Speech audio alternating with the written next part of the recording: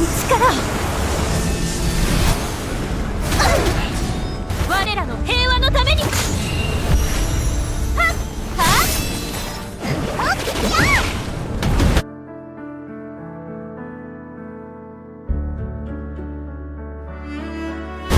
みんなを守る勇気を。じっとしててね。はっはっ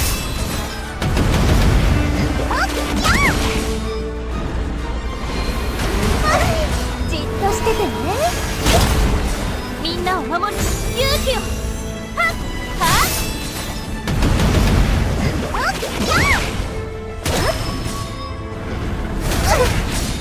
下がってください。我々に力を。審判を。はあ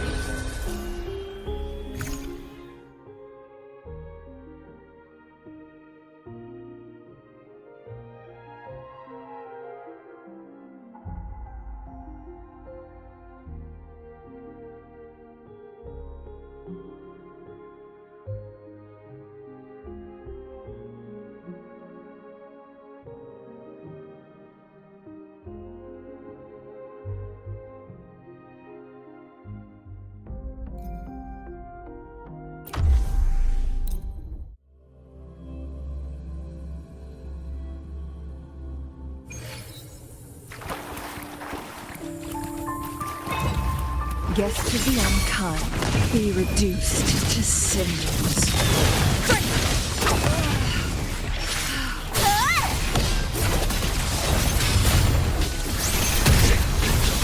Behave now.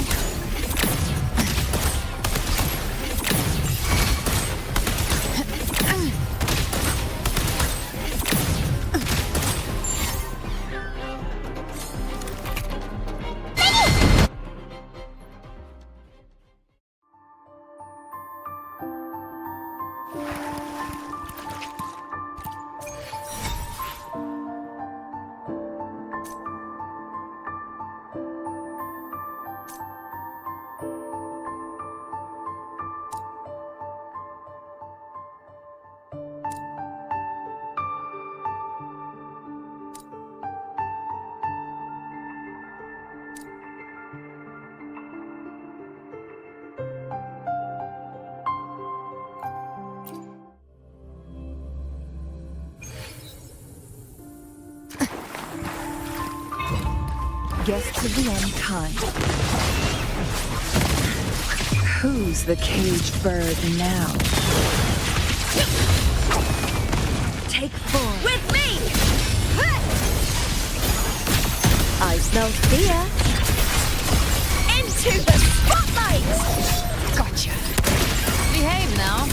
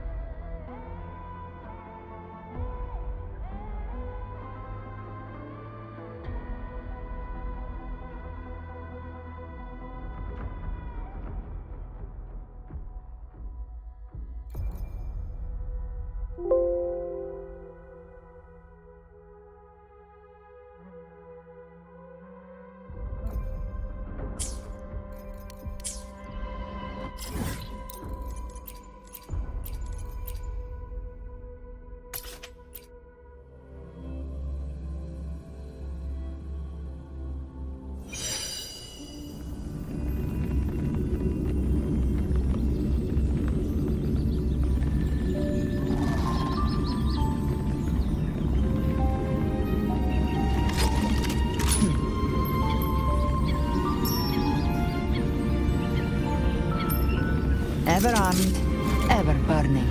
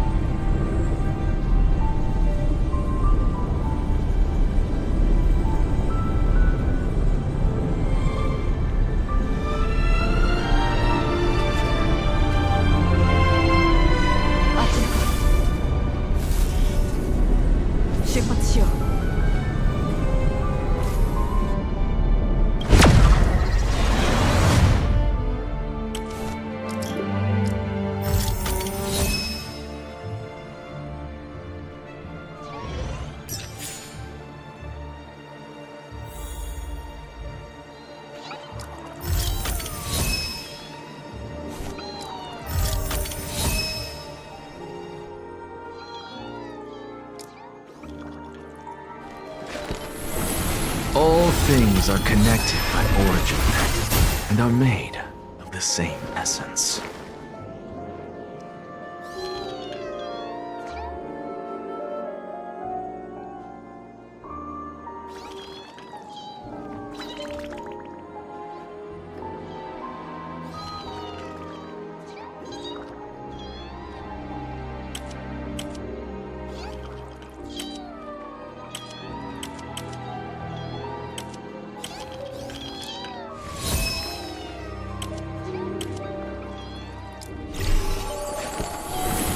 All things are connected by origin, and are made of the same essence.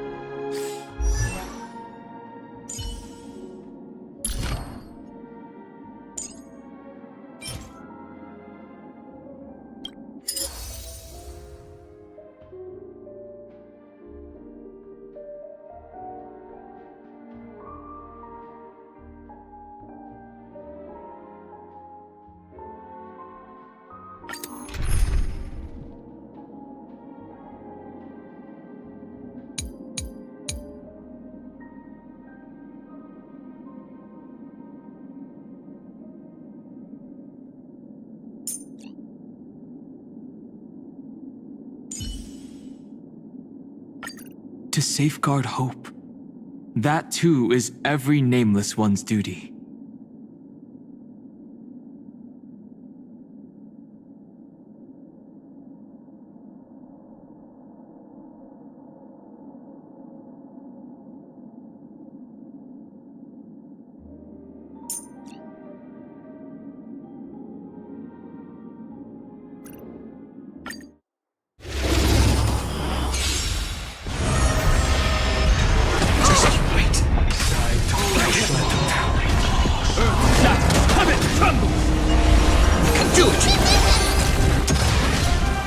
Step onto the board.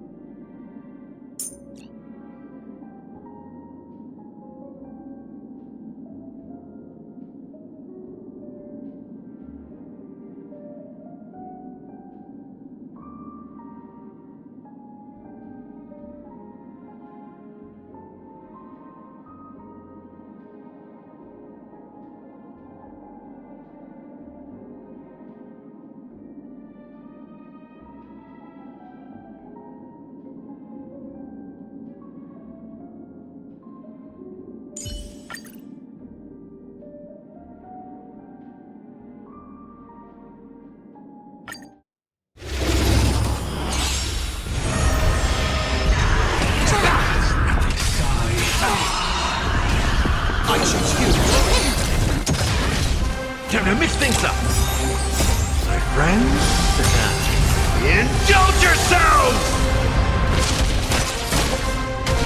Together as one. Human creations. Embrace a new life.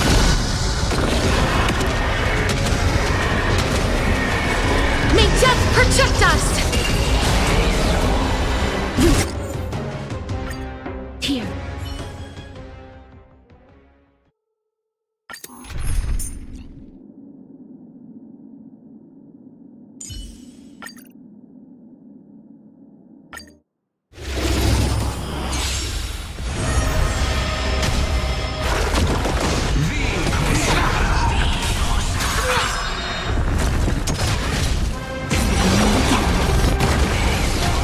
How's this taste? Friends? Indulge yourselves! Converge and awaken. Human creations. Embrace a new life.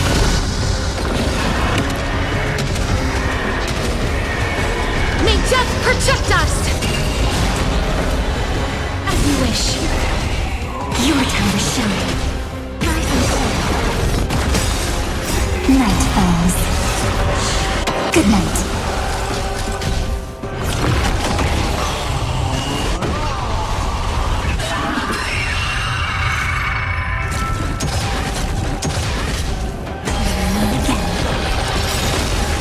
Embrace a new life.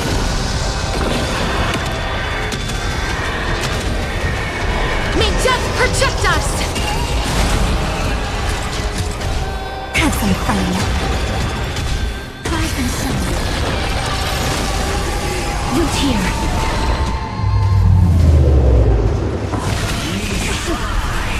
And yang. Damn, I mixed things up.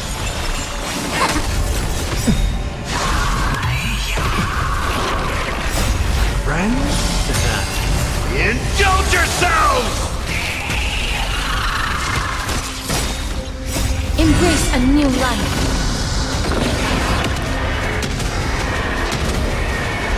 May death protect us! Treat our guests nicely.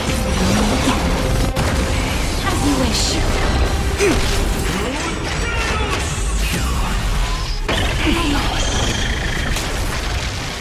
Your time to shine. Night falls. Good night. Rise and shine. How's this taste? Embrace a new life.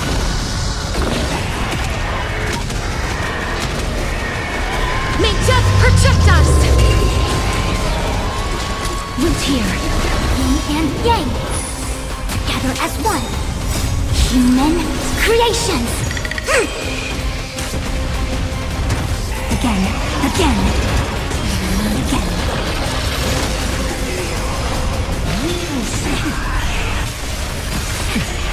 Time to mix things up. As you wish. Embrace a new life. Friends? Indulge yourselves!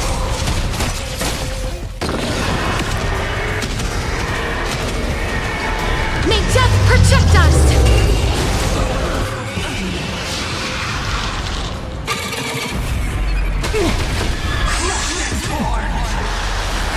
Treat our guests nicely. Rise and shine. Yin and yang.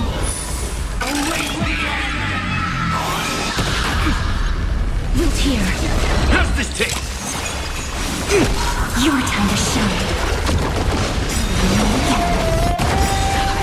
Embrace a new life. Night falls. Good night.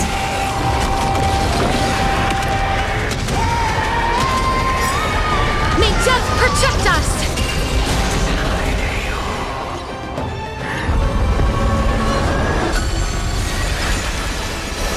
As you wish.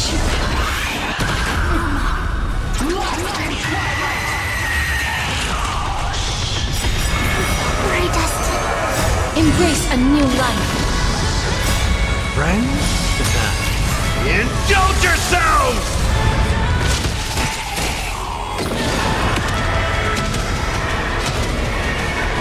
May death protect us!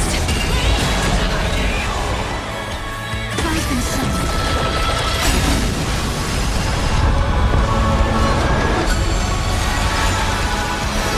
Have some fun. Again. Converge and awaken. Human creations. Embrace a new life.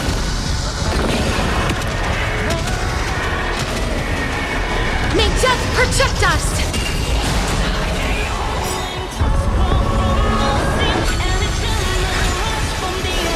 Root here.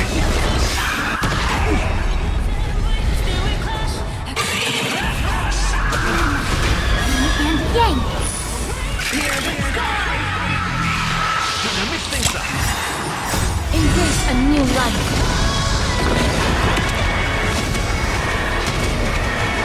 May death protect us!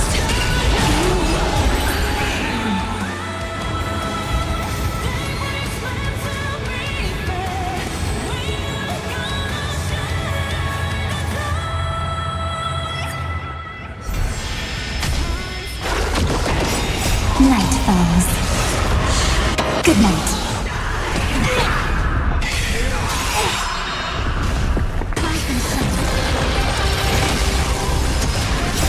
Friends? Indulge yourselves! Again.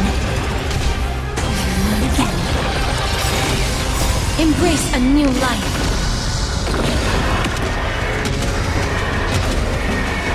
May death protect us! As you wish. Converge and awaken.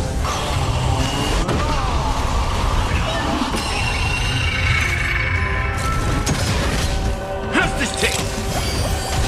Treat our guests nicely. Rise and shine.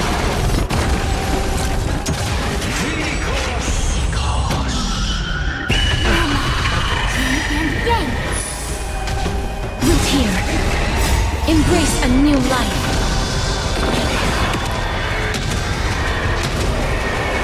May death protect us!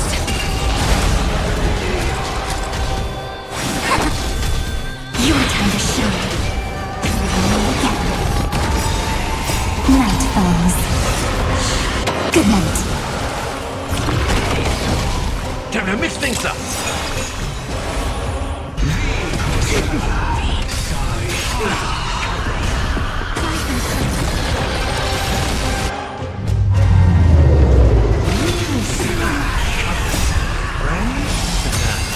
Indulge yourselves! Human creations! Embrace a new life.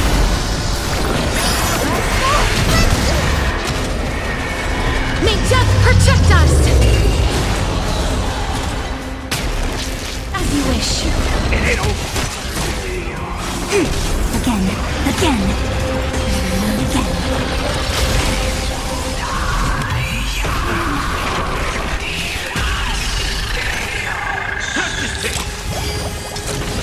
Root here. Embrace a new life.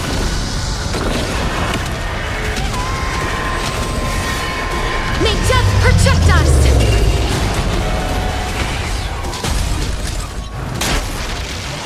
Converge and awaken. Treat our guests nicely. Rise and shine. Night falls. Good night.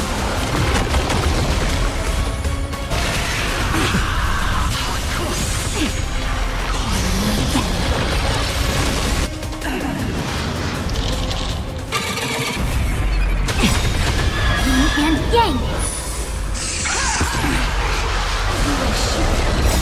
Friends? Indulge yourselves! Embrace a new life.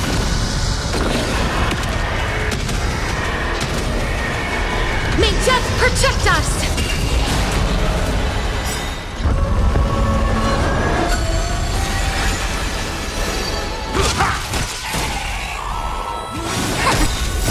Human creations! Have some fun. Rise and shine.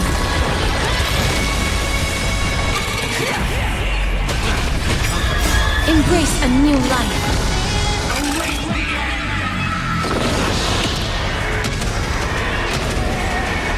May death protect us!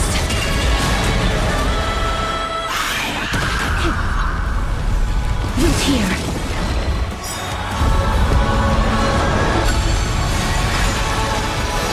How's this taste? Your time to shine. Embrace a new life.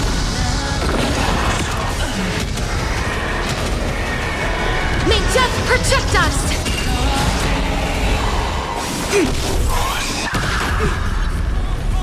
As you wish.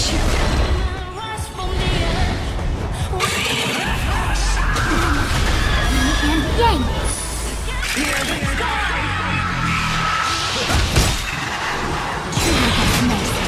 Night falls. Good night. Embrace a new life.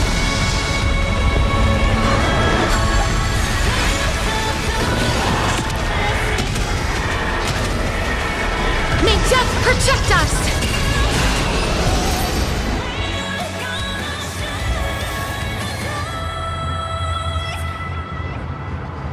Times won't awake the lights and black holes.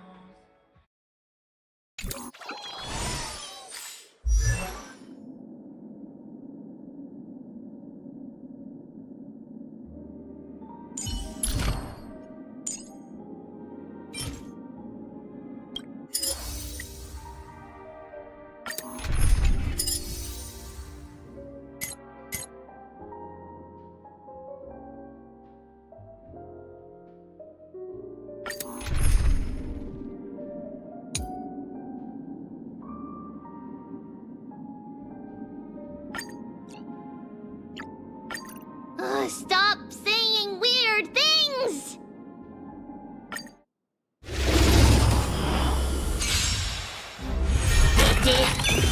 I choose you. Step onto the board. To the soul. Insanity.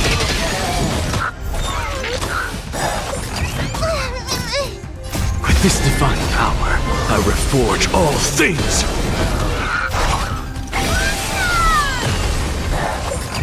危険なことは何も言いません。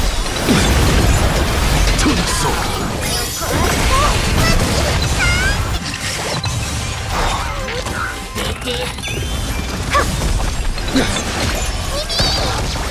With this divine power, I reforge all things!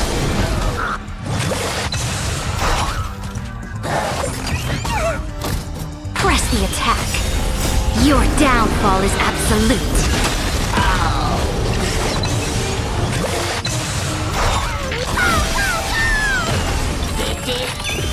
A bloody fight. Insanity. To the soul.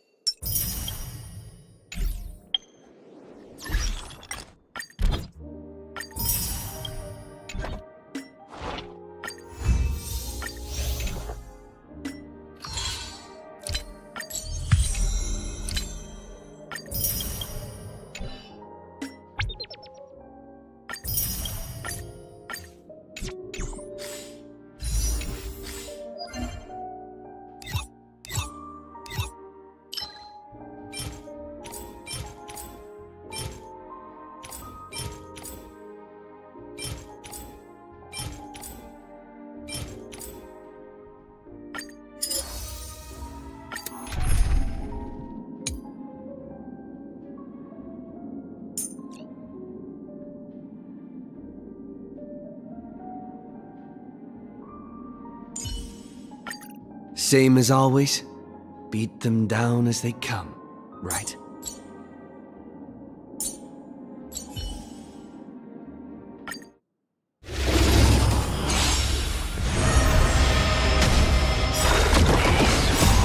We can do anything! Root here.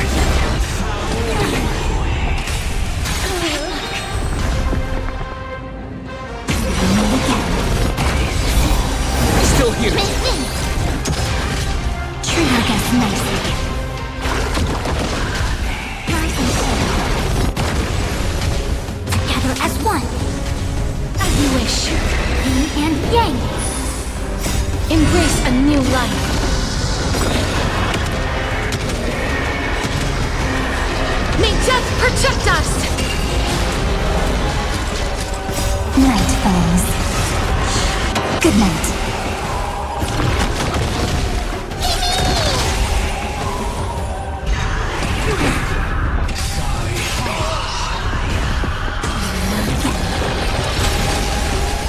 You can do it! We can do anything! Root here.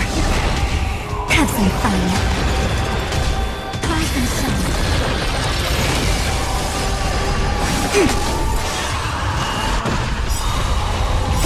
Human creations!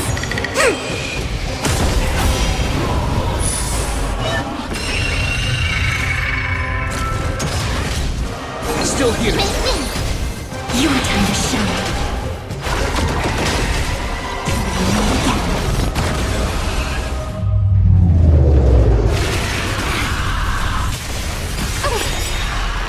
Embrace a new life. Night falls. Good night.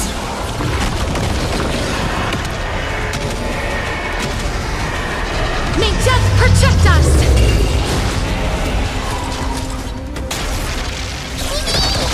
As you wish. Rise and shine.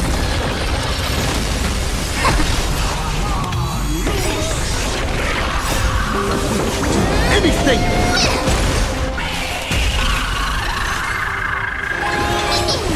Root here. Again. Again. Again. You can do it! No matter. Converge and awaken. Treat our guests nicely.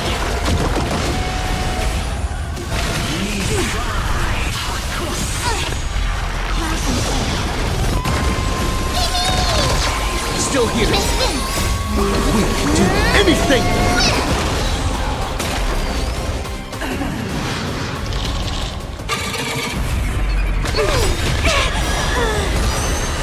Night falls. Good night.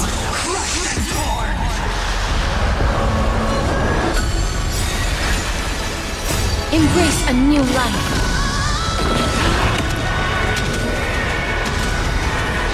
May death protect us!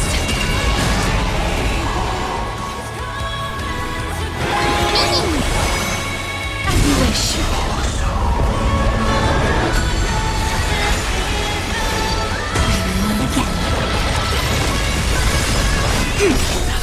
Human creations! Embrace a new life.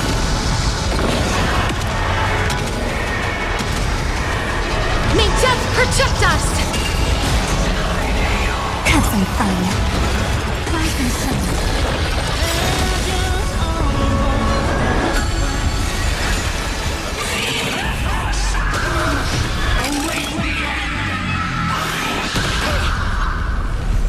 Root here.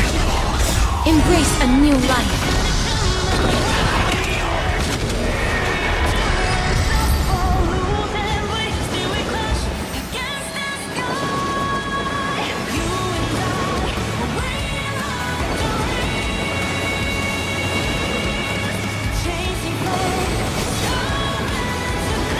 危険なことは何もありません。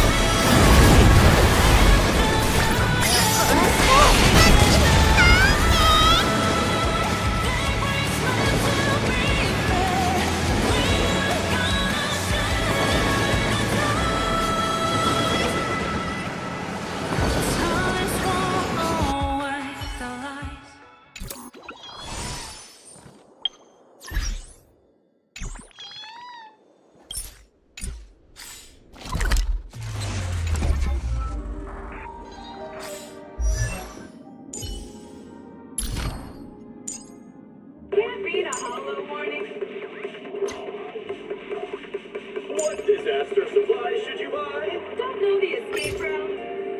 Don't panic! The answer's here. Bang knows. Bang knows. Bang who knows?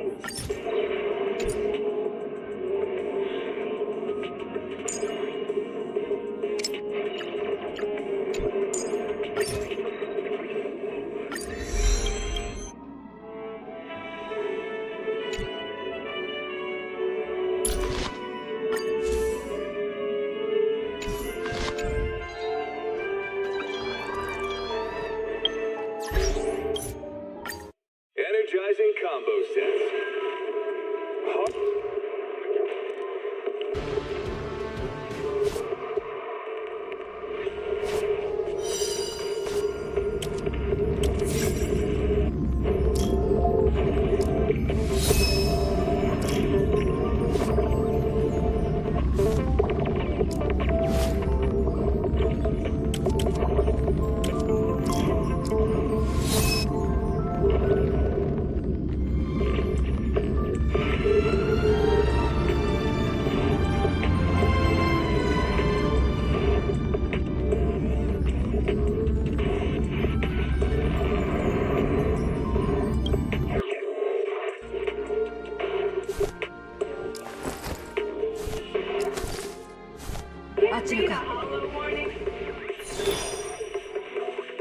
What disaster supplies should you buy? Don't know the escape route? Don't panic. The answer's here. Bang knows. Bang knows. Bang who knows?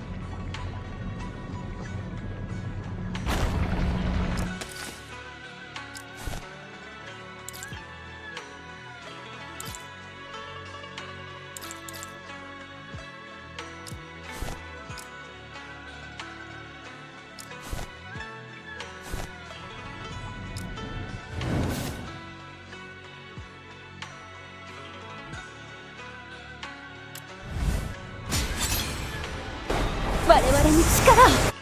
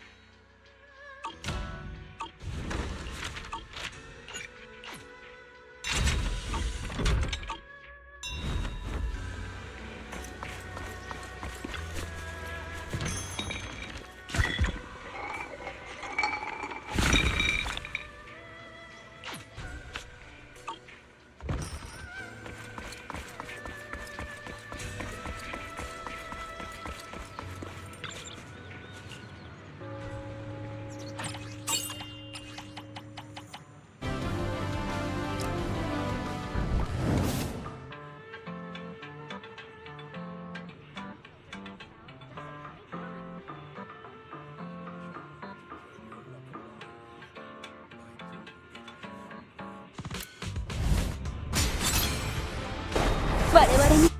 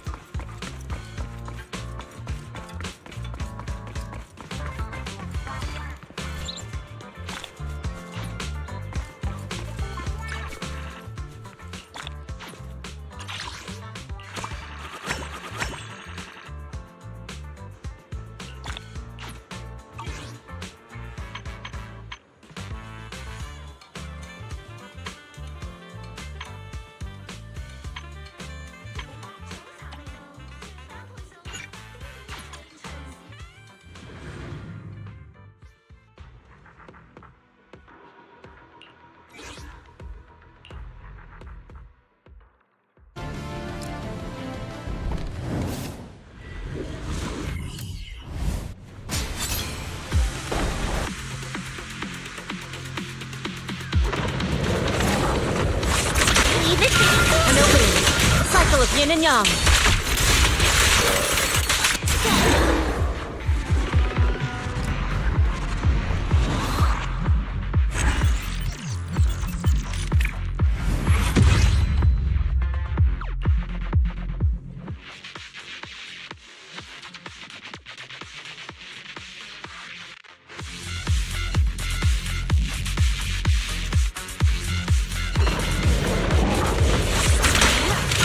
Allow me.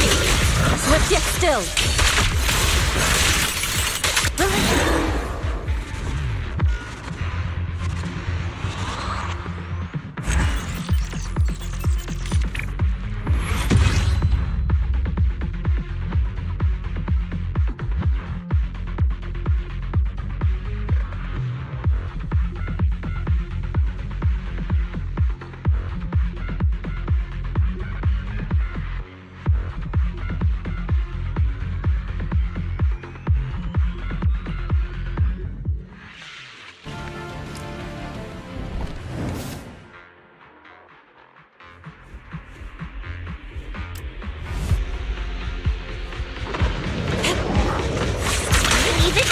An opening. Swift yet still.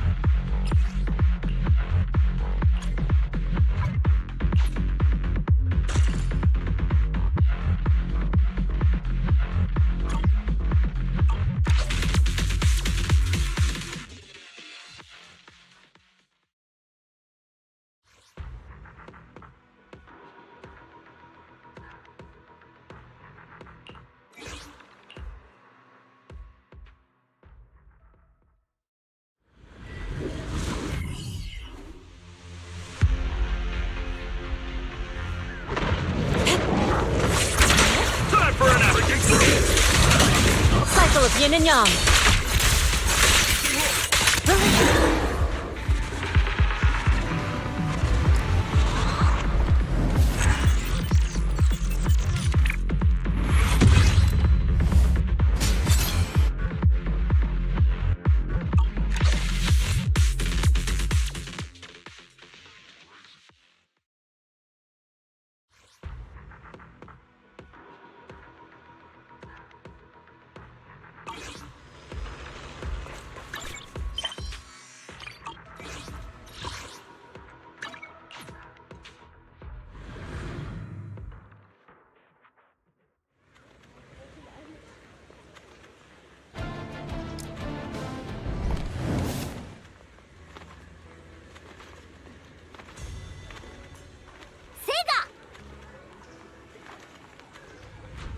Atlas. P スタジオブラックウィング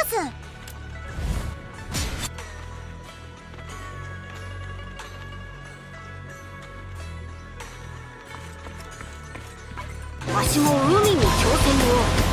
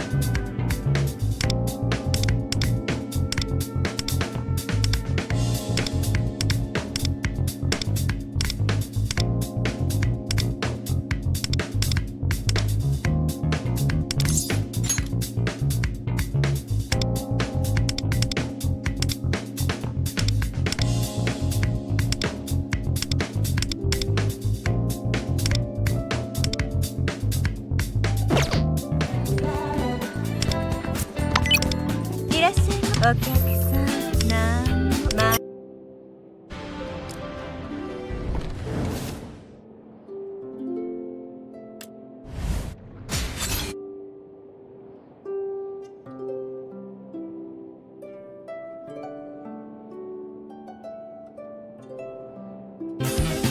また来てね。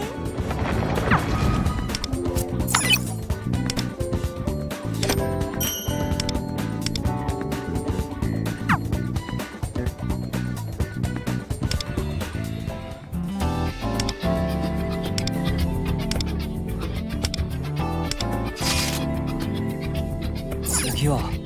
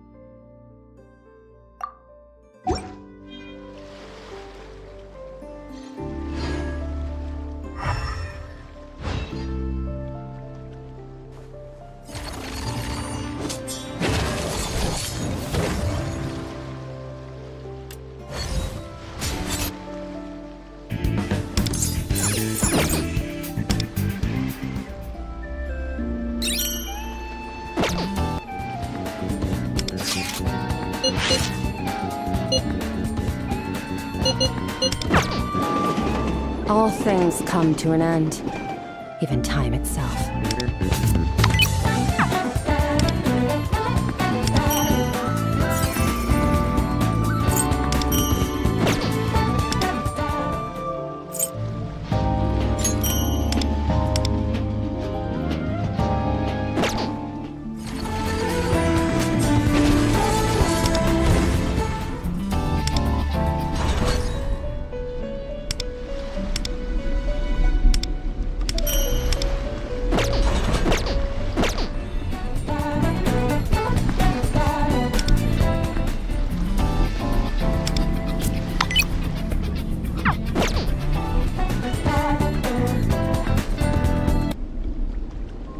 Where do we come from? And where are we going?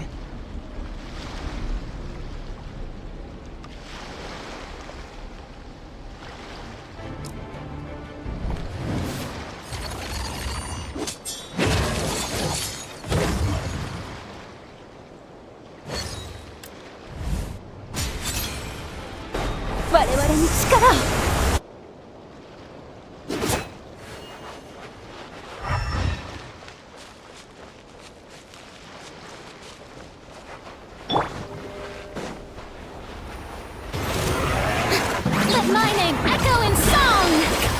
Cole, mine to command. My guiding... Rash attack! One! Merciless. Paradigm shift.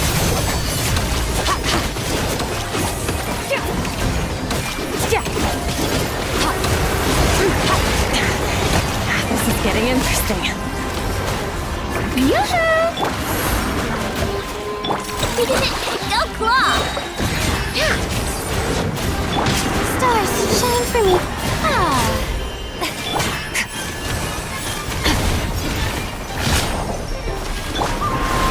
The night is cold.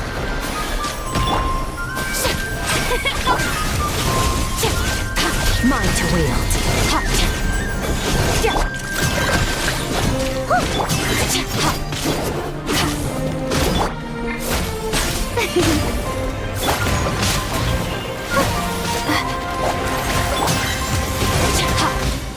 Mine to wield.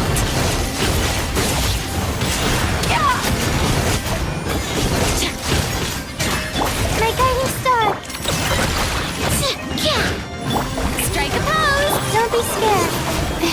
Ding dong, let the world collide. Mine to wield.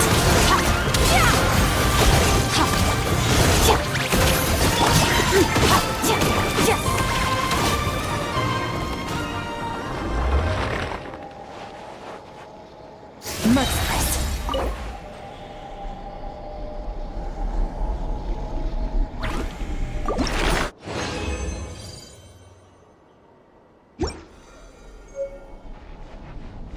Merciless.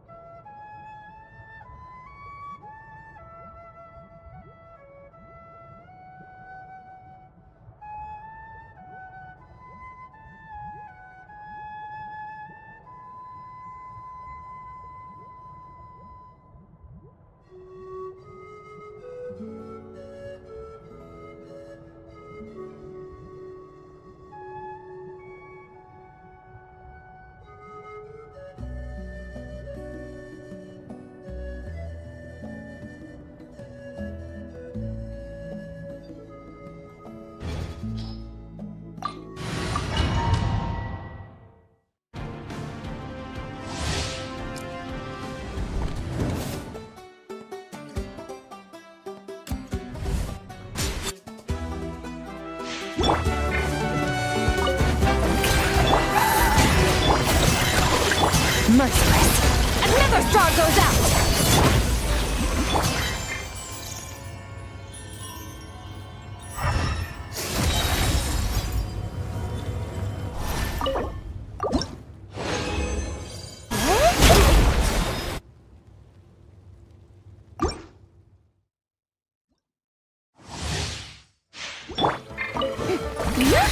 The night is cold. You earned it. Fearless. Paradigm shift.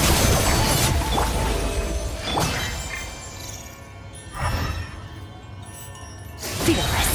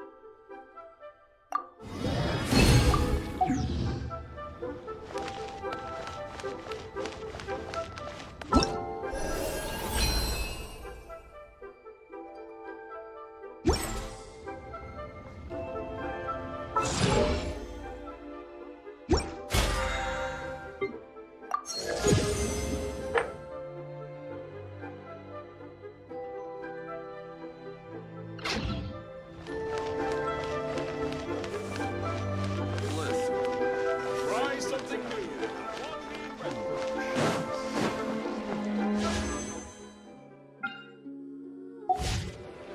Ad Astra.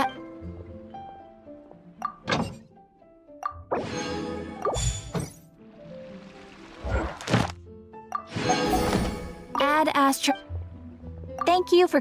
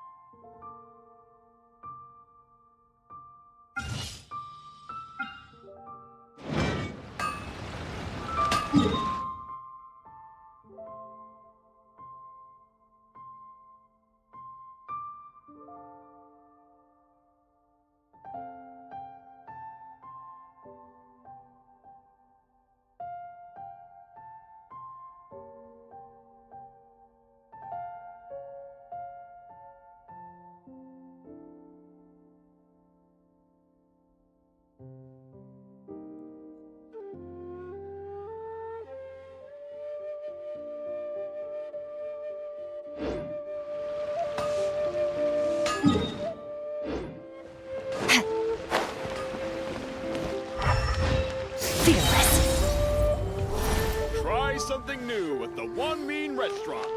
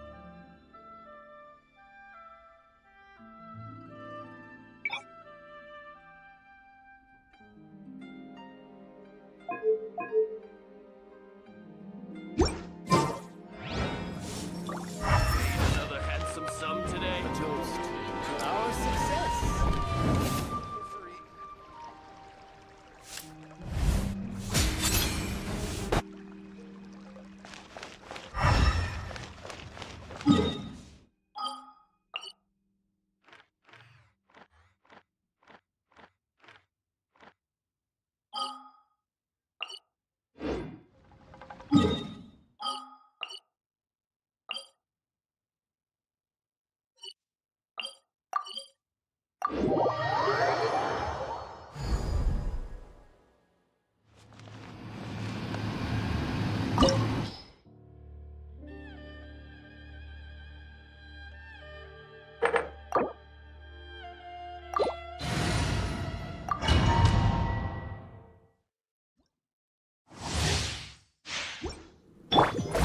me with... Not now. Inferior. Merciless. Into the void. Only emptiness awaits. Fearless.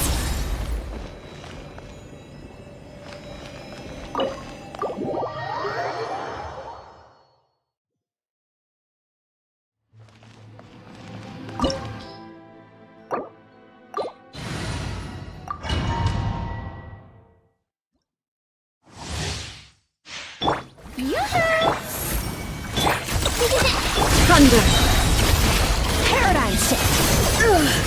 Only emptiness awaits.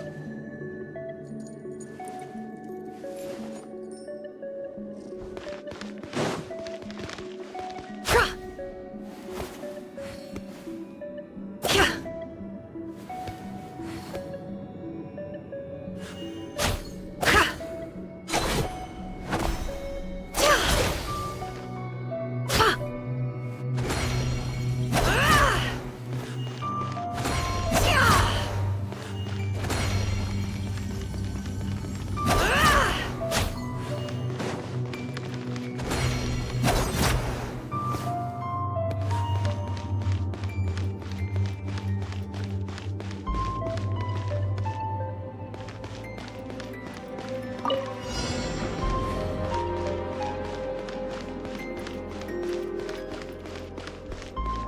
more lies. Can't hide the truth.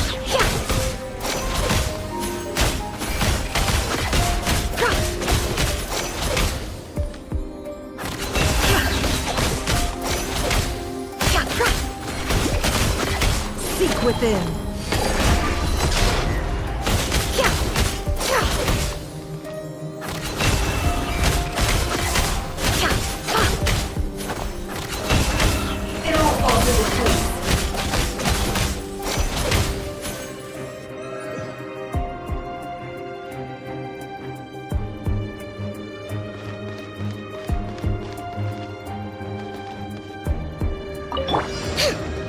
Flash attack! Reply! Leona special! I'm a rock! By the Frostman of old. Forest, no more lies. It all falls into place.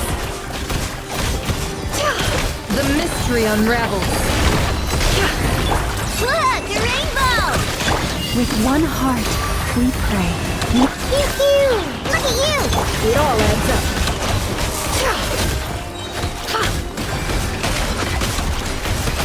Seek within. For the everlasting forest. Flash attack! No more lies. Absurd. The mystery unravels.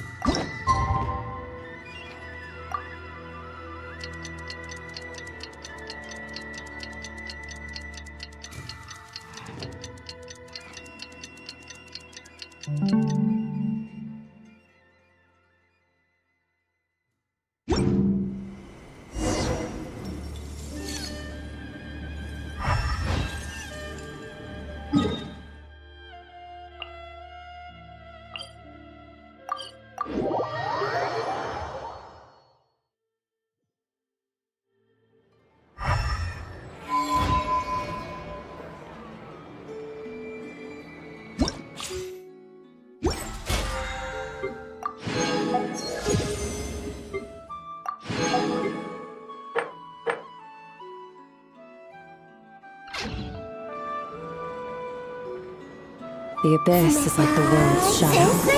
It's always there, and it will never perish. 我らの平和のために。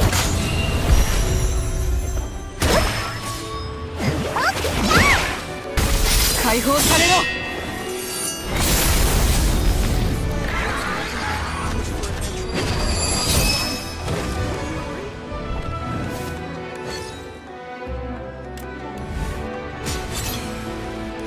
我々に。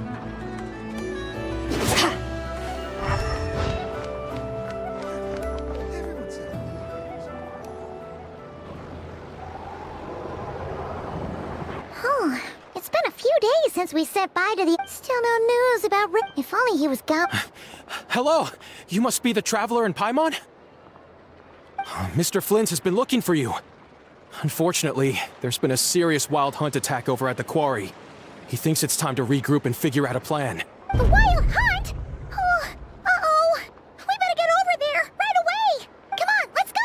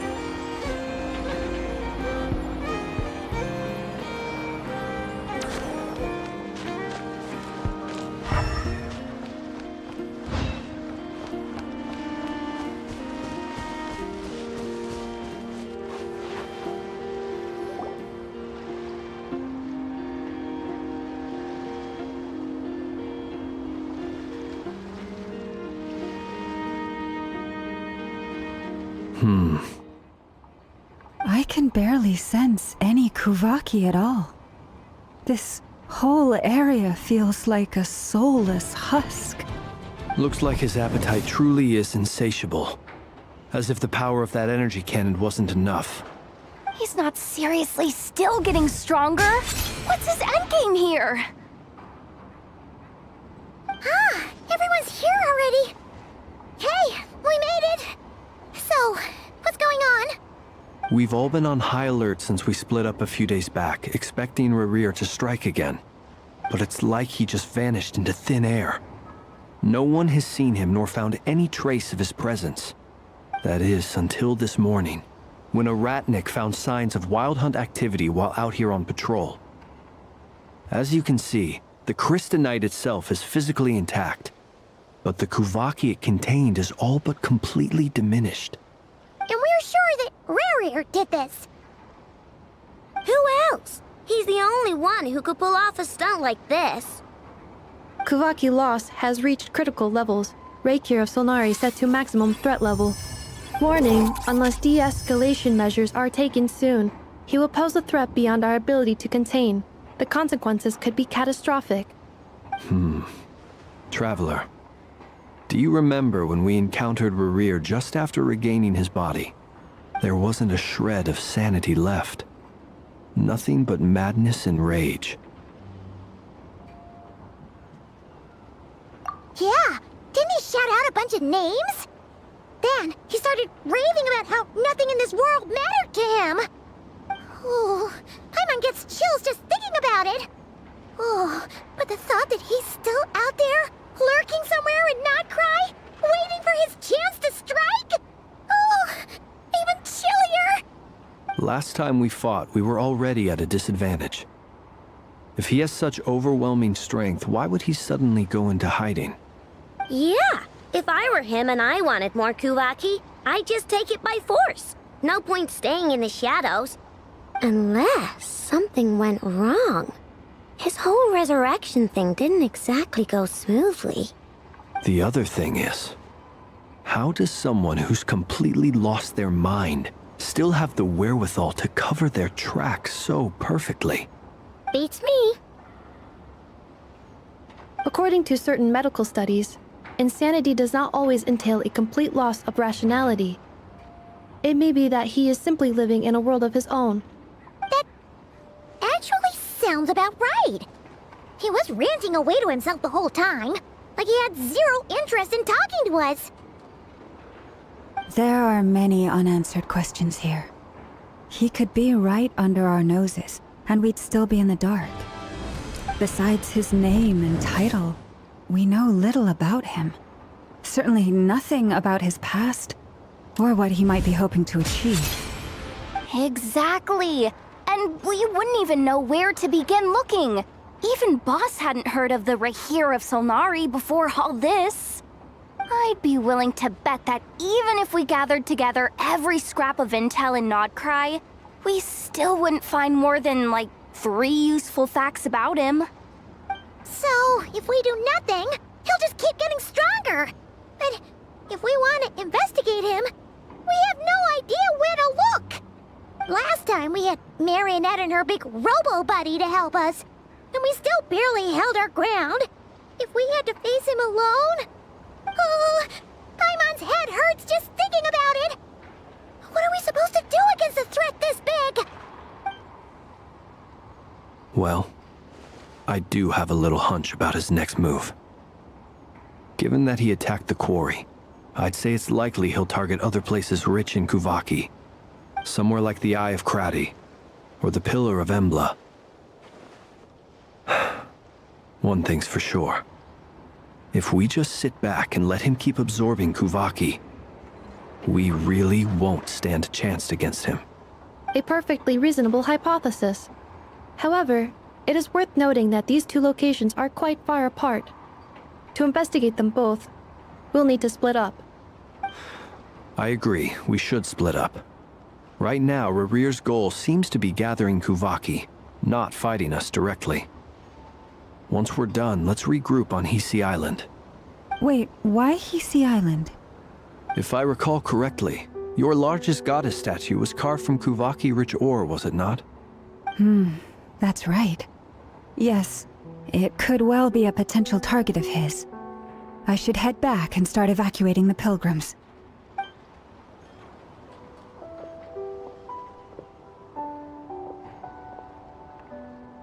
Splitting up's always gonna be risky.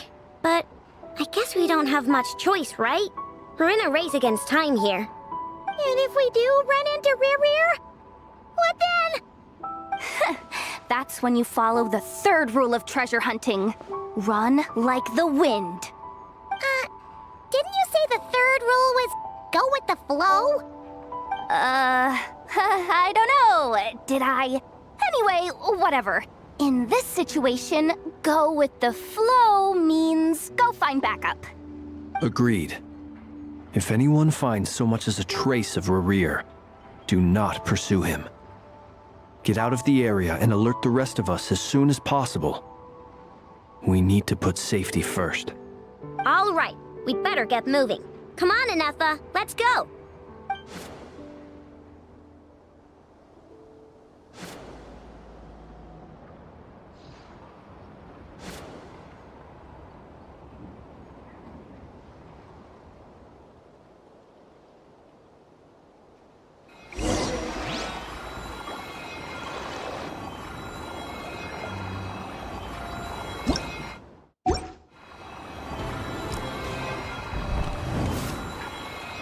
Where do we come from? And where are we going?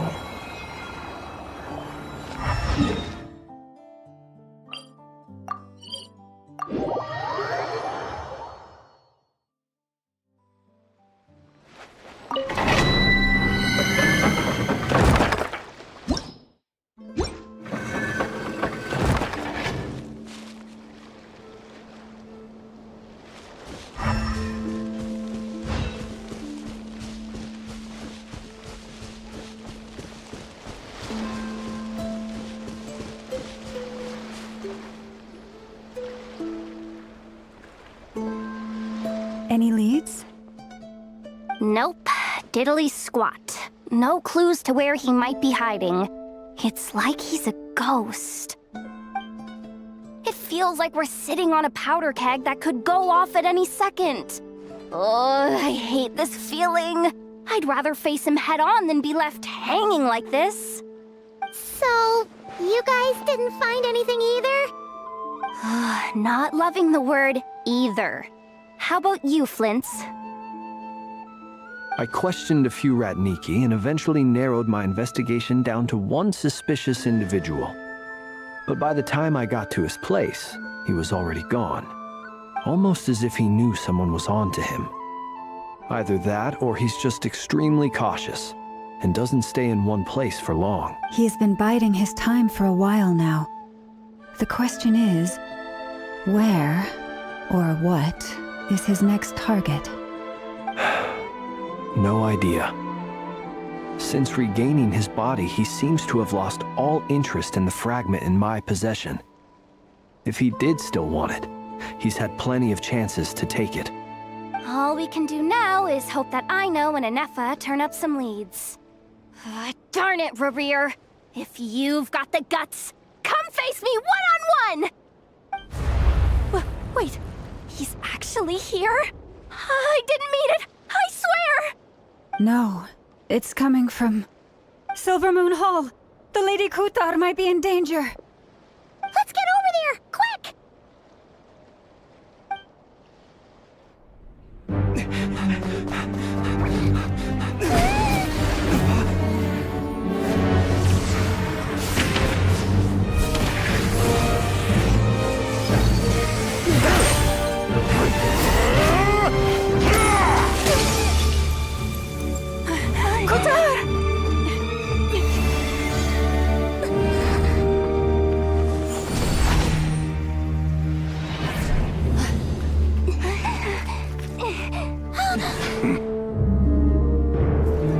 Why is he attacking the damsel elect? What's going on? No time for questions. Stop him!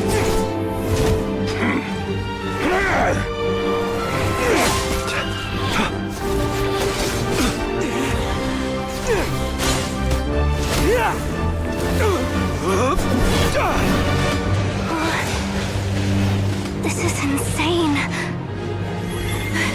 Yehuda, get Kutar out of here! On it.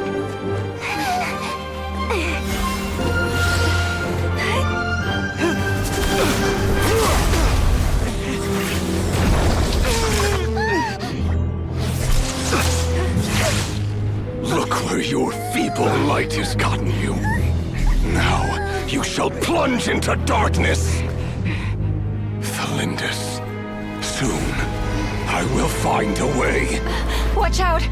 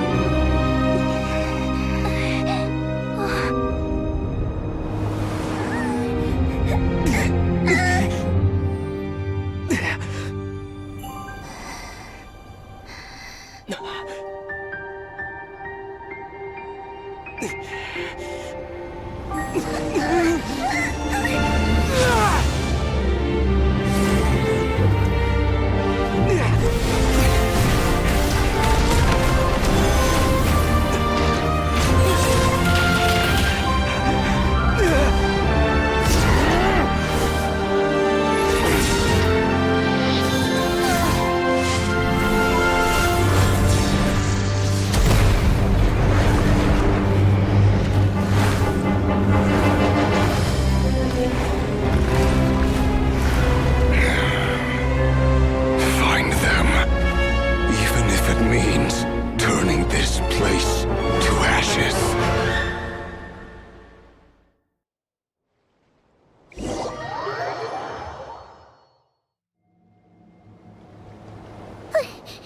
That was too close!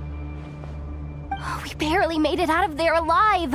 What's that guy's deal? How'd he get so crazy strong? He's a threat to this entire nation. I doubt his strength could even be measured by conventional standards. I have a question. When me and Anefa showed up, we saw him chasing after this lady like he wanted her dead. What was that all about? We weren't there for the whole thing either. They were already duking it out by the time we arrived. Yeah, we didn't see how it all started. It all escalated so quickly, we had no choice but to step in. Kutar, can you shed any light on the situation? Kutar. Cross-checking database. I see. So you're the one that the Frost Moon Scions refer to as the Moon Goddess?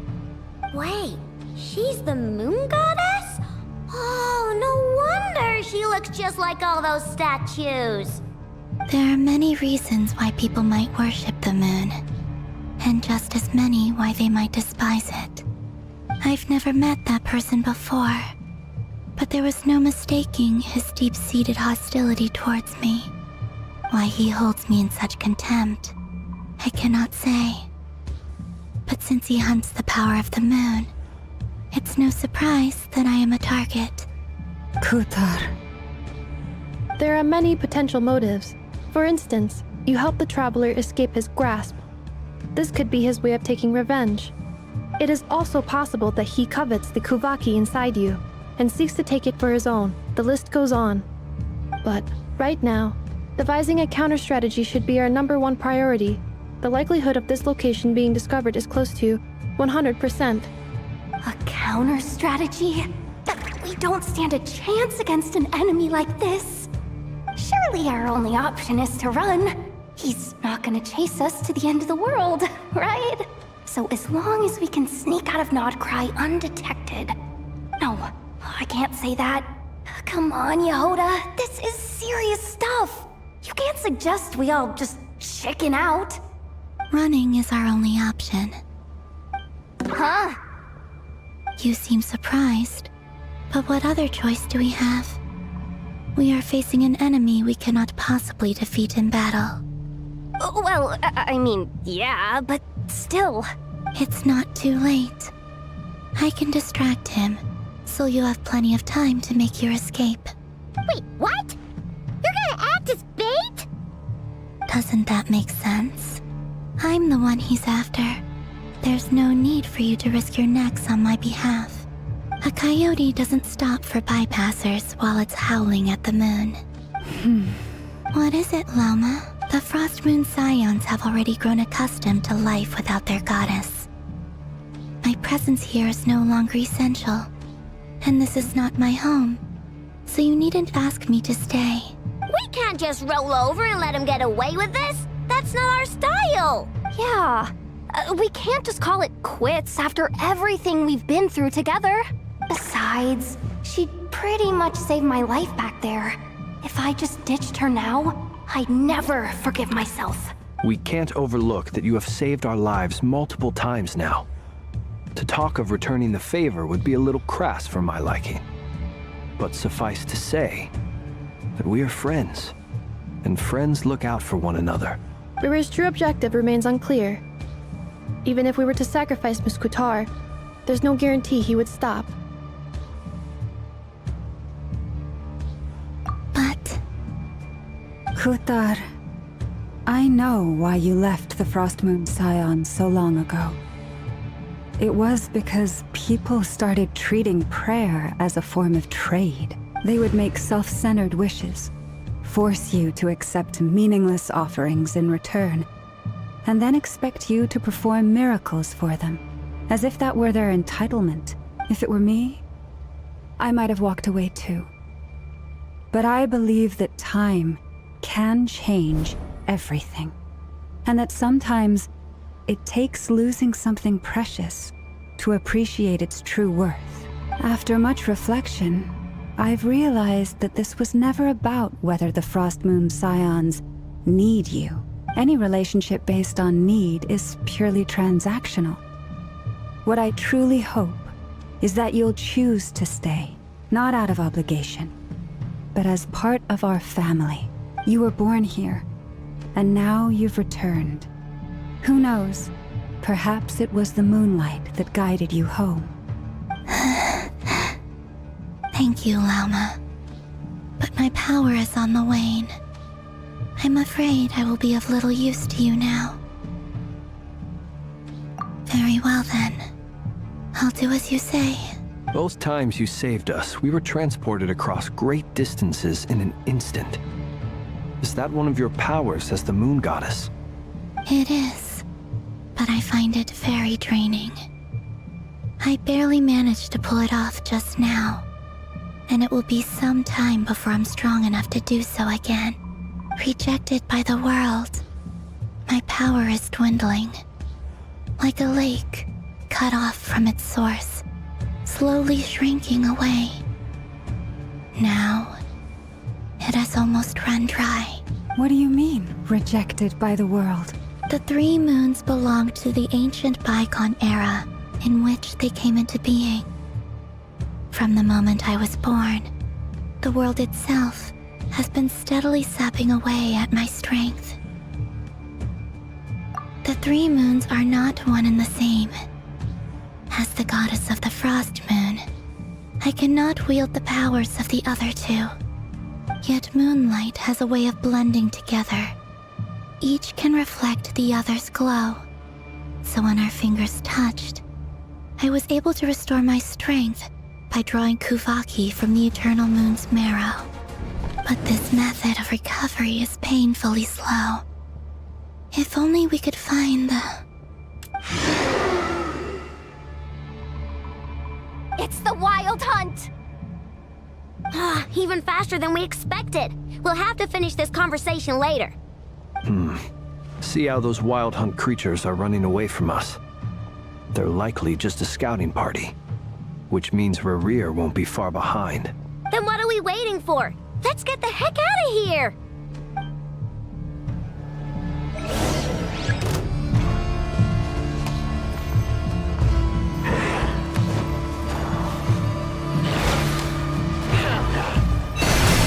Observe.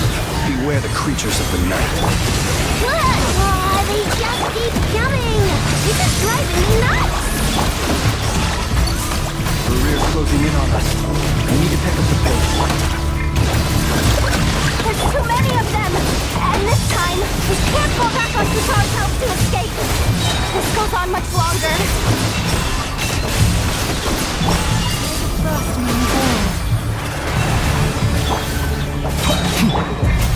Wingdan Water Bomb! Preparing for dust up.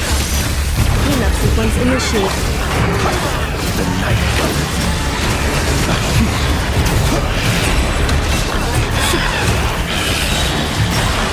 Close your eyes. For the everlasting forest. Look! Your rainbow! Your blood! Defensive mode engaged. Ultimatum protocol. Be silent. The long sleep beckons. To dust.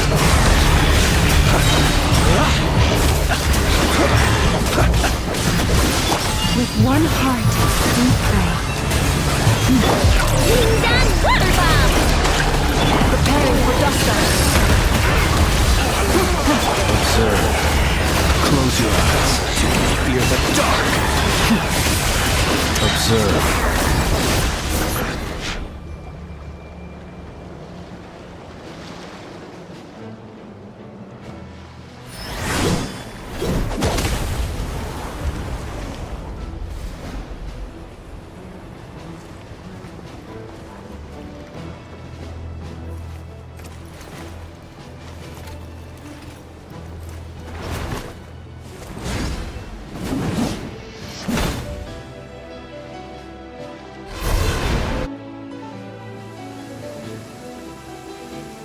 What's the matter? Bit off more than you could chew? Who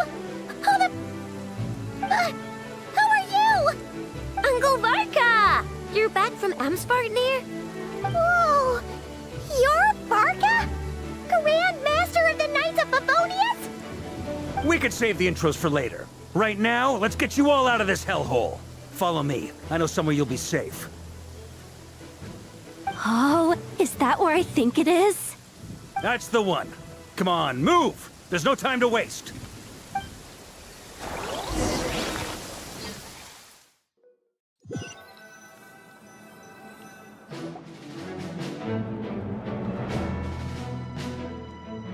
Wow!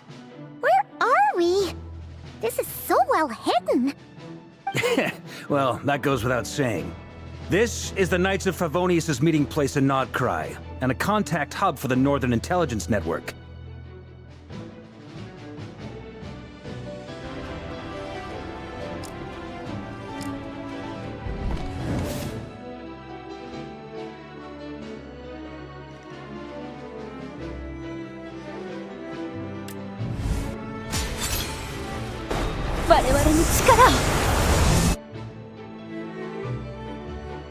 AKA the black market of intel. No matter what faction you're with, it's the place to buy and sell information. Their headquarters are in Nodcry, but they've got contacts in every nation. As an expeditionary force on foreign soil, working with them has offered us the most effective way of getting our hands on reliable local intel. This is where we meet, so naturally, it's secure. Anyway, where were we? Folks from Nodcry should be pretty familiar with me by now. But I believe this is the first time we've met. Allow me to introduce myself.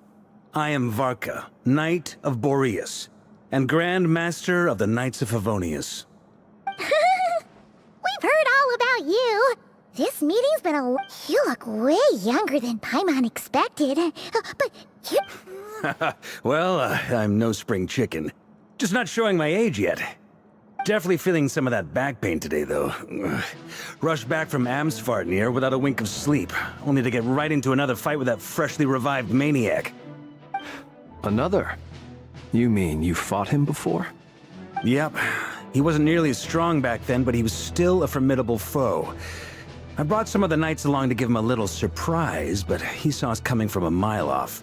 My squad took heavy injuries, and I barely made it out alive myself. We knew it might have been our last chance, so we staked everything on it. But still, it wasn't enough to stop him. I tried tracking him down afterwards, but he didn't leave a trace. Even in his unhinged mental state, he's as cautious as any trained operative.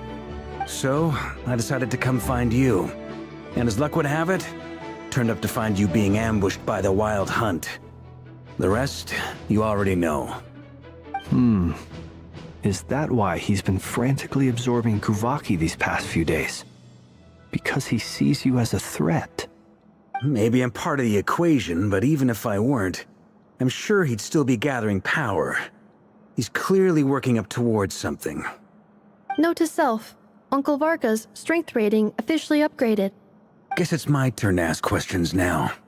So, what exactly has been happening in Nodcry? Why is the Wild Hunt returned in humanoid form? And why is it after you? That's a long story, but I'll try to make it quick.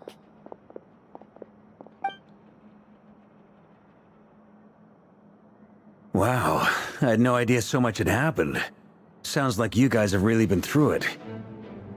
So, the Kutar is actually a Fatui Harbinger. And all this Wild Hunt activity in Nodcry is the work of the Raker of Solnari, one of the 5 sinners. That's a lot to take in. Need some time to wrap my head around it all. I'm truly sorry, Mr. Varka. You stood with us against the Wild Hunt and did everything you could to stop it from escalating into a full-blown catastrophe. And then, the one time you're away, it all comes to a head and all your hard work gets undone. You've got nothing to apologize for, Miss Moonchanter. You can plan 100 steps ahead and still slip up. That's just life. No one knows what tomorrow holds. You can't predict which way the wind will blow next. And, to be perfectly honest, I can't say I'm surprised. For all the times we've defeated the Wild Hunt in the past, we've never been able to completely wipe it out. Turns out, we were just delaying the inevitable. But now that a new variable has come into play, fate may well take a different course. A new variable? You mean us? Who else? And in a strange way, I think his resurgence might not be an entirely bad thing. The Wild Hunt is like an unrelenting force of nature, but Rerir is an individual with an agenda. He's gotta have a weak spot somewhere. That said, while Aino was explaining everything just now, some of the points that Mr. Flint's added caught my attention. You mean about our mystery ally? That's right. From what you've said, not only did they lead you straight to some key files, they also shielded Hisi Island from a lethal Kuvaki blast. I don't know who or what could pull something like that off. Heck, even Miss Columbina doesn't have a clue. I hadn't heard the story about those files. Would you mind repeating their titles for me? Wild Hunt Phenomena Log, a Nodcryan Ratnik's Field Journal, and Kuvaki Survey Log. Oh. No. Still doesn't ring a bell. Another dead end. Guess all we can do now is hope that our mystery ally keeps showing up when we most need them. Still, it's safest to assume they won't be intervening again. From here on out, we'll have to resolve this crisis by ourselves. Your intel also explains something else I've been wondering about. The reason I led my team to Amsfarnir was because we'd had reports about a possible source of the Wild Hunt showing up there. But once we looked into it, it turned out to be a red herring. I don't know who was behind it, but clearly, it served its purpose. I doubt it's by chance that he happened to make his comeback while my attention was diverted. And from everything you told me, it sounds like his scheming began well before his return. So maybe luring me away was all a part of his plan. But is it even possible that he orchestrated all of this by himself? The Moon Maiden and the Raker of Solnari, Nodcry of all places. The way everything is unfolding, it can't be a coincidence. So, what do we do now? Got any ideas? Right now, we've got at least 3 things to consider. Let's go through them one by one. First, we need to figure out how to take down Rerir. If we can't beat him in a straight-up fight, the rest won't even matter. To my knowledge, the bulk of Nodcry's fighting force is already gathered here. But even with everyone united, we're still no match for Rerir in his current state, let alone with his power still growing. What if there was a way to tap into a new power of our own? How so? Have you thought of something, Columbina? 3 moons once watched over this world. The Eternal Moon was the largest. The Frost Moon was the brightest. And the Iridescent Moon was the most mysterious. They say that back then, the 3 moon goddesses wielded immense power. Enough to shape the workings of the world itself. I now bear the Frost Moon's power, and the Eternal Moon's marrow resides within the Traveler. Hold on. Are you suggesting? The iridescent moon. The last piece in the puzzle. That's right. If we can find the Iridescent Moon's marrow, I will be able to regain my strength much more quickly. The 3 moons are said to stir the tides and illuminate all things. Perhaps they hold further secrets beyond our understanding. According to my analysis, this solution is feasible. However, it is subject to one major condition. How do we locate the Iridescent Moon's marrow? I know a way, but we will need to visit the Fatui's Experimental Design Bureau. The Experimental Design Bureau?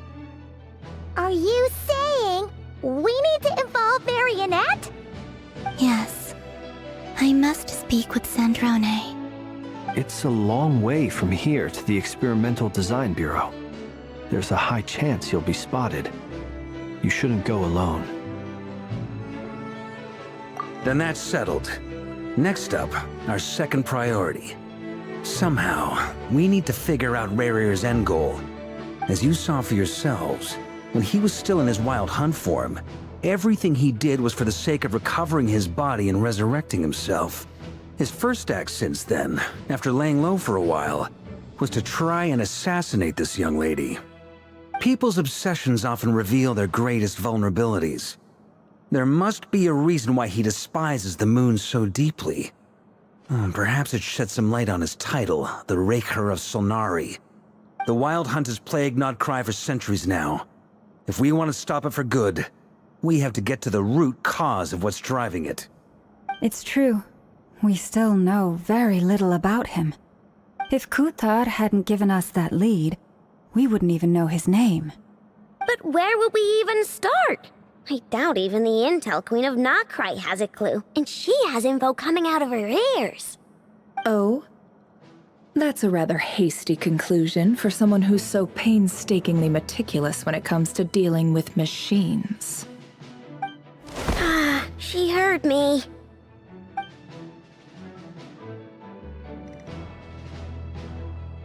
Boss! What are you doing here? I'm now asking myself the same question.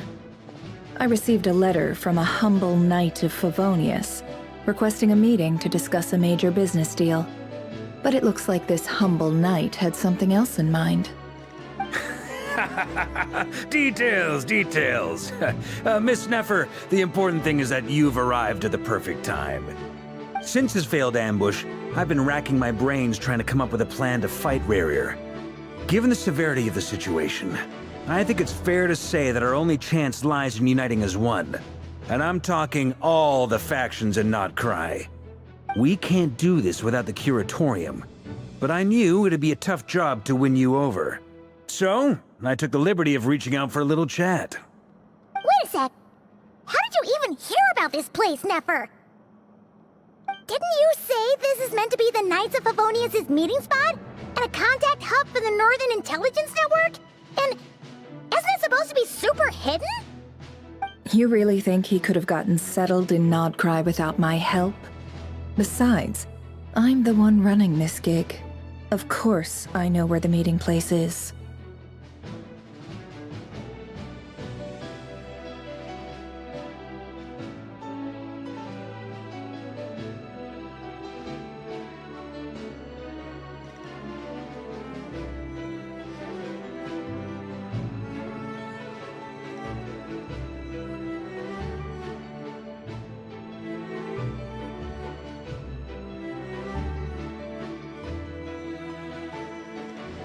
Allow me to introduce the current head of the Northern Intelligence Network. If it's intel you're after, she's your woman. Pretty much seen and heard it all. Please spare me the flattery. Let's cut to the chase. Seems like you've run into some trouble, huh?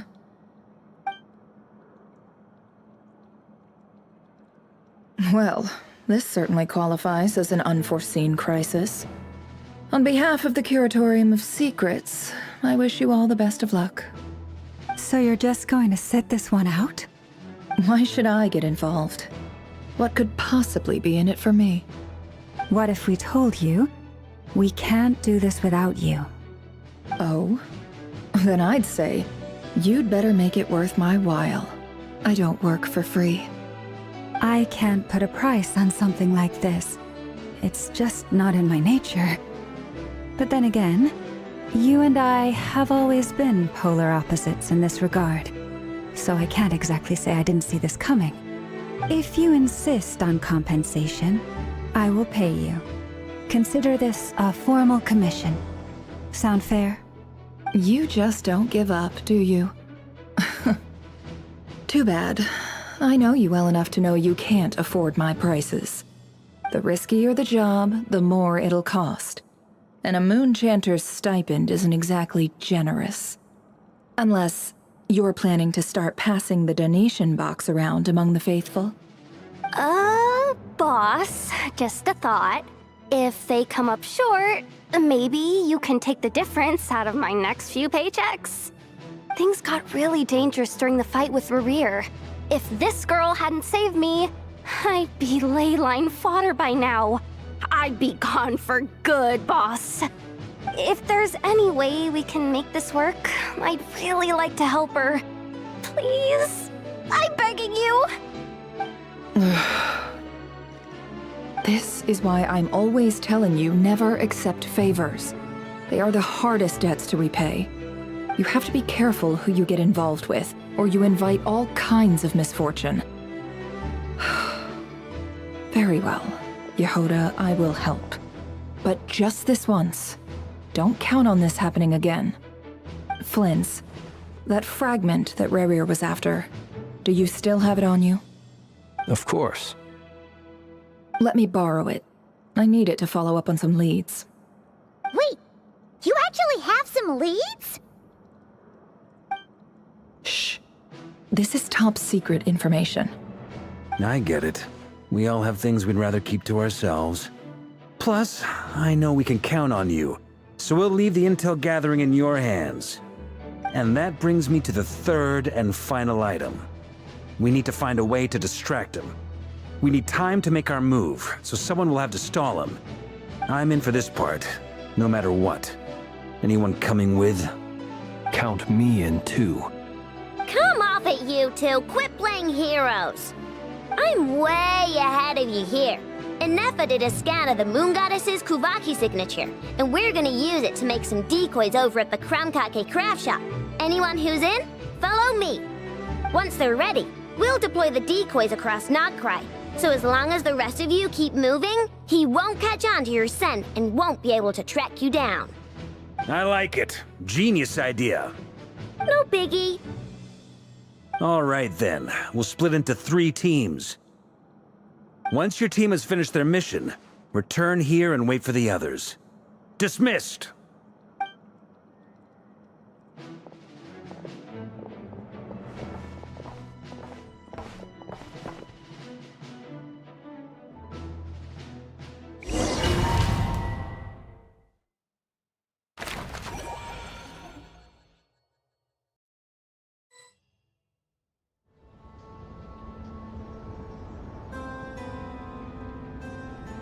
Lady Damselette.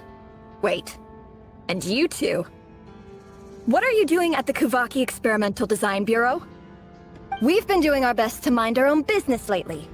But if you're just gonna waltz up here like this, you're seriously pressing your luck. Don't blame us for doing what we have to. Huh! You really think that's gonna scare us off? We're not looking for any trouble. I just want to see Zandrone. Do I need to remind you that you're still a wanted fugitive for deserting us? Out of consideration for our former ties and the crisis we're all up against, We'll let you leave in one piece. But don't even think about trying to get inside. Let them in. But... Are you going to make me repeat that? No, my lady. Sandrone seems to be in a good mood. Must be maintenance day.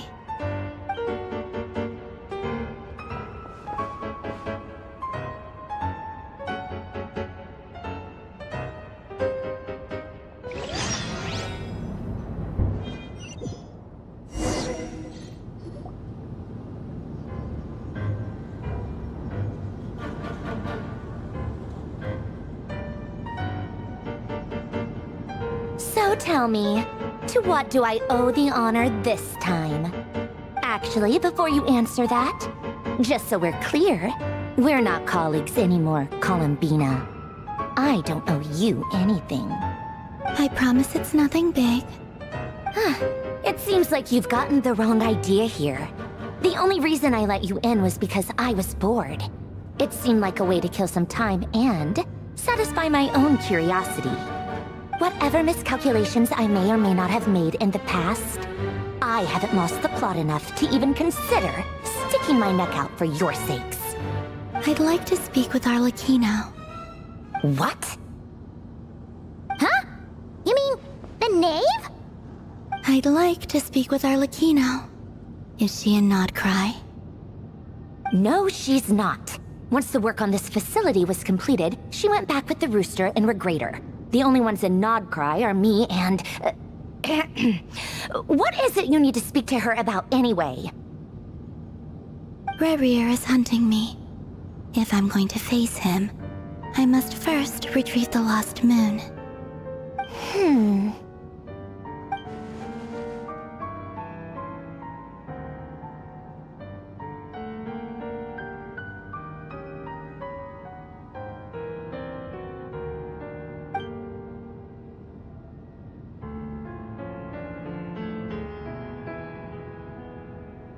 Is that a no, then?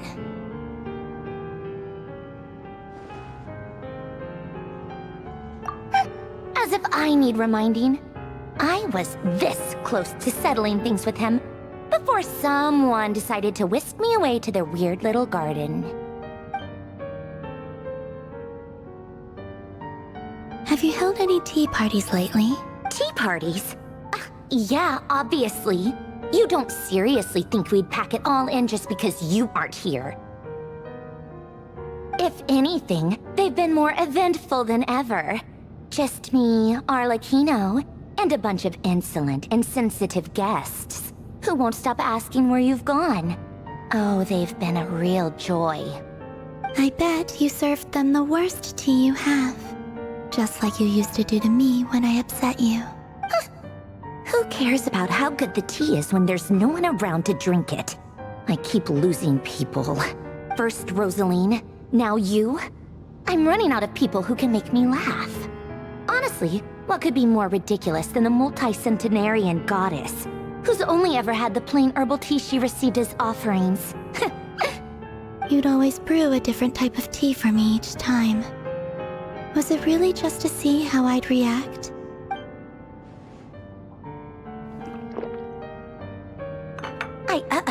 Well, duh. Why else? Watching you squirm was practically my only form of entertainment.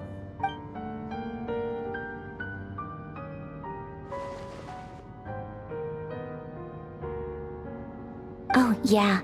And Capitano sometimes used to bring Tartaglia around, too. But I guess we won't be seeing him again. Well, I guess we are overdue for a get-together. Paulownia! Have Febronia pass a message to Arlecchino for me. It's time for tea. Will suffice. Pass along a message for me, too, if you would. My body cannot contain the marrow of 2 moons, so I'll be leaving one of them in her care. Excuse me? Who said you were on the guest list? If my tea meant that much to you, maybe quitting the Fatui wasn't your brightest move. Back when you were under the Tsaritsa's protection, no one would have dared come at you so openly. But that protection didn't come for free. In fact, I paid dearly for it.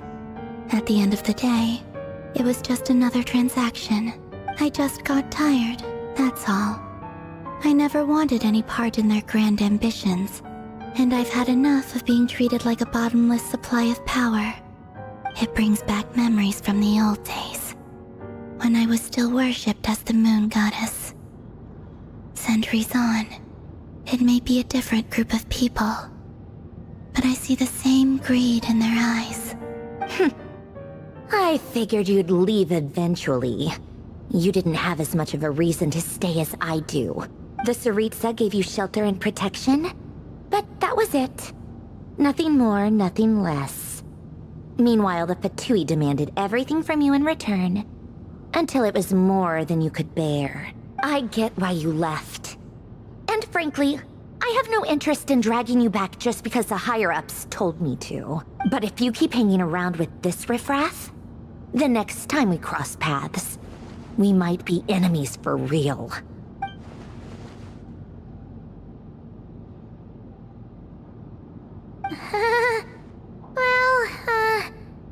Guess that's our cue to leave? That might be your plan. But it sounds like someone else wants you to stay a little longer. Huh? What do you mean? Listen.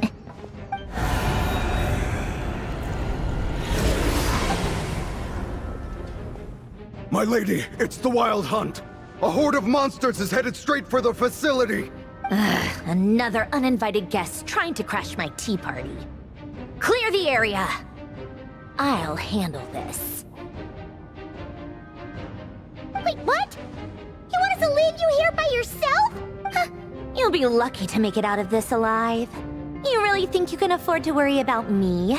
Go on, get out of here. You may have stopped Polonia from crushing him last time, but I've made sure that won't happen again. The entire Experimental Design Bureau is rigged for war.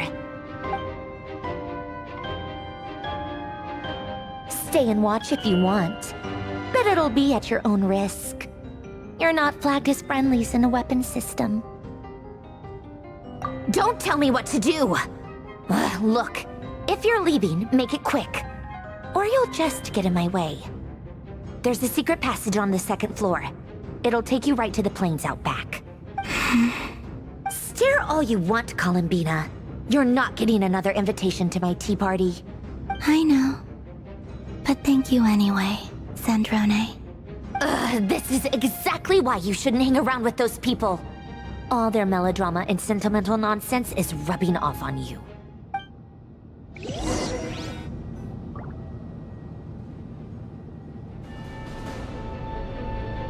Come on then, Mr. Ray here. Let's pick up where we left off. It's your Wild Hunt monstrosities versus my beautiful creations. Let's see who comes out on top.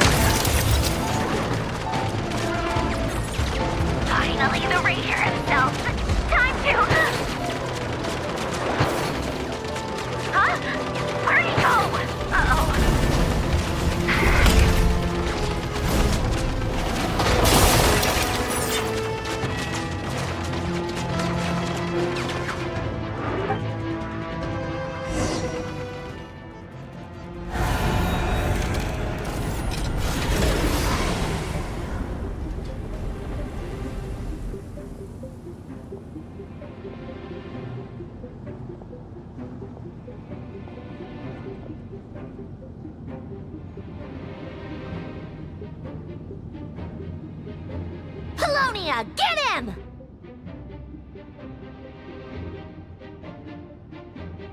I've upgraded Livonia again since our last encounter, and uploaded every last scrap of your data. So let's finish this, once and for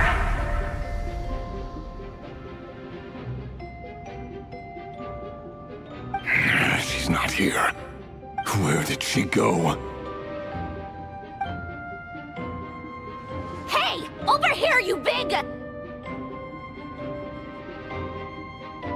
Curse it, Moon. Go. Keep searching. She cannot have gotten far.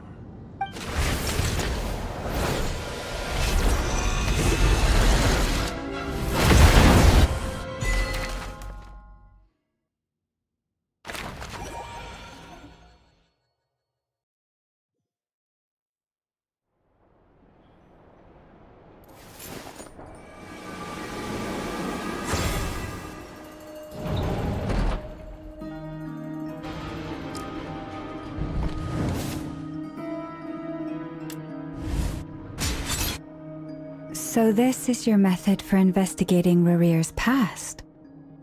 It almost looks like some kind of ceremony. Good deduction. But it's quite a different affair from what you're used to with the Frostmoon Scions. Whoa! First time I've ever been in here. Boss always said it was off limits, so I pictured some kind of creepy dungeon. But it's actually kinda nice.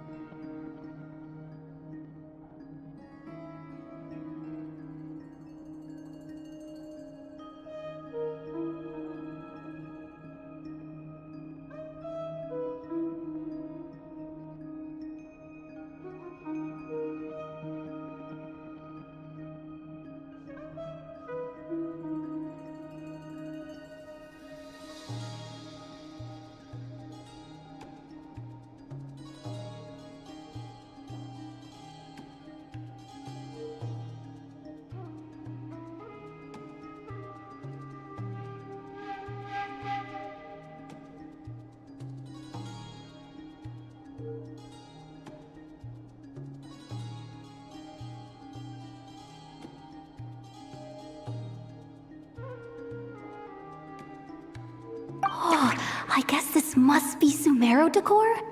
That's where Boss is from. And that nice shopkeeper who sold me my treasure compass. I'm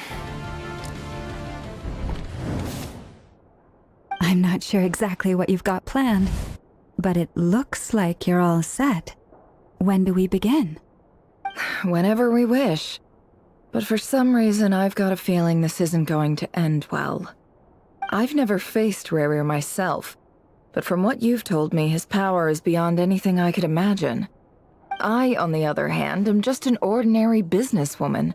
Our paths should never have crossed, yet here I am, forced to make an enemy of him. If you ask me, you're about as far from ordinary as it gets. So what are you saying? You're getting cold feet? Once I take a job, there's no backing out. Still, I have to ask myself if the power I'm relying on will even work on an opponent of this caliber.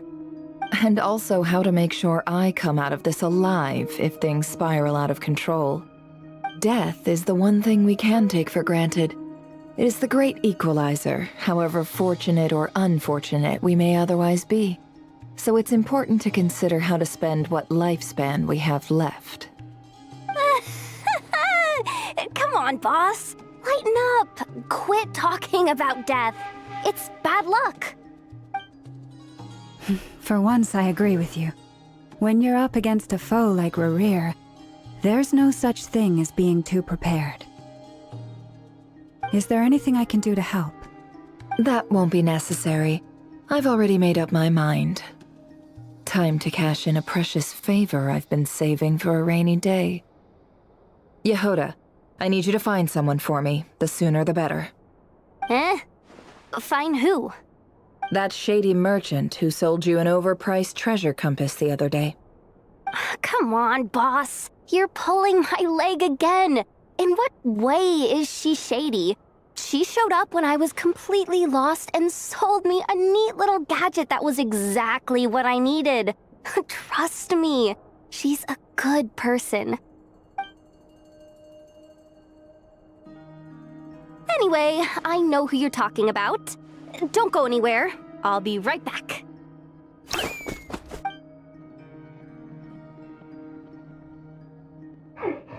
Quit dragging me. I genuinely can't run any further.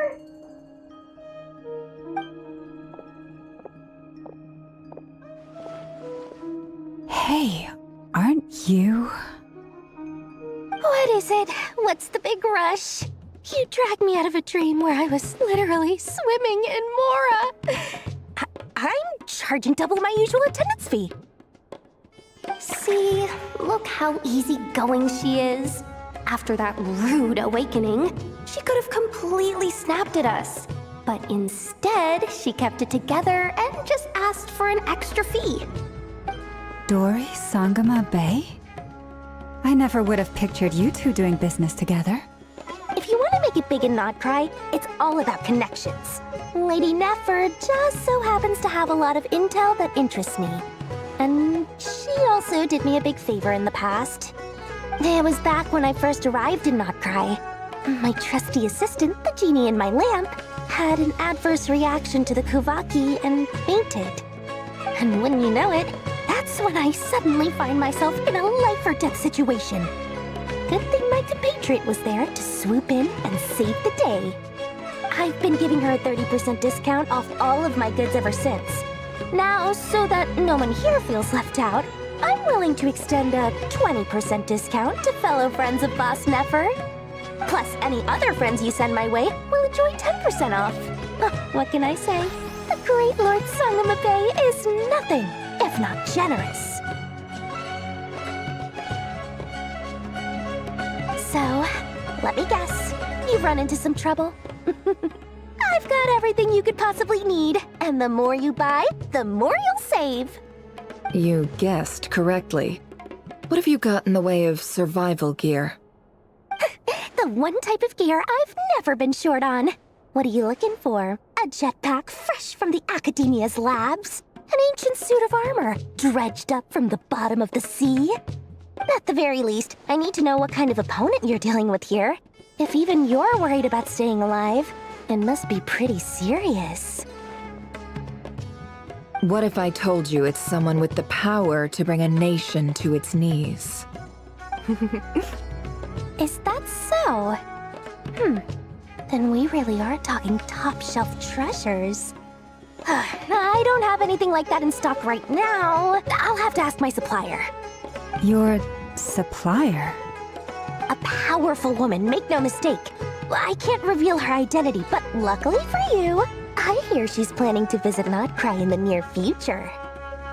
If you're willing to wait, I can ask her when she's here. Can't say exactly how long that'll be, though.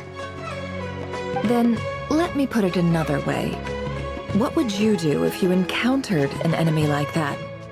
Roll over and serve yourself up on a silver platter? Of course not! I have a handy little trinket from one of my generous suppliers, which... Hold on. What exactly are you getting at? No, this is for my personal use only! Let's just say I'm borrowing it, all right? Just for insurance purposes. You'll get it back later. Favors are the worst kind of debt to owe, and now you've got a chance to repay one. A win-win situation, don't you think? Fine. You can borrow it for 5 days. No, make that 3. And for every extra hour after that, I'm charging you 1,000,000 mora. Deal? Deal.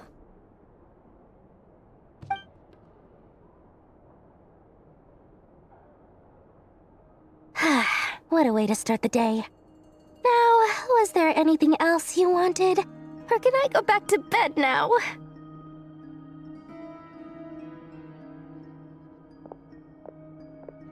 That will be all. Take care now. Don't trip up on your way back, friend. See you later! You're my favorite shopkeeper.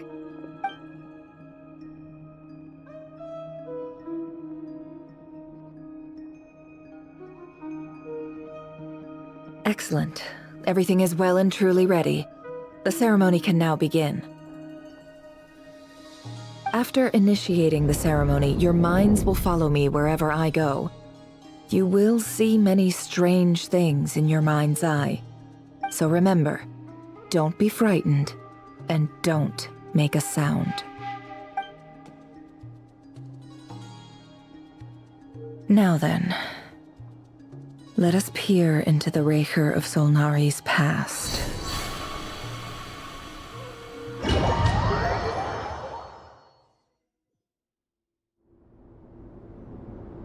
I made it. I don't recognize this style of architecture. Must be Conrian. Simple furnishings, table and chairs. It's a more ordinary house than I might have expected. Looks like the fearsome Raker of Zolnari came from surprisingly humble beginnings. Unless this passed for luxury in Conria. Unlikely. It was said to be a very prosperous nation in its heyday. Anyway, I'll keep exploring.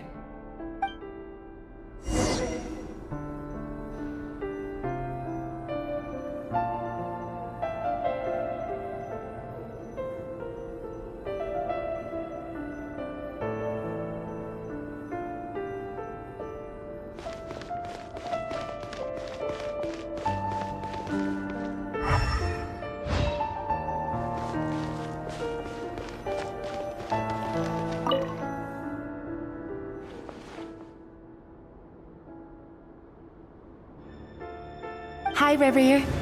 Since you're working extra hours tonight, I thought I'd keep myself busy by checking out that new kebab shop. I've heard good things about their menu.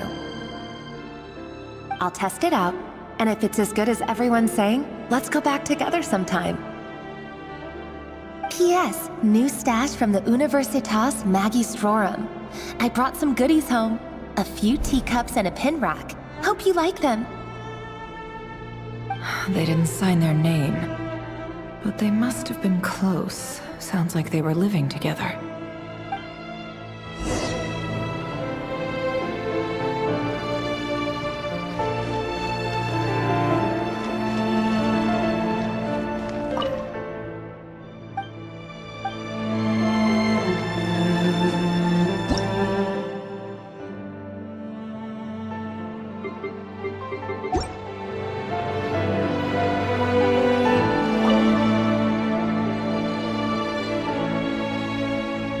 I went over to Joseph's for drinks today.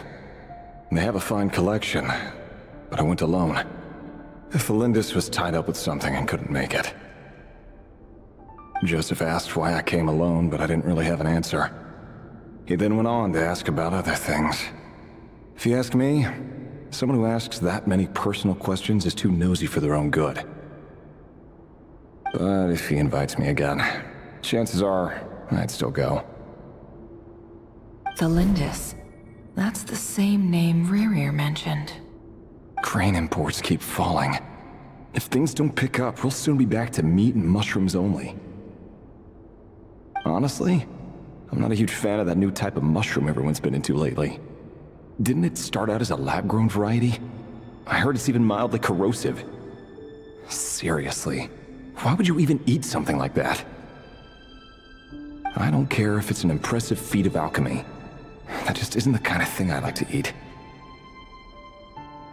Grain has to be imported, and they're eating a diet of mostly meat and mushrooms.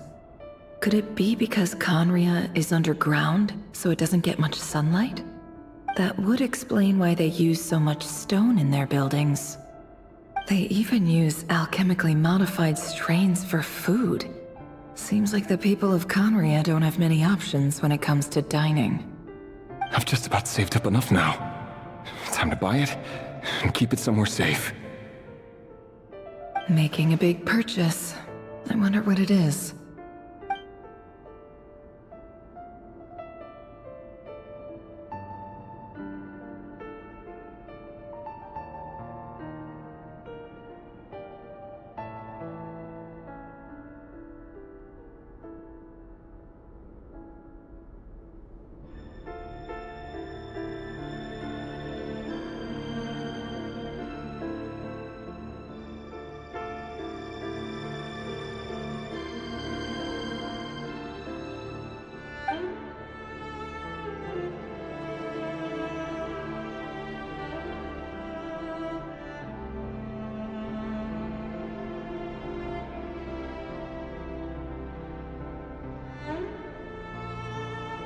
He really is a professional.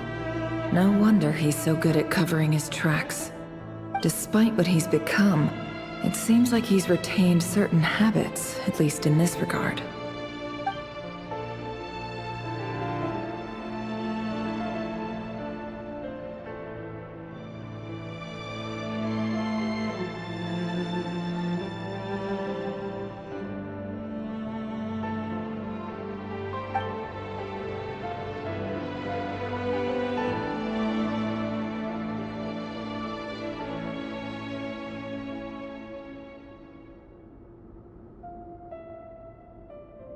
Did Rary rip it out himself?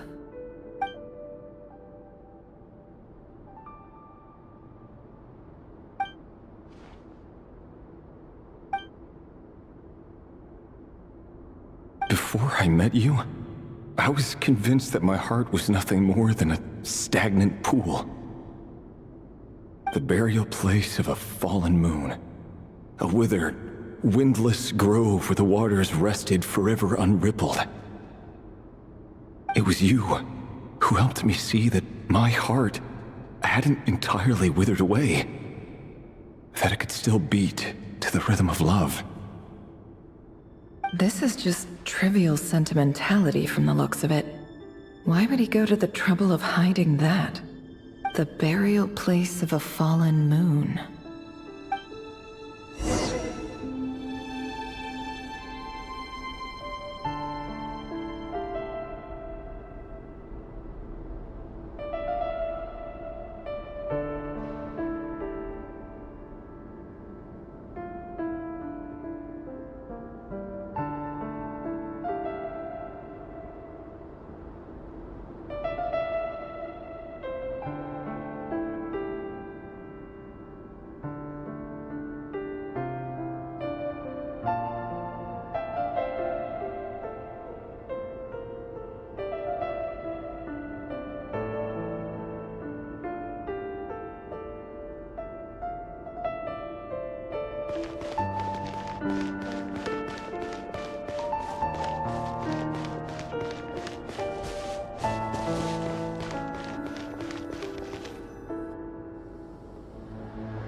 Revere, over here.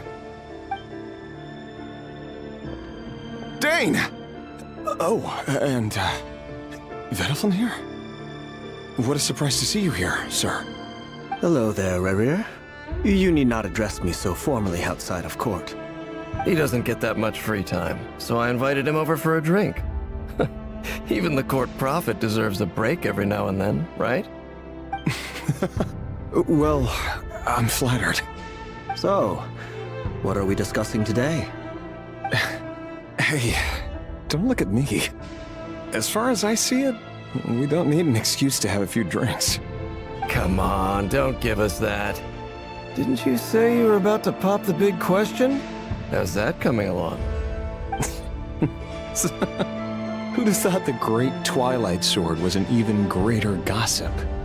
I just didn't expect you to be the first one to settle down and get married, that's all. Yeah. If you told me that a few years ago, I wouldn't have believed you either. So, are you planning to come clean about your job then? I'm guessing you still haven't told her. Sure, I'll have to tell her at some point. But I'll need to pick the right time and place. To be honest, I have no idea how she'll take it. Come on, stop being such a pessimist. For all you know, she could be thrilled. I bet she'll be much more impressed by your actual job than the one she thinks you're doing now. A member of the King's Guard. Quite the cover story. Does the king himself even know? Of course he does. Anyway, enough about me. How have you been? Me? Same old, same old. Nothing much to... Huh? What's up, Ved? It's nothing. Vedalfin, Dainslift's elder brother. Renowned throughout the court of Conria as the Visionary, and said to possess a wisdom far beyond the reach of any ordinary man. And yet, despite the gulf between us, he seems to have something to say about me. Does he even know me? Does he see me as a friend of his brother, or just another of the Vinster King's blades? Why did he react so strongly? Was it really to do with what we were talking about? Brown, curly hair and brooding blue eyes. So this is what Rary looked like back in the day. Perfectly normal. No different from anyone else. As frightening as this monster is in the present, there's something even more unsettling about seeing the human he used to be.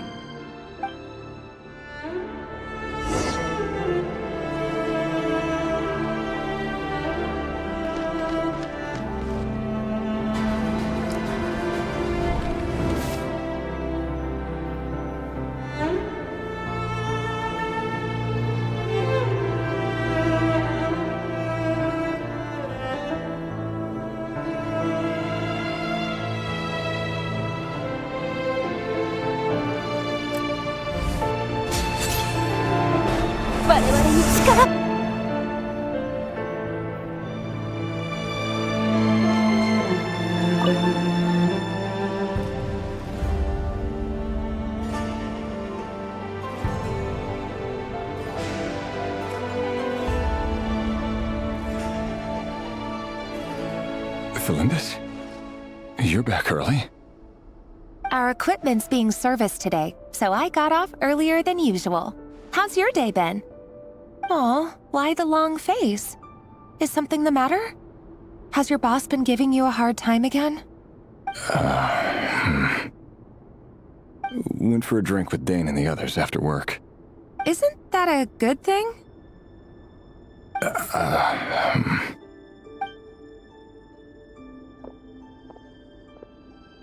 Vedifnir showed up today, too. You know, Daneslif's older brother. Ah, Mr. Vedifnir. Yes, I've heard of him. They say that everything he says ends up coming true. He overheard Daneslif mention that I'd recently proposed, and seemed to have an issue with it. But when I asked what it was, he kept it to himself. So, you're worried? You can be such a child sometimes, Revier. We're nobodies. Why would the Visionary be concerned about us? I'm sure someone in his position has much bigger fish to fry. Maybe you're right. You worry too much, Revier. We've been together for ages now, and everything's been going so well, has it not? You've even proposed to me. So, you do remember. Tell me then. What's your answer? Like I said, I need some time to decide. You can't just rush into things like this. We may be nobodies in the grand scheme of things, but if we want things to work out, we've still got to plan ahead. All right. Take your time. Just don't keep me waiting forever. Nobodies. Sounds about right. In the eyes of people like Vedifnir and Daneslif, what do we matter?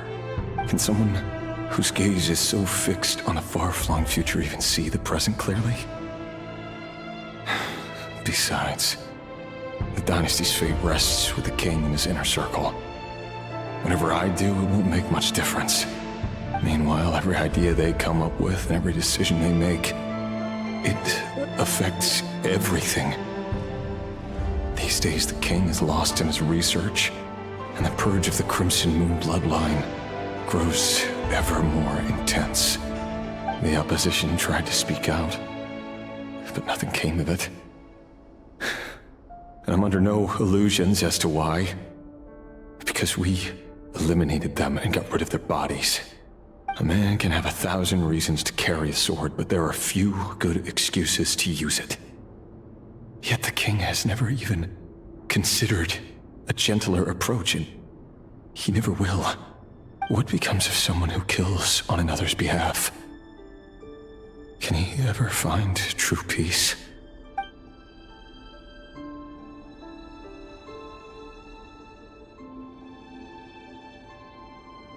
Felindis,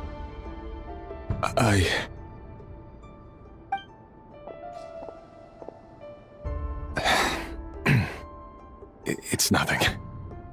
You were right. Fate has never smiled upon nobodies like us. But by the same token, it's unlikely to bear a grudge against us either.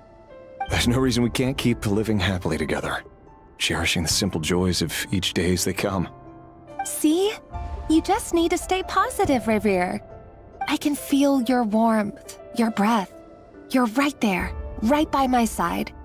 Just seeing you makes me happy in a way I can't explain, and that's something that no one could ever take away from me. So smile, my love. Let go of that frown. You're right, Felindis. I've just been overthinking things. That's better. Getting caught up about things like this will only ruin our evening.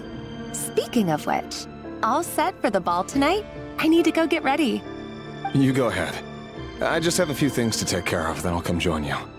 Even busier than the big shots, huh? Fine, I'll go get started. But don't be late. If you keep me waiting too long, I won't be a happy bunny. Relax. I'll be there. Seriously, though, you drive a hard bargain. You're really gonna leave my proposal hanging and still expect me to take you to the ball? Well, that goes without saying. I already told everyone I'd be coming with a dance partner.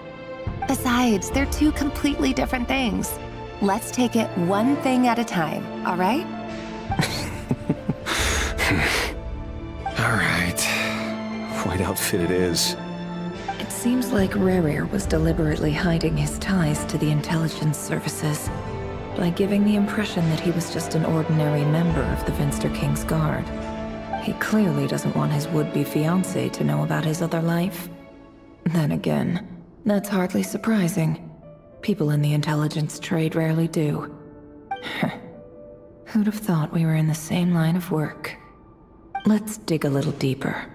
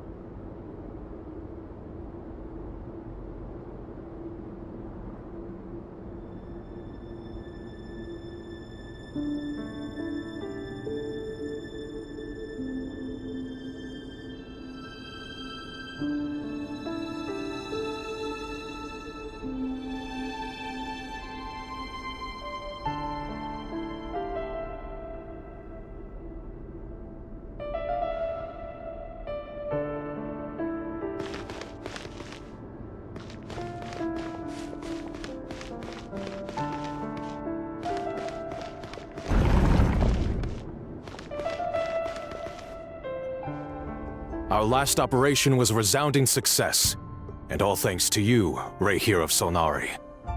In total, we apprehended 32 dregs of the Crimson Moon, and 67 accomplices. After all these years since the dynasty's fall, so many of them still linger on. Indeed, it cannot be denied. Yet it was destiny that the Crimson Moon should be overcome by the eclipse, and that His Majesty, the all-seeing Vinster King, now guides our nation on the path to prosperity. Khaenri'ah has no further need for a dead moon. But alas, there will always be those who refuse to see the truth, choosing instead to romanticize the past. That's not entirely true. Much about the Crimson Moon era was worthy of remembrance, and that's exactly why they keep trying to see it restored. Many of its secrets remain unsolved to this day. As it happens, that's precisely the field of study my partner is devoted to. You still haven't told her what you really do for a living. Where would I even start? How do you tell someone that you're one of the king's hand-picked executioners? That your hands are steeped in blood? You didn't choose this life, any more than I did. Orphans like us don't get a say. But I'll sure as heck be the one to pay for it. Speaking of which, we need to be more rigorous in the way we identify direct descendants of the Crimson Moon. Someone, it seems, has strong opinions about my future plans. Most likely my marriage in particular. I have a feeling that we may soon become targets of the Crimson Moon's retribution. Your concerns are not unfounded. They've taken out many of our colleagues these past few years, and for that very reason. These are no helpless lambs we're leading to the slaughter. They're wolves in sheep's clothing. Take care, Rahere of Solnari. I look forward to toasting you at your wedding. Thanks, Thorkel. You look after yourself, too.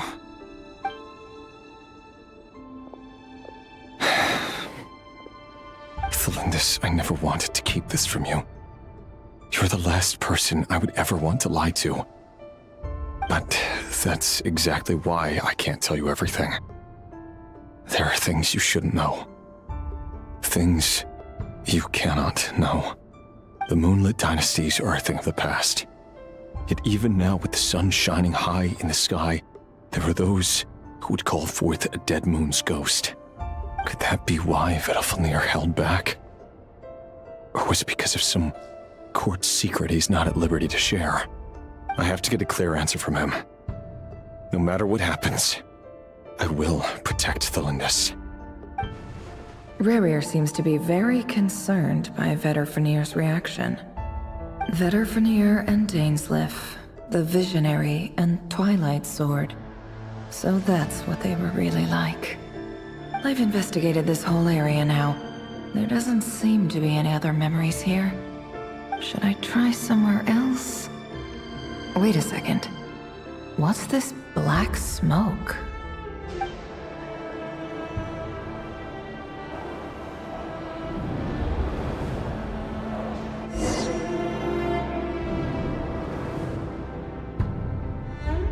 So he's late after all. Just you wait, Rerir. You're in for it. Big time. Are you waiting for someone, ma'am? Could I tempt you into buying some flowers? Oh, sure. Pick me out a pretty bunch if you would. Thank you. But I'm afraid none of them are as pretty as you. For someone so young, you sure have a way with words, don't you? I'm only telling the truth. Look me in the eyes. You'll see I'm not lying. May we have a word in private? Who are you? And what do you want? It doesn't matter who I am. Too many of our kind have fallen lately, so I decided to take the risk of reaching out. Not long ago, the Ray here of Solnari led an assault on one of our strongholds. We suffered many casualties, and many who came to our aid lost their lives as well. Sorry, I don't know why you're telling me this. And I don't want to get involved. Wait, hear me out. This time we finally got a clear look at his face and learned his true identity. His name is Rerir, and he claims to be one of the King's guards. What did you say? A cruel irony, isn't it? The man you're set to marry leads a double life as a brutal executioner. But surely, you must have caught a whiff of the blood on his hands. Why are you telling me all of this now? Simple. It's because... How strange. Rerir was nowhere to be seen in that memory. It clearly belonged to the Lindis. Rerir couldn't possibly know what happened if he wasn't even there. Why would her memories appear in his fragment? The ceremony won't last much longer. I think it's time to call it a day.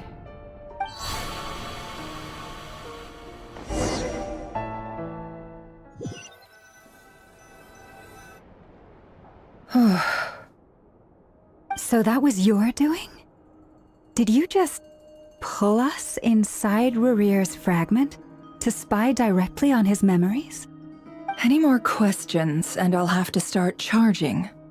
I had no idea you could do that, boss! Seriously, that was amazing! We're not worthy!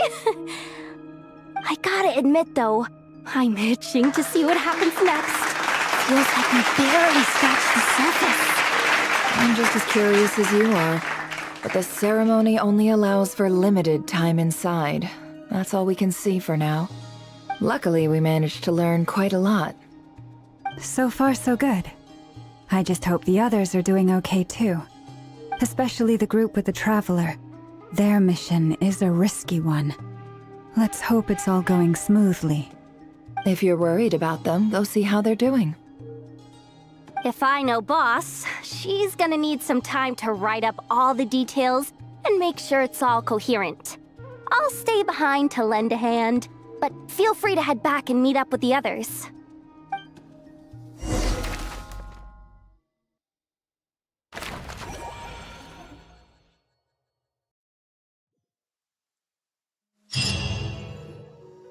Oh, they've been prowling around for nearly 2 days now. These things just won't quit. Oh, they might not have seen us yet, but with them constantly sweeping the area, our way out is completely blocked.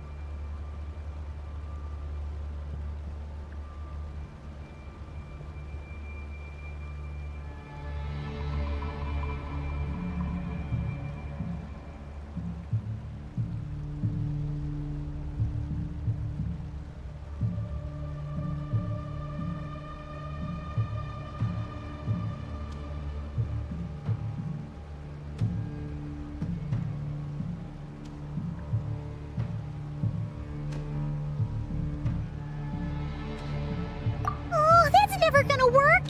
One little slip up and it's game over. If they spot us, they'll run straight back to Rear. And once he knows we're here, it won't be long before he's breathing down our necks again.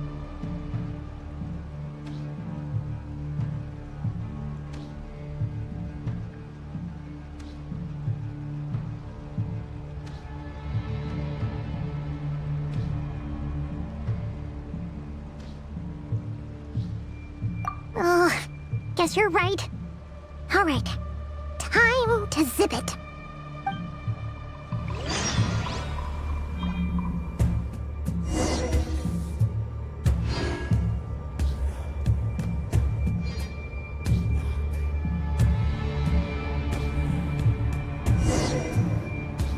Oh, they've been prowling around for nearly... Oh, they might not have seen us yet. Oh, that's enough. If they spot us, they'll run... Oh...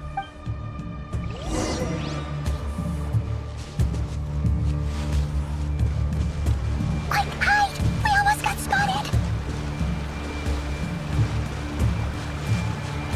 Phew! That was a close call.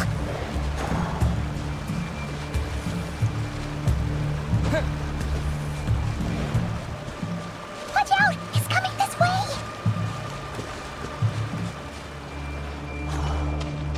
Keep going. We're nearly there. This is the final hurdle.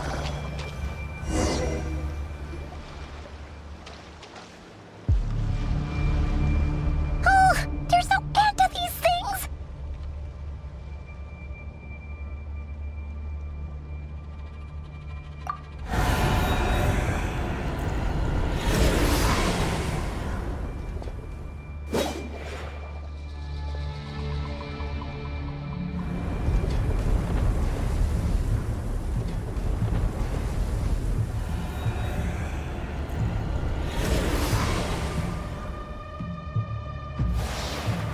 Fire. Fire? Wait, what's that smell? Oh no, there's a fire!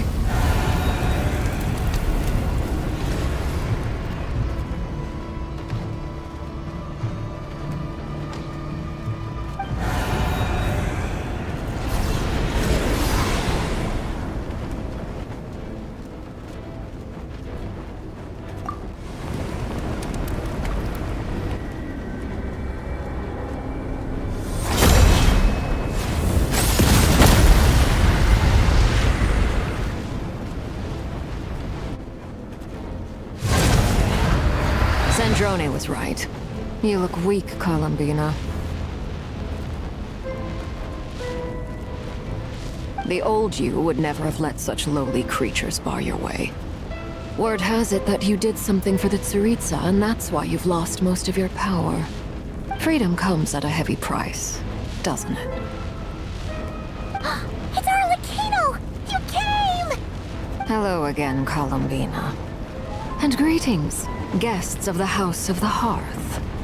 It's been a while, Arlecchino.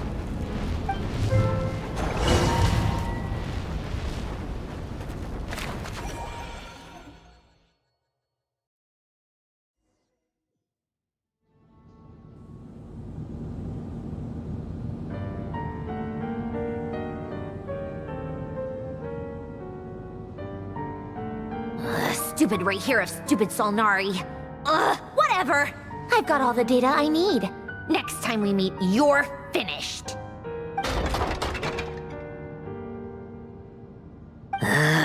He sure doesn't pull his punches.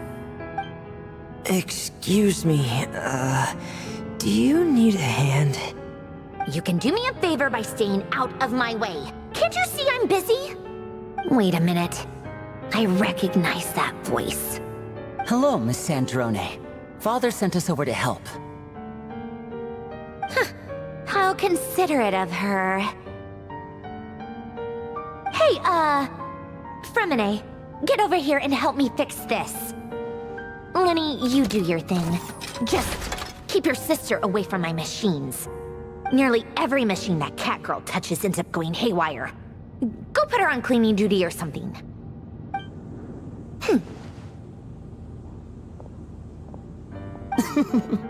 Then let's start downstairs.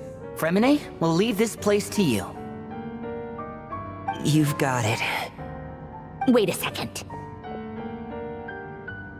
Pretty sure there's still some tea in the cupboard. If you want some, you'll have to make it yourselves.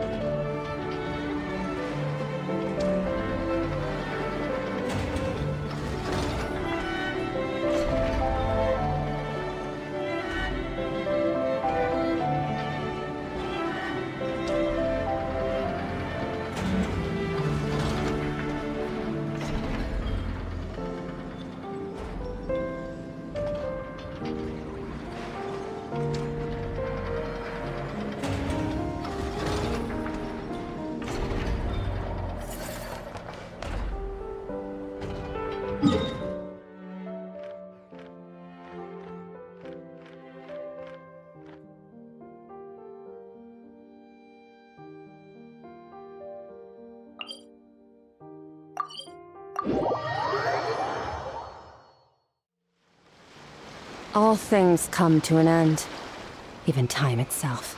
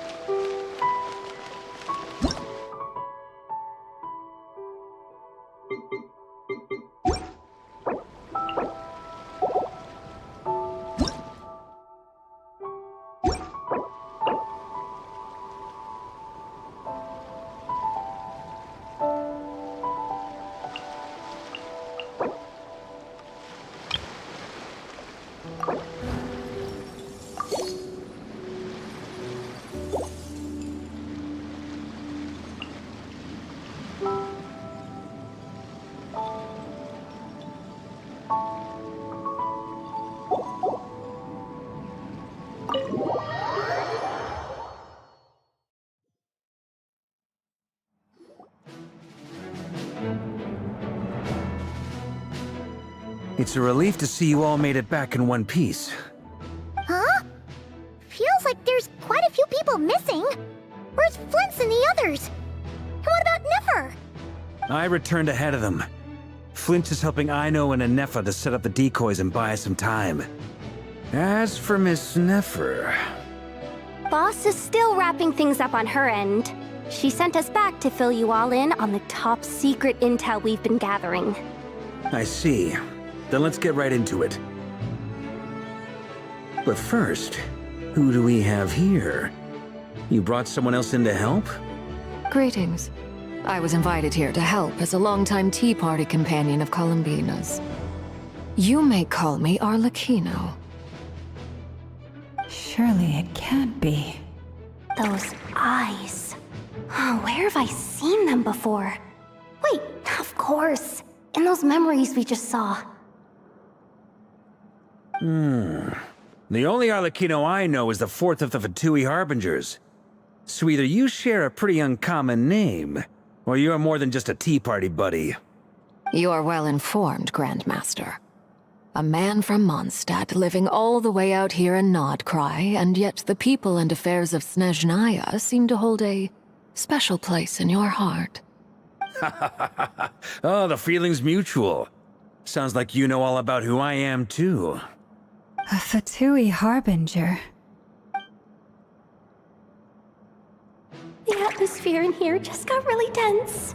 Guess we can't just start trusting Fatui Harbingers, even at a time like this. I must admit, though, I'm a little curious. Seeing as the Moon Goddess no longer belongs to the Fatui, what makes you so willing to put your neck on the line here? Nor does Nodcry belong to Mondstadt, Mr. Varka. Yet still, you're fighting for it all the same. Things don't always have to have a tangible payoff. Sometimes, stopping things from spiraling out of control is a higher priority than chasing the spoils of victory. Of course, I can't say there's nothing in it for me at all. But that's between Columbina and myself.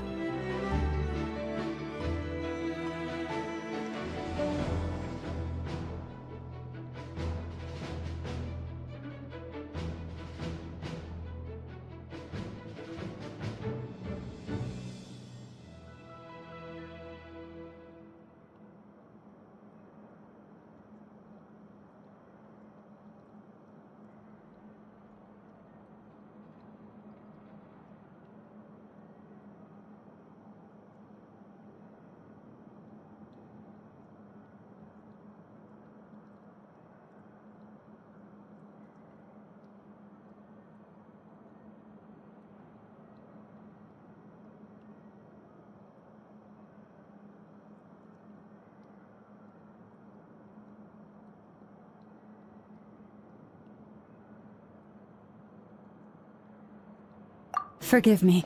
I don't mean to doubt you. It's just that the Fatui really have been the source of many of our troubles. We have our own way of doing things here in Nodcry. But ever since they arrived, the Fatui have treated us with nothing but hostility. I know there's been a lot of bad blood between us in the past. I've done my utmost to avoid friction whenever I could. But sometimes fundamental conflicts of interest simply can't be settled amicably. That's why I'm here solely in a personal capacity. This has nothing to do with the Fatui. As a gesture of good faith, I'll be frank. I can help Columbina track down the iridescent moon's marrow, which will help her restore more of her power. Anyway, what else is on the agenda? Let's begin. She says she'll be frank, then completely skips over the details. Looks like she doesn't want to give away too many secrets after all. But she clearly wants to change the subject. It'd be awkward if I tried to bring it up again now. I guess we'll just have to go along with it. She's the fourth of the Fatui Harbingers after all. One look and you can tell she's not someone you'd want to mess with.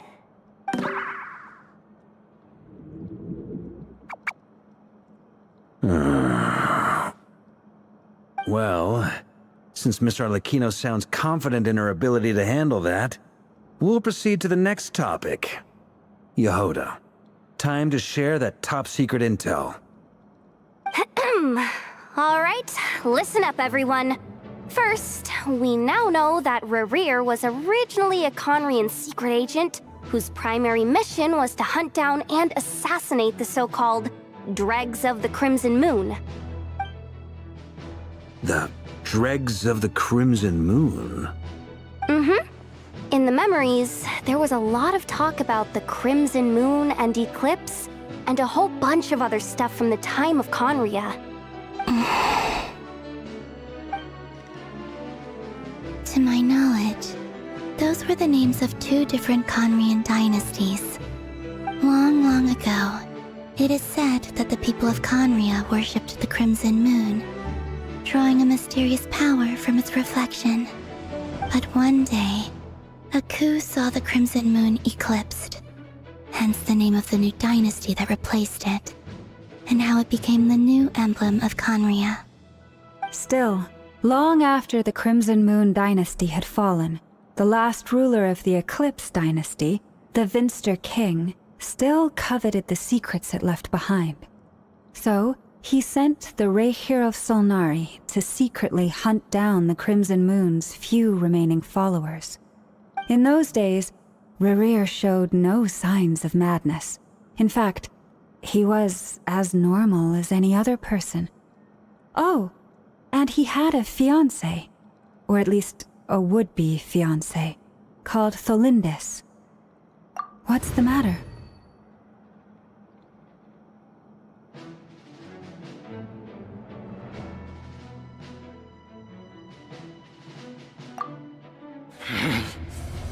Verfnir, Rhindaughter,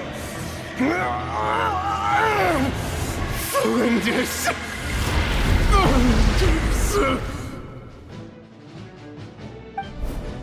Interesting.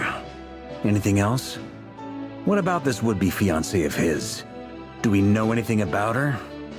Well, she was a researcher at the Universitas Magistrorum, but it felt like she was hiding some kind of secret. Oh, and one more thing. For some reason, Rerir's fragment also contained some of Tholindis' memories, though only a very small portion. Well, no shortage of potential leads, I'll give you that. In any case, it sounds like we can conclude that while Tholindis was still around, Rerir appeared to be lucid and quite normal. Tholindis, it seems, must have been the one thing in this world that he couldn't let go of. Tell me, though, were these pure-blood Conorians we're talking about here? Why do you need to know that? Hold on. If she was a pure-blood Conrian... Oh yeah! Just like how it was with the captain! If we could somehow find her, do you think there's any chance Rerir might regain some of his sanity? It's possible, but it would take a miracle. We can't pin all our hopes on that. That merchant who Nefer knows, Dori Sangama Bay. Maybe we could hire her to look into it. All right, then. Let's keep working in our separate teams. Traveler, Paimon, Kutar, and Miss Arlecchino will go look for the iridescent moon's marrow. As for the others... On the way over here, I noticed that the Wild Hunt monsters had grown even more frenzied in their search for Kutar. At this rate, the people living here will be in grave danger too. So I'm thinking of gathering together some of our followers to go wipe them out. I'll head back to the Curatorium and meet up with the boss. Feels good knowing we've all got something to be getting on with. Given that the Wild Hunt has been a lot more active lately, the Lightkeepers have likely begun their own operations too. If that is the case, someone will need to pass the news on to Flint's. I'll hold the fort for now, then discuss our next move with Flint's, Aino, and Anefa when they get back. All right then. Well, the clock's ticking. If that's everything, we'll be on our way. We'd better get moving too. We'll try to buy you as much time as we can. Relax. Just do your thing. I decided to call in some backup since things are getting so hairy. Our reinforcements should be here any minute now. Stay safe, everyone. Dismissed.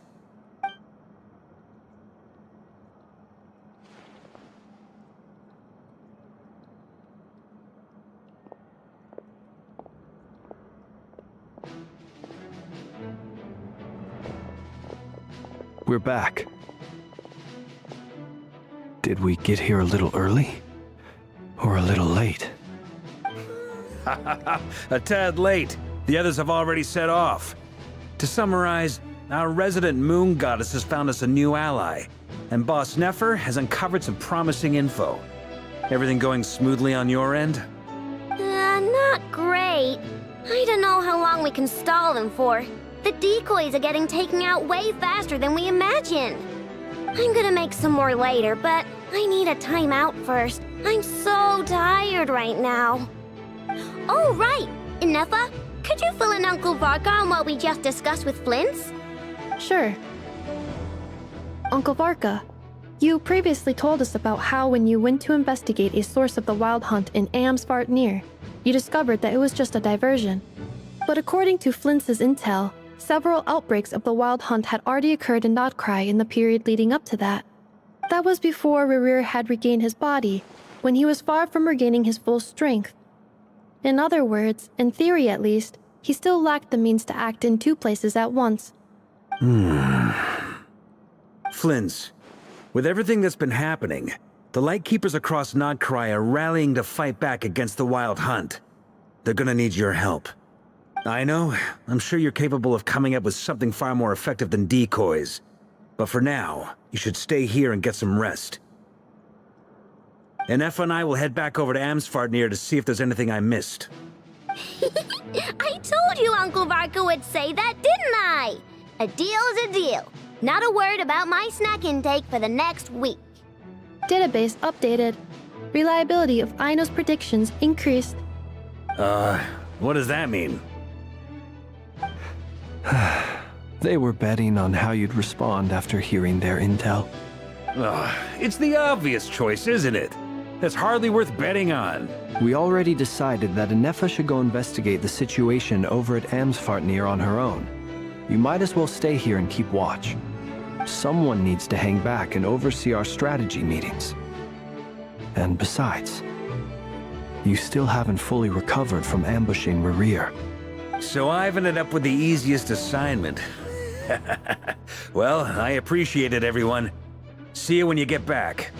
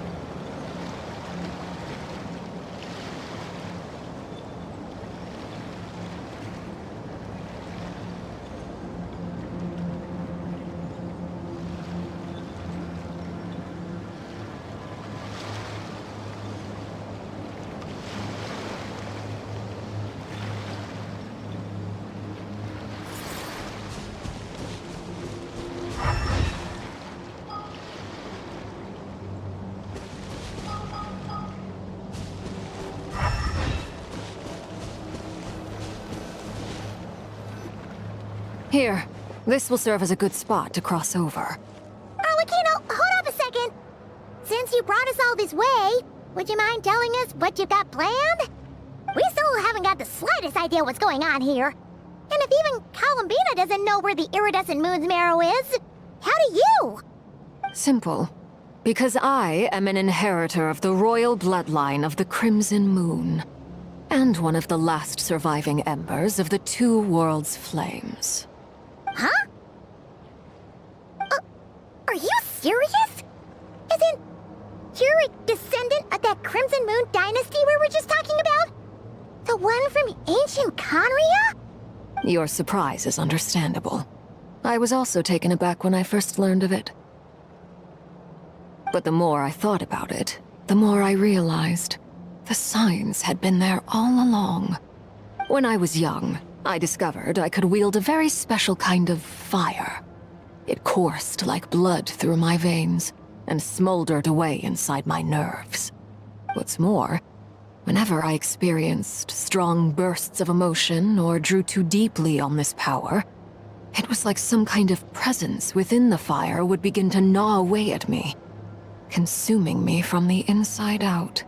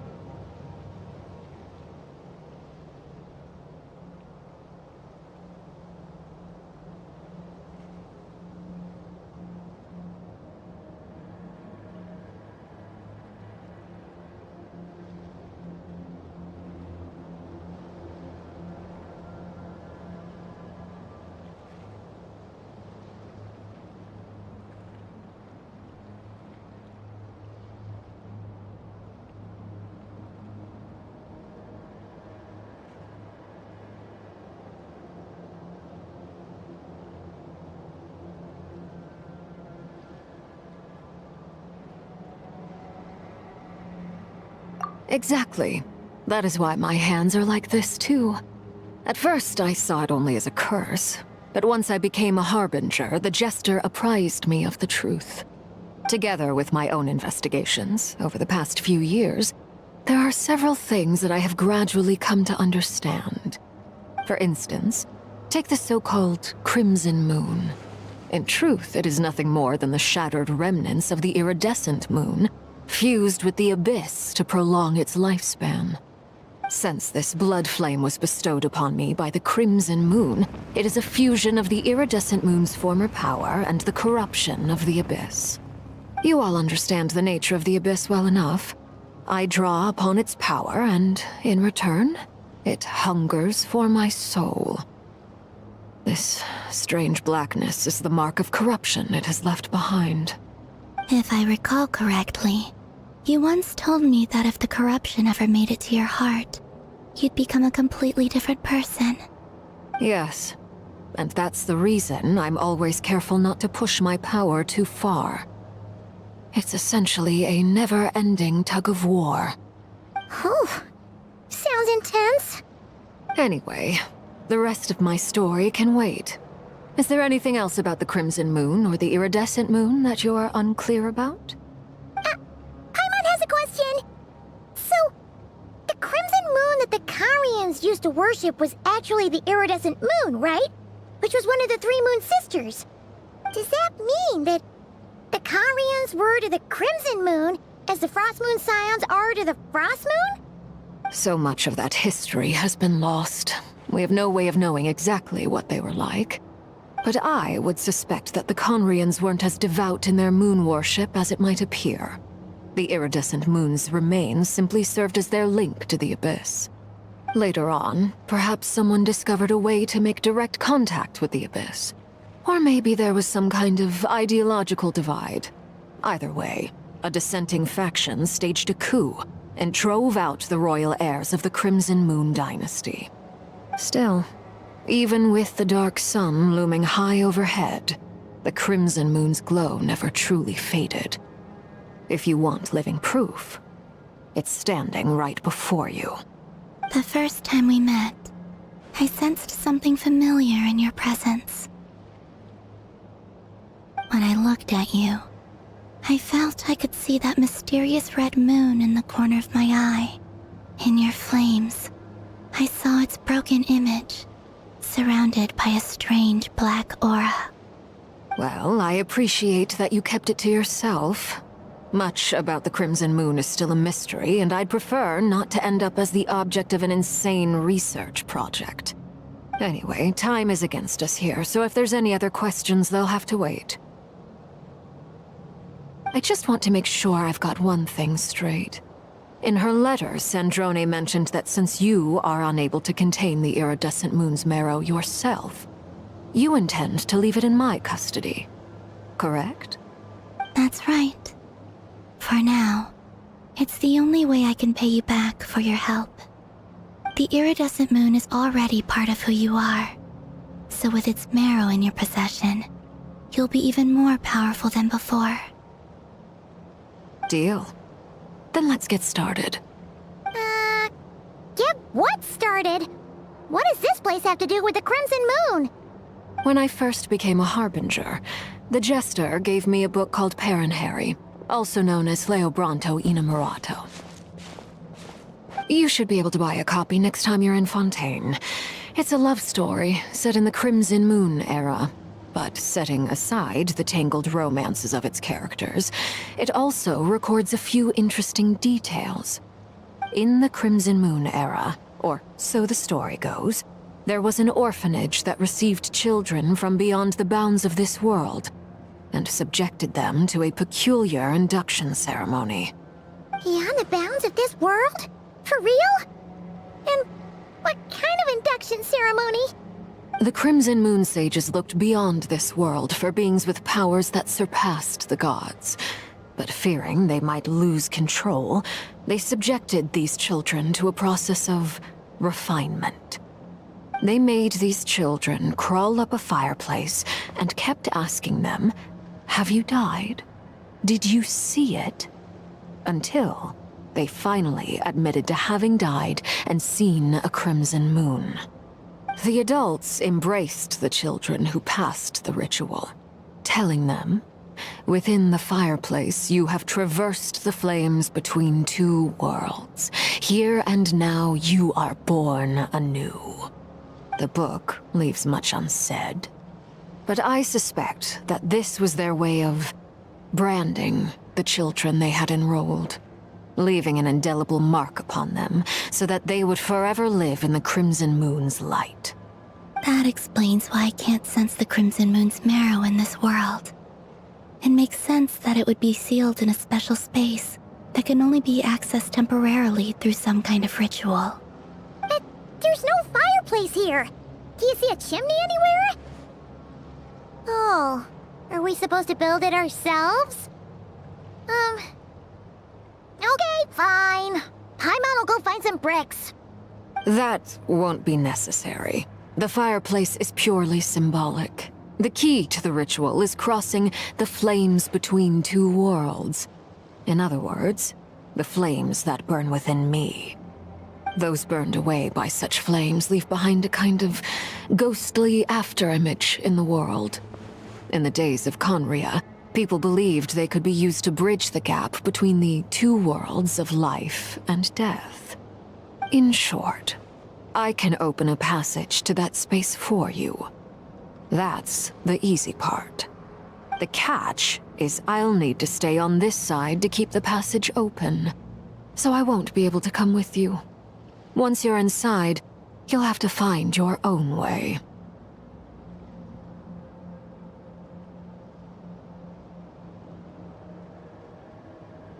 Very well.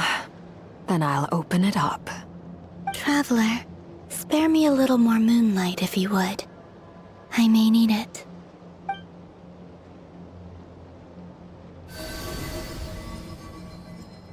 Thank you. I feel like I've recovered some of my strength now.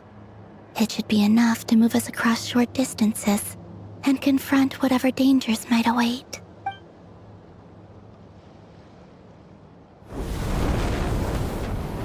Mistress of the seven hues of ages past, great mother of the present, crimson-clad sovereign of the two realms, by fire severed, by fire renewed, I offer myself now and beseech your descent.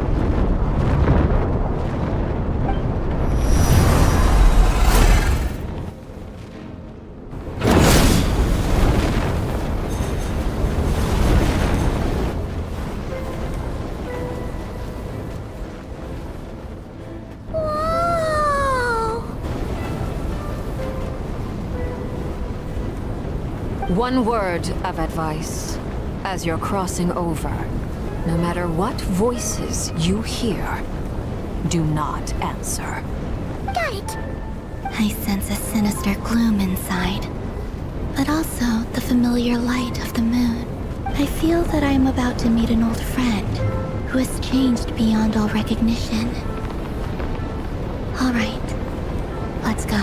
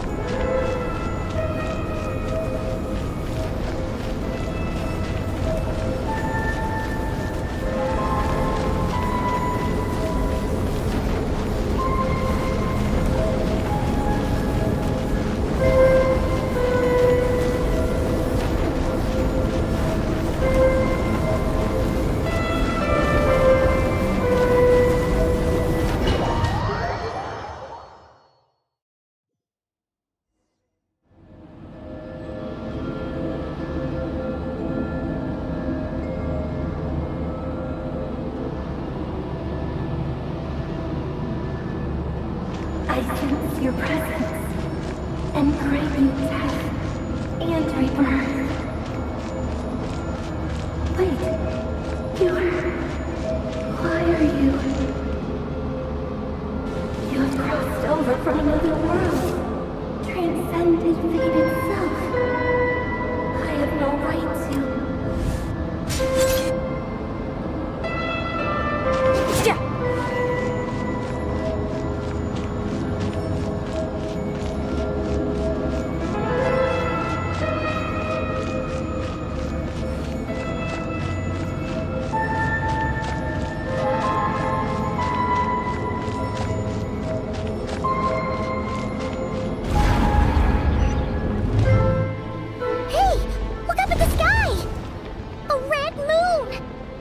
This must be the spot, right? Is that the abyss? It's practically filled the entire place. What now? What a tragic sight. Fragments of your broken body, seized by the abyss, and hung up aloft like mummified remains. Iridescent moon. Was this truly what you wished for? Careful! There's something spooky about the... Paimon's right behind you!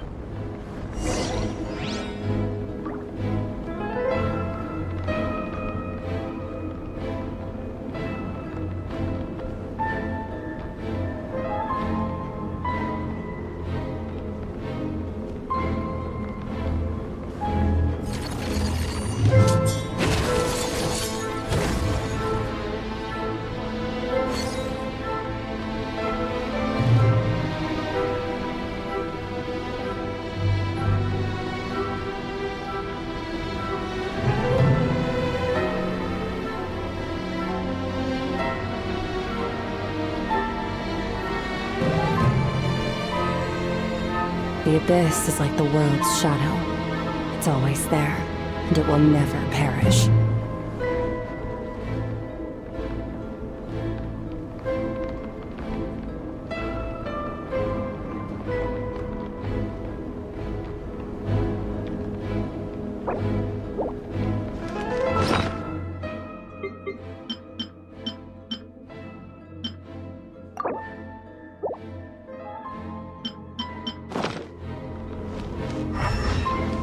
By the way, Columbina, didn't you tell us that the iridescent moon had shattered into pieces? The moon up there looks pretty whole to Paimon. How is that possible?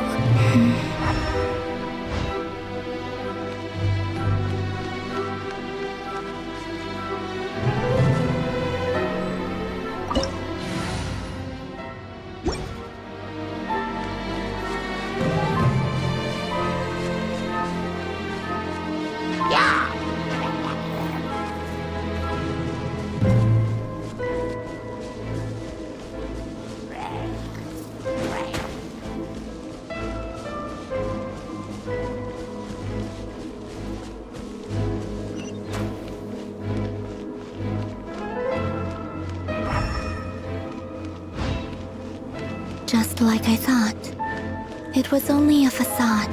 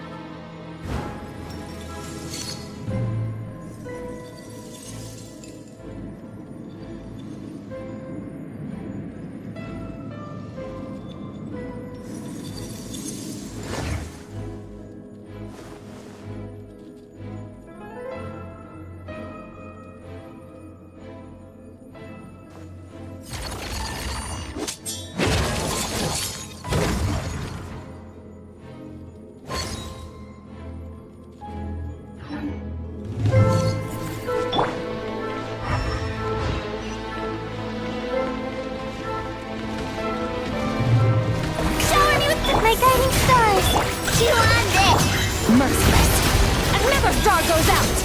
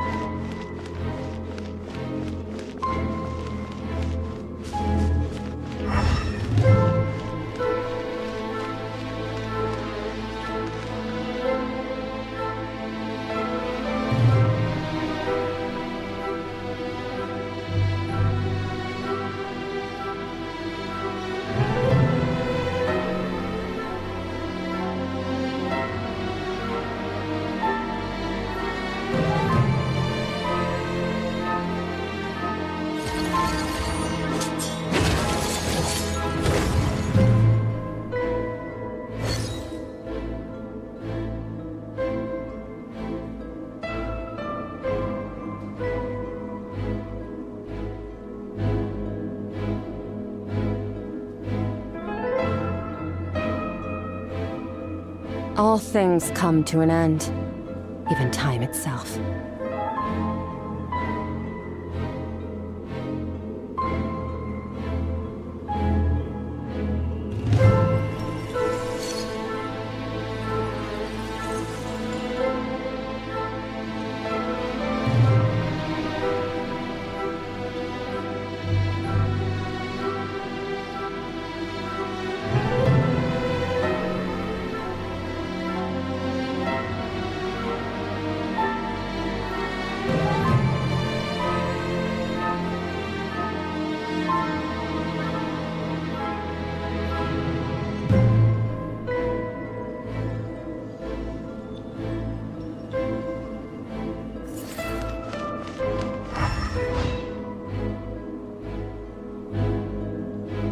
Huh?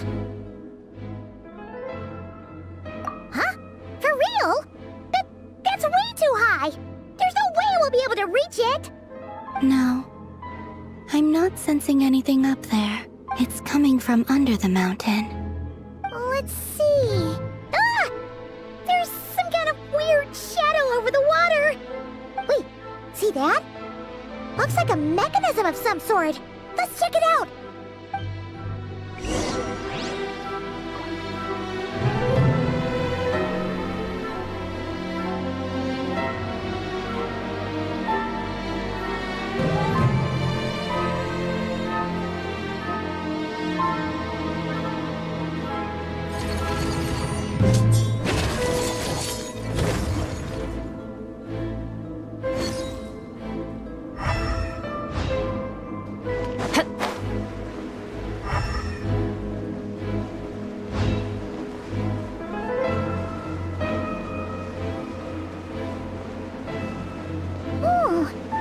Looks like a device from the time of Kalia. Maybe people once came here to study the Crimson Moon's domain, and they left this behind.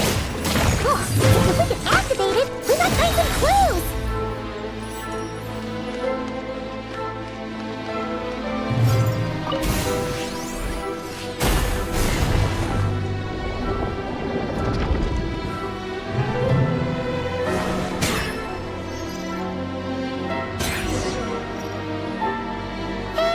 Look at that!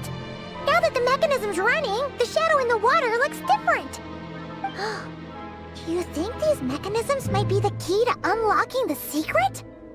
Let's try to find more of them! Felindus, we'll leave the rest of the research in your hands. We'll be heading back now. I hope this isn't ruining date night. Ugh. Mind your own business. Just leave me some snacks on the table. Felindus? Is that Rear's girlfriend? How come we're hearing her voice here? Oh yeah! think she was studying this strange space all along? The Abyss has made this space extremely unstable. Maybe that's why some of the things she said and did were preserved here. Like echoes. Or after images. Whenever I see this view, it takes me back to a poem from my childhood. Waning moon, oh lifeless damsel, weeping on the mountain crest. Mourning still in wistful tone, her fragile soul now laid to rest. For me, of all people, to be here investigating the mysteries of the Crimson Moon space. Is it a coincidence? Or something more?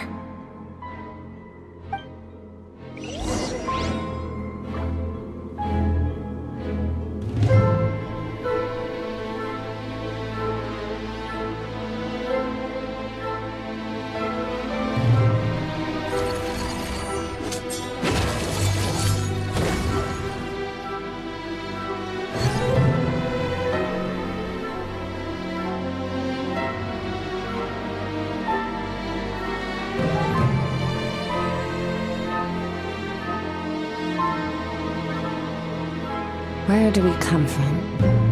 And where are we going?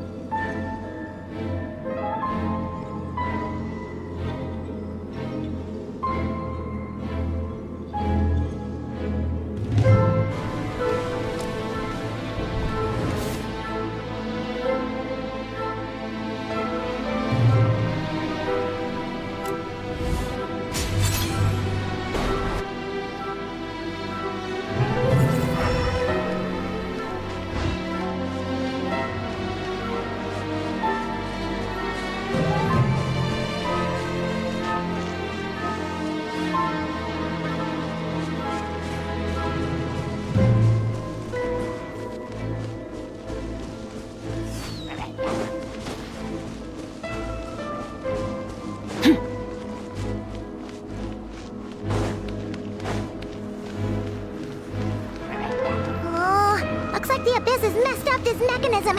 We need to find a way to get it working again. Let's see if there are any other devices nearby.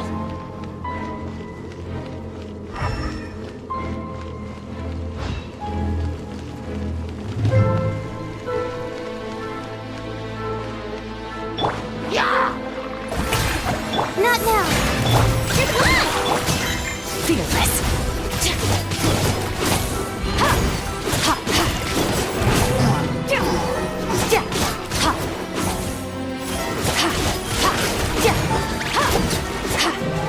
Merciless.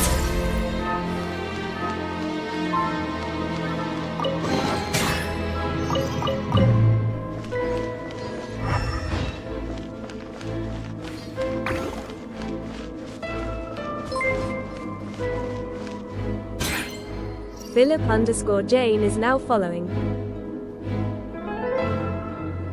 Wow!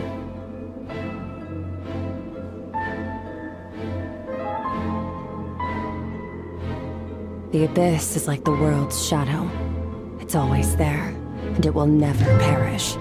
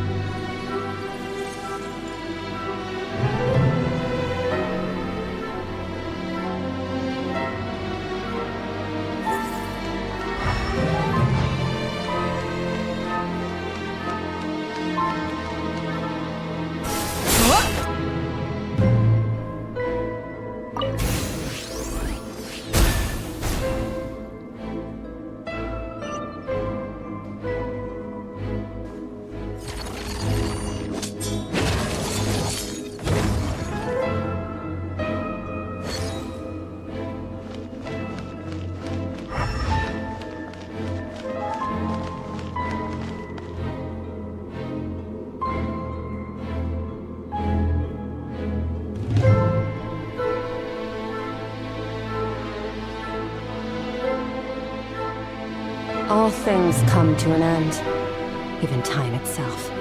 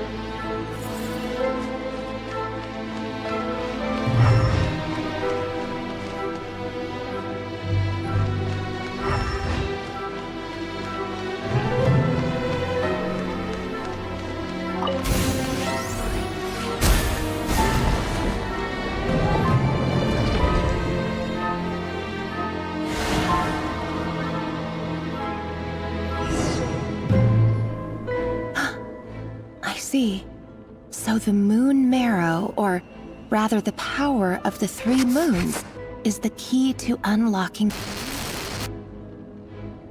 If it really does exist, then maybe this madness can finally be put to an end.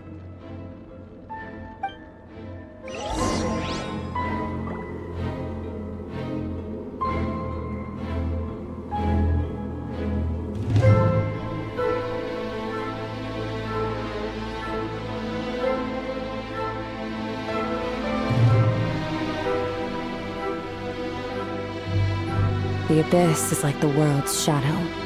It's always there, and it will never perish.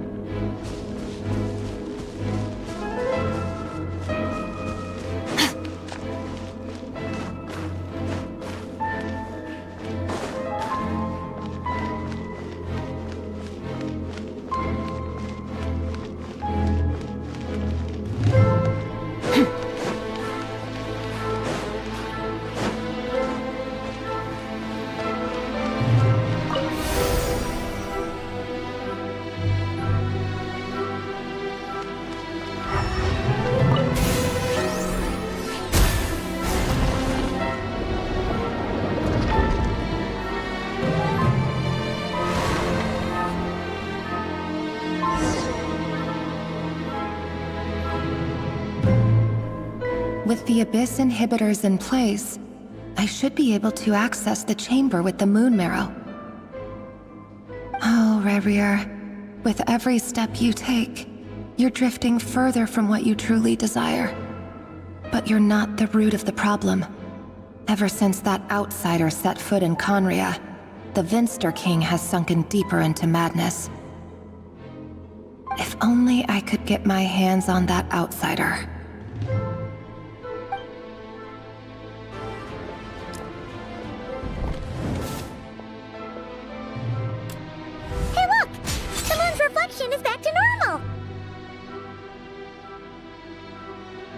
Alice's voice mentioned a chamber with the moon marrow.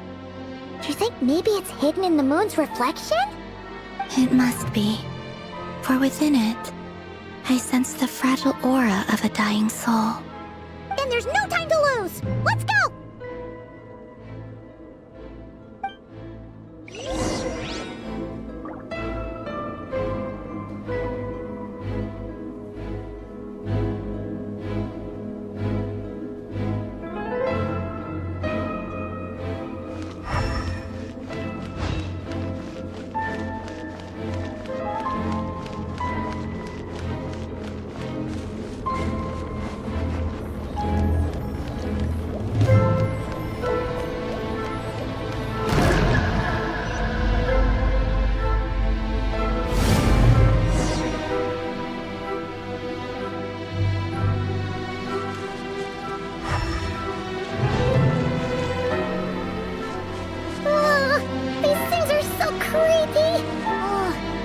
Looks like we'll have to destroy them if we want to get to the iridescent moon's marrow.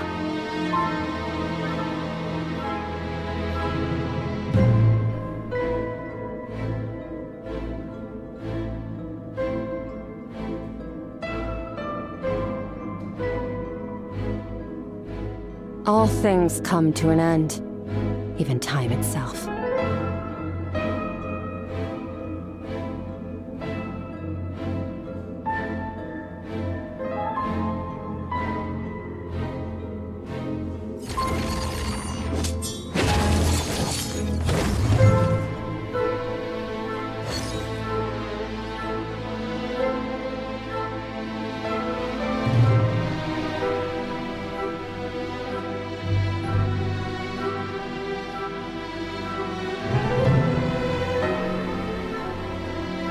The abyss is like the world's shadow. It's always there, and it will never perish.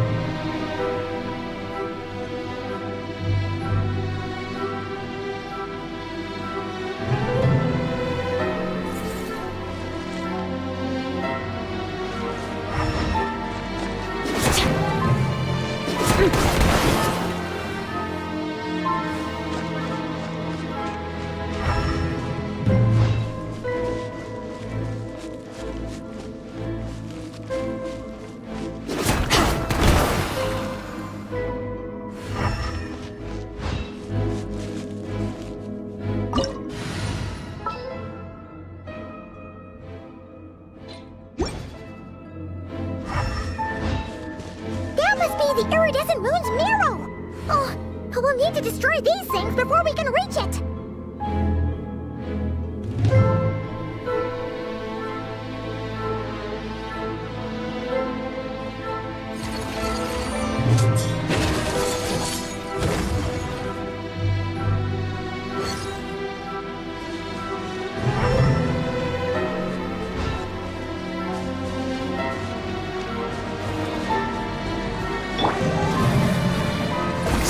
The night is full. We did it! Annihilate! Power!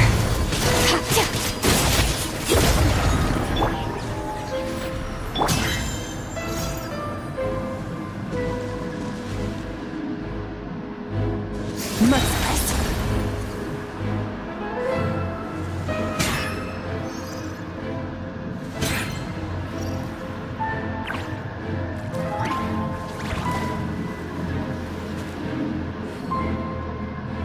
Where do we come from? And where are we going?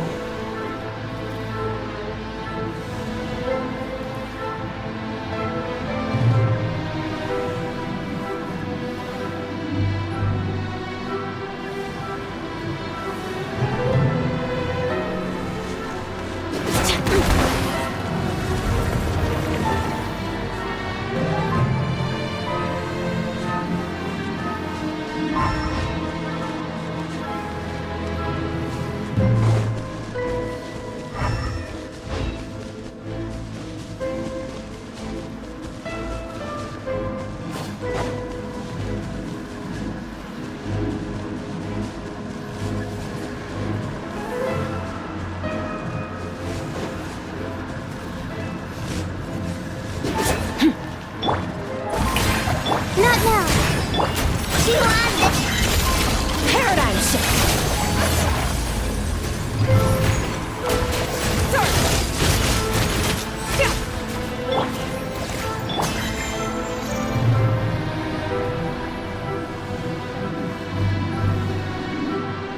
Merciless!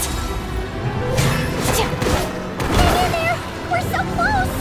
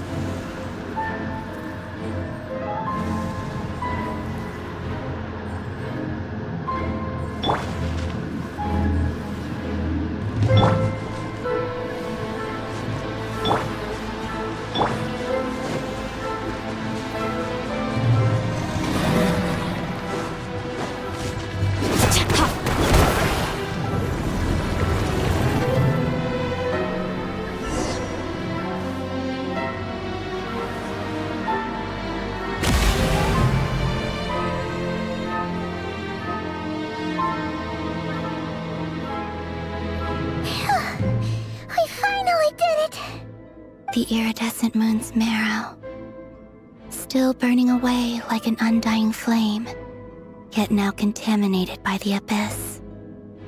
It has taken on a new form entirely. If we can purify the abyssal power within, we should be able to obtain its untainted essence.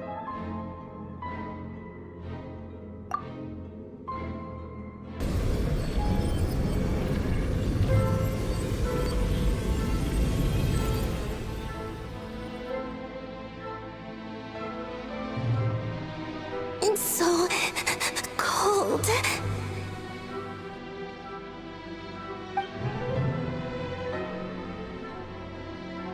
Is it you? Are you here? Huh? Are you talking to us?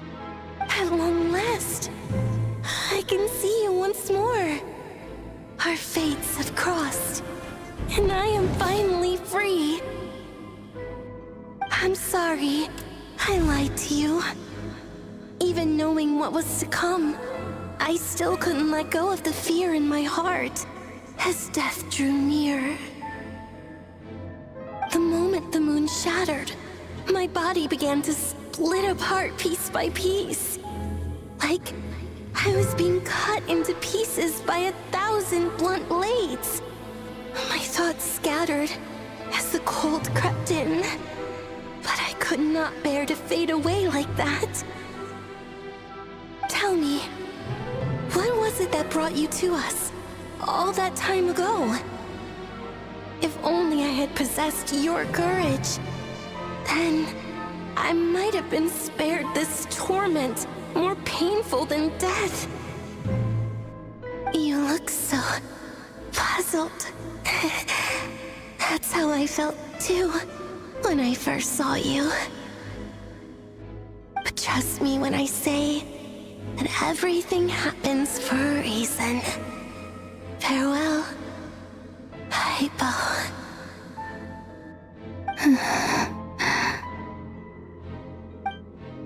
What was that all about?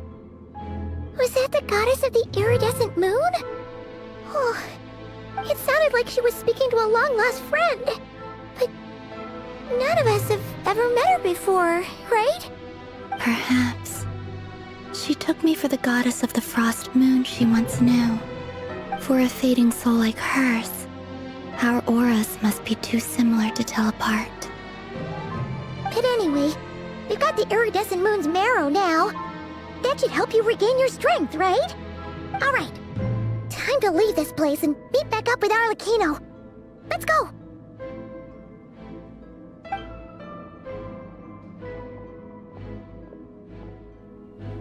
That's odd. This place looks different than when we came in. Waning moon, oh lifeless damsel.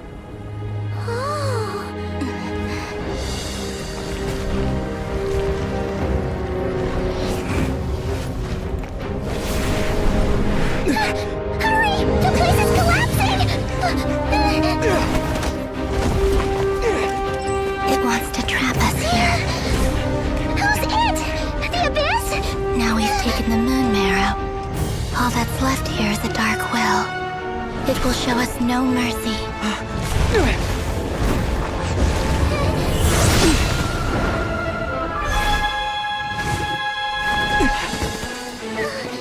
Give it back! The Crimson Moons! My marrow! My heart!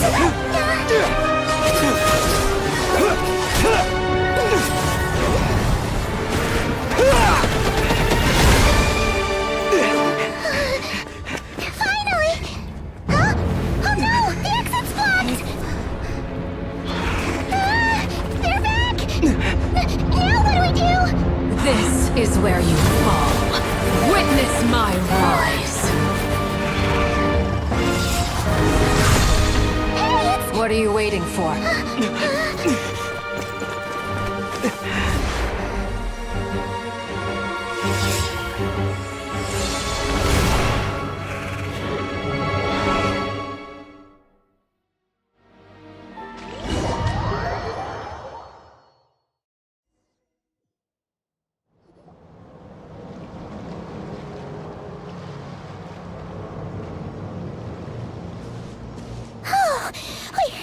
We made it! Was that you, Arlecchino? Did you save us? Wait, your hands! They're... Oh, this? Don't worry. It's a small price to pay. The Abyss wanted to trap you inside, and I defied its will by bringing you out. No wonder it's a little angry.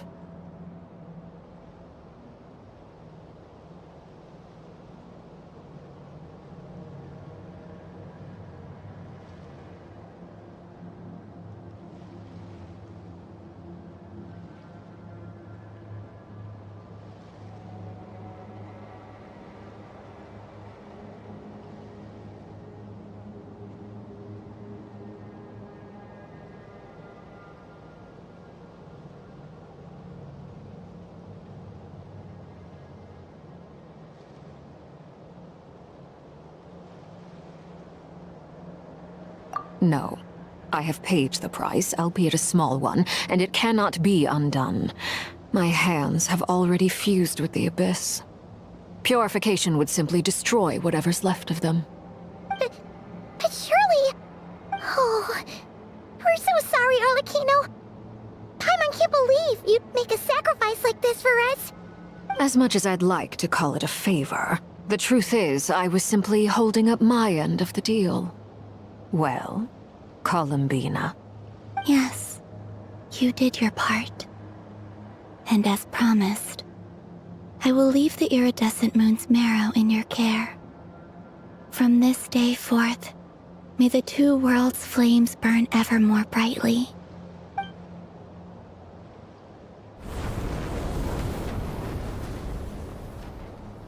I'll take that as a blessing.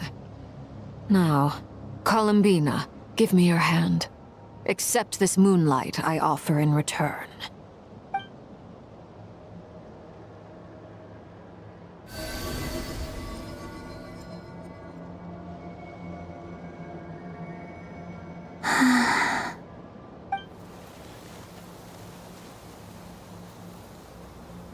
Feeling stronger? Hey, Columbina! Are you okay? I'm fine. Our powers are a little at odds, that's all. By the Frost Moon's authority alone, wielding the power of the other moons was always going to be a stretch. Still, I think it's fair to say that your strength has returned, at least to the level it was at as Third Harbinger. It's still not enough. There's no way I can hope to challenge Rayrir like this. Just one more ray of moonlight, if you would.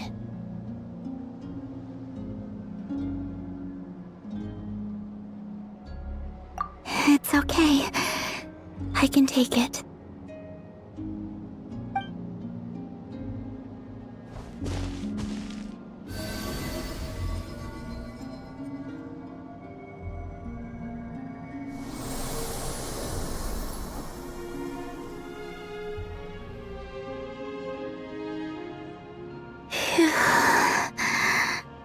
How about now? Fighting fit? At the very least, I won't have to stay hidden like before. I want to see him gone from Notcry. The Rayhir of Solnari and his wild hunt must be sent back where they belong. Well, it's good to have something to aim for. You certainly seem more alive now than you did earlier. When I first met you, you didn't strike me as a ray of moonlight. More like a wisp of fog drifting in from who knows where, ready to scatter at the first sign of a breeze. But now, you're full of vitality. Just like the Frost Moon, once the brightest of them all. May you keep shining, Columbina. This is who you are. Thank you. Look after yourself too, Arlecchino. I know you have plans of your own, and that's why you're always seeking to grow stronger. But whatever you're after, don't let the Abyss take a hold of you. I do not wish to see you go down the same path as Rayrir. I appreciate the concern, Columbina.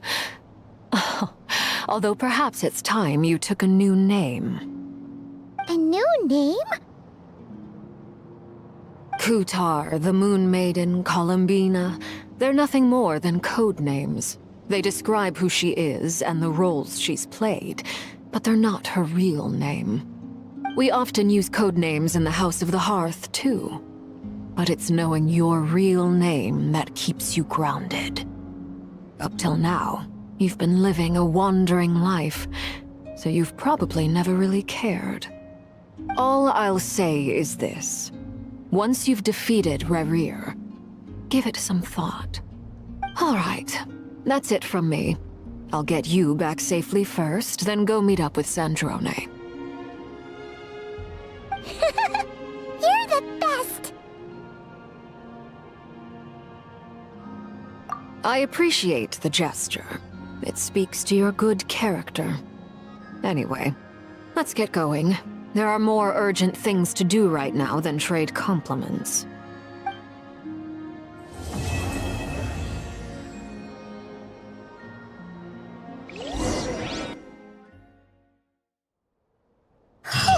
It was a close call, but we got the iridescent moon's marrow and restored Columbina's strength.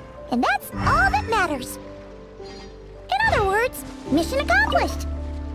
Paimon wonders how everyone else is doing.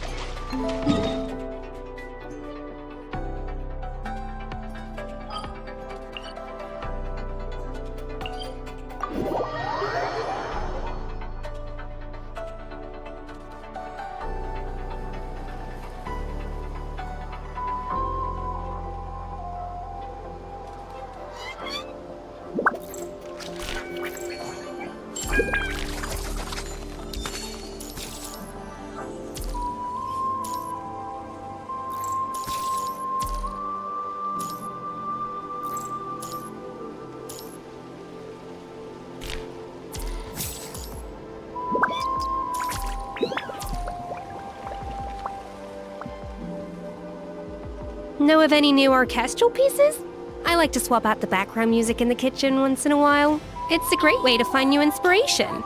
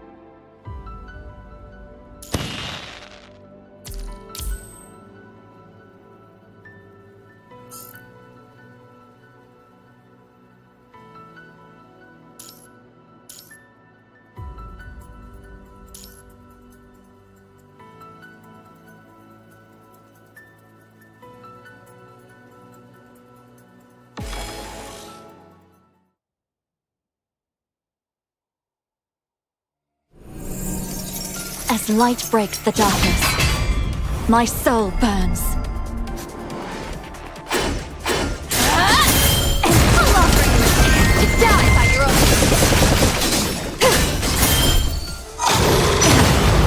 I'm fine.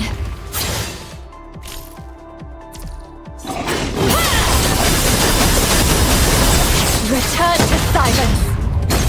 Untainted thorns. Purge all sins. Endless night. Freeze the moment. Return. What kind of chorus do you like? Endless night. Freeze the moment. Day or night, I will always be with you.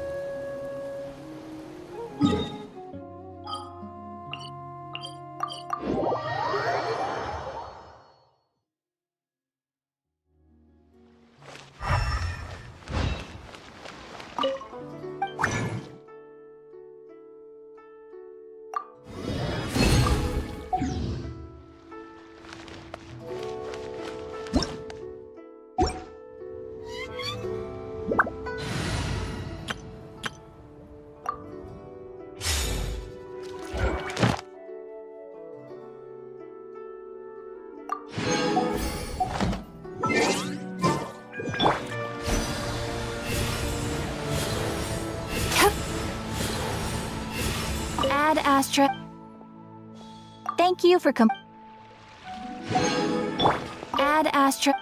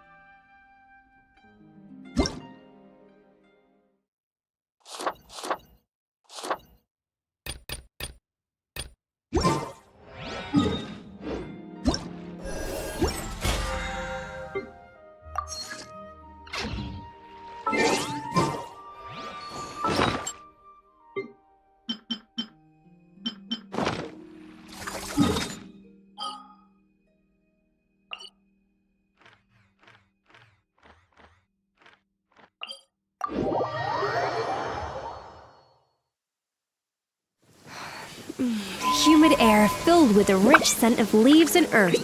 A day like this calls for Pluie Lotus fish soup.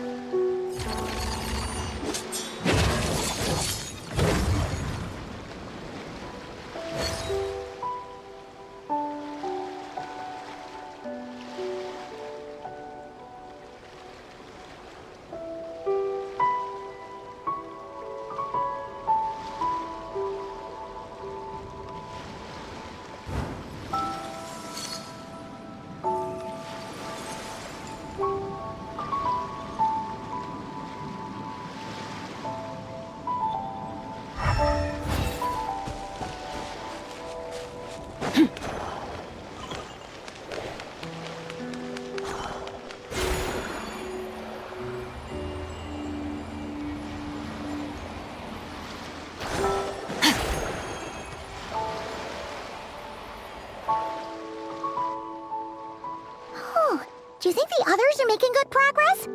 Hope it's all going smoothly. Oh, hey look! They made it back as well! Flintz! Llama! How did it all go? All is well, thank you. Nefer and Yehoda had to stay at the curatorium to wrap things up, so they won't be joining us for now. I ran into Miss Anefa and Miss Aino on the way back. Their work is still in progress, so I suspect they won't be back for a while either. You seem rather cheerful today, Mr. Flintz. I certainly am. I achieved what I set out to do and came away with more than I bargained for. Fighting alone can get quite tedious, but I had the good fortune to run into a pair of brave young warriors. We meet again. How have you been? Albedo! What are you doing here? Thankfully, tracking you down turned out to be a lot simpler than we envisaged. These two courageously lent me a hand while I was fighting the Wild Hunt. When they told me they were Servarka's colleagues, it all made sense. And given how people of outstanding talent tend to cross paths, it's no wonder you're already acquainted. So, who's your travel buddy, Albedo? Why don't you come and introduce yourself?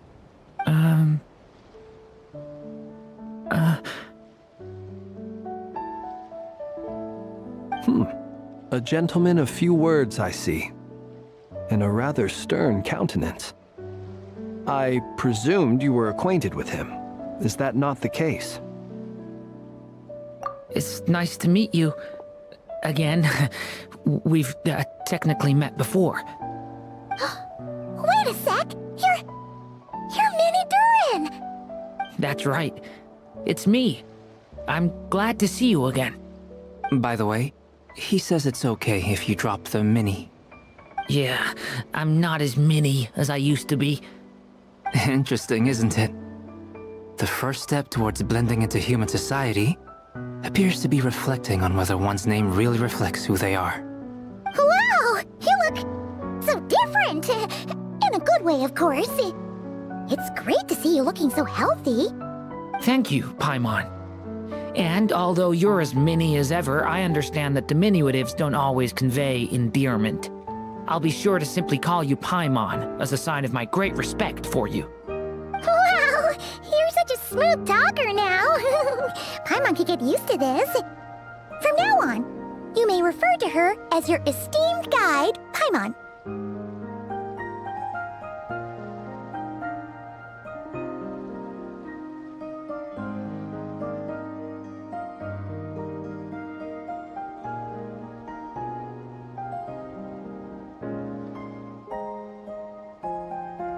Personally, I think our little Paimon is the perfect size. When people call her Little Paimon, it's just because she's so adorable that they can't help themselves. If that's not a sign of endearment, what is? You're absolutely right, Miss Llama. My brother still has a long road ahead of him when it comes to understanding human relationships. Anyway, speaking of long journeys, didn't Columbina, leave with you? How come she isn't back yet? She's been catching up with old friends.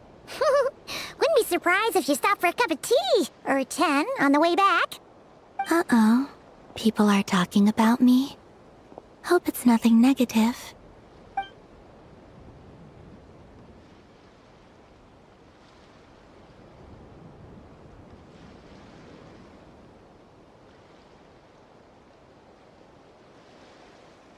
Judging from your expressions, I'm guessing it all went well? It's getting crowded here. I'll go grab some chairs. No need. This is a job for an alchemist. I'll whip some up momentarily. Thank you for your hospitality, ladies and gentlemen, but I was merely escorting my friends back. I'll be meeting Zendrone shortly, as we still have some things to discuss. It's been a pleasure, everyone. But this is where I'll say goodbye. We really appreciate your help.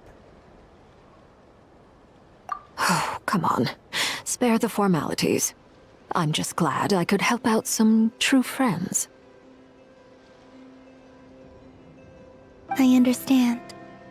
Well, bye for now, Harlequino.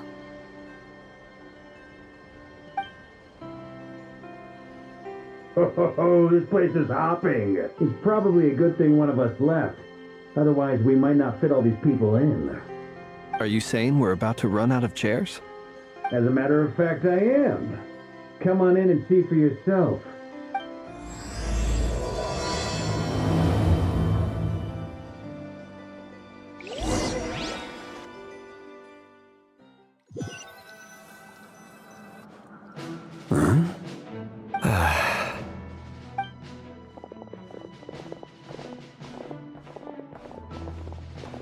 I overheard your little chit-chat outside, by the way.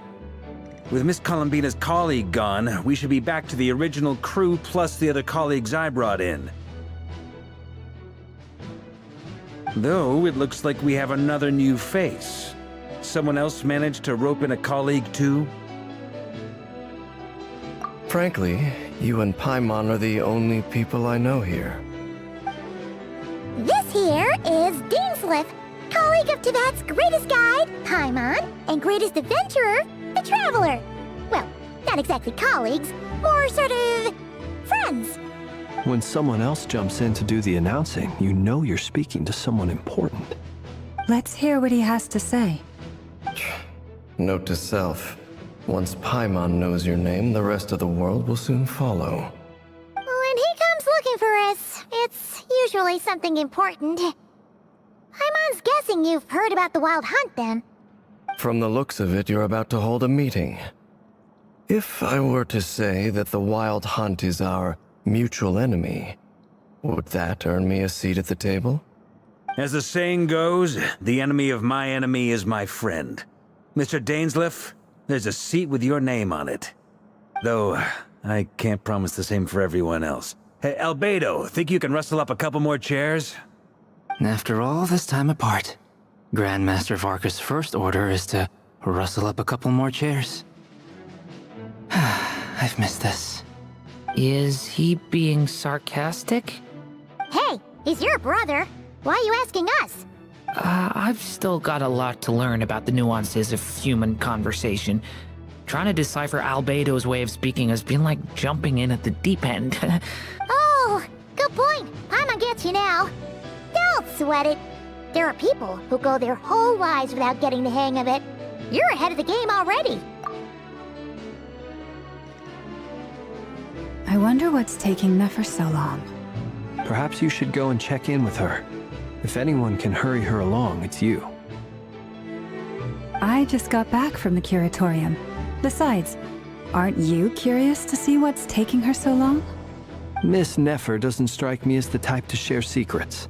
And since gathering intel is her specialty, I'm guessing she'd prefer to keep her methods confidential. Under such circumstances, would it not be tactless for me to impose? Oh, but it's fine for me to impose. What can I say? You have an unrivaled ability to garner people's affection, Miss Moonchanter. Besides, you have far more in common with her than I do. All right, then. Impressive. She barely fought back at all. I admire your powers of persuasion, my friend. As I'm sure Miss Lauma will realize soon enough, the trick in life is to always pitch in with other people's responsibilities so that you can be selective with your own. Another trick is to simply hide in the background. Spoken like a true sage. Anyway, looks like we've got some time to kill before the meeting. Let's take a little breather, folks. And feel free to chat amongst yourselves. We'll get down to business once the other two arrive.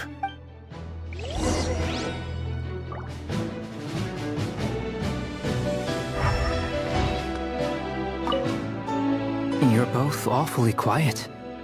Why don't I start us off with an icebreaker? Much obliged. Have either of you ever had your portrait painted? If not, I'd be glad to help. That sounds like a lovely idea. You know how to paint, then? I dabble occasionally. He's an excellent painter. Tables, chairs, people, dragons, you name it. He'll paint it for you. I'm flattered. If I ever get the chance, I'd like to give it a try myself. I'll bear that in mind. Anyway, how about you, Durin? What sort of portrait would you prefer? Oh, I'd be fine with anything. Whatever style feels best to you. Very well. Then I'll play it by ear. You can replicate any style I want? I can try. If you show me a sample, I'll do my best to match it. Thank you. In that case, I'll dig up some reference material for you.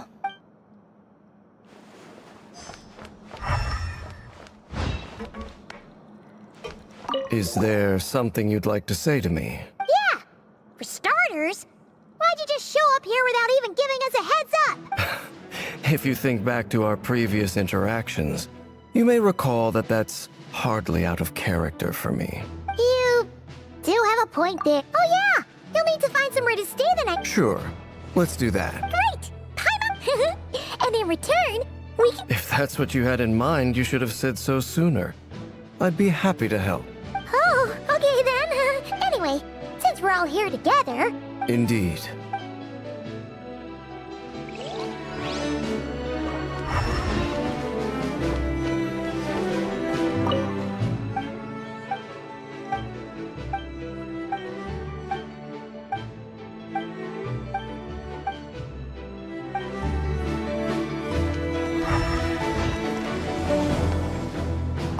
Truth be told, I can't remember the last time I was in a meeting with so many people. You're not alone there, my friend. The Lightkeepers also struggle to bring everyone together for a serious discussion. I don't doubt that. I've only ever met two Ratniki, one being you, and the other being that young guy, Itlua. Itlua is a good apple. I'll give him that. He's kind, honest, and regularly delivers supplies to my lighthouse. A true Ratnik to the core. In that sense, he puts me to shame. So you're what? A fake Ratnik? That's what it sounds like you're saying. But I get the feeling that's not quite what you meant.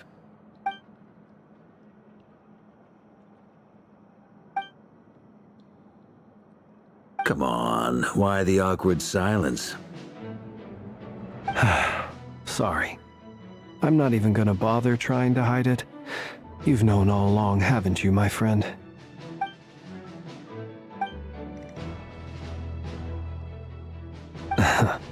Now that was an awkward silence. Let's just keep this between ourselves. Probably best if Itlua doesn't know, huh? That goes without saying. Gotta be careful what you share with youngsters, after all. Anyone else in the know? Let me guess. The Traveler and Paimon? It's dangerous being too sharp for one's own good, you know. Then, in the name of the Animo Archon Barbatos himself, I swear, your secret's safe with me.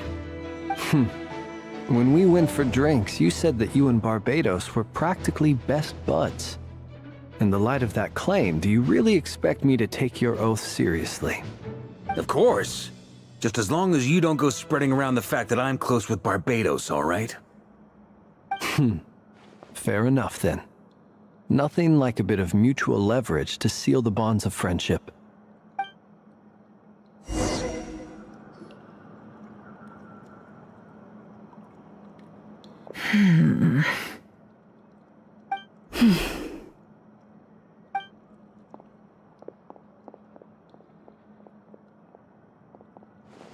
Ah, Miss Nefer. You made it after all.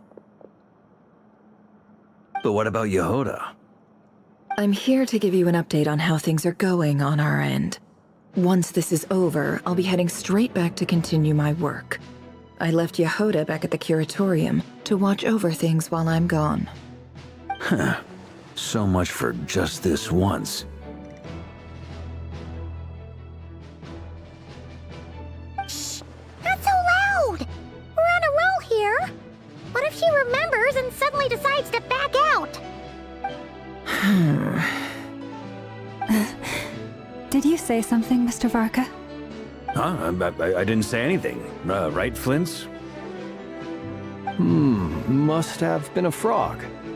They get so noisy around here at nighttime. It's like they're putting on a concert in the background. Anyway, before we begin, there's a few introductions to make. Let me start by saying that it's an honor to be speaking before so many distinguished colleagues and collaborators. First up, we have Miss Lauma. As Moon Chanter, she's the leader of the Frost Moon Scions, a local religious community in Nodcry. Then there's Miss Nefer, boss of the Curatorium of Secrets, an intel gatherer extraordinaire. Nefer is leading the investigation into Rerir's background, assisted by Yehoda and Lauma. From the little I've heard, they're making some great progress. Over here, we have Mr. Flintz, a Ratnik and guardian of the abandoned lighthouse. In our last operation, he courageously distracted the Wild Hunt to buy time for the rest of us. For those of you who've never met, this is Mr. Albedo, a renowned alchemist and captain of the Knights of Favonius investigation team. By his side is a new face for us all, myself included, Mr. Durin, who's come to lend his aid. Next up, we have the Moon Maiden and former Fatui Harbinger, Miss Columbina. Then we have the Traveler, who's earned more titles than I could possibly hope to list out, so I'll spare you the rundown. And Paimon, the ultimate travel companion and quite possibly the best guide in all of Tevat. Whoa! That's a lot of people! Great turnout! Miss Nefer, it looks like you might have another job coming your way, so, congratulations on the booming business, I guess. You think I haven't got enough on my hands as it is? Who's looking for me now? That would be me, Miss Nefer. I have a commission for you. And you are? Who I am doesn't matter right now. What does matter is that I'd like you to gather more intelligence about the Rehur of Solnari. Well, it's not as if we never take on anonymous commissions. But in your case, I'll have to decline. I'm gonna take a wild guess and say your job's probably more hassle than it's worth. Something about you seems like bad news. It's my eyes, isn't it? Conrian, I assume. And what's with the mask? Are you trying to hide your identity?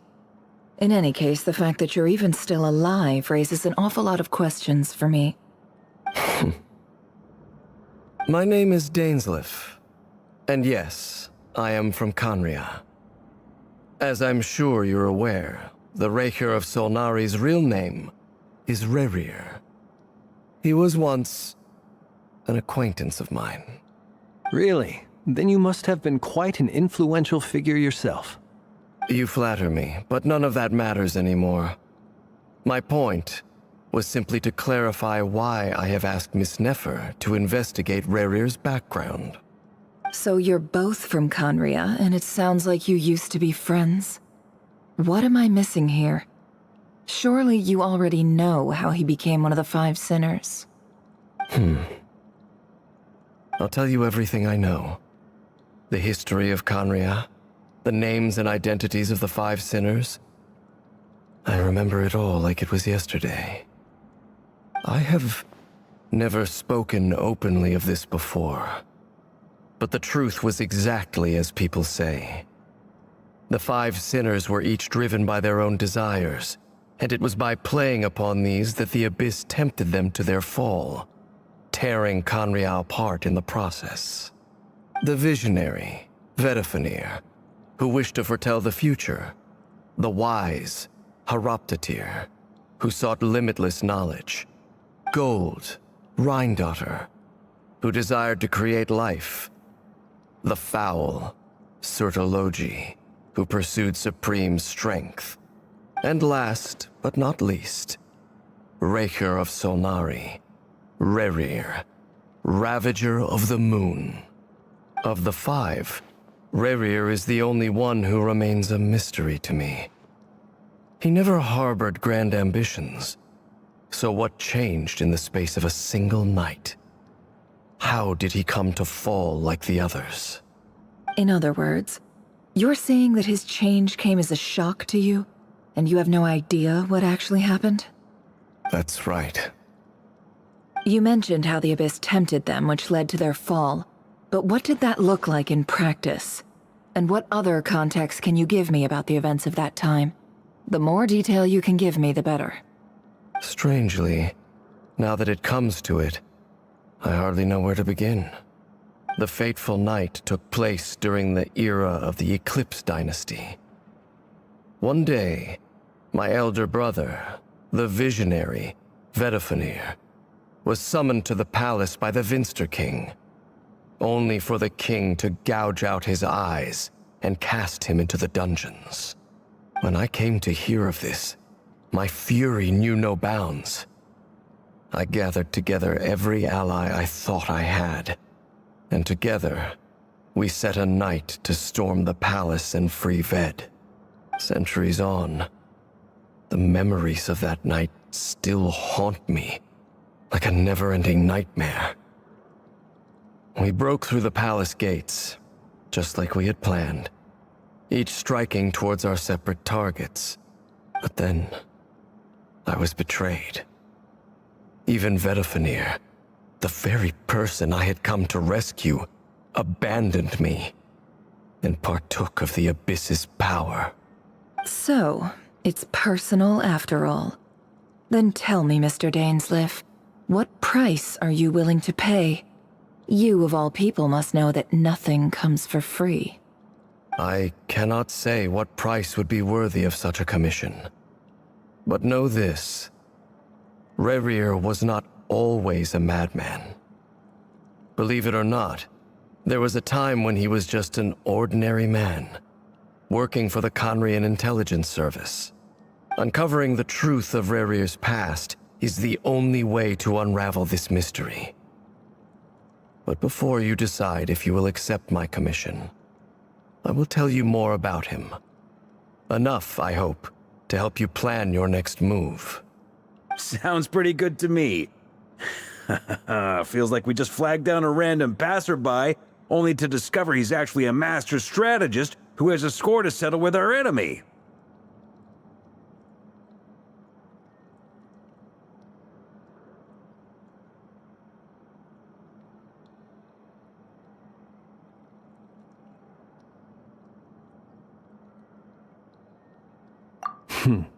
Can I borrow your halo? It could be useful in the lighthouse. Hey, enough with the wisecracks! Besides, isn't that lamp of yours bright enough already? Relax. It was meant to be a compliment. If that was a little over the top for your liking, I'll make sure to tone it down next time. I'll give your proposal some serious thought, Mr. Dainsleif. Let's speak in private once the meeting is over. Before that, there's a few things I'd like to share.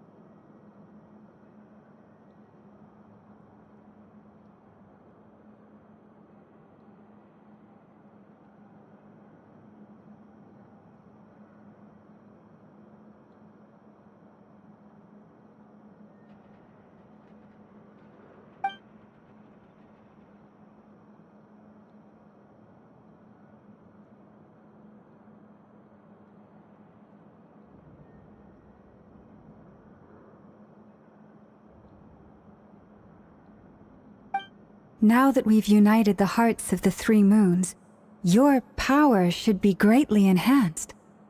But it seems like that hasn't happened yet? I believe it will take a little longer. You've done so much for me, so I want to be completely honest with you all. Even though I'm doing a lot better now, the truth is, my recovery will likely be an ongoing process. From the moment I was born, my power has been slowly ebbing away. And that is because Teyvat has never accepted me. Even with the moons united as one, it seems my rejection cannot be undone. So far, I have yet to find a solution. It may turn out to be a problem that will plague me until the day I finally leave this place behind. Even so, I will do everything in my power to help you drive out the Reihir of Solnari. As Arlecchino put it, this is not about chasing the spoils of victory. It's just a gesture of heartfelt gratitude. Kutar.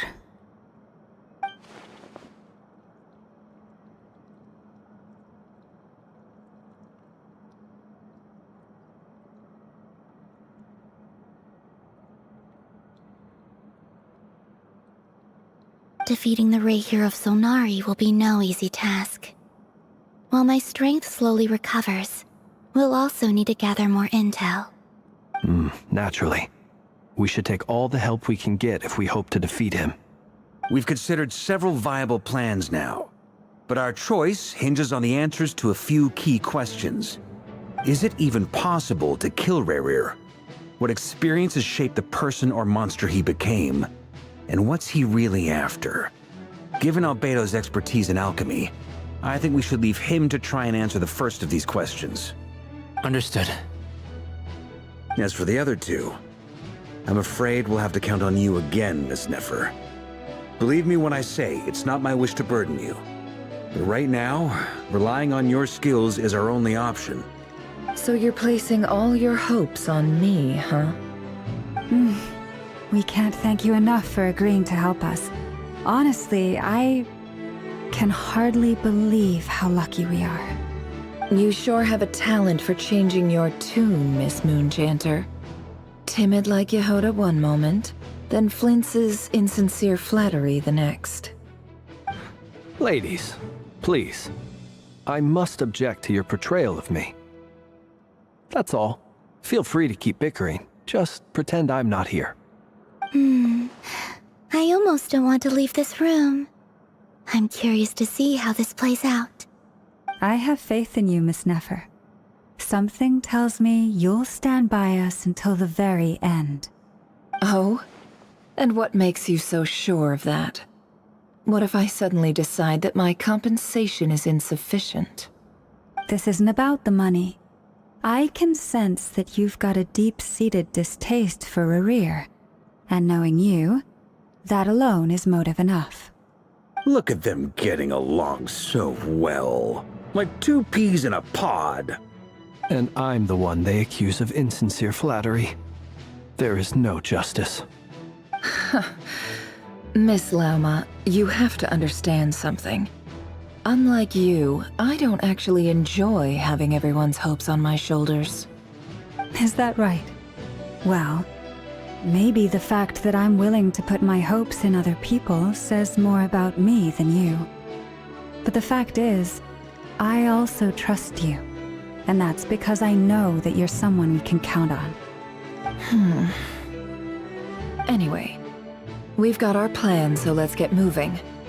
Mr. Dainsleif, let's talk. And Traveler, once we're finished, if you've nothing else planned, I'd like you to come with me. This whole experience is teaching me a lot. For instance, I now know that when other issues come up in the future, I'll have far more luck getting Lauma to convince Miss Nefer than trying to do it myself. Hate to say it, friend, but that's one of the funniest things I've heard in a while. Why? You think I've got it wrong? Quite the opposite. But what makes it so hilarious is how long it's taken you to realize.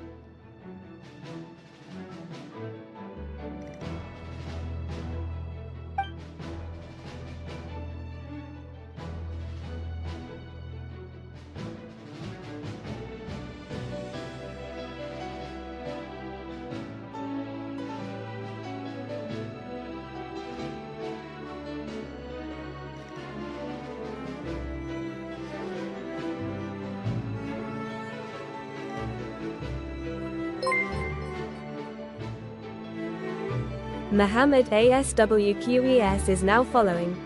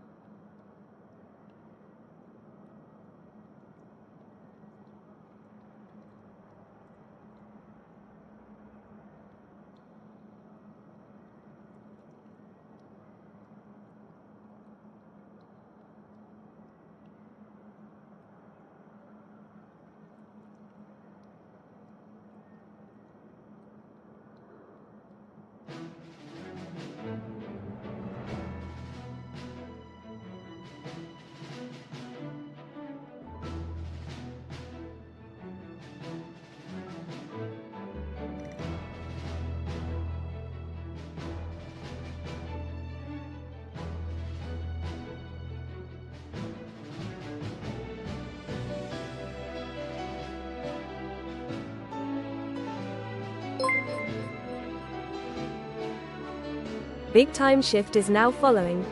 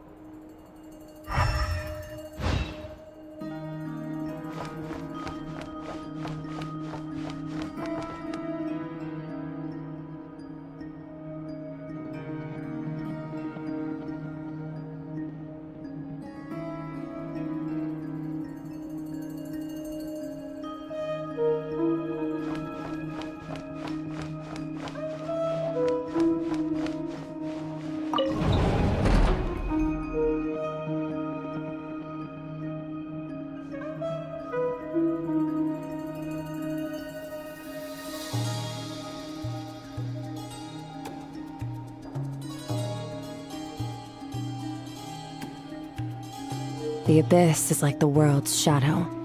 It's always there, and it will never perish.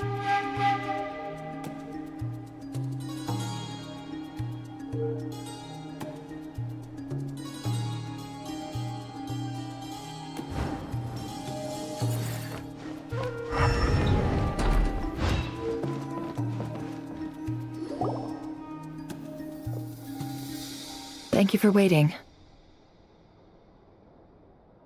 It's okay. We actually used the time to help Dainsleif get a room at the hotel.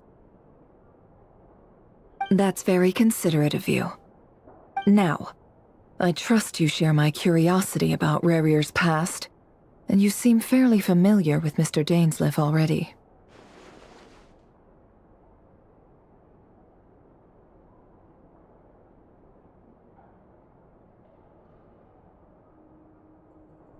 We spoke at some length after the meeting. He was the one who suggested I should invite you to join this operation. He feels confident that these secrets will be safe with you. Dane has a lot of faith in us, that's for sure.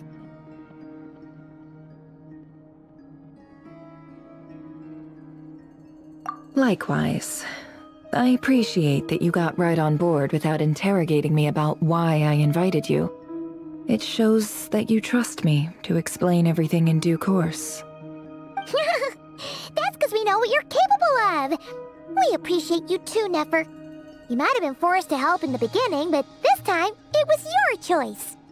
That's one way to put it. Another is this, that once a decision's been made, it's set in stone.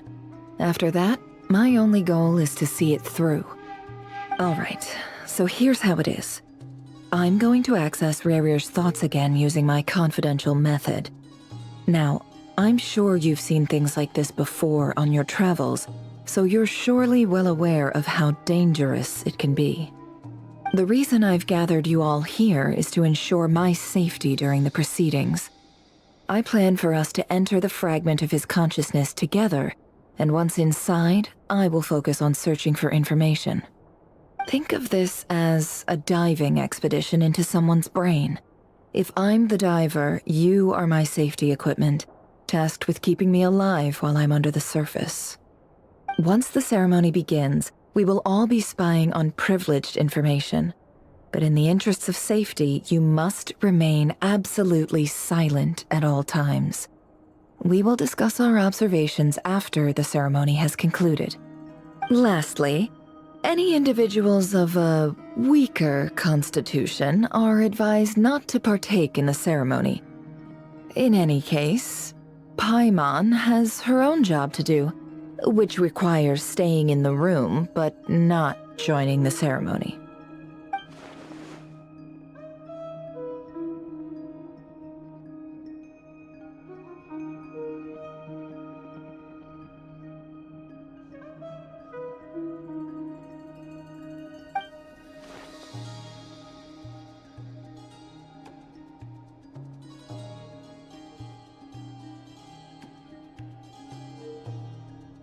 Well, good luck, everyone!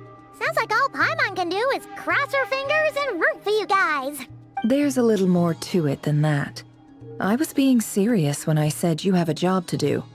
While the rest of us are inside Rarir's mind, it's imperative that we have a team member on the outside. In the event that something goes wrong, you will be our first responder. I don't anticipate any issues, but the extra level of safety will be greatly appreciated. I second that. This is a dangerous operation here, and you're our whole rescue team. That's pretty much the most important job in the crew. So, Paimon's like the lifeguard? Yeah, that makes sense. All right, got it. Good. Please, take a seat. We'll get started momentarily.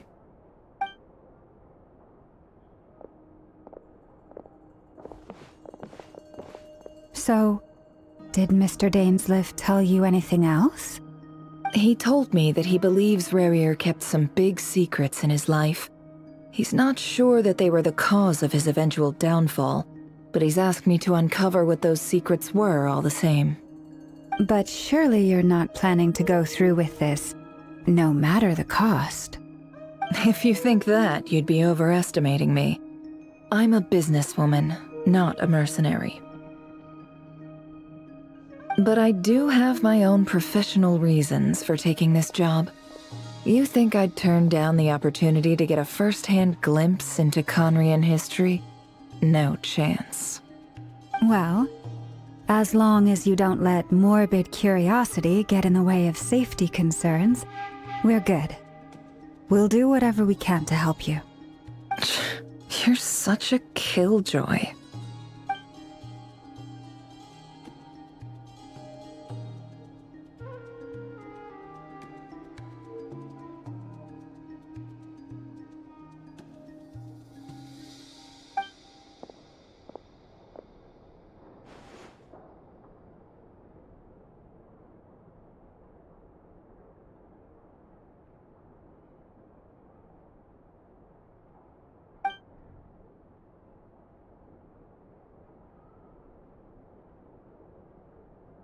All right, I'm good to go. All set over here, too.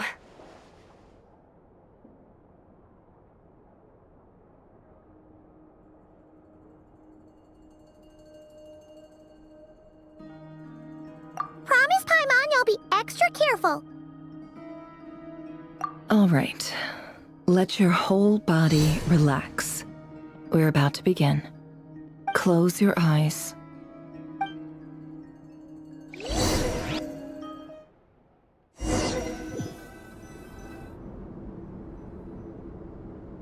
Phew. Could this be his office? Pretty standard setup. Bookshelves, paperwork, files. According to Dainsleif, Rarir used to be an intelligence operative. Chances are there's plenty of top secret intel stashed away in this room. Is this where you keep your secrets, Rarir? Can't say I'm not looking forward to this.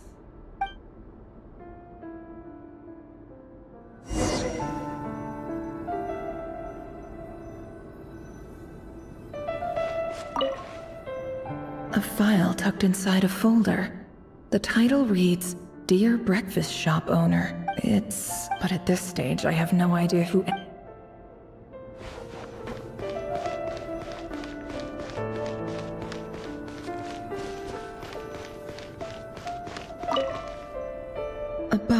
containing a ring inlaid with a precious gem. Must be for his girlfriend. He looks even gloomier than last time. I wonder what's changed.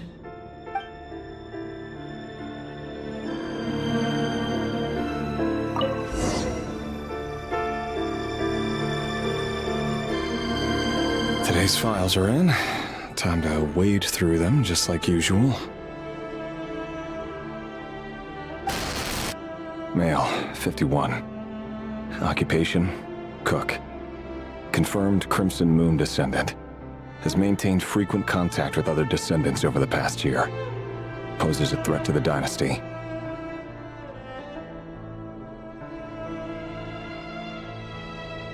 Neutralized.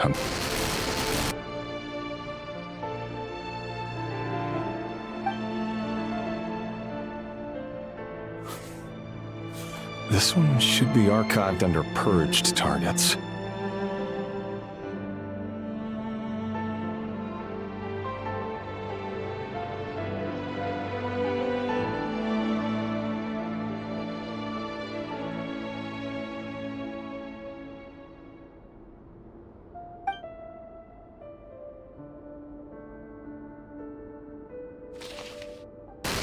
Female, 23. Occupation, office clerk. Confirmed Crimson Moon descendant. Has maintained frequent contact with other descendants over the past year. Poses a threat to the dynasty. Neutralized. Another one for purged targets. Sounds like she was that other man's daughter. Never mind. What's it got to do with me?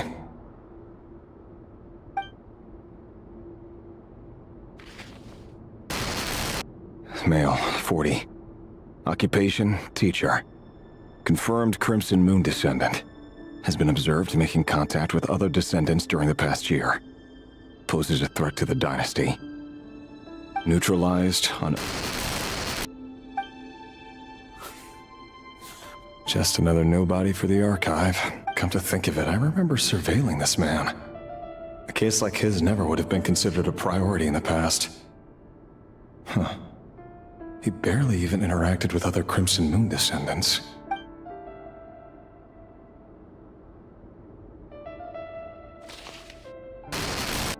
Female, 16. Occupation, none. Orphan and confirmed Crimson Moon descendant. Has been observed making contact with other descendants during the past year. Poses a threat to the dynasty. Neutralized on... Filed. I have no recollection of this girl. None whatsoever. She...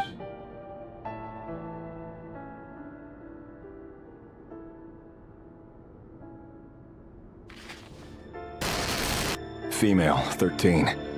Occupation, none. Orphan and confirmed Crimson Moon descendant. Has been observed making contact with other descendants during the past year. Poses a threat to the dynasty.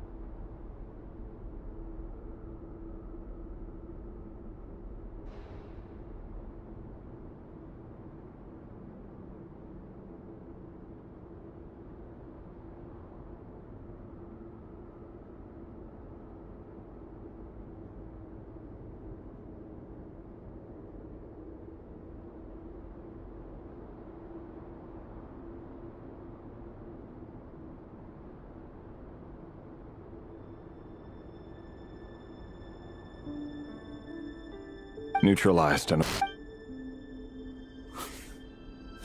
filed.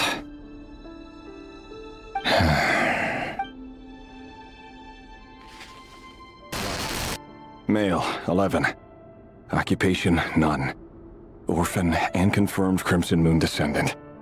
Has not been observed making any contact with other descendants during the past year. Poses a threat to the dynasty. Neutralized and...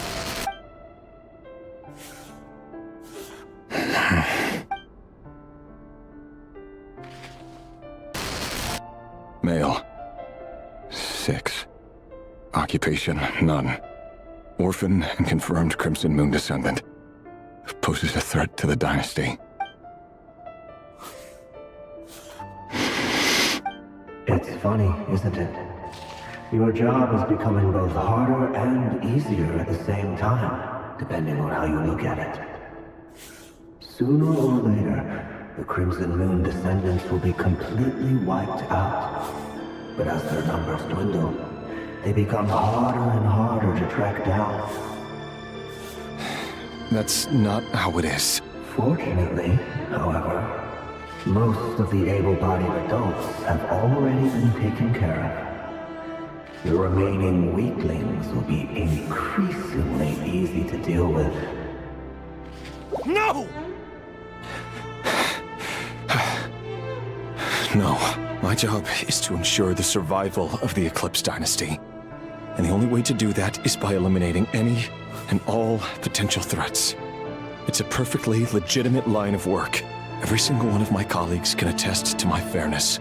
And if my friends were aware of the facts, I know they'd back me up too. Assuming, of course, that they were aware of all the facts.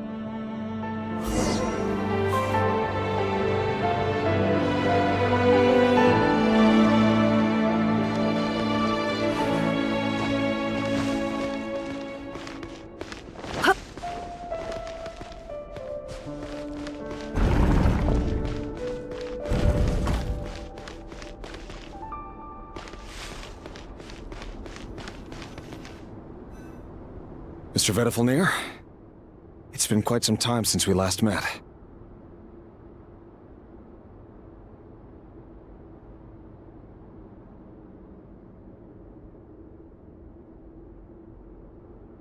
Rerir, I trust you're here because you have something important to discuss. Forgive me. I wasn't tuning out, it's just, I noticed you didn't even phrase that as a question. As if you knew I was coming. Tell me, does someone in your position ever feel the need to ask questions at all? It is indeed within my power to foresee certain things. Things like your arrival. I was just thinking. It won't be long before I'll be inviting both you and Dane to my wedding. That isn't a lie, but nor is it a fact as such. It's a wish, isn't it? No fooling a prophet, is there? Ever since that day we met for drinks, I knew it was only a matter of time before you came looking for me. Does it feel good? Knowing how the future will unfold. I'm afraid the notions of good and bad fail to capture the complexity of what such a power entails. Once you've seen what will come to pass, it can be all too easy to succumb to fear and melancholy. Unless, of course, you learn to abandon these feelings.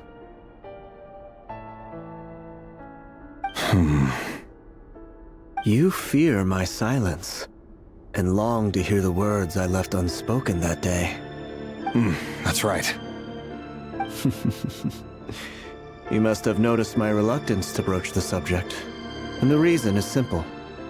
Because the truth could never have lived up to your hopes. For both our sakes, such words are better left unsaid. The burden of prophecy was never meant for your shoulders. So who exactly do you deem worthy to hear your prophecies? None but our exalted king? Or rather, our king as he once was. You're closer to his majesty than I am. You must know better than anyone how much he's changed. You say that as though it is to my benefit. Yet precisely because of that, I dare not speak rashly. A king can turn out to be the most virtuous of rulers, or a tyrant more terrible than the most vicious of dragons. You are so wise and far-sighted, yet still you would have me live in fear of the unknown? You make a fair point. Especially given my silence alone was all it took to send you spiraling downwards. Very well then. Let me offer you some advice. And I say this not as a prophet or a visionary, but simply as the brother of your friend. For many reasons, there is very little chance of your marriage ending in happiness. If happiness is what you seek, you should find another fiancé.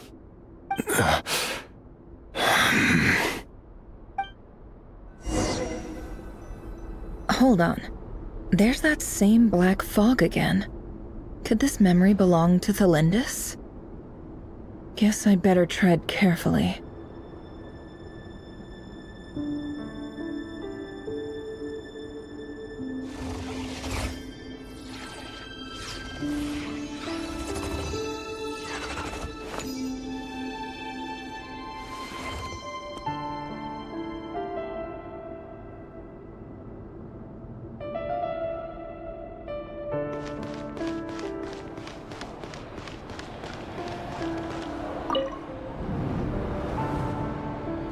Wait. Hear me out. This time we finally got a clear look at his face and learned his true identity. His name is Rayrir, and he claims to be one of the king's guards. What did you say? A cruel irony, isn't it? The man you're set to marry leads a double life as a brutal executioner. Why are you telling me all of this now? Simple. It's because I want you to kill him. You are the only person he would never suspect. No, absolutely not. I would never dream of doing such a despicable thing. So you'll just stand by and watch him slaughter us to the last. Do not forget that the blood of the Crimson Moon flows in your veins too. The blood of the Crimson Moon? What does that matter now? The dynasty has long been dead and gone. You think that alone is reason enough for me to throw away everything I have? Why wouldn't it be? You two were once a child of the Crimson Moon, just like me. Don't tell me you've never felt so much as a flicker of fury for the way we were trampled into the dust. As long as you promise to abandon this pipe dream of restoring your dynasty, I can try to persuade him. Or have him persuade the Vinster King. Persuade the Vinster King? Do you even know why he's so obsessed with hunting us down? Why he keeps trying to force us to hand over our secrets over and over again? Or why we refuse to give up on restoring the dynasty? The Vinster King. A blind fool. His eyes clouded by powers from beyond this world. A petty little man with a miser's heart. And he dares to sit upon the throne? Mark my words. Sooner or later, Conria will fall. And it will be his doing. If you can't bring yourself to do it, so be it. Just you watch. It won't be long before calamity descends upon us all. The Rayrir of Solnari. That really is quite a secret you've been keeping from me, Rayrir. But who am I to talk? Am I really any better? I've kept my own past a secret this whole time too. Love should be built on honesty. But ours was born from lies. And yet, is it really so wrong to hide things that would only make life harder? If we don't cover up the parts that no one else should see, how can we go on pretending to be normal? Vedifilnir must have known all this. And that's why he made his prophecy. In the end, nothing stays hidden forever.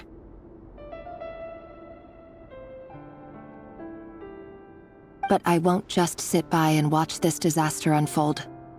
I'll do everything in my power to protect what I cannot afford to lose, no matter who I have to face.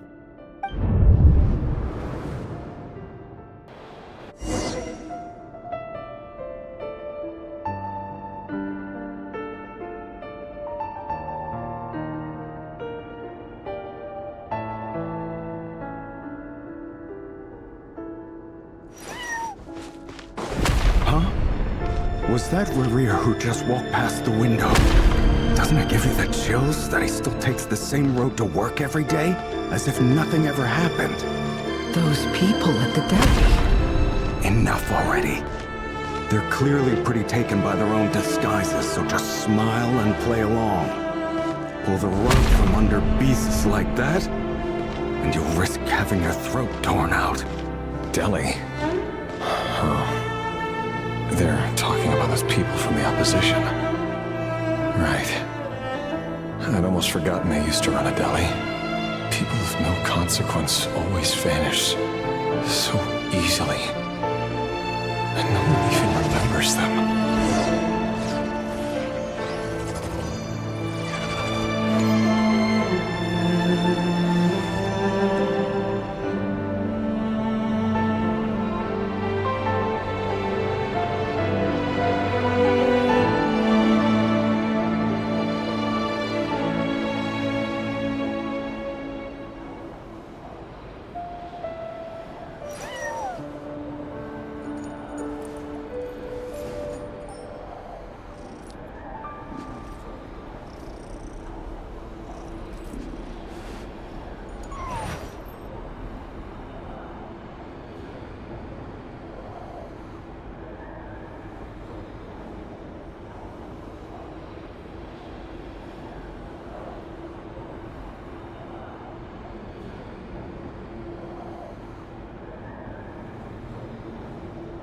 Don't trust your eyes uncritically. People only see what they want to, so don't be your own fool.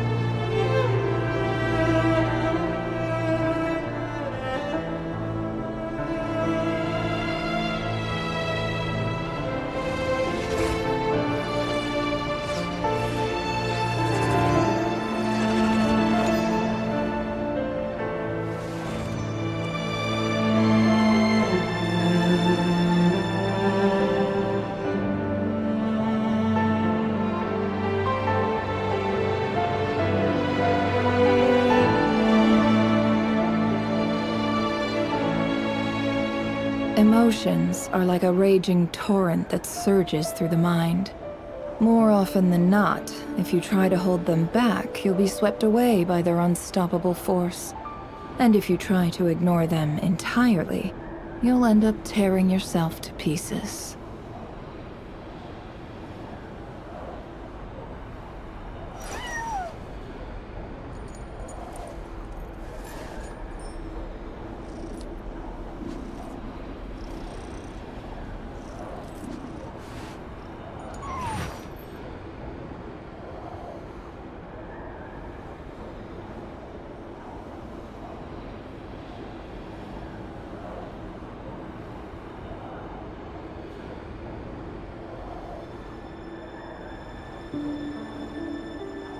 Don't trust your eyes uncritically. People only see what they want to, so don't be your own fool.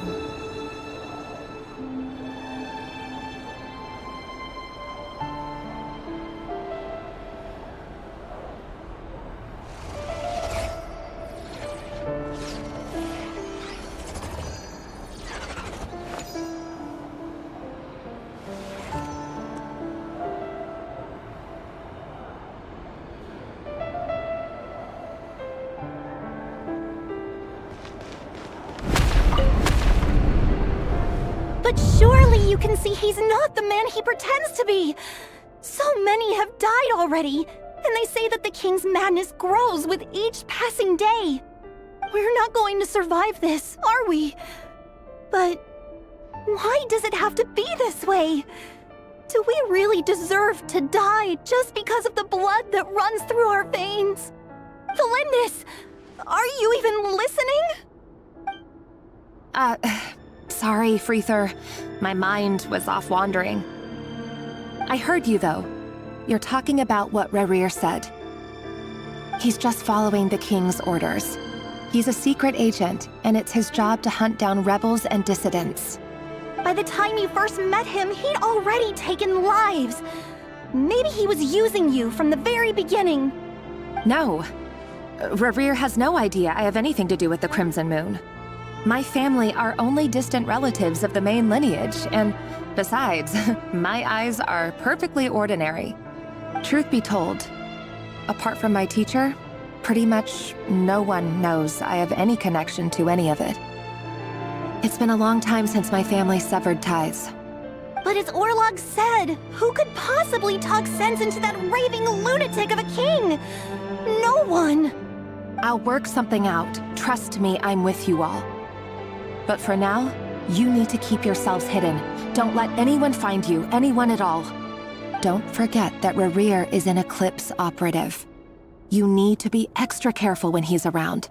And when I am too. For now, don't come looking for me. And if anything happens to me, just act like we've never met.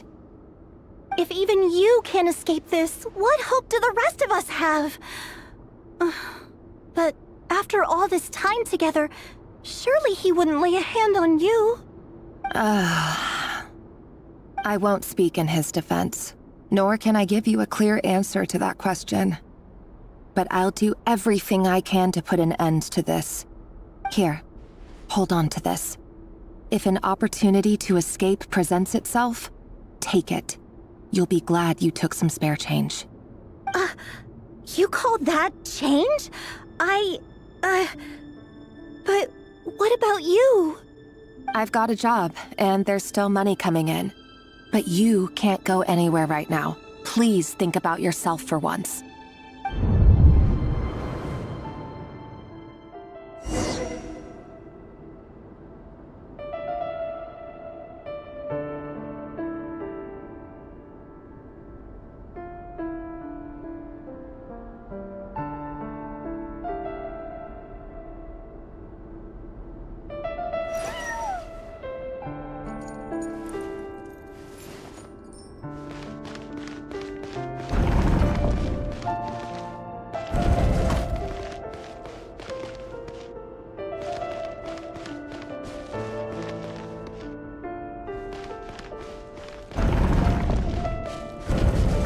Another day, another round of assassination training.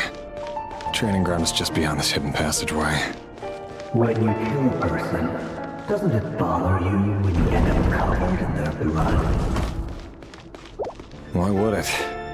Aren't we all just walking blood bags? But not everyone is accustomed to hunting down others like prey. You've been a hunter for so long now. You seem to have forgotten that most people don't just go around killing one another. Leave me alone. You'll be swept away by their unstoppable force. And if you try to ignore them entirely, you'll end up tearing yourself to pieces.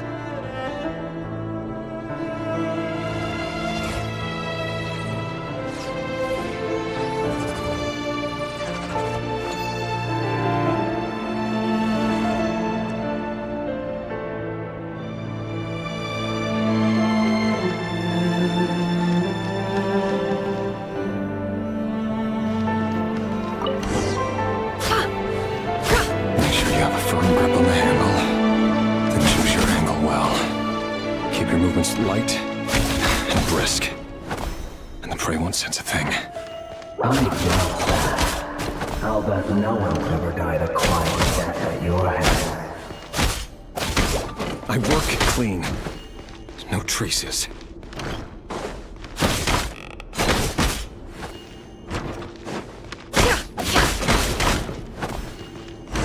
That doesn't make it open or board, though. The king just happens to be right now. What if someday he doesn't?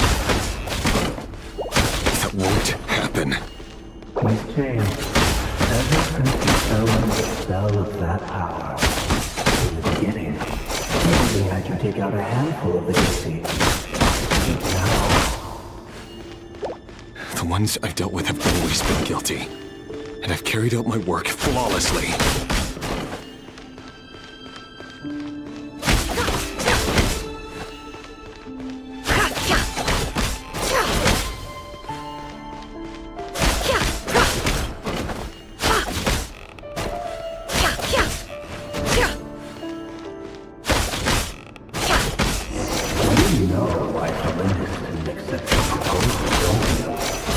Was it because he didn't trust you?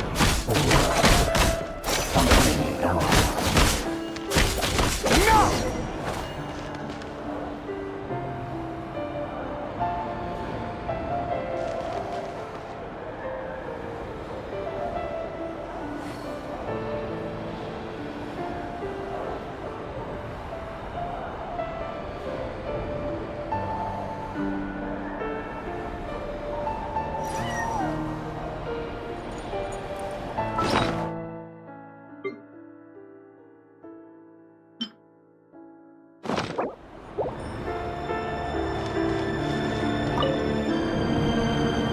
Delindis, do you still remember Orlog? Orlog? The boy who was pretending to sell flowers. You spoke for quite a while, didn't you? Yes, we did. What about him? He was arrested 2 days ago.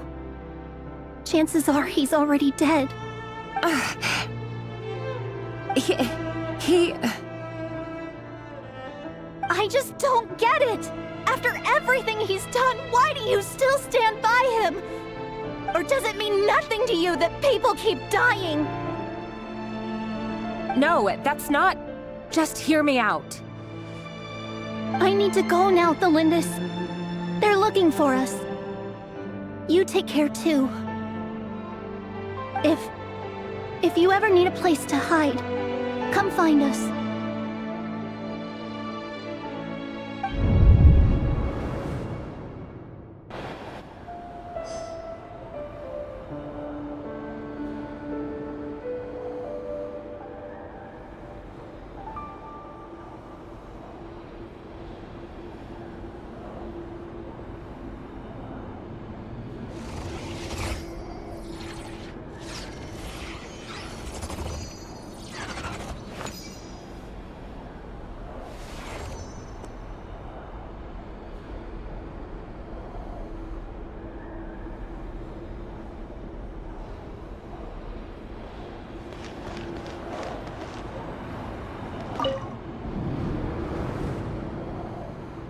Author Thelindis.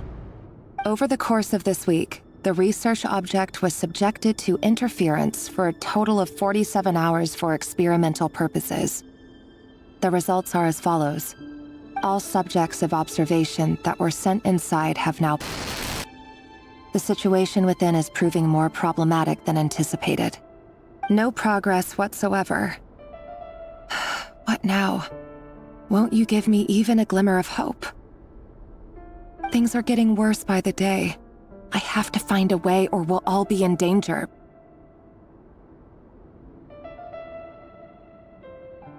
But I... If all this research comes to nothing, what then? Sooner or later, it'll be my neck on the line. But could he really bring himself to kill me? No. Surely he wouldn't have the heart.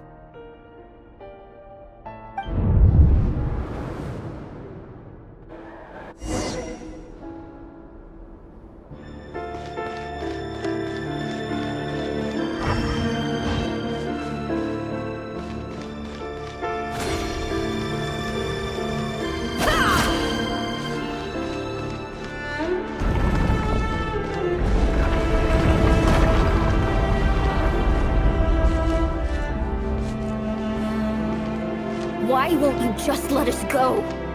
We don't even know each other. All we want is to live ordinary, peaceful lives. You want to live?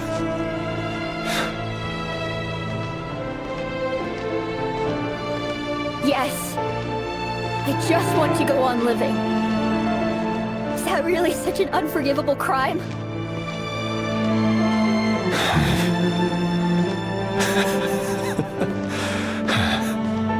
You want to go on living. I want to keep living too. To keep living forever. That's why I have no choice but to continue on the path I'm on. If only some savior would suddenly swoop down and change the way the world is. Too bad that's not going to happen.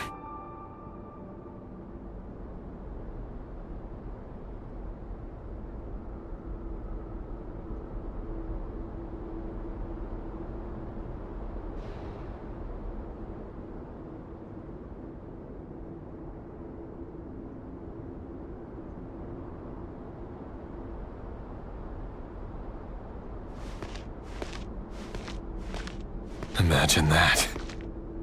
If there really were such a person, you and I wouldn't be standing here like this, would we?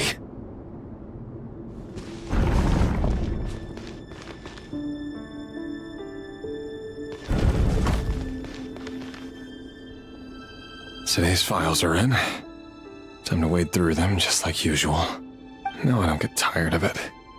It's my job. And not only am I lucky to have it, I'm good at it too.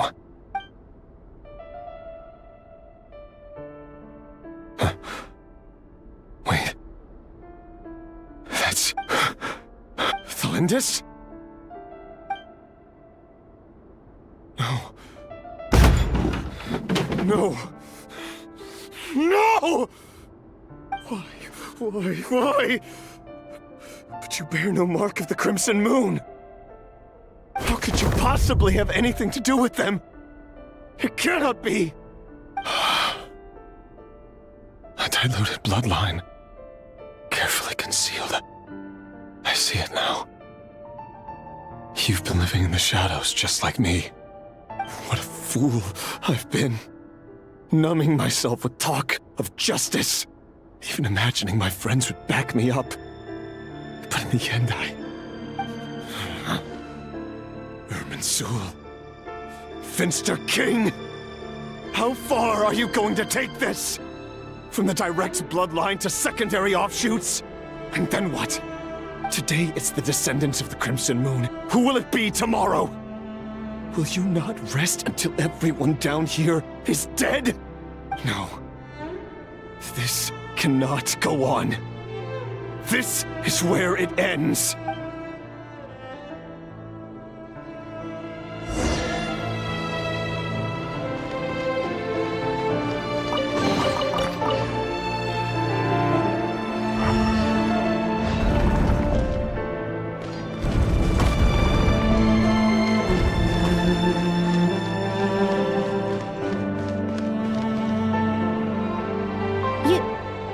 You're really letting me go? I am. As long as you can guarantee that no one will find you. Don't worry, I'll be extra careful. No one will know I was here. But what about you? Me? If you let me go, you won't be able to complete your mission, will you? Good point.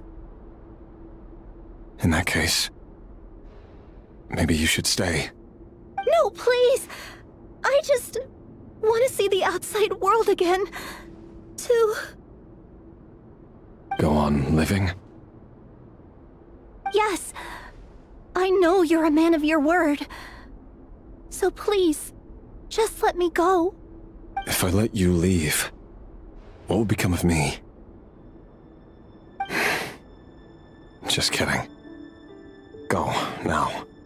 But remember, don't let anyone know you were caught. We'll be seeing each other again very soon if you do. Even shadows in the dark must live by a code. But you can't save everyone. You've been whispering in my ear for days now, Vedifilnir. What are you trying to do? Break me down? I only say this because you long for an answer to your problems. Let her go, Rerir, or you risk losing everything. I will not abandon Thelindis. Then you'll need a little more vigilance and a lot more power. The world is changing, Rerir. Keep your eyes peeled for your moment of opportunity. That voice used to be so unclear, but now I know exactly whose it is. It's Vedifilnir. He won't tell me how to actually resolve any of this, but he keeps trying to manipulate me like a puppet. What's his game here? Tell me then. What will this moment of opportunity look like? And no answer. He's like a ghost. Always disturbing me when I'm on edge, but never answering when I need him most. So, the Eclipse Dynasty was purging, well, massacring the descendants of the Crimson Moon. And it seems like it was all connected to the Vinster King's research. The King's obsession with abyssal power left the future of Khaenri'ah hanging in the balance. No wonder every aspect of Rerir's life was so unstable. And it looks like this Thelindis, Rerir's would-be fiancée, herself belonged to a sub-branch of the Crimson Moon Dynasty's descendants. It almost defies belief that a couple like them could hide the truth from each other for so long. If the Vinster King hadn't intervened in such a drastic way, they might have gone on deceiving each other for the rest of their lives. And why does Vedifilnir, Dainsleif's older brother, keep talking in Rerir's head? This guy kept more secrets than I ever imagined. The human mind is like a vast desert of shifting sands.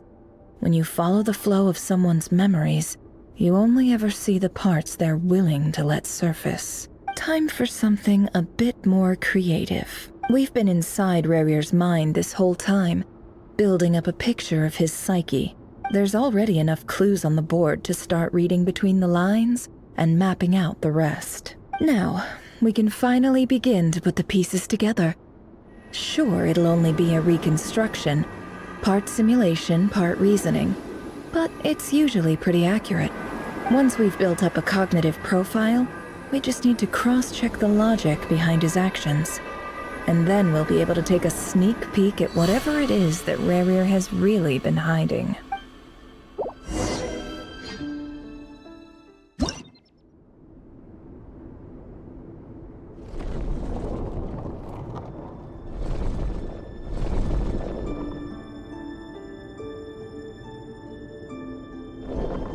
Rerir, are you there?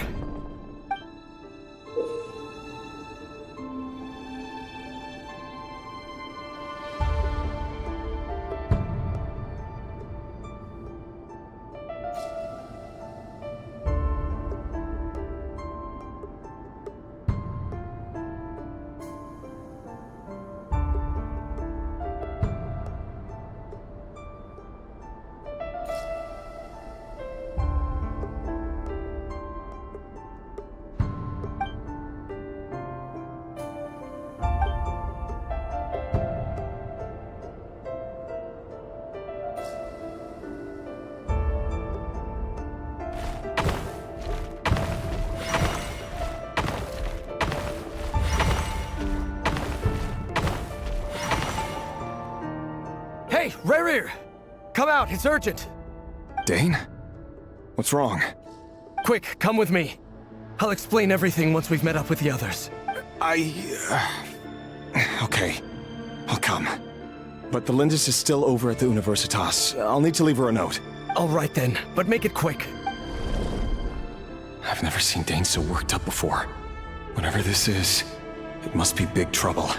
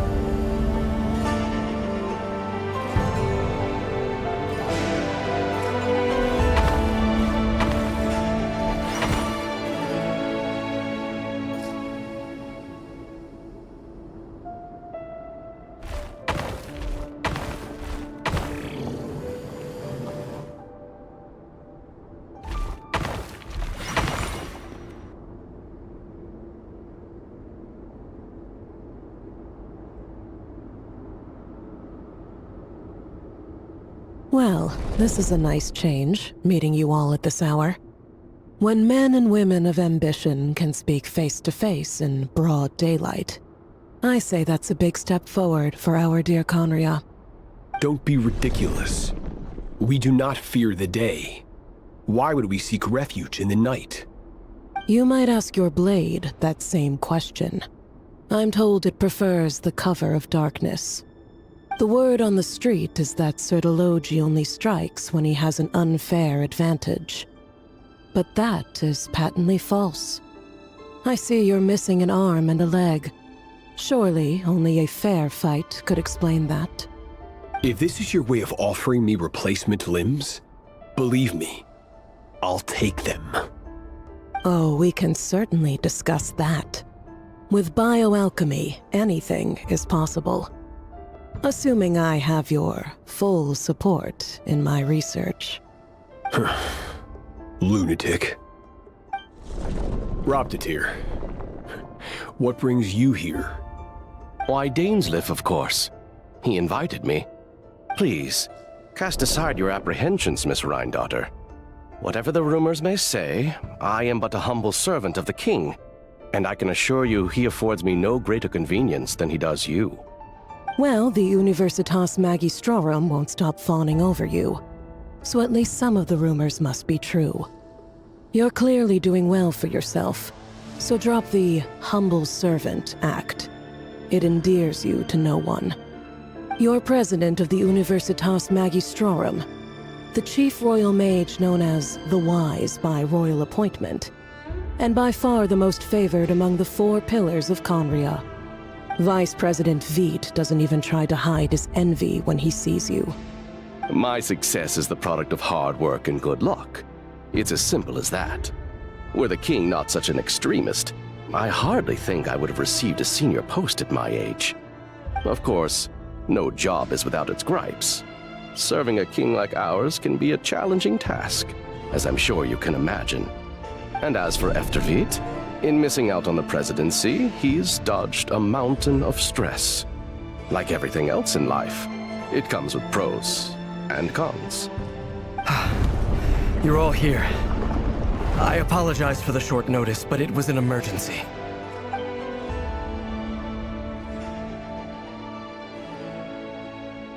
You must be Rerir. Mr. Sir Delogi. Yes, I handled your case file during your sentencing. Nothing personal, of course. I'm pleasantly surprised that you remember me. You're clearly a person of substance if you've been invited here. But Dainsleif, you'd better have a very good reason for convening this little gathering. It's my brother, Vedifenir. After he spoke at the court this morning, the king was so infuriated by his words that he had him blinded in both eyes and thrown in prison. Vedifenir in prison? Strange. I thought the king trusted him and Horoptatir more than anyone else in the world. Does this mean the king's circle of trust just got even smaller? It has nothing to do with trust. It's about what the king wants, which is as clear as day to anyone paying attention. I simply appease him, because it's in the best interests of the Universitas Magistrorum. And also because you're slimy. Vedifenir, perhaps less so. But still, a visionless visionary? It rather inclines me to think that qualifications are not what get you ahead in Conria. Do you honestly think this is an important discussion to be having right now? Dane, what are you planning to do? Rescue Vedifenir, I assume. Correct. It will mean storming the palace by force. Tonight. I need all of you on my side. That's far too dangerous. And don't forget, Dainsleif, you're captain of the Royal Guard. You swore an oath to the throne. Hmm? You've been planning this for a while, haven't you? I have no desire to commit treason. But whatever critique the king may have of Vedifenir, disfiguring your most loyal subject for putting the best interests of his court and nation first, this is not the conduct of a wise ruler. My blade will force the king to see the error of his ways. So, Vedifenir's prophecy enraged the king.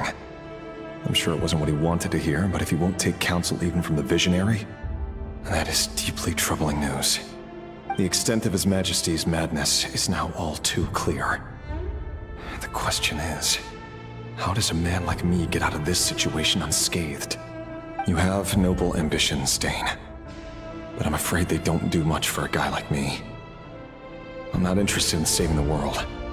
All I want is a letter of pardon. A letter of pardon? For whom? Thelindis? The chances of the Vinster King issuing a pardon for anyone connected to the Crimson Moon seem vanishingly slim.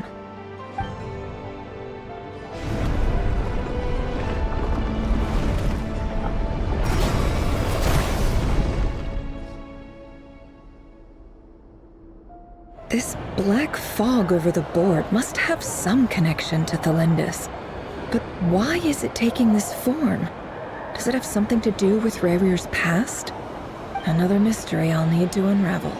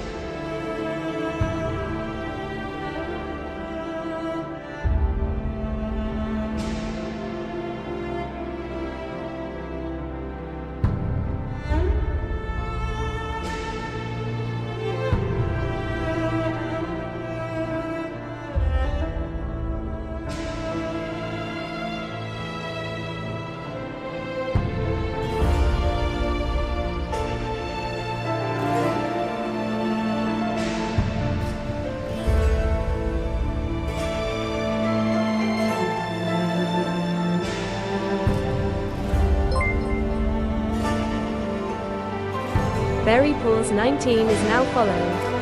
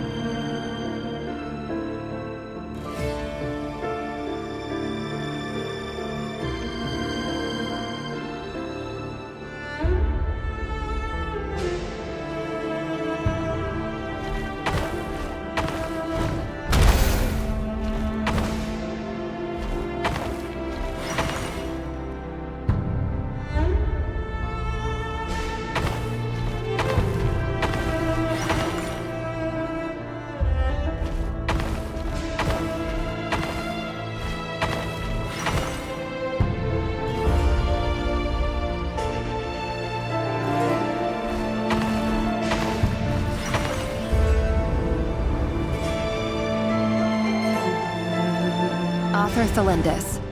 Over the course of this week, the research object was subjected to interference for a total of 60 hours for experimental purposes. The results are as follows. Research dating back to the Crimson Moon Dynasty has established 2 points regarding Moon Marrow. Firstly, its origins have something to do with a god's power. Secondly, it serves as a portal to an as-yet indeterminate location. Moon Marrow can thus be defined as a spatial gateway. However, there are a number of hurdles to overcome before we can answer the question of where it leads to. To start with, opening the gateway requires a specific power source, which the relevant literature indicates. An enormous amount of power is then required to keep the gate open. Currently, the total power output of our instruments remains in the single digits. To make matters worse, I am now the only staff member remaining in the Moon Marrow lab. The Universitas Magistrorum recently decided to move most of its personnel into abyssal energy research, which has stymied all Crimson Moon-related projects. This is not a wise move. I have always maintained that placing all our hopes in a single source of power is risky, especially one as poorly understood as this. As well as making ourselves overly reliant on a single resource, we are neglecting other promising technologies. I apologize if this comes across as disrespectful. But as a Moon Marrow researcher, I desperately want to see the world beyond the gateway. If we really made it there one day, what would we find? And how would we go about taming the unknown?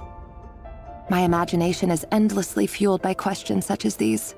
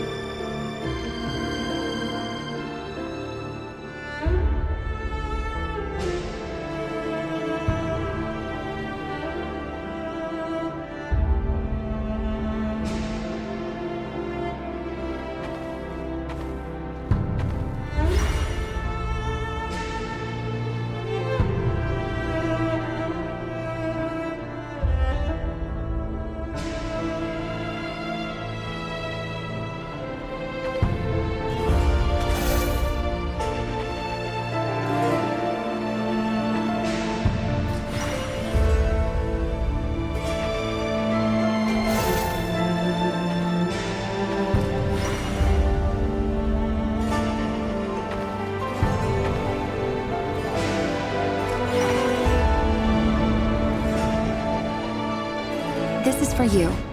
I heard you're gonna leave the city with your parents. Thelindis, did you hear about what happened? I've heard nothing. Rerir got back very late last Friday, and he was acting a little unusual, but he slept pretty well, so I'm guessing whatever he did was a good deed. You never saw him, and I don't know what he did. And this conversation never happened. You understand? What if he finds out that you pried into his secrets? Don't be silly. I don't know what secrets he does or doesn't have. All I know is he's just a normal guy who happens to run some errands for the king. Are you scared of him? I don't know. The Rerir I know doesn't match the person you all describe. Logically, I should be scared of him. And yet, I don't want to lose him. But enough about that. You should get going, and be careful with the package I gave you. Keep it secret. Keep it safe. What's in it? A piece of the moon. All you need to know is that as long as you keep it safe, then in the future, everyone will be able to see a red moon. A red moon? You mean our moon? That's right. Our moon. Promise me you'll look after it. I promise, Thelindis. The Crimson Moon bloodline will never die out. Its light, the color of blood, will become like a fire that flows in our veins, no matter how long it takes.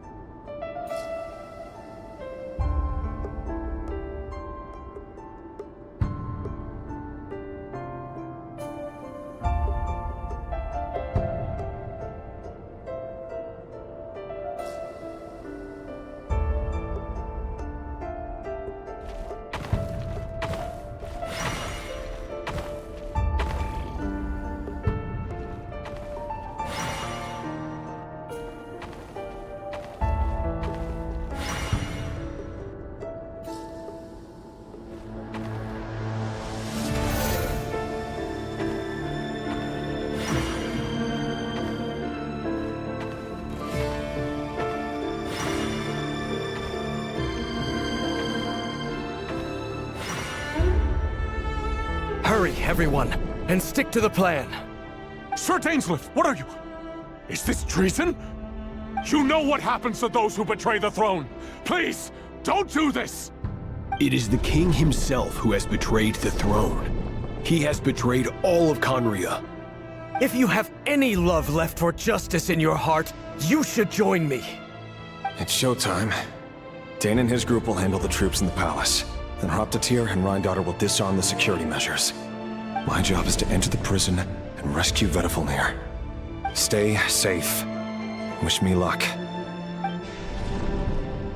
Look after my brother. Draw your blade. It is time for justice to prevail.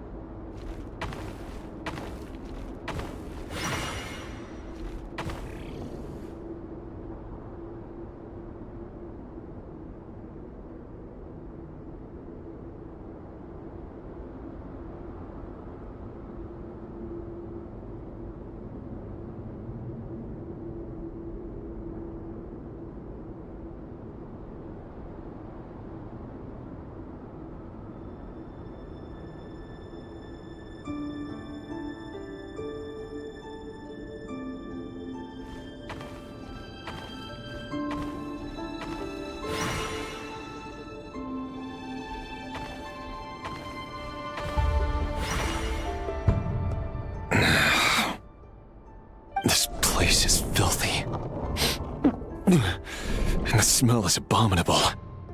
Clearly, the king doesn't allow his prisoners a single shred of dignity. This is dire. Found you. Hello, Mr. Vedifalnir. Ah, it's you. Surprised? Oh, wait.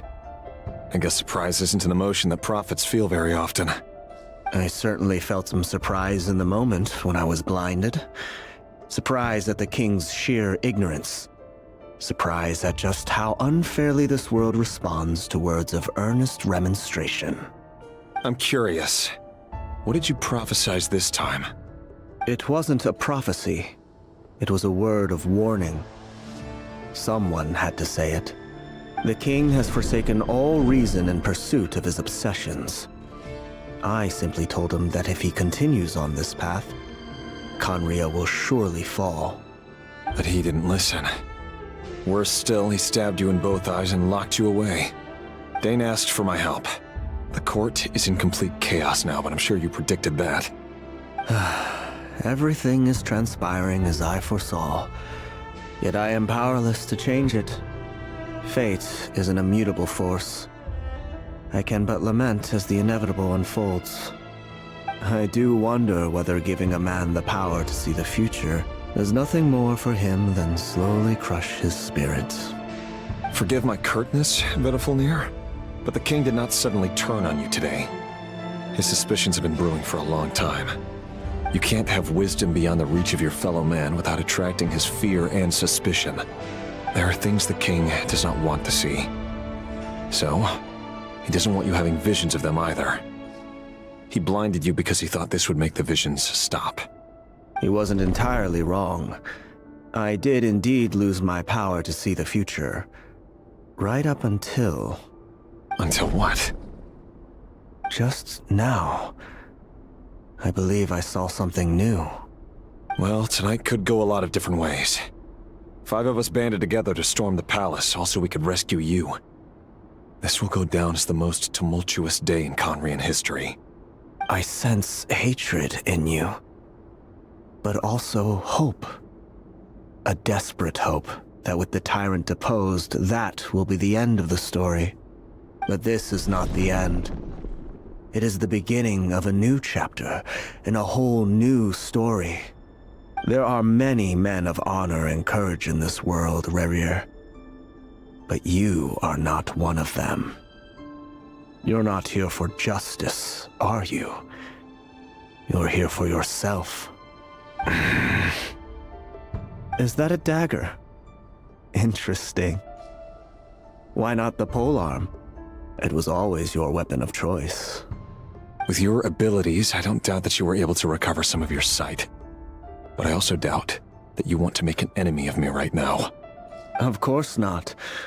We're on the same side, aren't we? We could be. But I need you to be honest with me, Vedifalnir. At this point, you're my only hope for the future. You mean your future? With your beloved, Felindus? Yes. And I know there are bigger things at stake here. A dynasty, a nation, maybe the entire world. But forgive me, I care first and foremost about myself. I can't abandon the one I love to save myself. I just can't do it. But you see a broader picture of the future than I. You see the solutions to the biggest problems of our age. So tell me, what is my solution? What's the answer? In matters of fate, answers are either right or wrong. What will be and what will not. Maybe you are willing to pay a certain price in the pursuit of happiness, but unfortunately, fate does not negotiate. That is the cruelest thing about fate. It is unmoved by your sacrifices. That can't be true. I know it's your voice that I keep hearing in my head, urging me to see how the world is changing, to seek more power, so I can protect the things I love. You show me disaster, but you won't show me how to avoid it? Why? Why are you doing all this? My voice. In your head.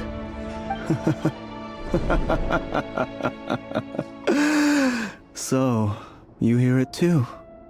The voice that steals your mind, gains your trust, and drives you crazy. It turns out that we are not so different, you and I. Vedifilnir just broke into the strangest smile I've ever seen in my life, as if he'd discovered some monumental secret. But then he suddenly switched to looking extremely weary. Very well then. My advice to you is as follows. You must persevere. Whatever trials and tribulations you may face, be steadfast in the belief that they are your path to the future.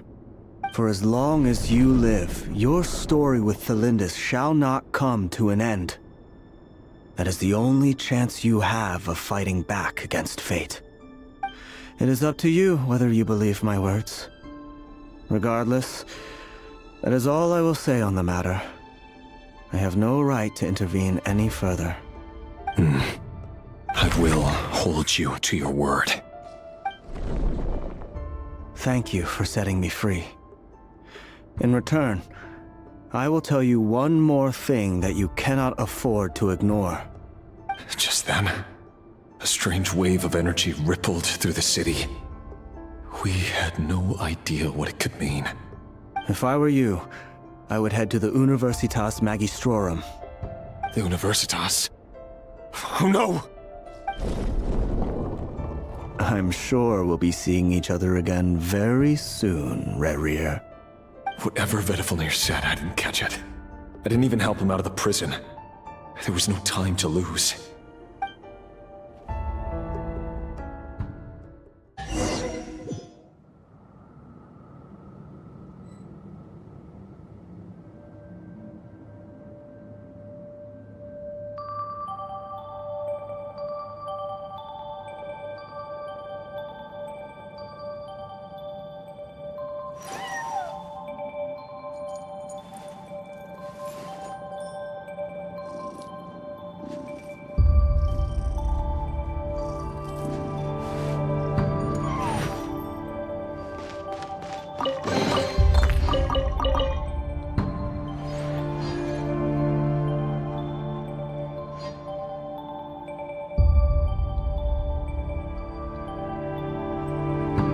Don't trust your eyes uncritically.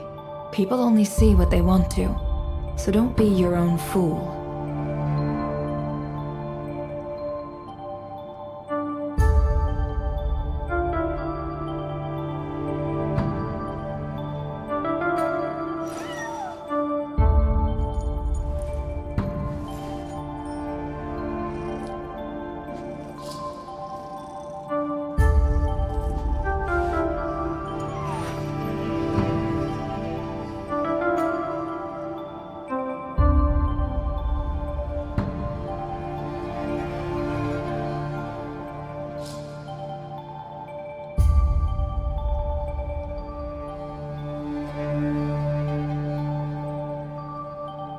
Why does Ashru sit up on the counter? To welcome our clients, of course. A kitty's gotta earn his kibble somehow.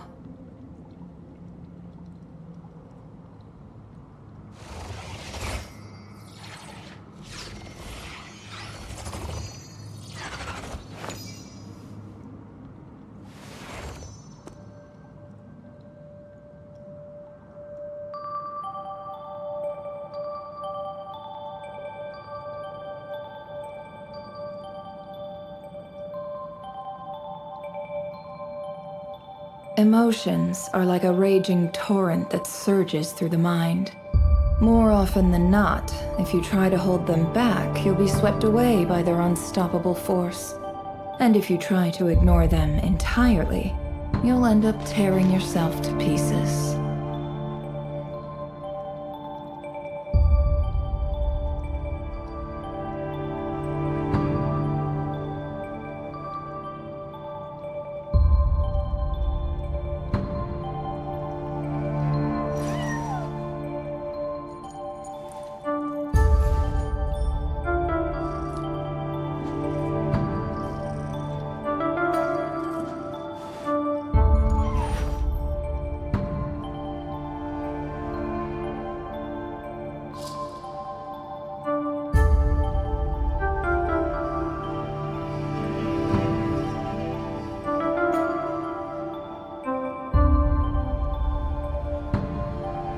Why does Ashru sit up on the counter?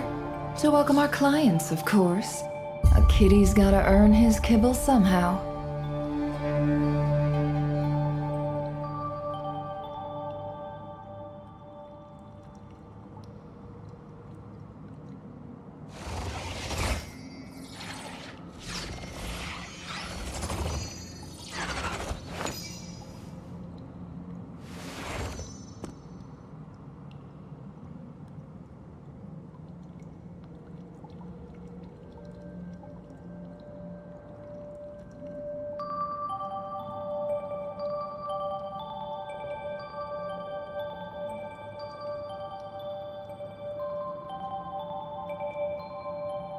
Don't trust your eyes uncritically. People only see what they want to, so don't be your own fool.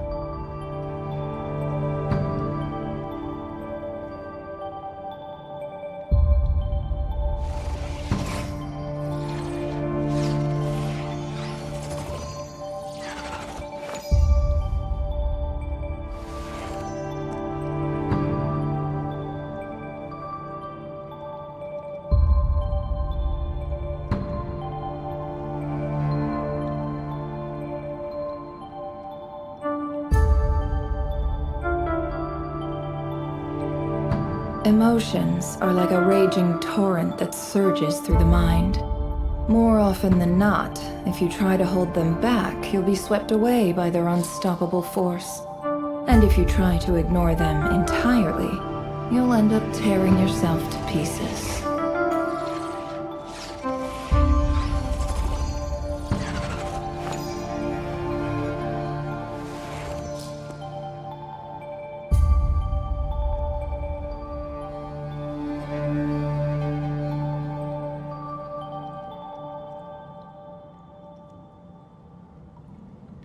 Why does Ashru sit up on the counter? To welcome our clients, of course. A kitty's gotta earn his kibble somehow.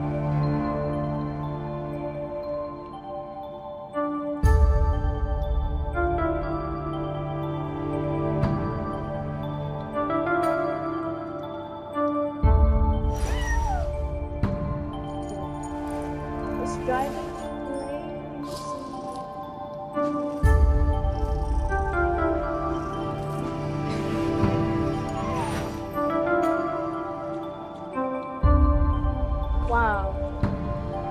She could do that? I didn't know she could do that.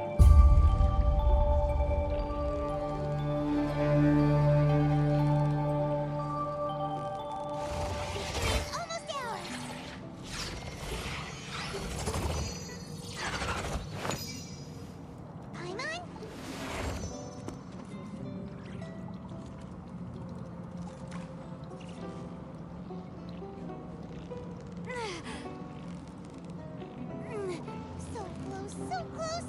Stay cool! Wow, my stomach is rumbling already!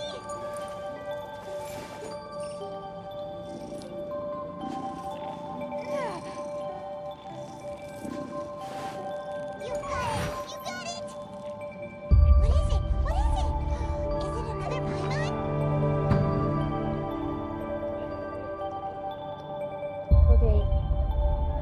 Okay, I just need one more fish. I need one more fish.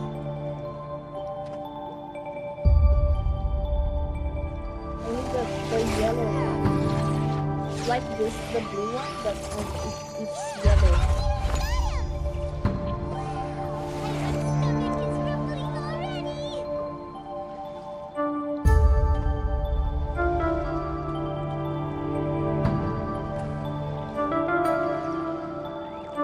How many things do you have already?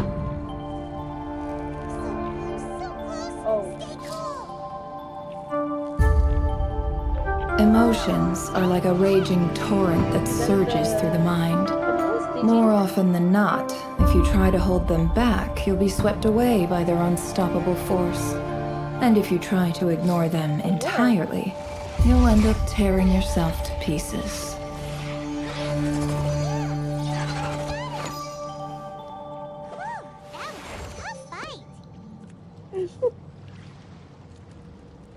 How did you get stuck?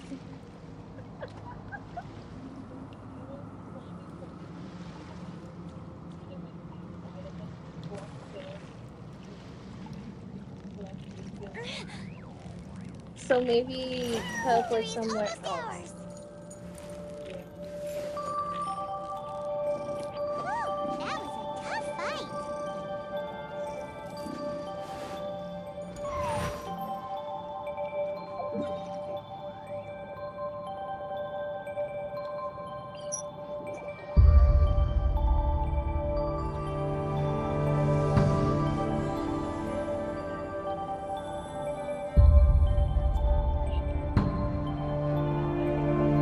Why does Ashru sit up on the counter?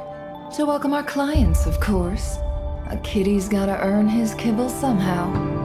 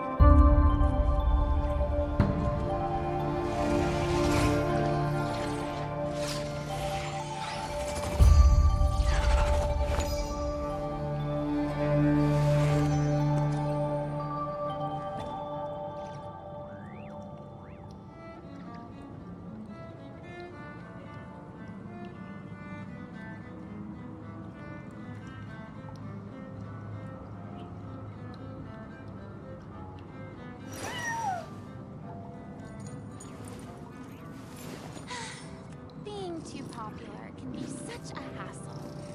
Who knew the people would adore me so much?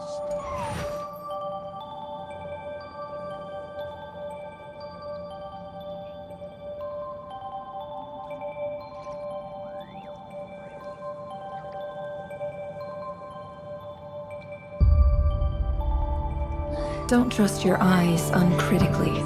People only see what they want to, so don't be your own fool.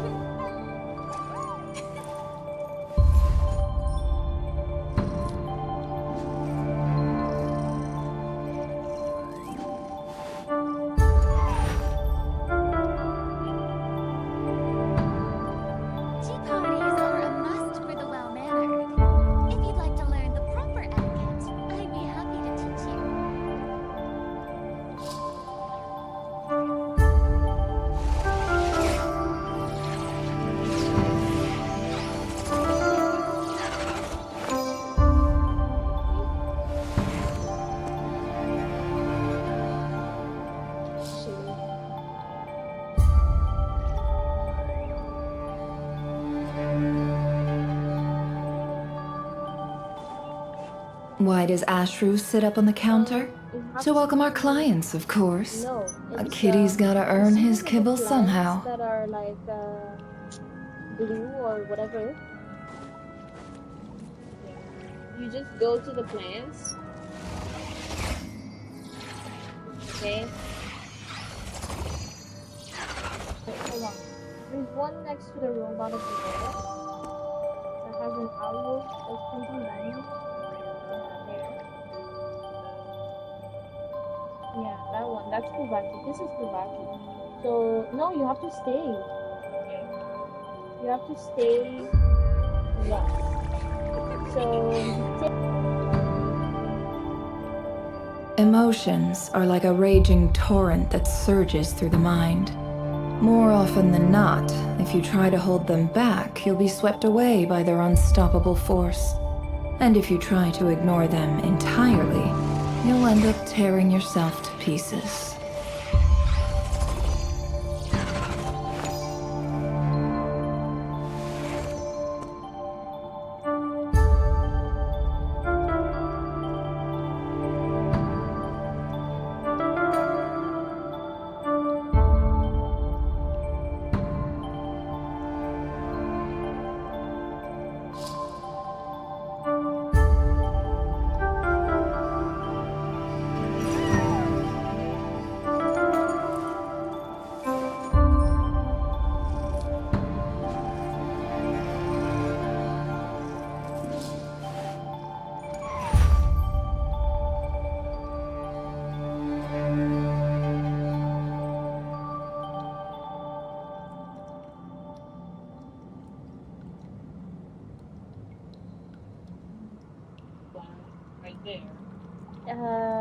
you see where the arrow is pointing? Why does Ashru sit up on the counter?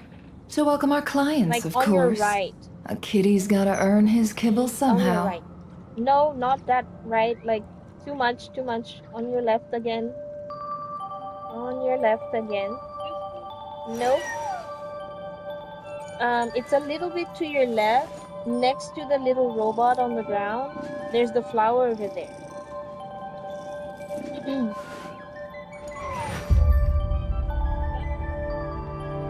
The stream is delayed, so I can't see. But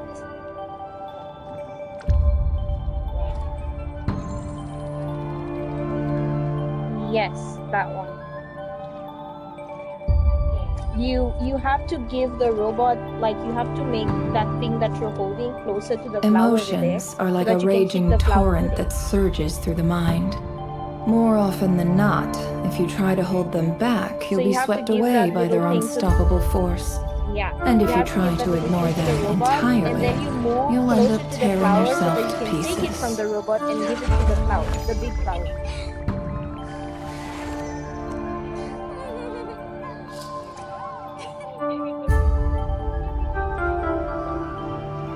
You have to get close to Kuvaki. You have to get Kuvaki to hold it.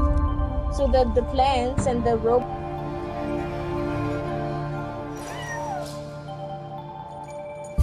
have Kuvaki, and that's the.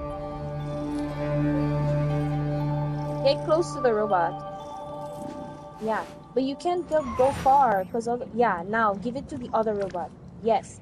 Now go close to the plant and then take to the plant, and then take. No, it's okay. You can leave it there. It won't do anything. It won't leave. You just go to the plant. So Why that you does can get Ashru Kuvaki sit and up on then the you can counter? take To welcome our the plant. clients, of course. A kitty's Yep, gotta earn so his this kibble one. somehow. And if you, yeah, now you can take the thing and then you can give it to the plant. I'm sure, I'm positive that.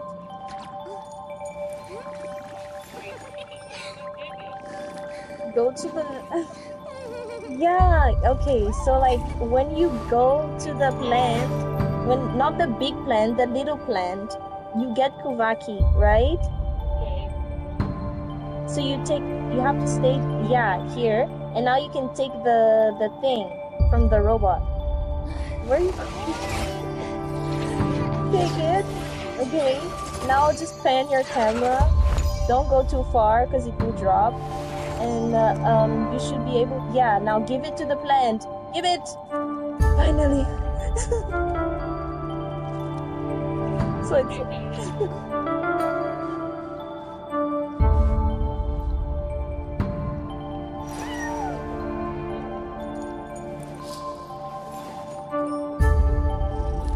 Yeah.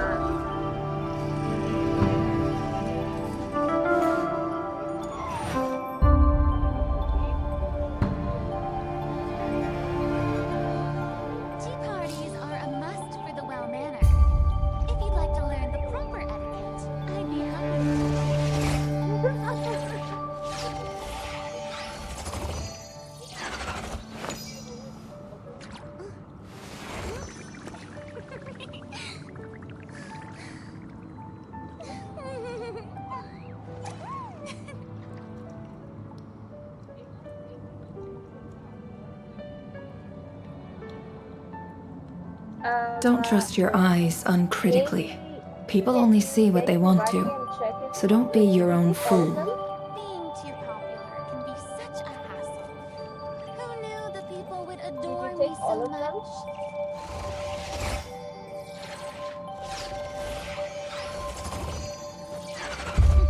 Okay, so maybe if you get Kuvaki again, then you can check if it does something. If there's something that you miss. Maybe.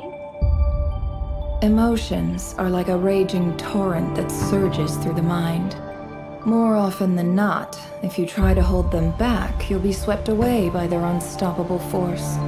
And if you try to ignore them entirely, you'll end up tearing yourself to pieces. Okay, then that means that it's just doing that. It's okay. You can move on to the next flower. If it still does that, then you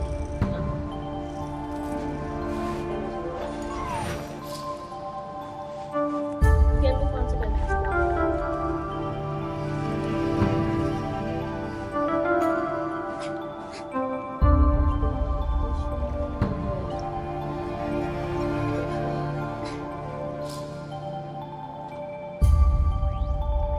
Don't trust your eyes uncritically.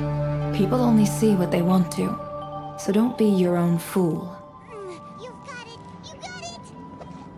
Wow, Paimon's stomach is rumbling already!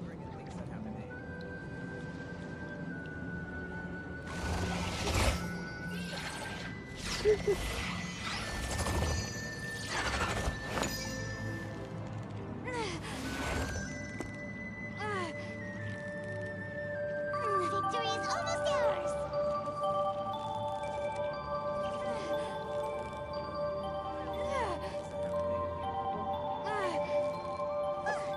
Well, you couldn't have done it without Paimon! Emotions are like a raging torrent that surges through the mind. More often than not, if you try to hold them back, you'll be swept away by their unstoppable force.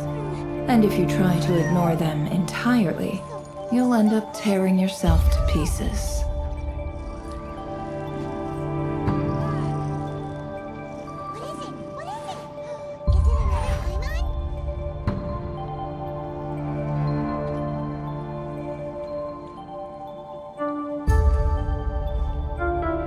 Gloria, I think I took all of the fish from your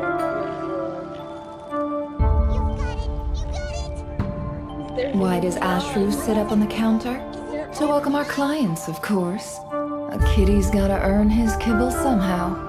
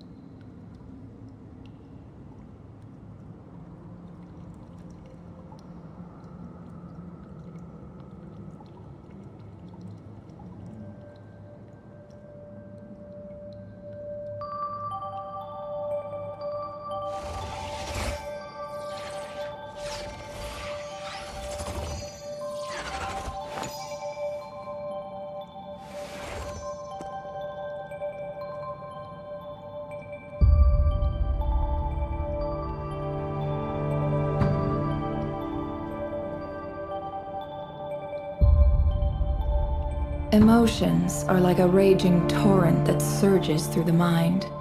More often than not, if you try to hold them back, you'll be swept away by their unstoppable force. And if you try to ignore them entirely, you'll end up tearing yourself to pieces.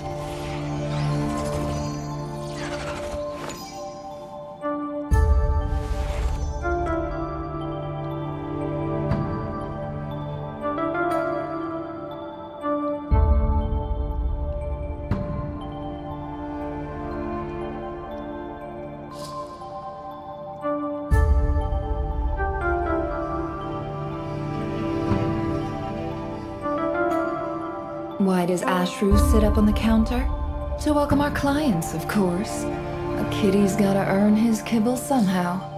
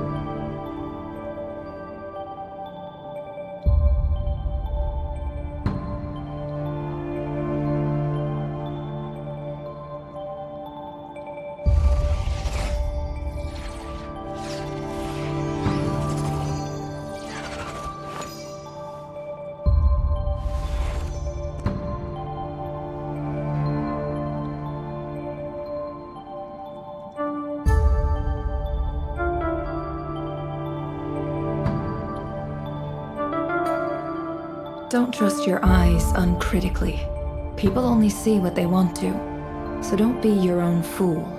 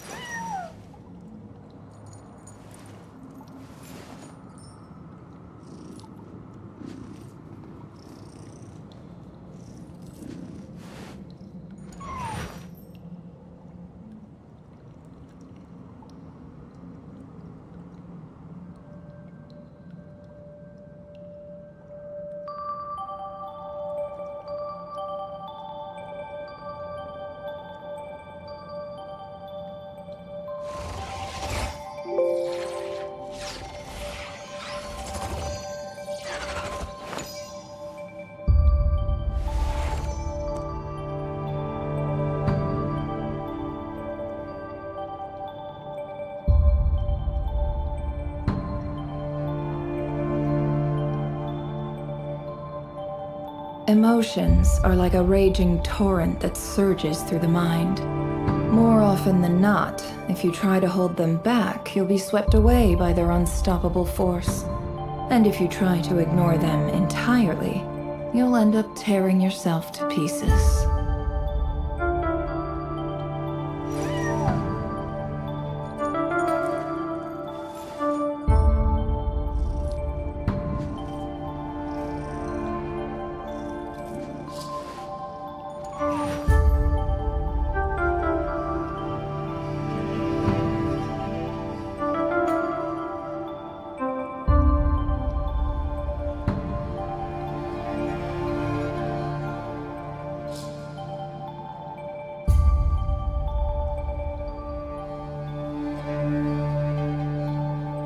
Why does Ashru sit up on the counter?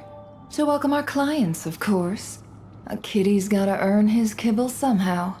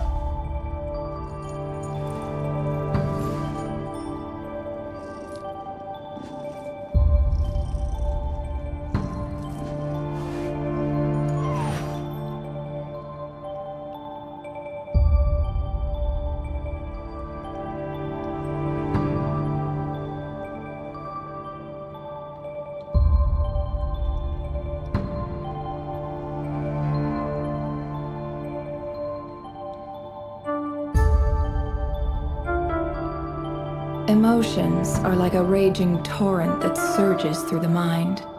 More often than not, if you try to hold them back, you'll be swept away by their unstoppable force. And if you try to ignore them entirely, you'll end up tearing yourself to pieces.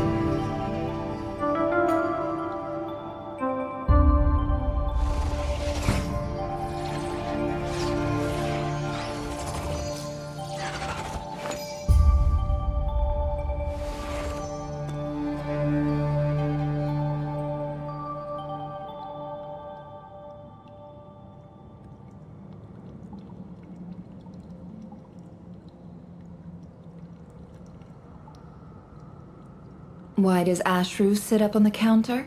To welcome our clients, of course. A kitty's gotta earn his kibble somehow.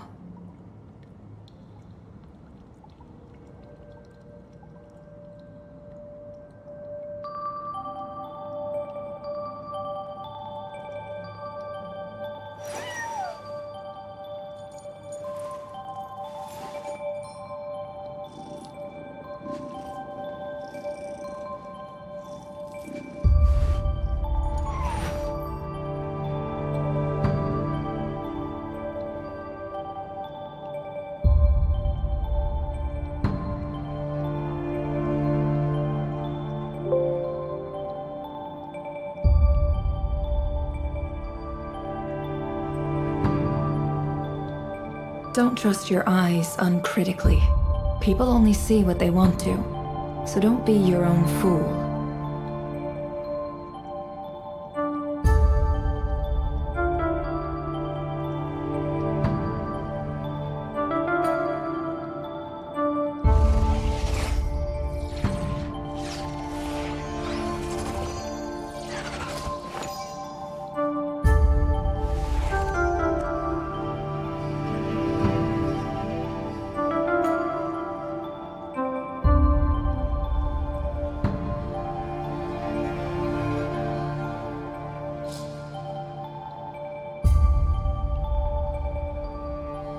Why does Ashru sit up on the counter? To welcome our clients, of course.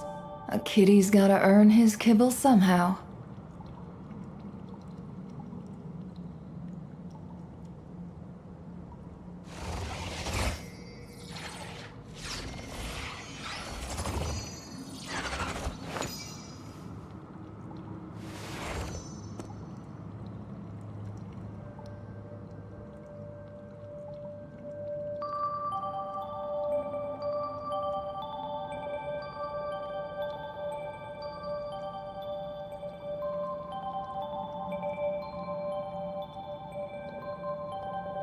Emotions are like a raging torrent that surges through the mind.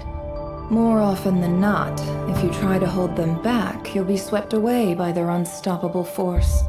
And if you try to ignore them entirely, you'll end up tearing yourself to pieces.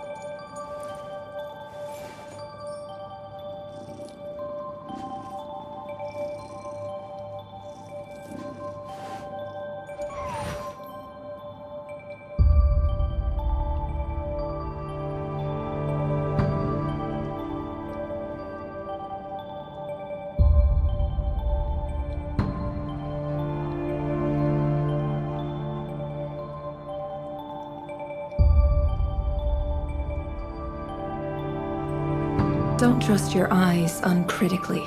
People only see what they want to, so don't be your own fool.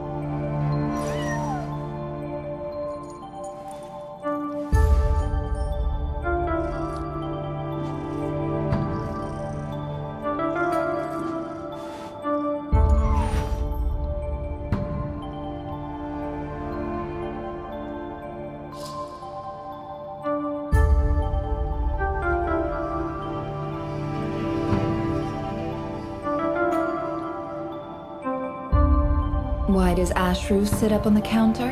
To welcome our clients, of course. A kitty's gotta earn his kibble somehow.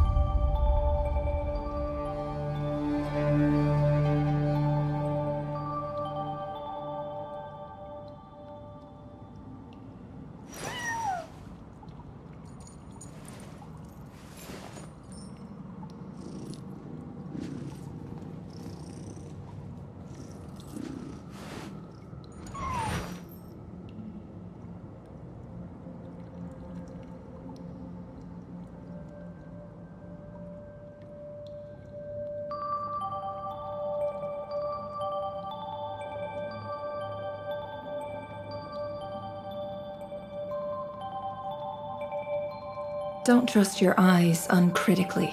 People only see what they want to, so don't be your own fool.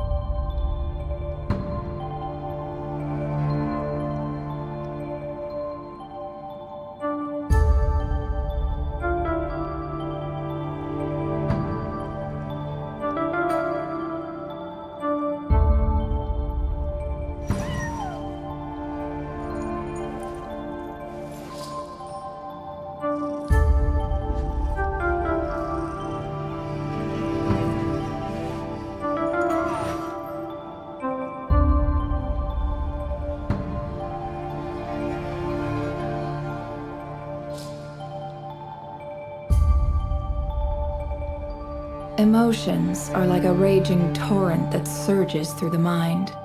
More often than not, if you try to hold them back, you'll be swept away by their unstoppable force. And if you try to ignore them entirely, you'll end up tearing yourself to pieces.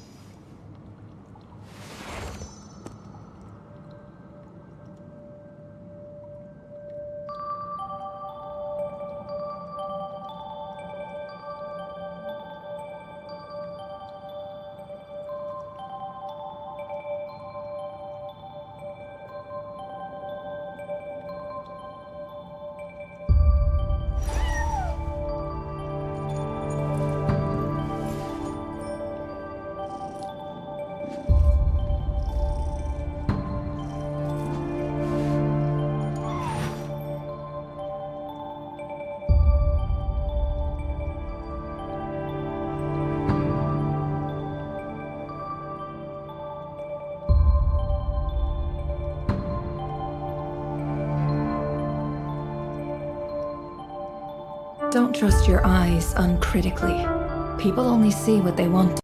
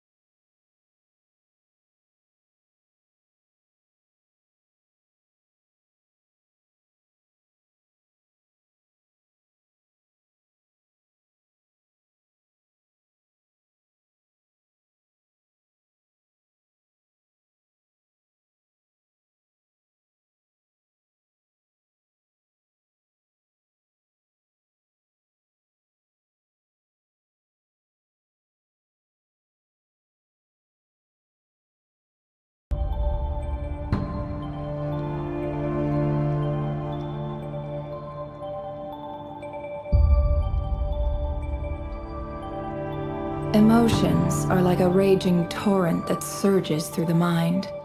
More often than not, if you try to hold them back, you'll be swept away by their unstoppable force. And if you try to ignore them entirely, you'll end up tearing yourself to pieces.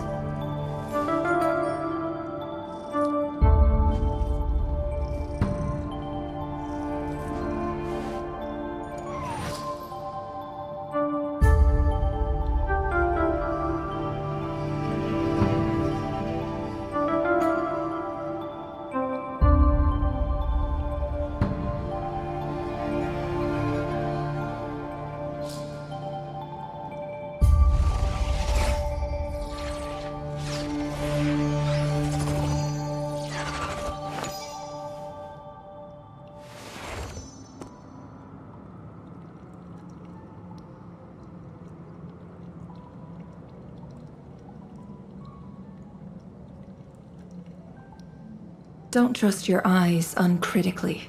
People only see what they want to, so don't be your own fool.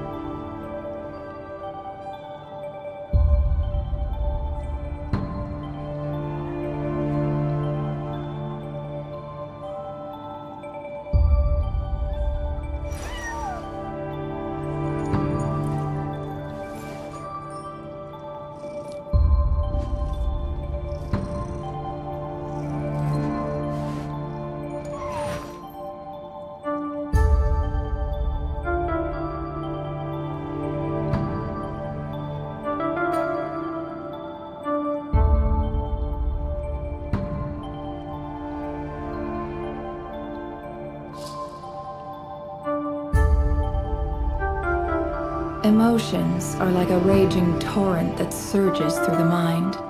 More often than not, if you try to hold them back, you'll be swept away by their unstoppable force. And if you try to ignore them entirely, you'll end up tearing yourself to pieces.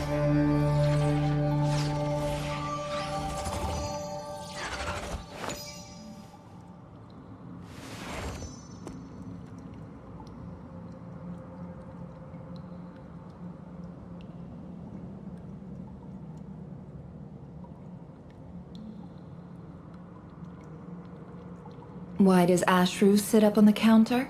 To welcome our clients, of course. A kitty's gotta earn his kibble somehow.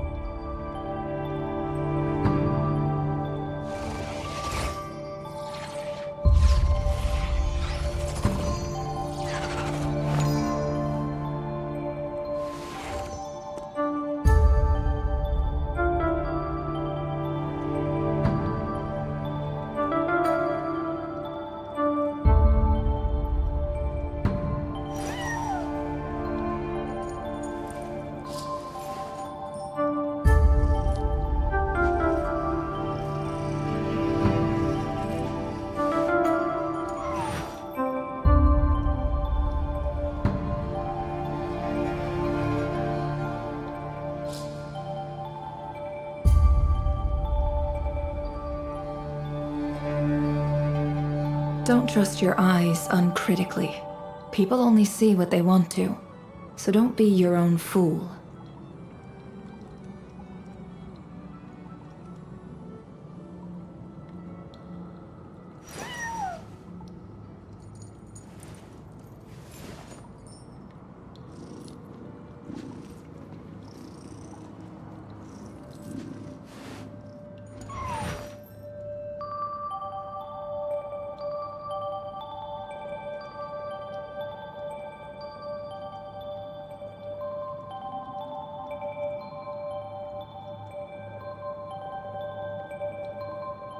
Emotions are like a raging torrent that surges through the mind.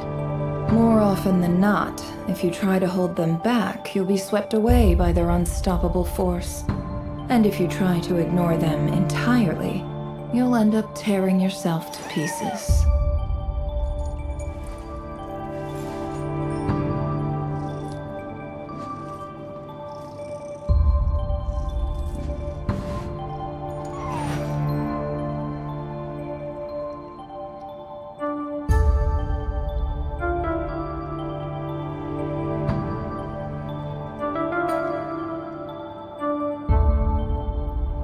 Don't trust your eyes uncritically. People only see what they want to, so don't be your own fool.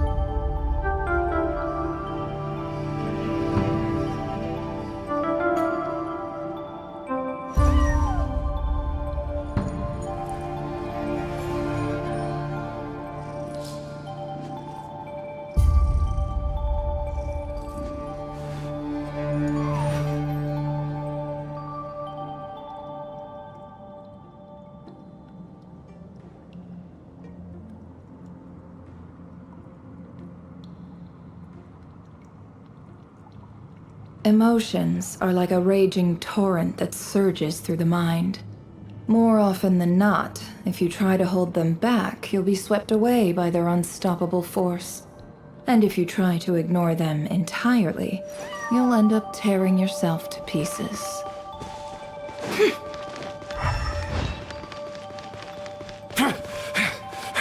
Monsters? Is this Rheindarter's doing? The Universitas Magistrorum! Out of my way!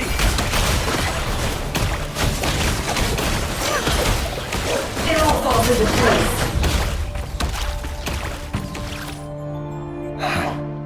The Universitas. That reminds me of a rumor I once heard. Allegedly, the king installed secret mechanisms in the palace and around the city. No one knows where they are or what kind of power they hold. But if they were ever gonna activate, it would probably be on a night like tonight. Help! Hold on! Don't let them anywhere near you! Save me! I can't! Ah! That sounded like an explosion. So, the rumor is true? The king really went through with it? What other means does the king have at his disposal?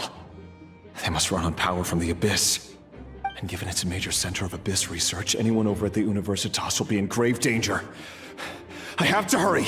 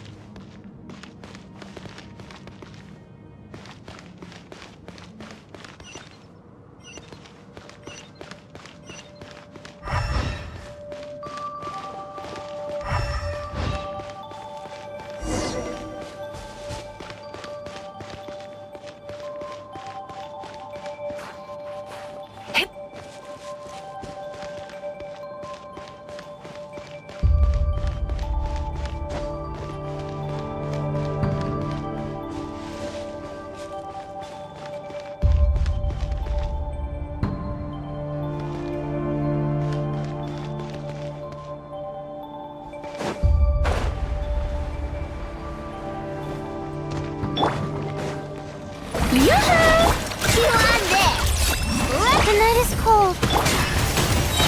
It all adds up. Time to come clean.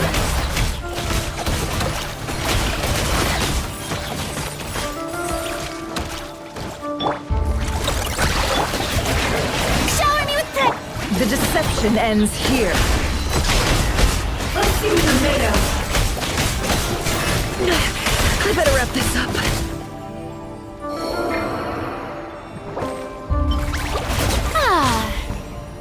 My guiding stars! Your blood! It all falls into place. Time to come clean.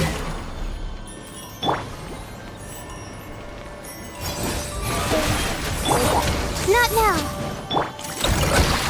Can't hide the truth. That one. Ah, okay. It all adds up. The mystery unravels. Let's see what you're made of. Can't hide the truth. Ding dong water bomb!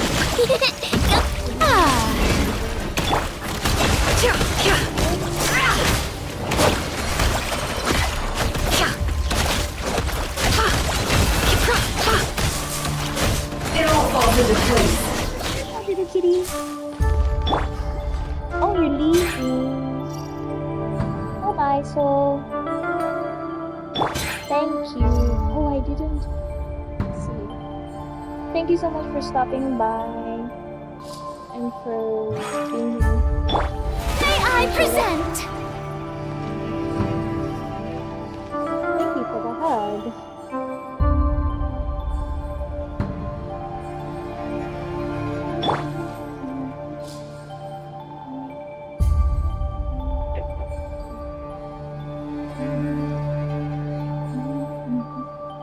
Where's the kitty? Where did it go? Here it is. Hello, kitty. You need to go. You need to go outside. Go outside, kitty kitty.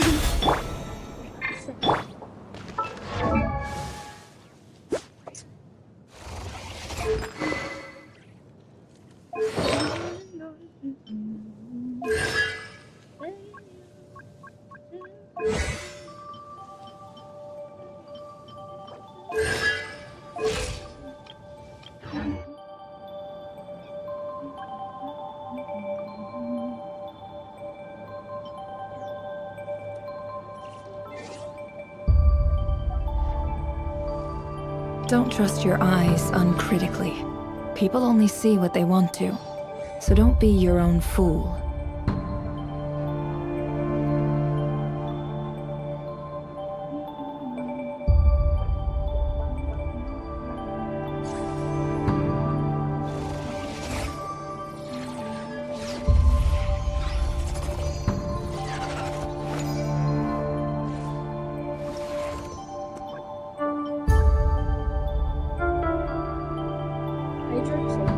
Okay, let's see if we can kill the beast. The beast?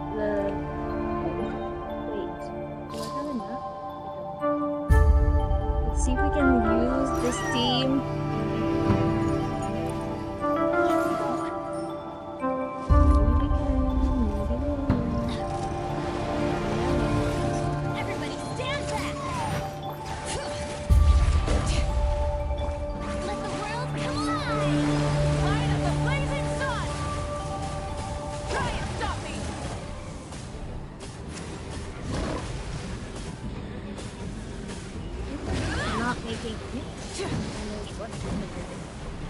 Emotions are like a raging torrent that surges through the mind.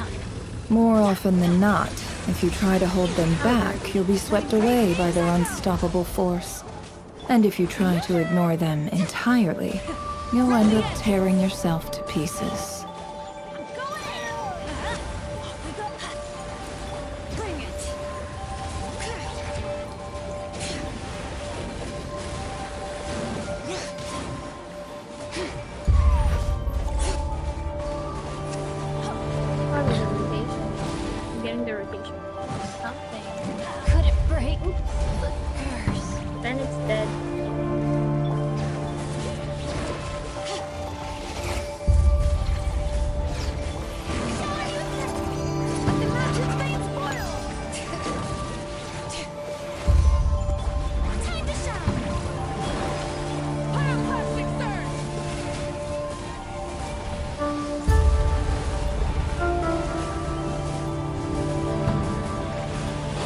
Why does Ashru sit up on the counter?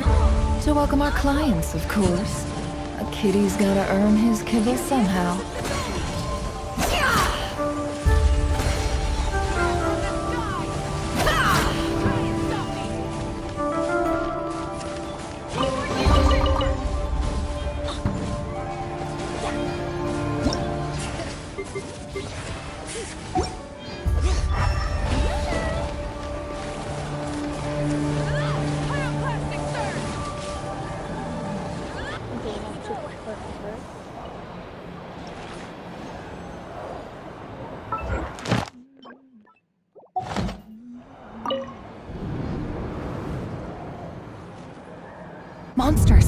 At the Universitas Magistrorum? Why now? Oh no! They're coming! It's no use. The table won't hold out much longer. The weapons. Where are the weapons?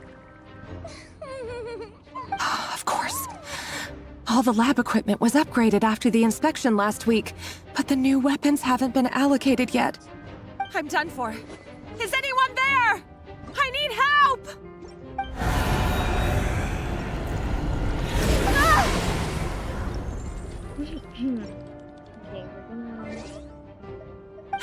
Stay back! Please stay back! Please!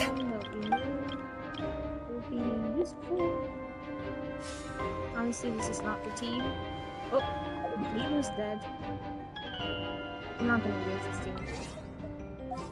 Let's use Verissa.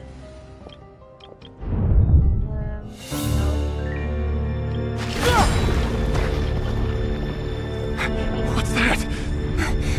Reverie! So the rumors about your work are true. What? No! Listen, something happened at the palace tonight.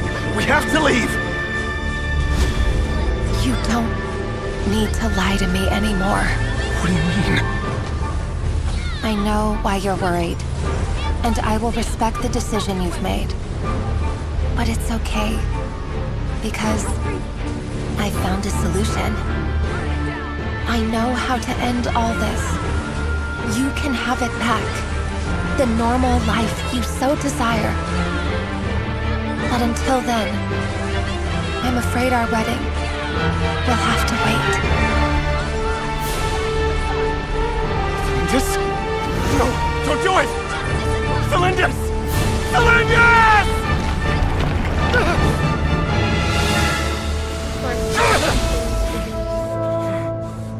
I told you, Reverie. Let her go. You will find someone better. No! No, I won't do it! I have to save her! By what means exactly? A lowly pawn. You lack the power and the strength of will. Do you know a way? Tell me! Come to the palace. Join us.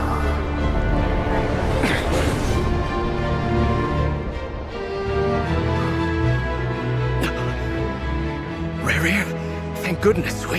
Step forth and take your share. You made it. Not you too.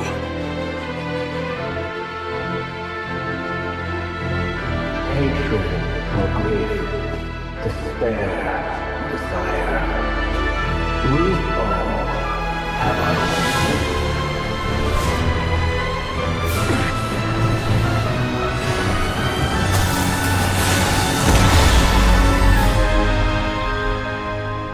Reverie. Reverie. Celindus? Were you daydreaming?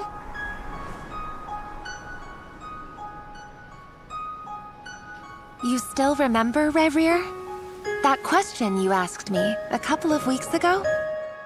Oh. You mean the proposal? Yeah. I'm wondering, where do you think would be a good place to discuss it? Maybe in the garden? Or were you thinking a fancy restaurant? It's your choice.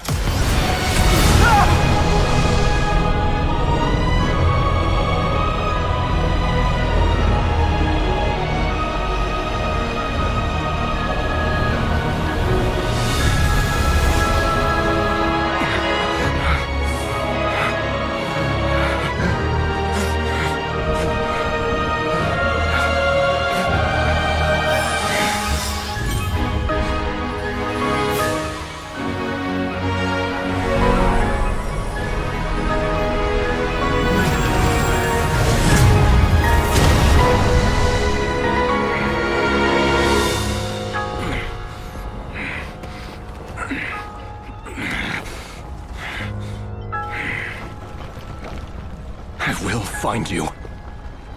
And then... You can give me your answer.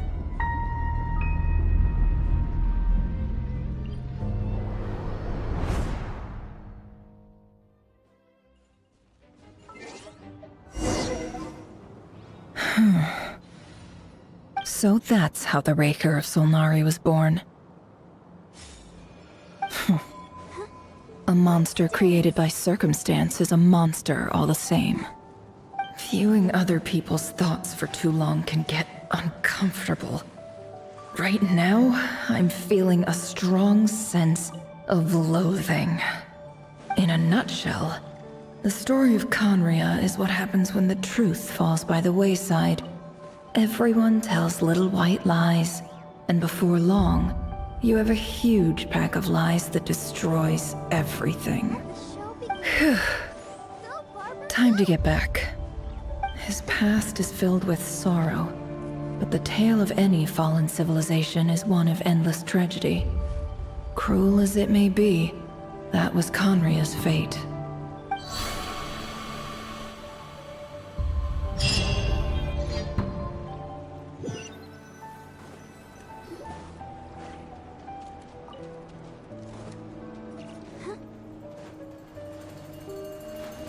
Everyone, I'm back. Can I get a standing ovation? Never! How are you holding up? Feeling okay? She's fine. Boss is a pro. Yes, I'm fine. You will have seen the events of Rerir's life through my thoughts. It's now clear that he is just a regular nobody, driven by personal tragedy, as he said himself. I mostly agree.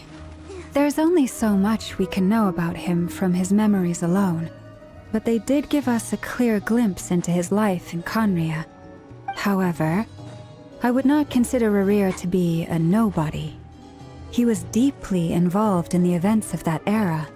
Yet, when the catastrophe of a generation strikes, nobody is safe.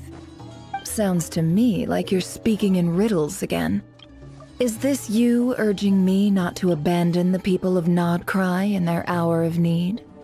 That's not what I meant. Although I do hope you choose to remain a part of the plan. Without you, the mission ahead will be all but impossible. Then try to remember that I respond better to the carrot than the stick.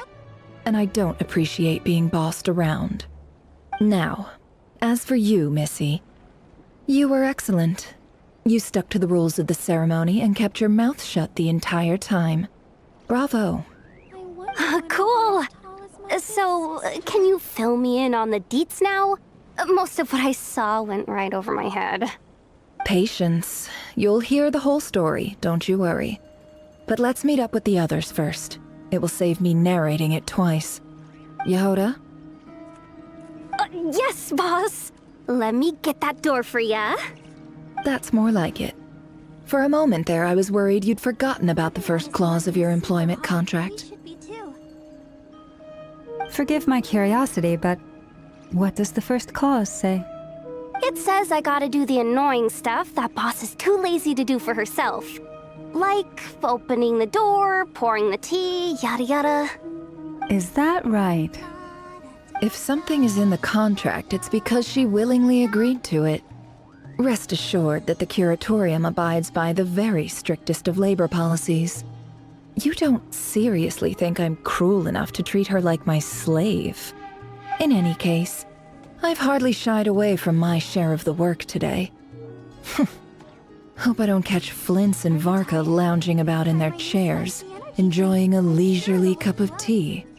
There's nothing I dislike more than other people enjoying themselves while I'm hard at work.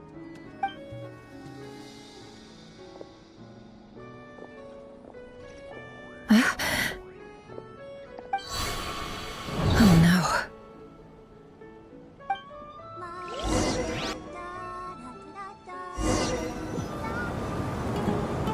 Sorry to disturb you, but we seem to have run into some trouble. Evidently so. Don't worry, I'm not about to leave you to fend for yourselves. I'm not that kind of boss. And it would go against the Curatorium's labor policy. I'm sorry? What did you hear me say? I wasn't talking about labor policy. Wait.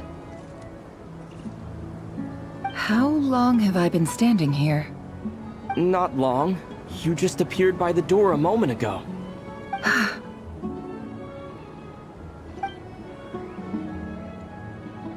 Boss, what's wrong? You look like you've seen a ghost. We've been tricked. We never left at all. Somehow I hallucinated that whole scene back inside the office. Hallucinated? But how? How indeed. This place should heed my will alone. All thoughts and actions that occur in here are just a result of pawns moving across the chessboard in a carefully calculated manner. And nobody has access to this chess set but me. So you control everything in here? More or less. But yes, it's a special technique of mine. Has anything like this ever happened before? Only once. It was the first time I used the chess set. Is there any similarity between what happened then and what's happening now? I suppose my thoughts are a little turbulent, which was also the case my first time. Is there anything I can do to help? The first clause of your contract clearly states that I only need your help with things that I'm too lazy to do myself. Meaning, you're not feeling lazy right now? Meaning, this is not something Yehoda can help with. The chess set is a personal treasure that I alone understand. I must be the one to find our way out of here. Boss, it's fine. Really. Let me do something useful. Oh, listen to you. Whatever would I do without you, Yehoda? What? Really? Yes, really. Where would I ever find another employee as obedient and servile as you? God forbid anything ever happens to you. Oh, okay. Well, anyway, I was thinking of fetching some water. There's gotta be a source around here somewhere. I suggest everyone finds someplace comfortable to take a rest. We gotta conserve our energy. Even though all this chess malarkey doesn't exist in a physical sense, mentally speaking, it's all real. And so is our tiredness and fatigue. You don't want to dismiss mental fatigue. Just because it isn't physical doesn't mean it's any less serious. But anyway, I got your backs, so don't worry about a thing. Don't I have the best employees? Jealous much? If we can find a suitable time, I'd love to borrow Yehoda for a day to help out at the Frostmoon Scions. Would you be amenable to that, Boss Nefer? Oh, Lauma. Have I ever told you just how pretty you are? Beauty runs from the tips of your antlers to the depths of your imagination. Time to rally, everyone. Follow me. As we continue our journey, the same rules will apply. That means stay focused and no talking no matter what we encounter. And don't disturb the chess pieces. You have my word that I will get us all out of here.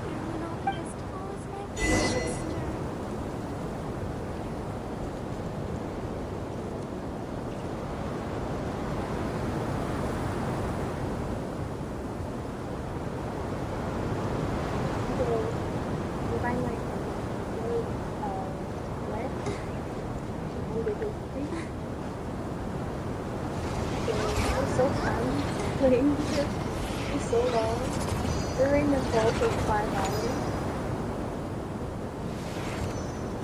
Also gone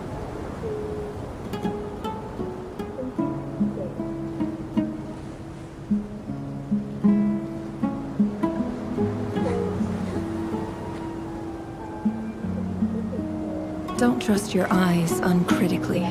People only see what they want to, so don't be your own fool.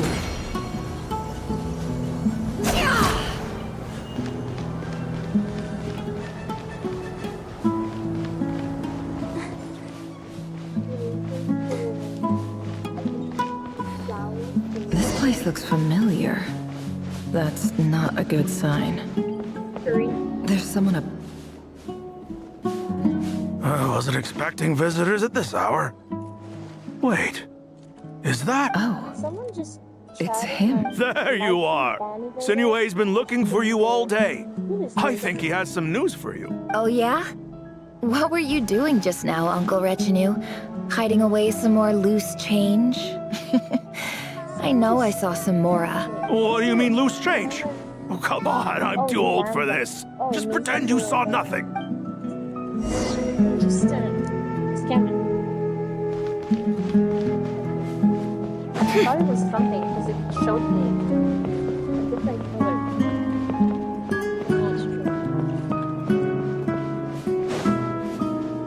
Hey, kid.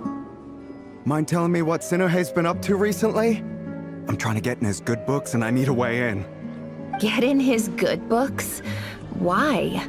What do you want with my dad, Uncle Apepi? I've written a new song. I was hoping to showcase it at the next festival, but I'll need his approval. A new song, huh?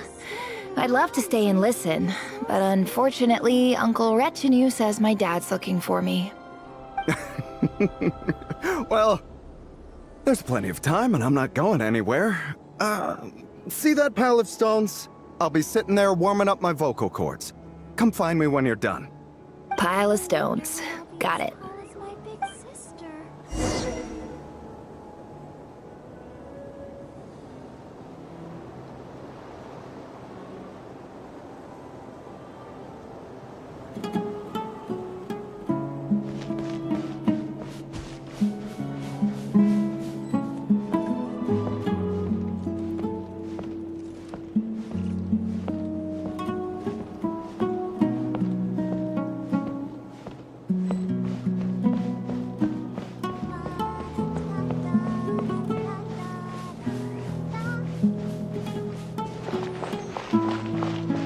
Hi, Dad.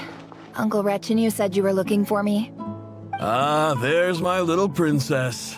If you'd gotten back just a little sooner, you could have shared the spoils of war with me. Spoils of war? Who were you fighting against, Dad? It was just a figure of speech. The aftermath of a sandstorm is no time to be waging war. I was talking about our war against thirst. I went out to fix our water supply problem, and now I'm back. Which means... We have a well again! That's right. I found a new one and brought back as much water as I could carry. It should last us for a good while. If it wasn't for these blasted sandstorms, our wells wouldn't be caving in. And you wouldn't be spending all your time out searching for new water sources. As the chief of our tribe, I'm supposed to be leading us out of hardship and poverty, onto better things. You know how prosperous our ancestors were. I've told you all the stories. And look at us now, squeezed into these hovels. No one would choose this, if it wasn't for the endless wars over the years. But things are looking up. I started working with some folks from the academia a few months back. They gave me some contacts in return for my assistance in the desert. So you're the academia's helper now? Special ambassador, they call it. Think of it as a partnership. It's nothing bad, okay? We've been isolated here in the desert for too long. Seeking opportunities elsewhere is the best thing for us, and the fastest way to progress. So, do you get anything good out of being a special ambassador? Of course. My luck's improving all the time. One day, I swear I'm gonna lead us out of this place. We'll find somewhere new. Somewhere better.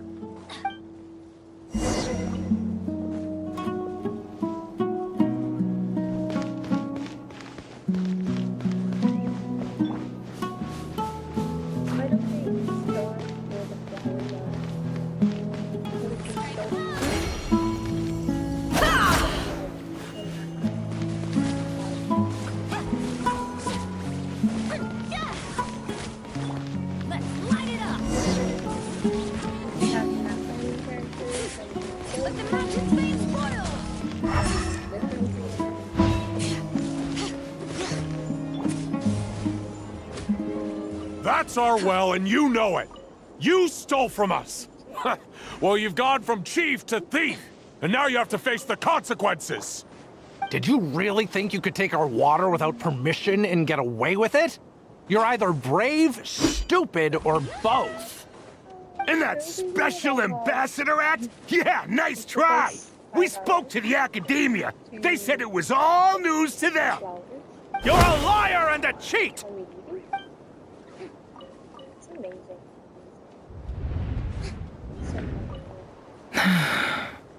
I heard Yehoda gasp, but I don't blame her. Most people are terrified by the sight of blood. Corpses strewn across the ground. The wounds are clearly from scimitars and daggers. The desert dwellers' weapons of choice. Well, it's open. 70 here. There's a handwritten note on the ground. Let's see what it says. Halil, this is Sinue, chief of the Shimti tribe. Surely you remember me. I was the one who helped you and your colleagues avoid the quicksand in the desert. This is my second time writing to you. I assume my last letter must have gotten lost in the mail, as I didn't receive a reply. I hope this one makes it to you safely. I'm writing to you because I need some help. That sandstorm the other day completely blocked up our well, forcing me to look for another water source in Iab and Unut territory. It was a matter of survival. Praise the gods. The well of the Iab tribe was intact. It was my last resort. I drew what water I could and left, but not without being spotted. I fear they will retaliate. You told me to write to you if I ever needed help. You said you'd be my ally in the Academia. I urgently need you to formally recognize my title of Special Ambassador and send some of your people to assist me for a few days. It's the only way I can convince them that this was the Academia's decision and prevent them from retaliating. This is an emergency.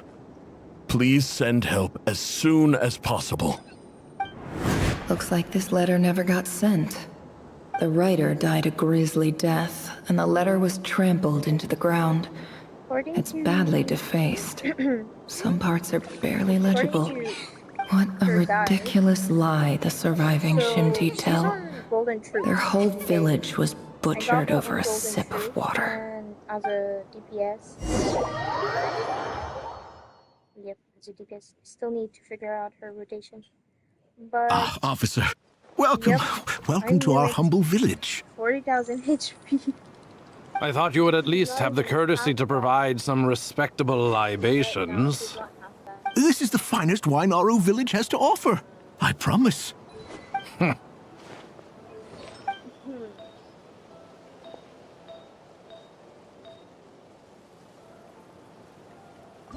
The Academia has agreed to reserve a single space for a candidate from your village. But I remain skeptical of this entire endeavor. I highly doubt anyone in this desert possesses serious academic potential. Please, have faith. If not in us, then in our god. The child we found shows great promise. I beg you, take her away from this place. Give her a chance. Don't let her talent go to waste. I don't recognize her. New arrival? She showed up here a few days ago and we took her in. She's a really bright kid. Please help. I'm begging you. So, where are you from? Nowhere special. Just a sand dune. What about the rest of your family? How many of you are there? Just the one. It's only you? Correct. So, no brothers, no sisters, no mother or father? Any who have slept on a bed of sand, I call my brothers and my sisters. Apart from that, I have no family. All right. Get over here. Sign your name on the form.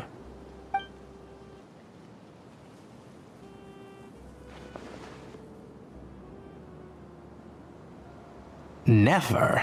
You're rather fair-skinned for a desert dweller.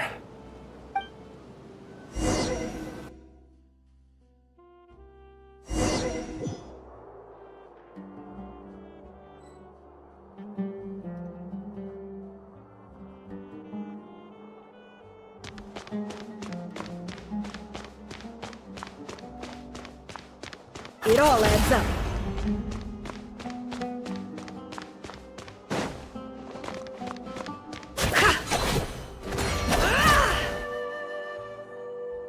Nefer, this term's assignments have been issued already. Please read through the materials thoroughly, conduct your own additional research, and then write an essay on the topic. Yes, Professor, I'm aware. I just had a couple more questions I wanted to get your perspective on. Oh? Please ask away. Well, I saw the other students' problem sheets, and I couldn't help but notice that my assignment is much easier than theirs. Do you really think I'm a weak student? A weak student? Goodness, no. Quite the opposite. You have a sharp mind. Almost too sharp. I think what you're saying is, a weak student wouldn't have noticed the discrepancy. And if they did, they certainly wouldn't complain about the lighter workload. You see, sharp as they come. You see things the way they are.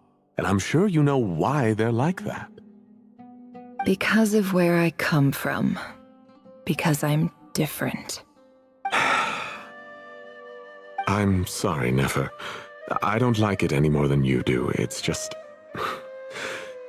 Anyway, you said you had a couple of questions? What's the other one? I wanted to check... If someone sent me a letter to the Academia, where do I go to collect it? Ah, your family wrote to you. Well, as long as they put your name on the envelope, someone should hand it right to you. Not exactly. It's not even a recent letter.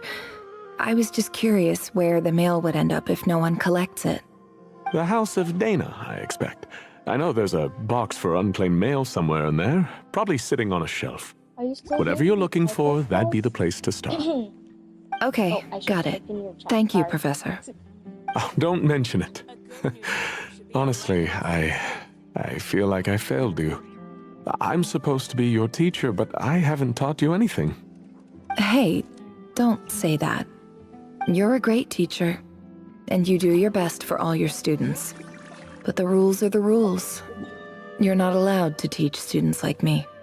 It's not just the Academia either. The whole world bends over backwards for the successful, and leaves the losers to suffer and die. Oh, my dear child. Don't tell me you've given up on life already. I haven't. I just think that if you want to make it in this world, you have to find a way to become successful.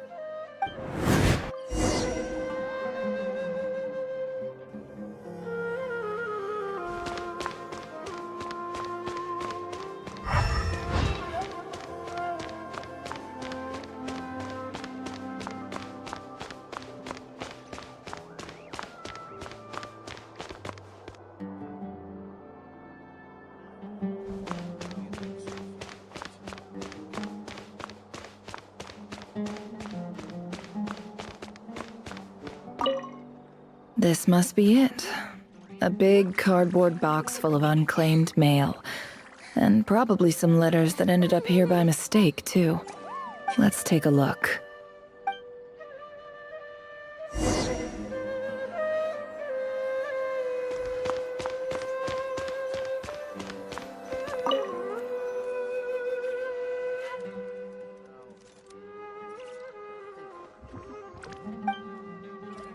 A dilapidation survey from Port Ormos.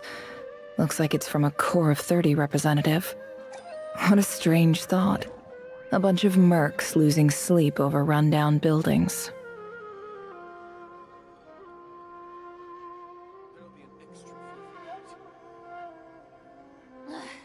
Boring. Isn't there anything else more interesting to do?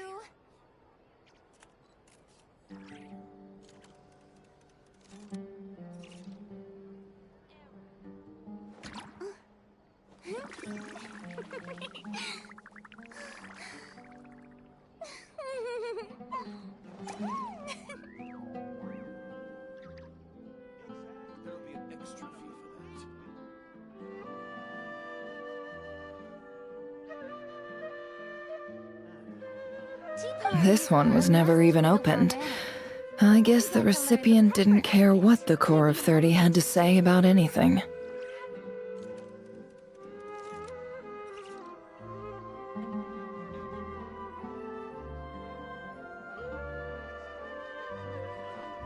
Who was it addressed to? I don't recognize the name, but it must have been a Kshahrewar professor.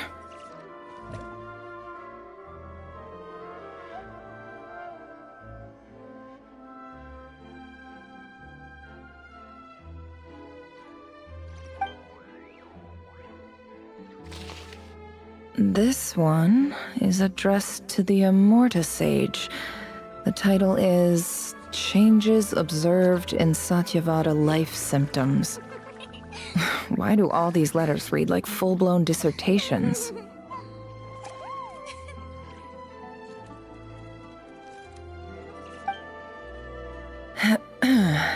Guided by the incense, we became lost somewhere in the forest. All the barriers between levels of consciousness disappeared as our minds soared around in circles, looking for a branch to seek refuge on. Isn't there anything else more interesting to do?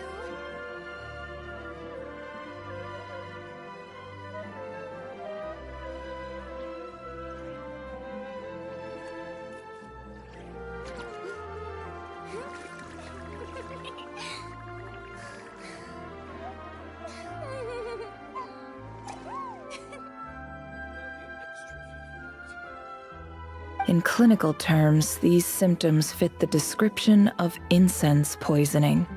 The Amorta Darshan strictly prohibits the use of hallucinogenic substances, but I believe there are still people getting away with it. For example, my neighbor who always breaks out into song and dance after using incense. This seems like something the academia would want to know about. Why wasn't it collected? Wait, what's this written on the back? It's so small. The note says, the sender authored this letter while under the influence of mushrooms. I would send it back, but no return address was provided. Stamped by the Grand Conservator of the House of Dana.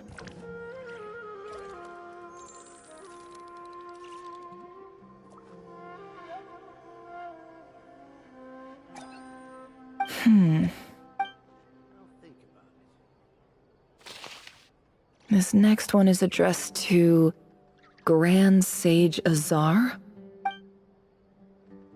A few words of protest regarding recent changes in Sumeru's educational policy. These are a must for the well-mannered. If you'd like to learn the proper etiquette, I'd be happy to teach you. In recent years, the academia has taken on a small number of students from the desert region, as per the policy to this effect. However, it appears to me that these students have not, in fact, been provided with educational opportunities that are, in any meaningful sense, equal to those enjoyed by their peers. As well as receiving dumbed-down assignments and perfunctory tutoring, they do not even have full access to the Akasha system. Education is the fundamental purpose of this institution, which should go without saying in a nation whose founding virtues are knowledge and wisdom. I ask you, is the lip service we pay to the policy of education for desert students truly the standard of pedagogy to which the academia aspires? As Grand Sage, policy decisions are your prerogative, but do not forget your roots. You and I were once students too, as was everyone else in this institution. I do hope you will give some serious attention to this matter. I encourage you to discuss issues like this with myself and others, and listen to some alternative opinions. Great letter. Shame it didn't get to where it needed to go.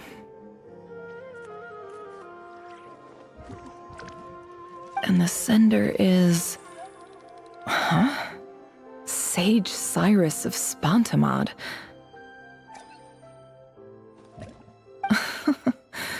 I didn't realize anyone else even knew how bad students like me have it in this place.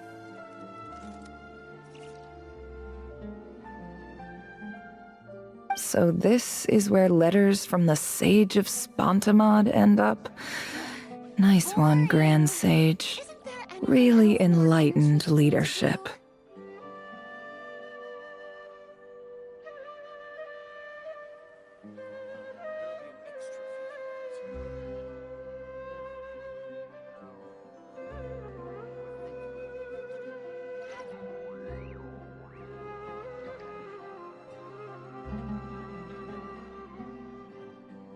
Tea parties are a must for the well-mannered. If you'd like to learn the proper etiquette, I'd be happy to teach you. Whatever. This isn't what I came here for. Moving on. I'm not exactly holding out hope that a letter sent from the desert would even make it here. But if it did, where else would it end up if not in this box? I can't believe how much discarded mail there is. Must have been years since someone last went through it all. And this is just one box.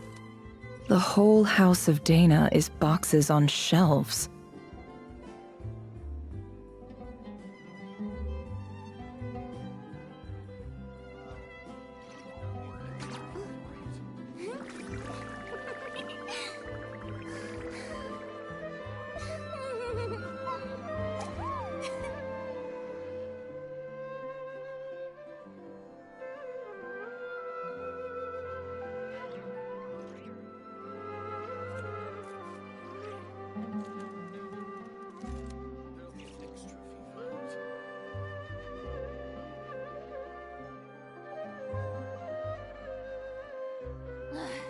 Boring. Isn't there anything else more interesting to do? I don't believe for one second that any human being has sat down and read through all the documents in this place. Who has that much free time on their hands?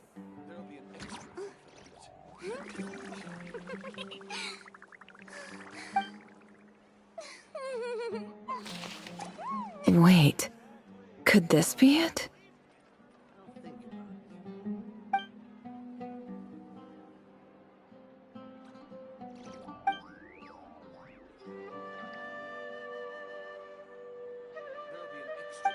Tea parties are a Greetings, Halil.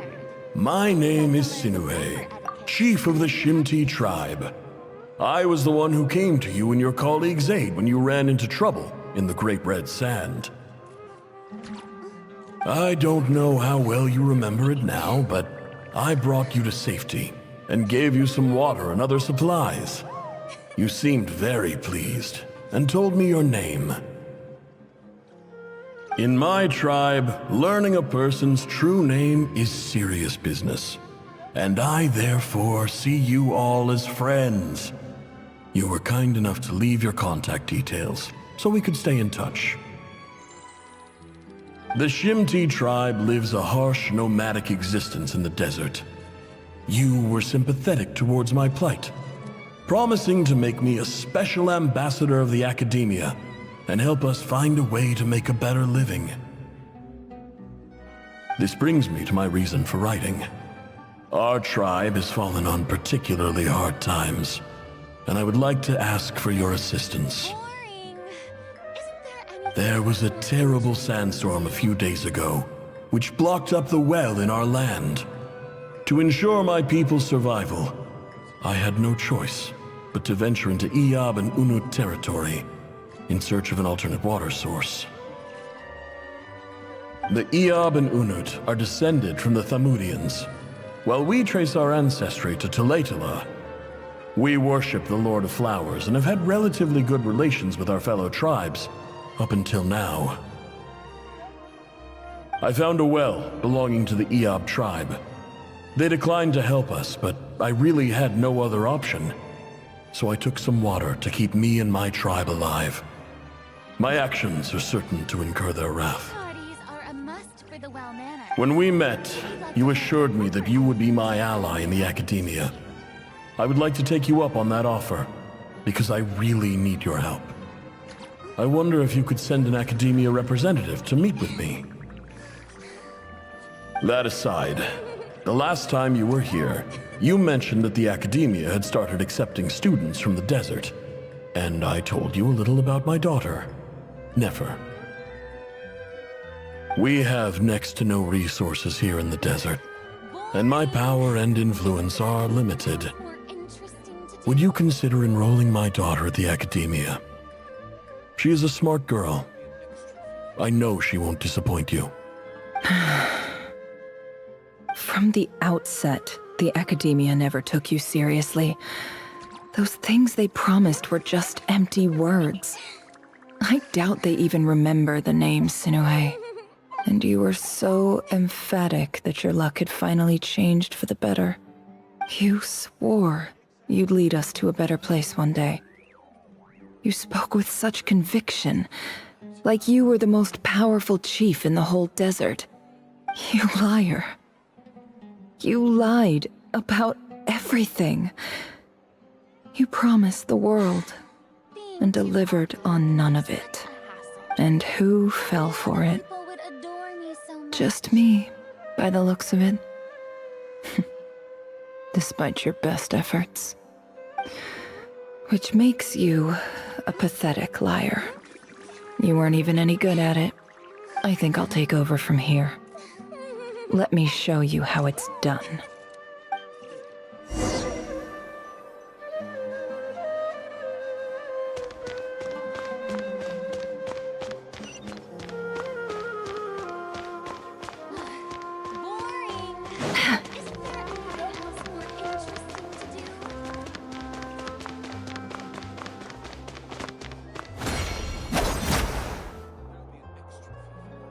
I just came to say goodbye.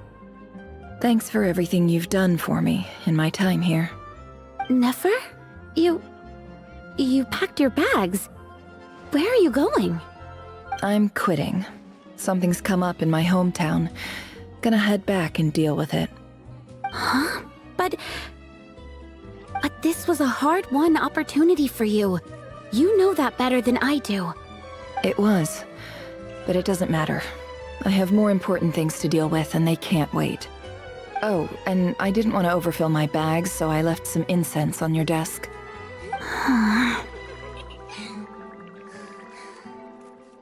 What's wrong? I thought you liked incense. Although, I did read somewhere in the House of Dana that it has hallucinogenic effects. Don't use it all at once, alright? Isn't this the stuff you brought from your hometown? You're just letting me have it? But you said it's a rare and valuable commodity. Yeah, about that. I lied. It's not rare at all. There's this bunch of ruins near my hometown that are practically overgrown with this plant. It's not worth much. Keep it, it's fine. But Nefer... Alright, that's all from me. You take care.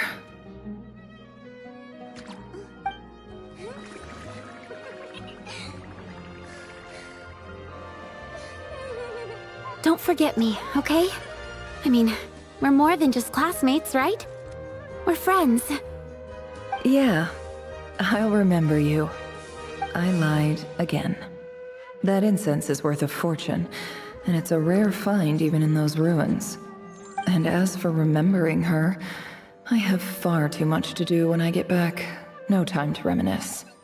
I'll be lucky if I even make it through this alive. But either way, I expect I'll forget you pretty quickly.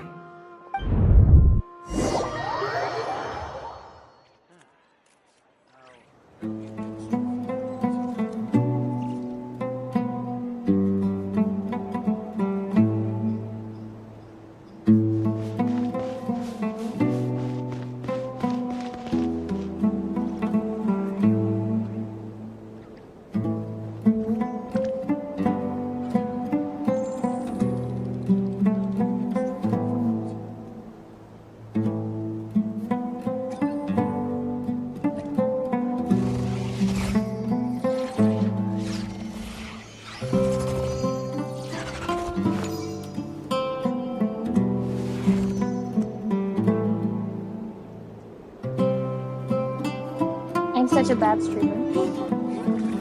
I've just realized the worst possible time to stream is but it's not his fault Farina chose to come today.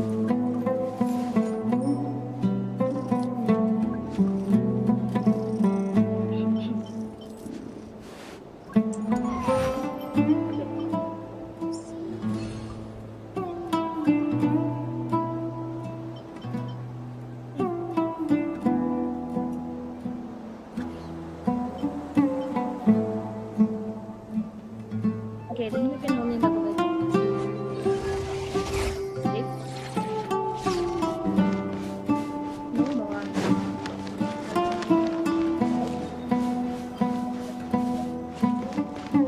I'm not gonna do the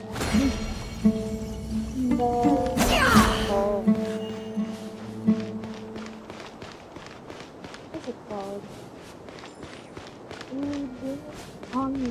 It's so late. Minute already streaming?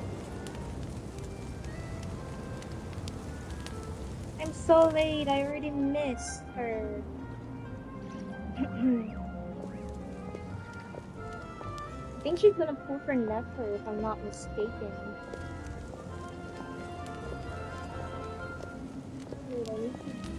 It's a pleasure to meet you, Mr. Arif. So, what does the Academia want? Since they've sent their special ambassador, I assume there's a big business deal to be made. If not, I'd be very disappointed. Please, sir, lower your blade. You're lucky I'm the one they sent. Not all special ambassadors share my admiration for the Iab people. The ever-shifting balance of power in the desert reduced the once great civilizations of this region to rubble and sand. But the story of the Iab has a very different trajectory. Others grew weak, but you grew strong, beginning in obscurity and moving to prosperity. You're the only ones who defied the trend. Huh. So, you do know who you're dealing with? This well is the perfect symbol of your strength, is it not? It used to belong to the Unut, but it looks like you have control over it now. You're not wrong. But I'm sure you didn't come all this way just to flatter us. Of course not. I came to bring you some very good news. Some information that recently came to light, which might just be your ticket to freedom. Records uncovered by the Vahumana Darshan show that a certain well currently under Iab control is built on top of some ancient ruins. These ruins are of great archaeological interest to the Academia. I checked the map carefully on my way over here, and I'm confident that this is the well in question. The Academia is offering 50 million mora in return for excavation rights. 50 million? No, wait. If these ruins are as important as you say, 50 million's a little low, don't you think? Don't get greedy, Iab. We know far more than you think. We know that you seized this well by force. Wasn't that the first step in your rise to power? To drive away the Unut and steal their water supply? So what if it was?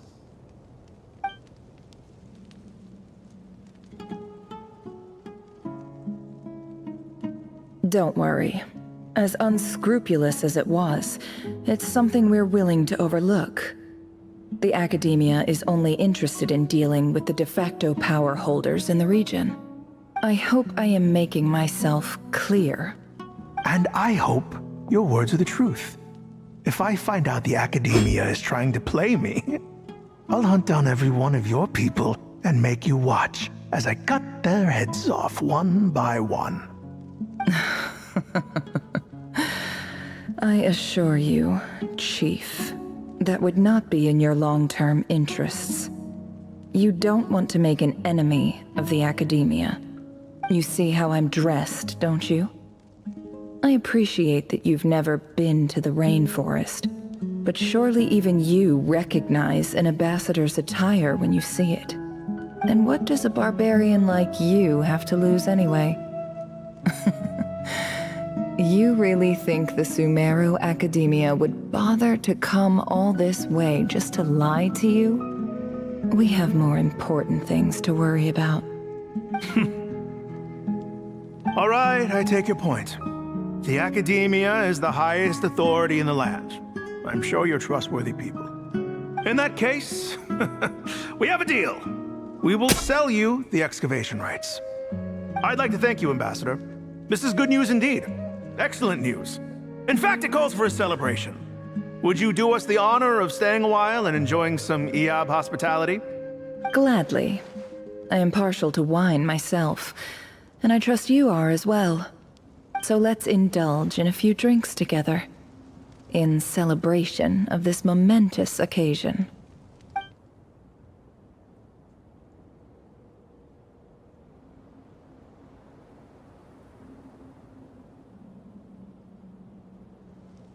Chief! Chief, it's an emergency! It's the Unut. They've taken the well. What? Well, don't just stand there. Take it back. Yes, Chief. I have every confidence in the Iyab's military superiority, and yet... What is it? The Unut's response was alarmingly fast. The day after we reach a deal, they seize the well. This can't be a coincidence. Perhaps there is a traitor in your midst. I don't think so. I am obliged to remind you, Chief, that the Academia will only deal with the de facto power holders. If you cannot regain control over the well, I'm afraid you won't see a single mora of that 50 million. No! Please, Ambassador, just give me some time. I swear the Unut will not get away with this. That well is ours, and so is the Mora. Glad to hear it. I will wait here for an update. If there is a traitor, I will find them. In the meantime, make yourself at home. I'll report back as soon as I have an update. Much obliged. Wow. All it took was a few words and I've got him wrapped around my finger. What an amazing feeling. So, in summary, Ambassador, the Academia would rather negotiate with our tribe instead of the Iyab, yes? The Iyab are ruthless murderers who don't listen to reason. And now they have the gall to interfere in our research projects in the desert region. So let me ask you, Chief. If you were the Academia, what would you do? Kill them all, of course. Precisely. The Academia does not tolerate those who stand in our way. The Iyab have held back our academic pursuits for too long, and our patience is wearing thin. At the same time, there is simply no way that the Academia can be seen to be intervening in desert affairs. I'm sure you understand where I'm coming from. We have our own rules out here.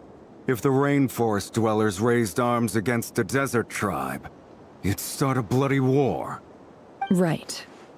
We can't confront them ourselves, but we can support their enemies.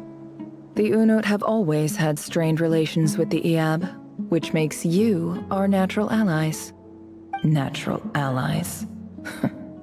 Weren't the Iyab your allies once? You were quick to send them after us to protect your interests back when we stole that water. And now look at you. You're at each other's throats. Let me be clear. The Academia wishes to collaborate with the legally recognized rulers of the desert in this matter. We are asking for excavation rights to that well, and our offer is 50 million mora. Say no more. I believe we have an understanding. Good. Then I suggest you get to work. Get us access to that well, and the mora's yours. You see, Dad? Lying is easy when you know how. People will believe anything.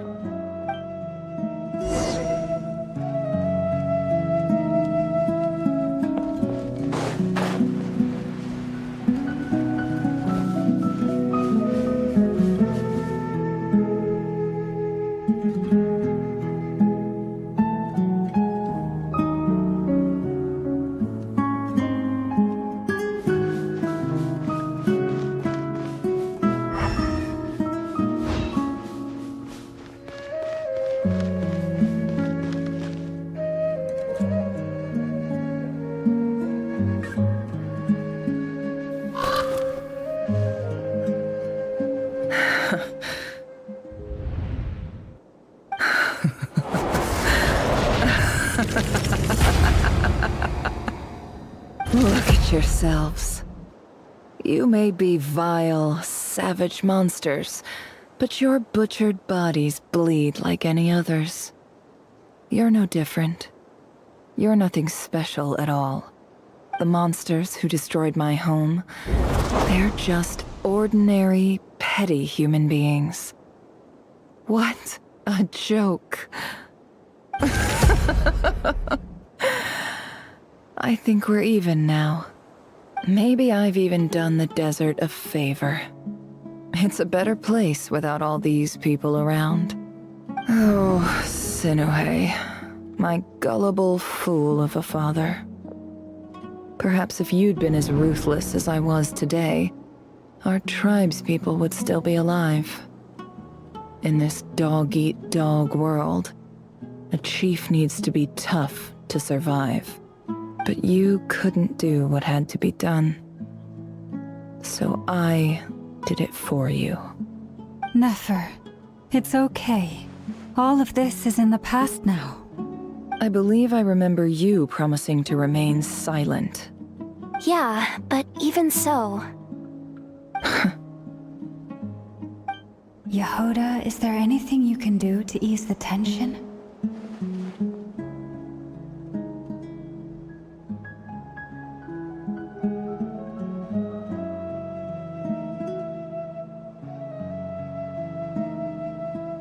Alright, time for a sharp turn onto a completely different topic. So, anyway, that's enough of that. When are we getting out of this place? Feels like we've been walking forever. I'm getting pretty tired. Oh, Alma, you tired? Yes. If we can find somewhere to sit down, I could certainly do with a rest. It's not far now. There should be a temple just up ahead. Yes. Really? A temple? That's where this story ends? I guess that's how things go in the desert.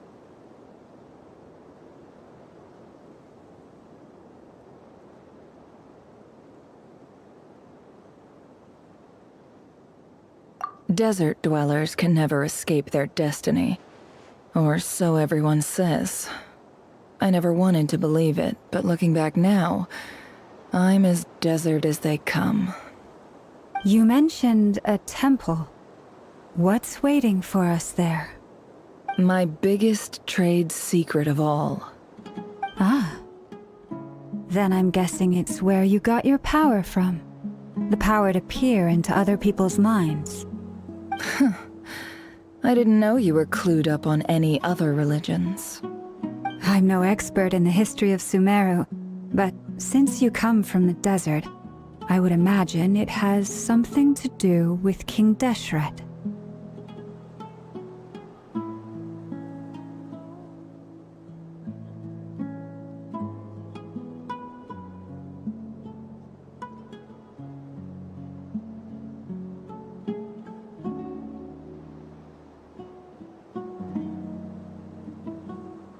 Sounds impressive.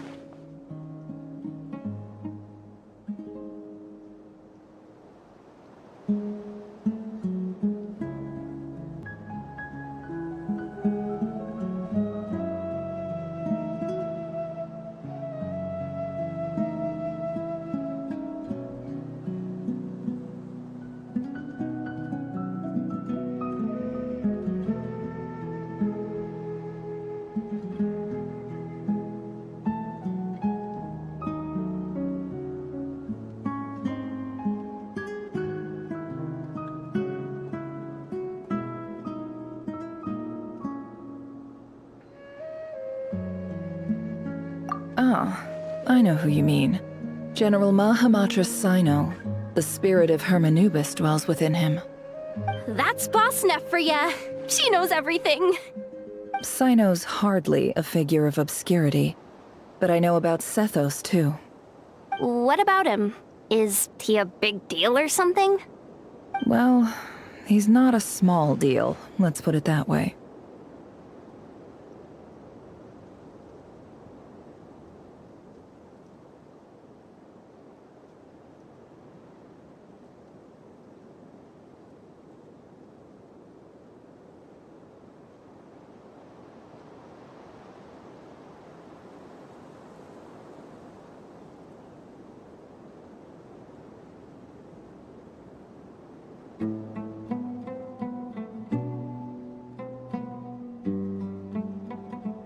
Please, this is the bare bone basics. Save the flattery. Thanks for your patience, everyone. I'm sure it's been a lot to take in. With any luck, that's our exit just up ahead.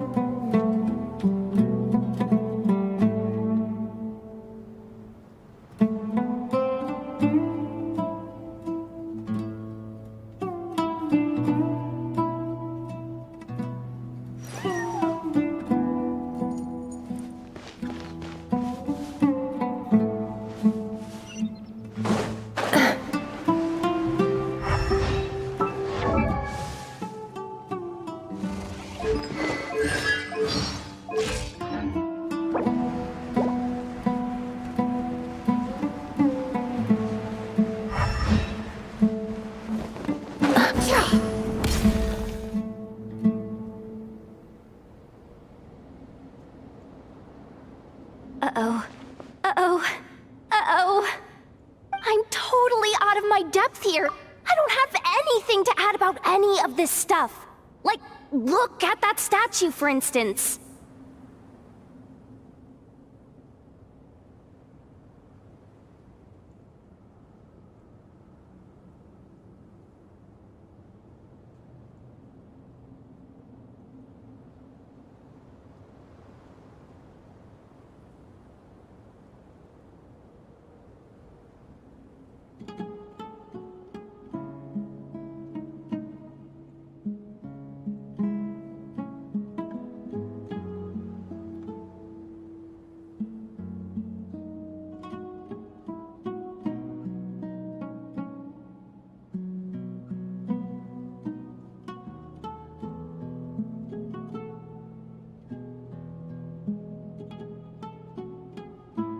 I want to do the whole name-dropping, this girl knows her stuff thing too, but I've never seen anything like it before.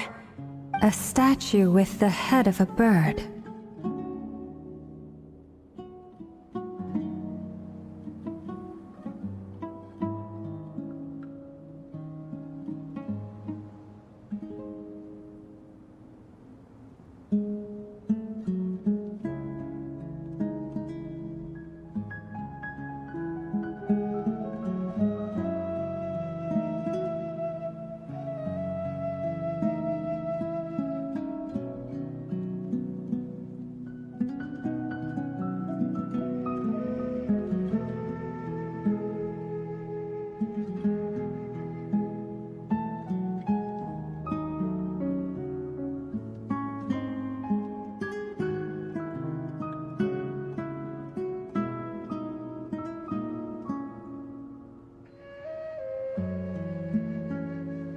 That's Thoth, the Ibis King, one of the 7 pillars of King Deshret.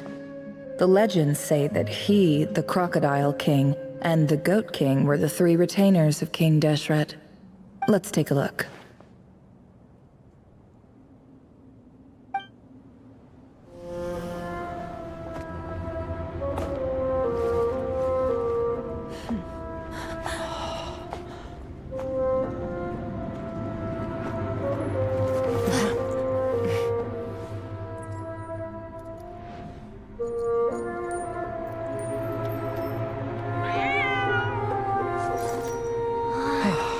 It's just Ashru.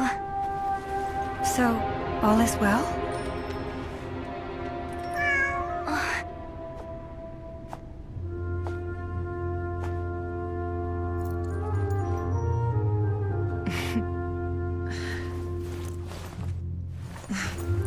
Typically speaking, at this point, the world disintegrates. Then we find ourselves back in the outside world.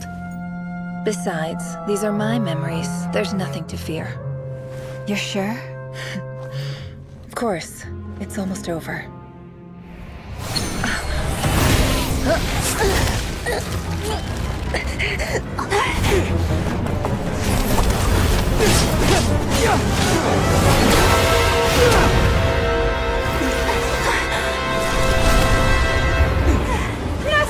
Hold on!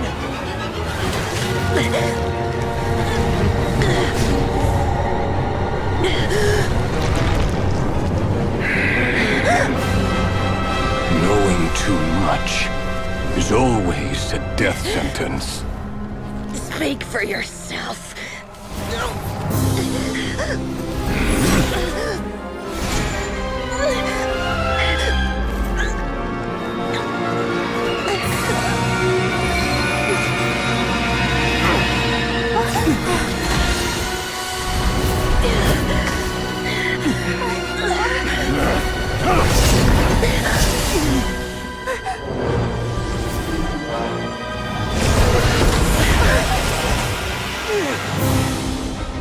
How repulsive.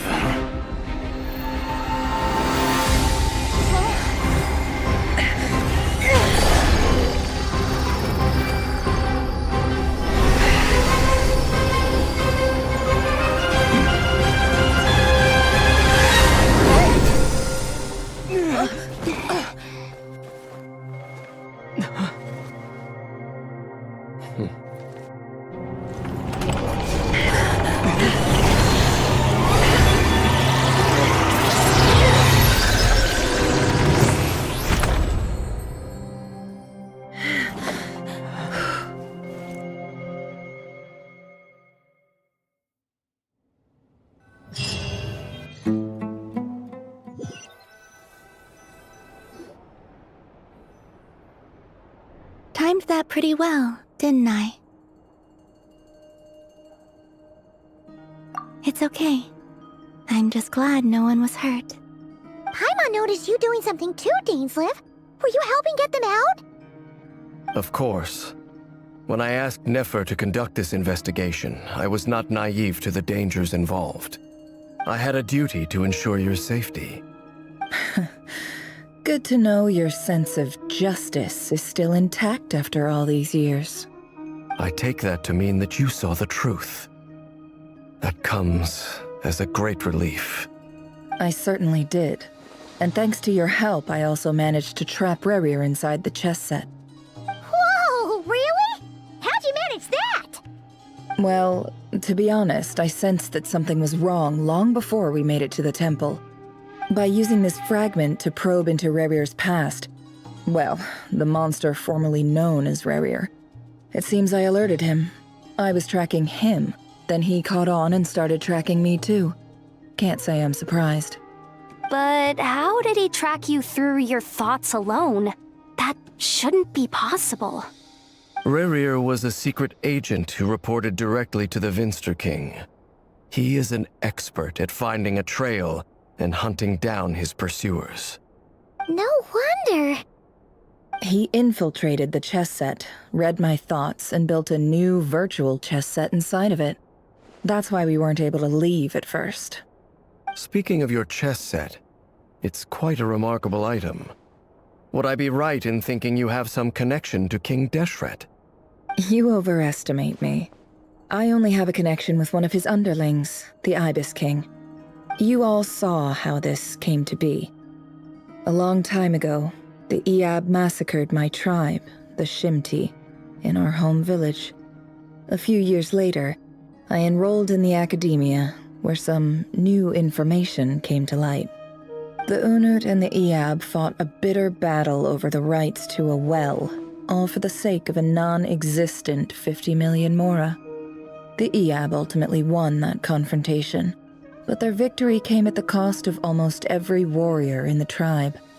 The final blow to the Iab came at the victory feast, when an Unut assassin beheaded their chief right before my eyes. The remaining Iab fled and have been scattered to the winds ever since. Having gotten my revenge, I returned to my hometown. where to my surprise, the nearby temple was still standing. There it was, seemingly immune to the relentless hostility of the desert, while my tribal home lay in ruins. As I stood there gazing at the temple, I noticed a cat just outside. This cat, as it turned out, was home to the spirit of the Ibis King. He led me to a gate deep inside the temple, and there he made a deal with me. This chess set is my gift from the Ibis King. The chessboard within is made to the same specifications as the one in the mausoleum of King Deshret, and represents his power of piercing analysis. With this chessboard in its container, I gained a certain ability to perceive hidden secrets. Now, you could conclude that the Ibis King simply wanted to give the people of this world the power to seek the truth, but I don't believe that's the full story. Every god plays favorites. Their hearts are as fickle as any human's, full of secrets, perversions, egotistical tendencies. But precious few gods are willing to admit this. It is the same with all powerful forces, including fate itself. Their gaze falls preferentially upon a select few. As you rightly point out, this is an act of favoritism. If you're alluding to the Abyss, then yes, I agree. Gather the others. It's time to share everything I've learned.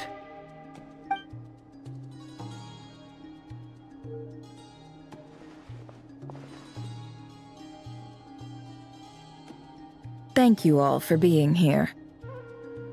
As promised, I did some further investigating into the Raker of Solnari's background.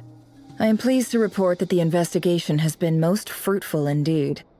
The Raker of Solnari, real name Rerir, was once a Khanrian subject who served the Vinster King. I will now share the important details of his story. Please save any questions or comments for the end.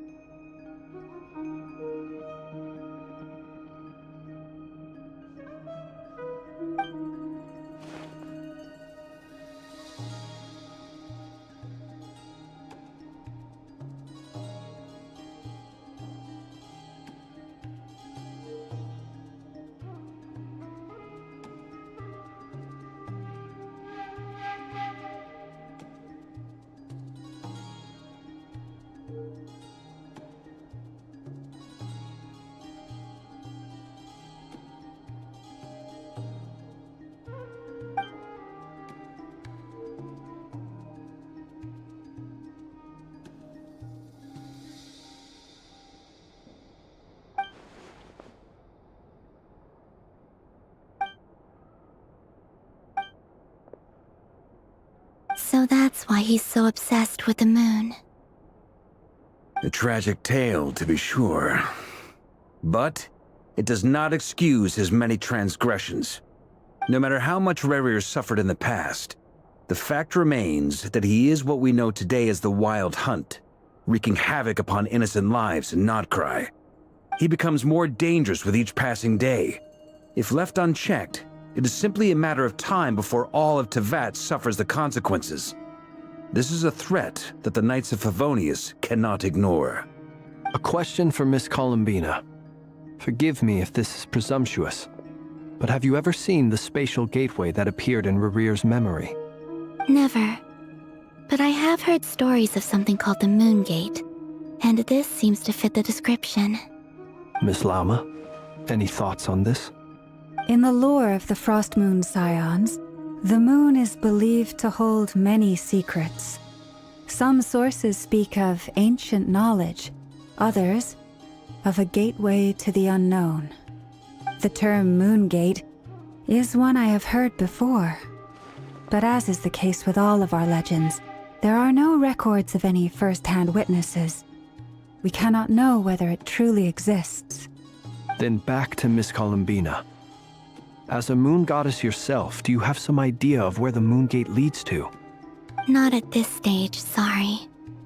I do hold the power of the Frost Moon, and my strength is recovering well. I can sense that the gate would open at my command, but... But there's more to the power of the Frost Moon than that? Yes. A moon goddess has the right to open the Moongate, since it is a path to the moon. But as Nefer mentioned, holding open a spatial gateway takes a huge amount of power. And right now, I need to conserve my energy to fight the Rahier of Solnari. I'm afraid this is one mystery we may have to leave unsolved for now. I agree. Better to save your strength.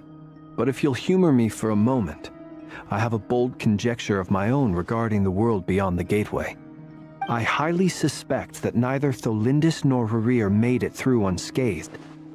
The evidence pointing to this is the fact that the Rahier of Solnari exists in the form of countless fragments. With the abyssal power he wields, no ordinary foe can touch him, let alone tear him to shreds. And yet, the Wild Hunt proliferates wherever his scattered fragments lie, drawing hordes of monsters to many different locations across the land. So your theory is that Rarir was physically torn to shreds by some powerful force?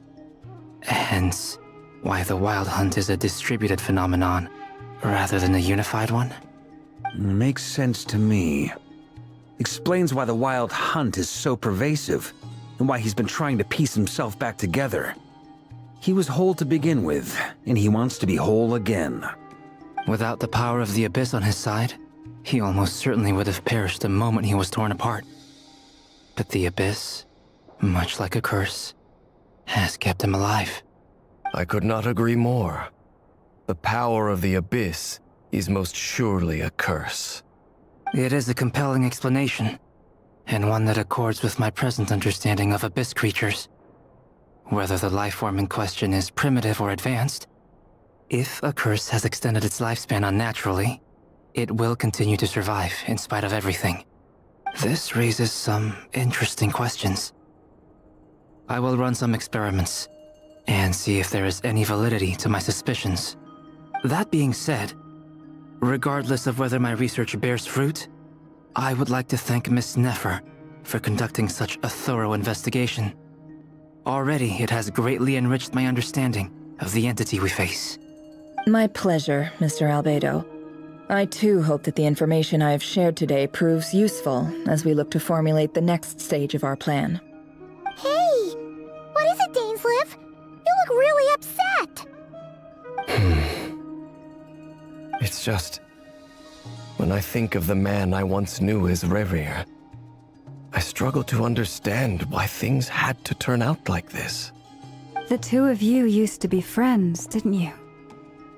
I don't know if these words will bring any comfort, but my heart goes out to you. Mine too. We can never know all the hows and whys of the way things are. The moon and stars are full of untold secrets and lies, and the skies are host to many more mysteries than these alone. Yet, none of that can begin to compare with the complexity of human life. Those are the first comforting words I've heard in a long time. Thank you both. Well, I think this is a good place to end today's meeting. I'm sure Nefer needs some time to recover. She's been through an awful lot today. That's very thoughtful of you, Lama. Of course. Sounds good to me. Take some time to rest and digest before we reconvene to nail down a plan.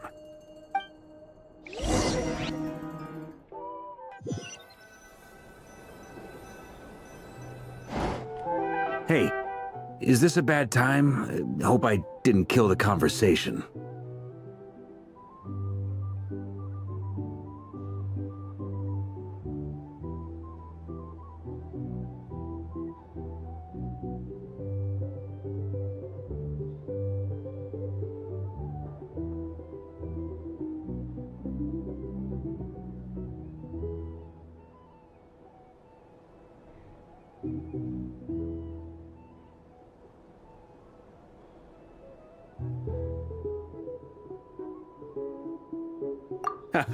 No need. Come on, let's talk outside.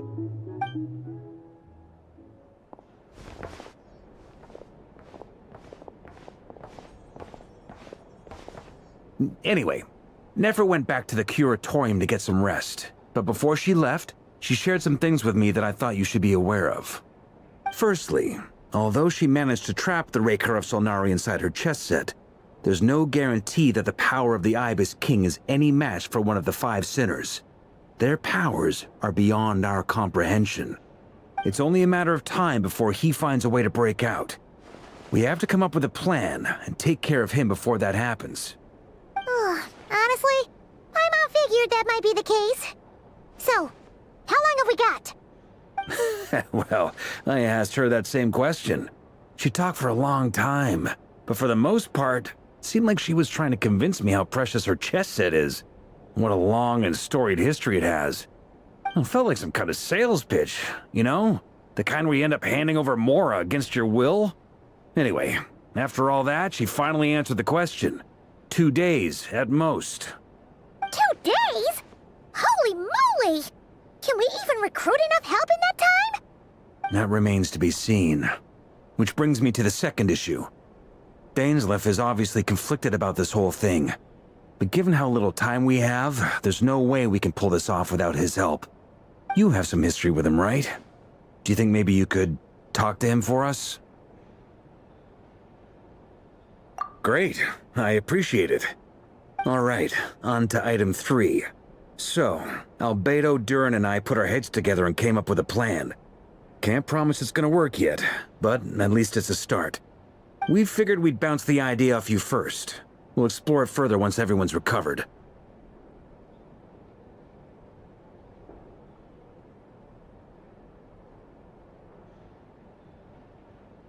Oh, Paimon's dying to hear this. All right, so here's what we're thinking.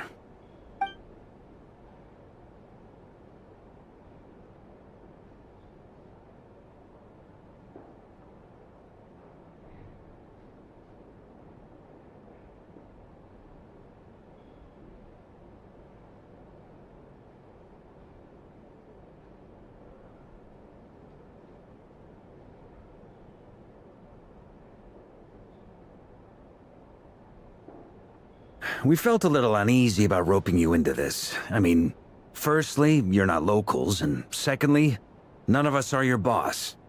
You're well within your rights to refuse if you so choose. Roping us in? Why would you even say that? We know the stakes here. It's all of us against the Rayher of Solnari, or none of us stand a chance. I choose my words very intentionally, I'll have you know. I like to think there's an art to striking a down-to-earth tone even when the stakes are through the roof. Sir Varka, I have a few thoughts about this plan. I'm all ears. I think we can be more flexible with how the roles are allocated. In my view, the most sensible lineup would be like this.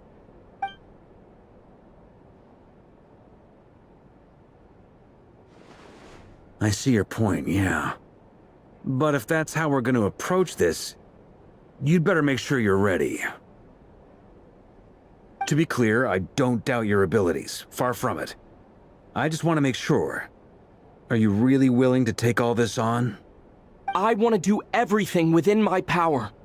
The Rayher of Solnari is a truly fearsome opponent, and if I do my part, it'll greatly reduce the risk for everyone else involved. Well, that tracks with what I've heard. Jean's mentioned in her letters that you're so diligent it's almost abnormal. As in, most people weigh up the risks and rewards in situations like this. But you seem to just march towards danger without a moment's hesitation. Of course, everyone appreciates a fearless pioneer. But all that aside, I'm the Grand Master of the Knights of Favonius, and you're our honorary knight. I want to make sure your courage doesn't come at the expense of your safety. Thank you, Sir Varka. I should be the one thanking you. It means a lot to have you on board. I'll give some serious thought to your suggestions.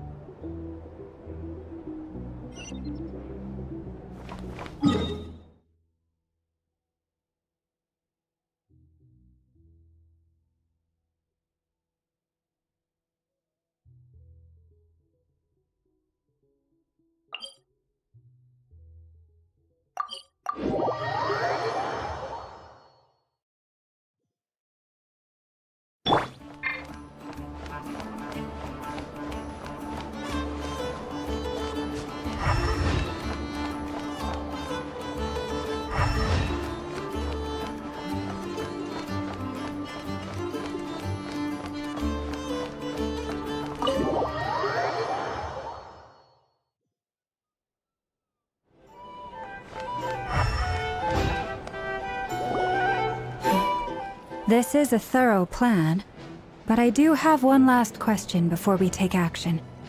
How can we be sure that our enemy won't leave the designated area? Great question. Albedo's been hard at work analyzing Rerir and the Wild Hunt's behavioral patterns. His conclusions are as follows. Firstly, from the earliest known confrontation until now, Rerir has never displayed any ability to manipulate the dimension of space. So it's unlikely he has any power in that domain. Secondly, he seems to have a particularly strong vendetta against our group. If we put him in a fight-or-flight situation, he'll choose to fight every time.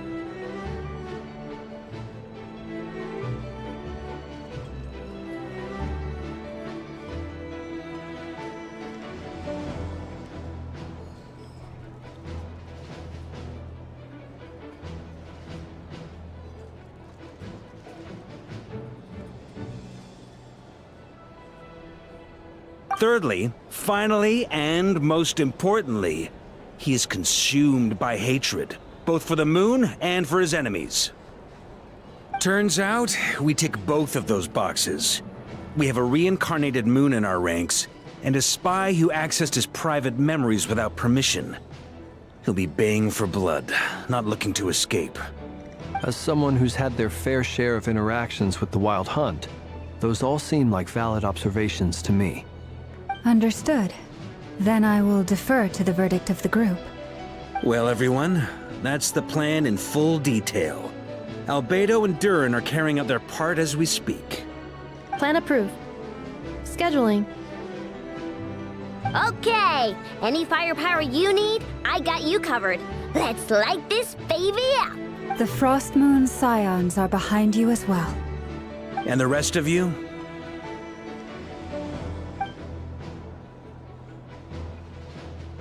No objections? All right, then it's settled. This is the plan we're going with. Next up, an old tradition of mine. Anyone who wants to back out, now's your chance. Wait, we can still back out of this? Everyone says things they regret, right?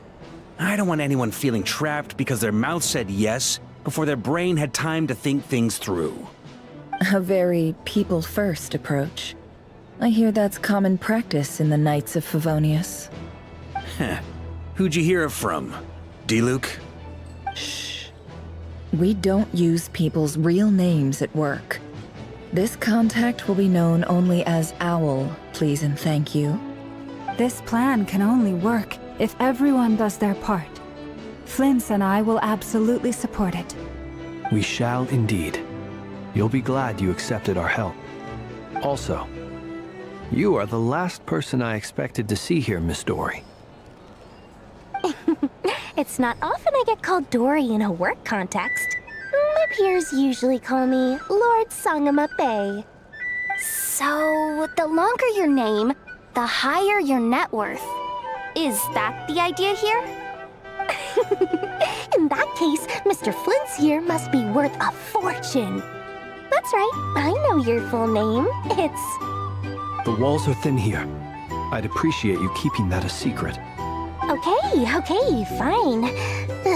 I'm actually only here as a favor for someone else. Do you have any idea how much it would cost to hire me otherwise?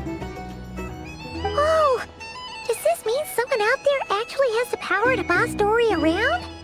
It most certainly does not. We have a long-standing and mutually beneficial business partnership. She's actually the mom of a friend of yours. Said mom supplied me with a great little trinket, but now that lady's ruined everything. If I don't start building a little goodwill now, my whole business in Notcry is gonna go down the drain! Okay. So what exactly is so special about this pendant? It's a lucky charm that a great mage made for me. We have a business relationship, and she was worried that something bad might happen to me. So, she wanted me to have something that can store power to protect myself with. I finally got it all fully charged up with Kuvaki, and then never went and used it all up at once! Never lost so big in my life! You're right. It was all my fault. I didn't mean to drain all the Kuvaki in the pendant, but I'll make it up to you. You will? Well, in that case, how about you give me your chess set, and we call it even? I knew you'd say that. Well, it's yours if you want it. In fact, take it now, and I'll even throw in a free Raker of Solnari. Deal? You're putting me in a difficult position here. It's a very useful thing to have around, but I have a funny feeling it won't be around much longer. I guess we'll see in a couple of days. Looks like bankruptcy for me. Hey, don't be so pessimistic. See this through and you never know. You might find a new business opportunity on the other side.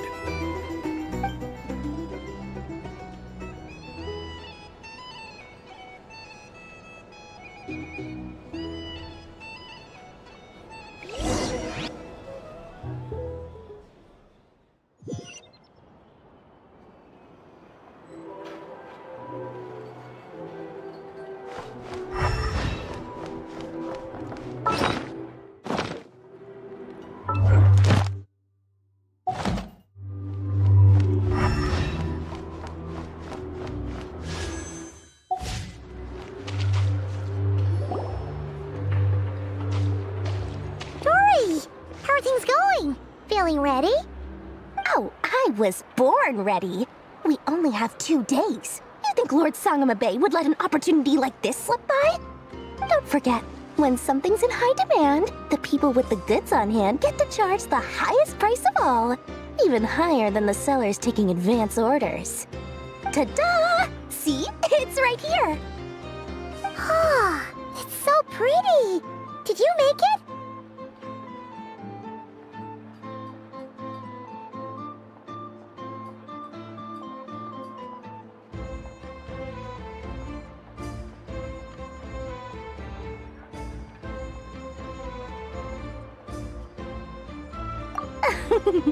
No, I have a supplier. We go way back, so he made me a very attractive offer. Aha! No wonder you were talking about lucky charms at the meeting. You've been getting Kaveh to make them for you. That's not the full story. It actually started a while back as a project between me and the Dendro Archon. Mage Alice once warned me that this world won't stay safe forever. There may come a day when everyone faces a great crisis. I passed this on to the Dendro Archon, and she secretly brought together a research team made up of Sumeru's top scholars to invent a technology that could keep people safe. I won't go into the details because it's all very complicated, but if you want to know more, you can ask the Dendro Archon about it sometime. Anyway, point being, it was the Dendro Archon who asked Kaveh to build this little contraption. As one of the top Kashara War talents, he was the obvious choice. Took him long enough. He stressed over it for ages. Must have gone through at least a dozen designs before producing a final product. But that's Kaveh for you. Marak delivered it to me a couple of days ago, along with a letter from Kaveh. Could I ask why I'm sending this technology to you? What's your proposed use case? Has it been approved by the relevant authorities? So nosy. My fault for sending him the research permit to begin with. Surely Nahida must have told him you were involved in this project. He was probably just nervous because you're always so secretive about your business. Could be, could be. Anyway, I just replied, let's hope there never has to be a use case, because it would involve grave danger. Fair enough. But it sounds like he was just being cautious. He probably felt responsible as the one who made it. Or maybe he was asking as a favor for his housemate. He's done that before. Not sure why, though. His housemate doesn't seem to really care that much about this kind of stuff. Either way, all's well that ends well. I'm just glad to finally have my hands on the product. I wouldn't want to be without it, given the potential dangers that lie ahead. Huh? What does that look mean? Paimon's just super surprised. This must be the first time we've ever seen you actually get serious about something. Well, a long time ago, I made a promise to myself. I promised that I was gonna live every day of my life with a big beaming smile. Obviously, Mora plays a big part in that. But there are always gonna be times in life when you have to give something back. That could mean paying back a debt, returning a favor, or showing some kindness. Alice has been a huge help to me over the years. She was the first investor I ever had. And I want my investors to know that Lord Sangama Bay is the best in the business. And more than that, no one knows what the future will bring. Whatever happens, I want to make sure the Dendro Archon and all of Sumeru is prepared to face whatever comes.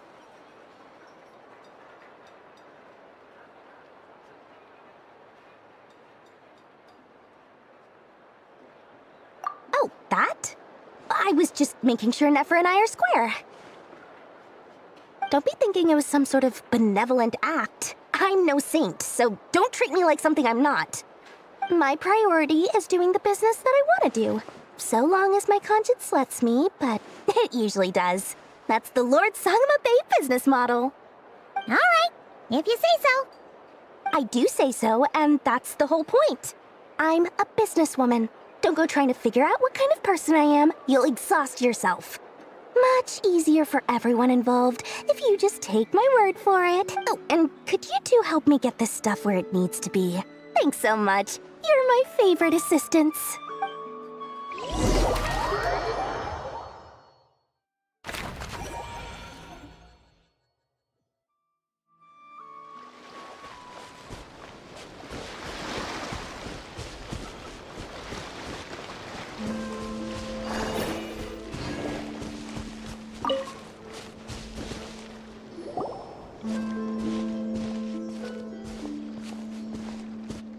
Traveler, Paimon, it's good to see you.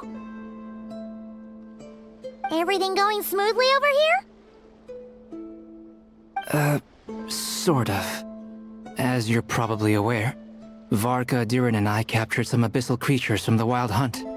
Per the plan, we dissected and analyzed some samples of these creatures. The process went very smoothly. The findings, however, come with some troubling implications. What? You can actually dissect the Wild Hunt? That depends on your definition of Wild Hunt and dissection. Harmless, lifeless. These words are accurate descriptions. The Wild Hunt is an interesting phenomenon. In and of itself, it doesn't seem to possess anything akin to a human personality. But taken as a collective, the medium through which the Wild Hunt is summoned does appear to have a soul. Master griped a lot about the wise Horoptatyr, and seemed somewhat fascinated with the Faust Certology. But she barely mentioned Rerir at all. I don't think that was because of his lower social standing, though. Anyway, it's a pity. I should like to hear her thoughts on the nature of the lifeform he has become today. It's a strange mix. The furious energy of an abyssal being channeled through a fractured physical existence. A consequence of being torn apart by an unknown power. Perhaps the only explanation for his survival in this state is that he sacrificed a degree of individuality in exchange for a continued existence. Oh, sorry. Once I get talking about interesting research, I have a tendency to go on indefinitely. Back to our research findings. Essentially, they confirm my hypothesis. Rerir's corpse is completely contaminated by the Abyss, and the effects are irreversible. You could think of this as Rerir in mutated form. But in my view, even that would be inaccurate. In reality, his whole being has been consumed by the Abyss.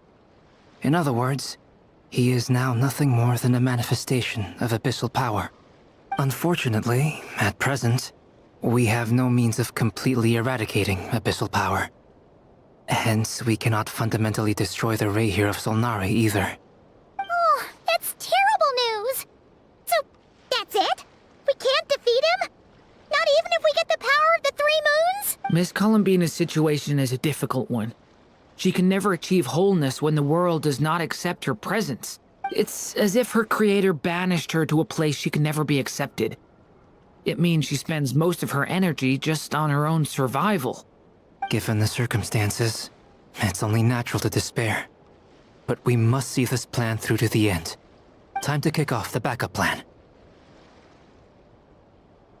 Oh, Paimon almost forgot! This is for you. Dory asked us to bring it. Ah, how wonderful. Well, thank you for making the trip. Durin and I will be heading off shortly. I'm sorry I won't be there to protect you in person this time. Please be careful. All right then. Stay safe.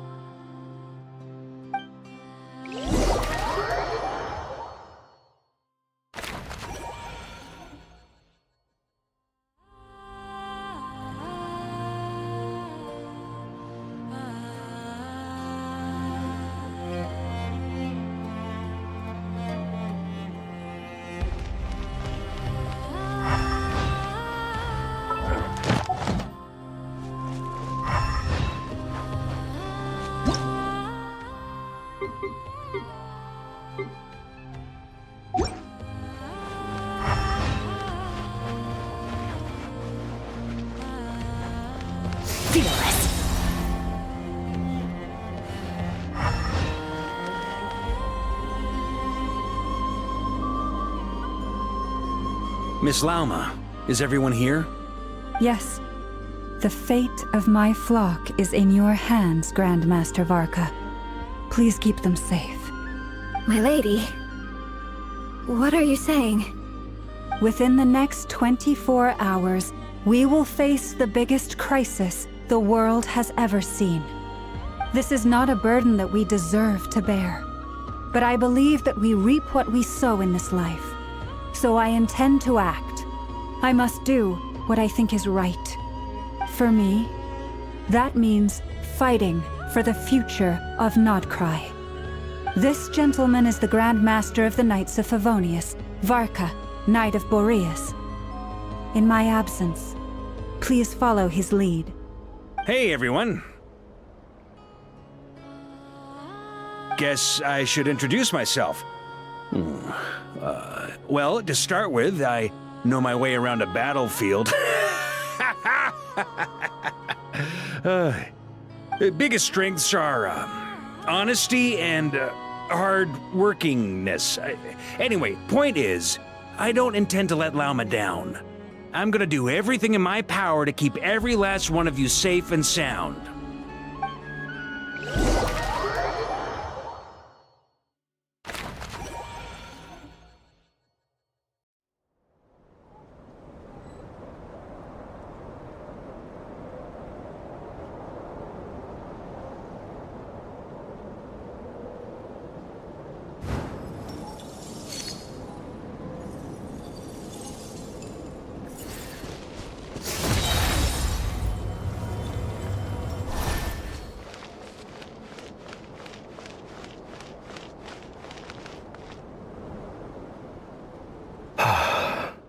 Something on your mind? Miss Columbina, was it? I believe that's how the others addressed you. That's right. Names are funny things. Have you always been called Dainsleif? Yes. I take it your own name has a more complicated history. I have a different relationship with names than other people. To be honest, I'm not even sure that Columbina is my name. At least, not in the same way that Dainsleif is yours. But it's what everyone calls me, and I go along with it. A lot of my life has been that way. I get so used to things that I forget to question why they are so. I never used to think much about where names come from, or what they mean to people. Maybe something's wrong with me. You're different from other people. I sensed it the first time we met. You're more perceptive than most. I'm sure your long life and rich range of experience explains that. Do you ever find yourself missing Conria, Mr. Dainsleif? Difficult to answer. I have dreamed of the past many, many times. Sometimes I'm fighting tooth and nail. Other times I'm lying on the ground, defeated. I don't recall any happy moments from that time. It has been too long. Is that because hatred survives longer than love and affection? That would not be for me to say. I make no excuses for the grudges I bear. But whatever the reason, I remember little that was beautiful or sentimental. Thank you for your help with the Rerir situation. Without your efforts, I never could have learned the hidden truth of his story. You're welcome.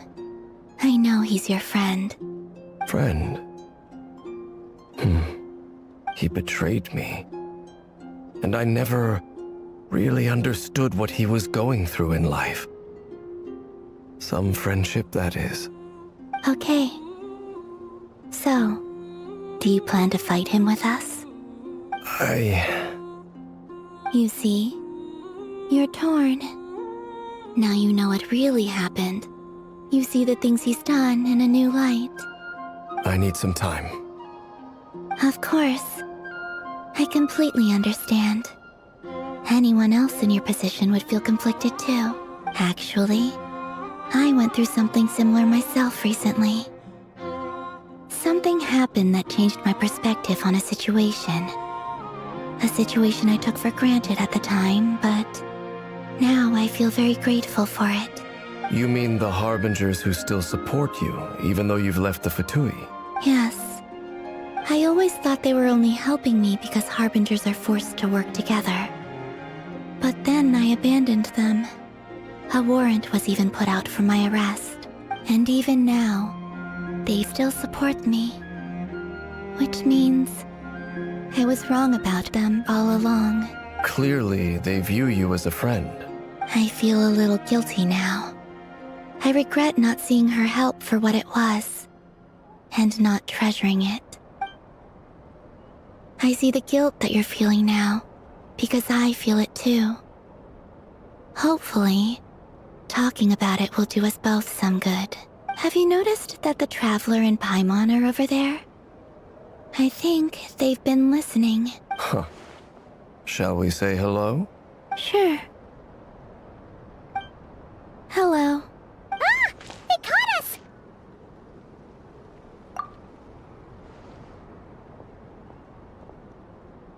I apologize for making you worry.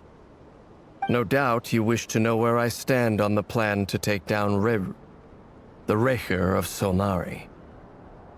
I'm afraid I need a little time, but I will seriously consider joining you. You will? Oh, thank you so much! Everyone will be so grateful to hear that! They needn't be. This was something that I was going to have to face up to eventually. That doesn't matter to them. They're grateful to you regardless. You can't control their gratitude, so just accept it. And then, have a think about whether you're willing to join us.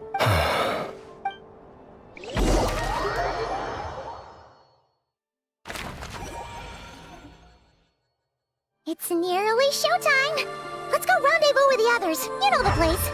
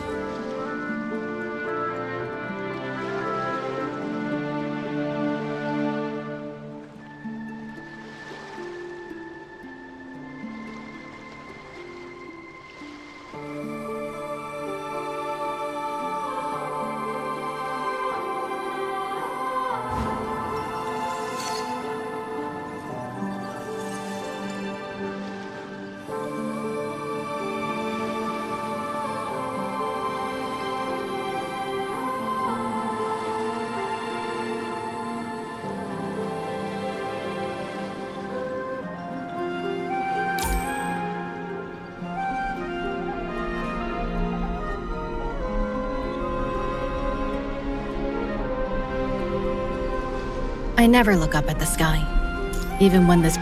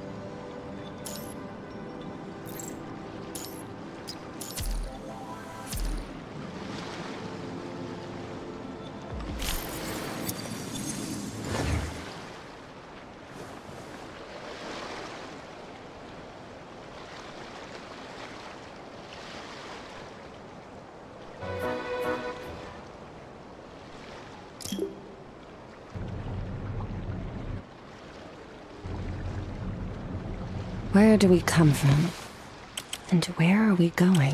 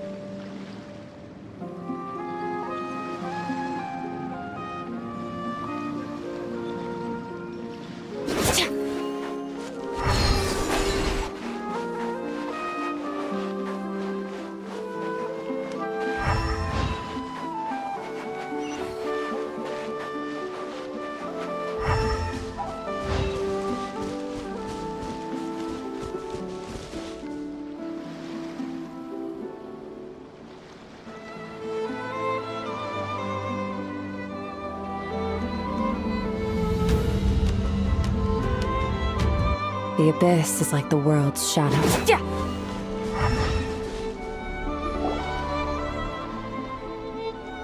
Ah, you're earlier than I expected. Hey, Blintz! Been waiting here long? Not too long. I came a little early so I'd have some time to think. Are you nervous about the battle? Quite the opposite. I'm reminiscing on my past battles. When I was awakened by the Ratniki, I had not touched a weapon in many years.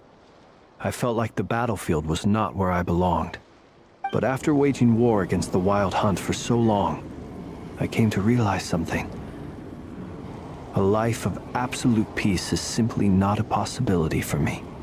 My restless flame indicates that somewhere inside of me, there is a deep yearning to root out the evil in this world. Oh, that doesn't sound like such a bad thing.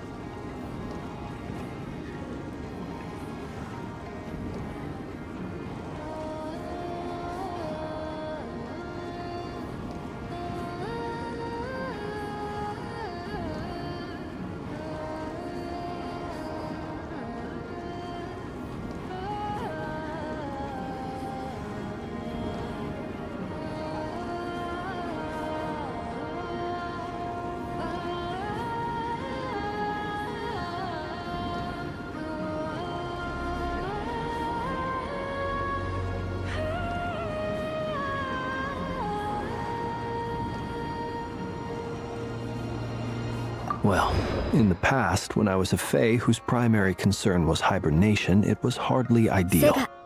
But it certainly serves me well here in the present. And I am delighted to be able to join forces with you in this endeavor. Looks like I'm not the first to arrive. Ah, Miss Lauma. Did you sleep okay last night? I struggled to settle down at first, because of the nerves. But don't worry.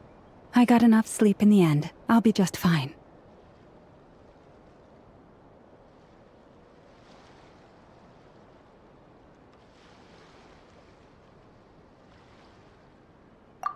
Please, I'm just doing my part. Never! Over here!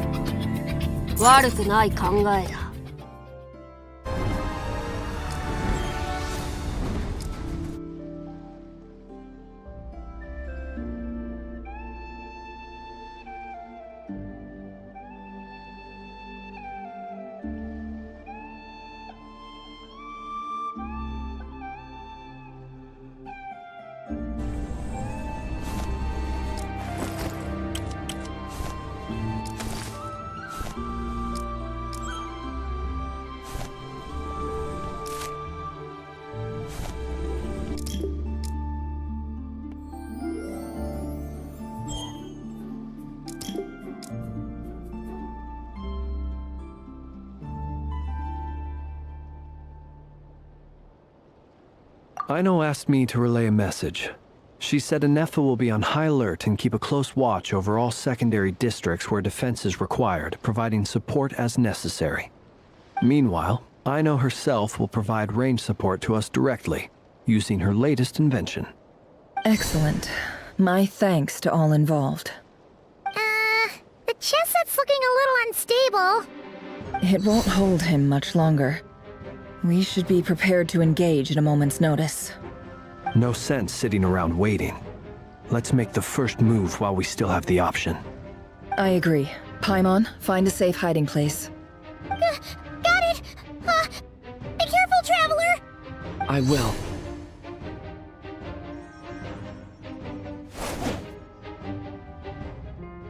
Everyone, take your positions as soon as the battle starts. Every ounce of strength we have in our bones, let us bring to this fight. Ready? Let's go. I've seen all your futile ploys before. You have become the authors of your own demise. I wouldn't be so sure about that. You are merely a moment of sport before I tear down the moon.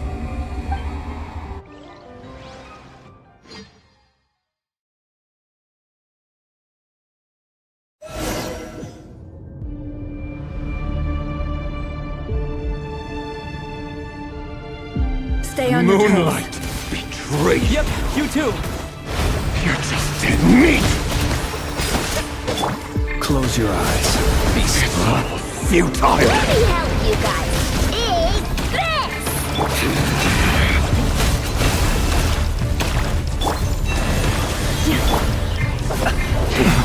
Take this! Keep your distance.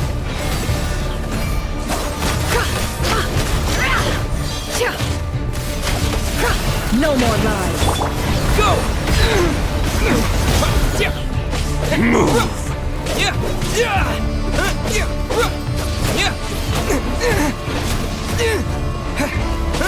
For the everlasting forest. Moonlight! Hunt them down! Observe. Night falls. Seek within. Let's see what you're made of. Water jet! Bombs away! Can I the truth? The deception ends here. By the frost moon of old. Close your Moonlight! eyes. Betray you. Be silent. Do you fear the dark?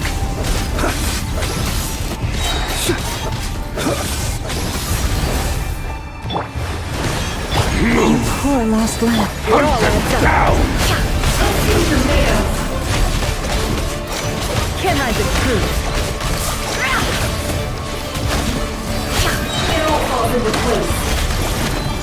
The mystery unravels.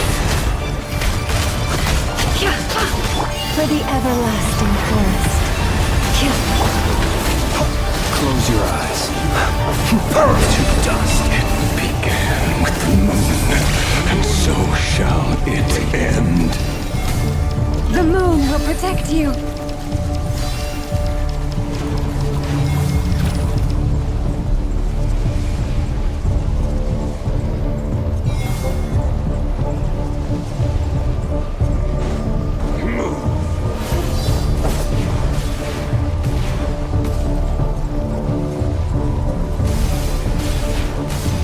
The moonlight betrays you. Observe.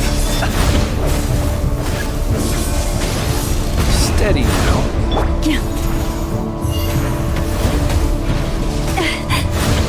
Forest, protect us. Do you see now?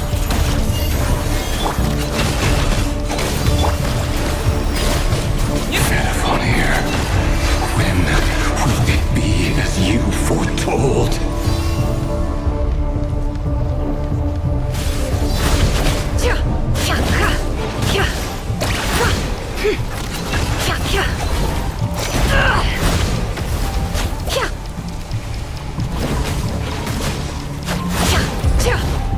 No more lies. Your foul spirit is not welcome here.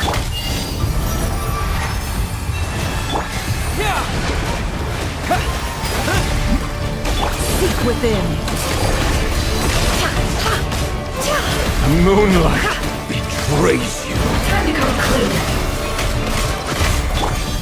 Leave this place.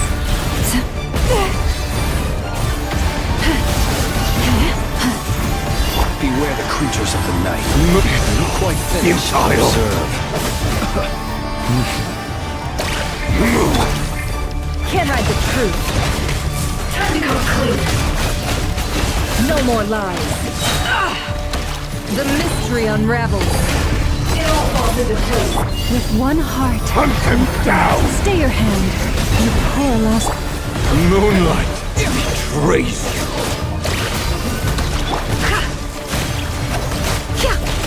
It all adds up. Move! It's all futile. Moonlight betrays you. Forest, protect us. Go!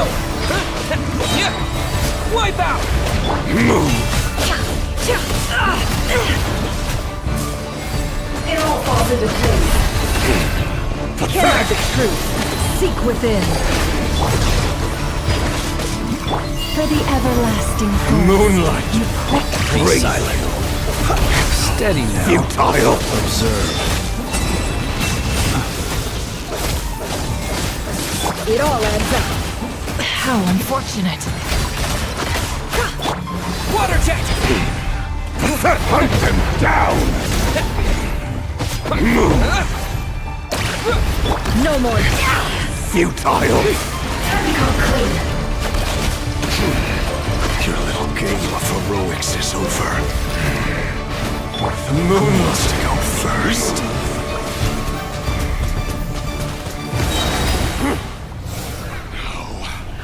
Get out of my sight! No! We've been separated! Take! You okay? Never! Where are the others? Stuck outside the barrier. I Guess he really doesn't like us. I told you before, knowing too much is always a death sentence. Be careful what you wish for. Run. Hide. Lama! Can you hear me? Hold on, where? Silence. The voices are gone. But at least I know they're still there. I need to focus. Stick to the plan. Remember my most important task. Just keep stalling him. If I can stall him for long enough, the moment will come.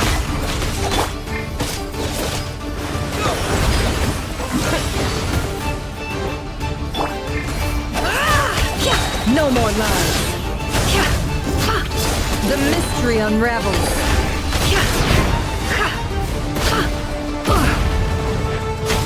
Can't hide the truth.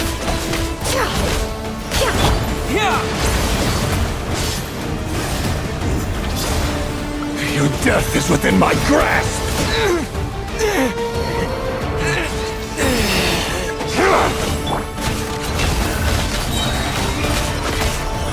Seek within.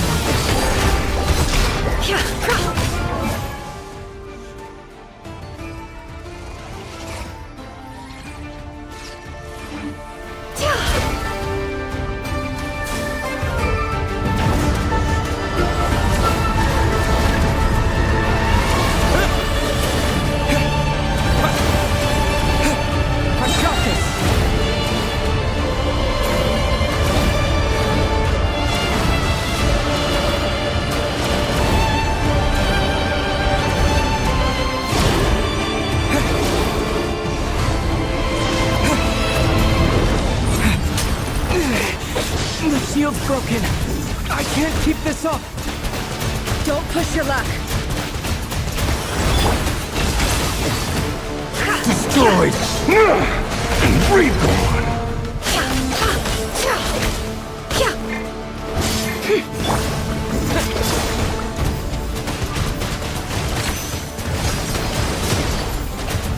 Water jet! It all adds up. The deception ends here. No more lies.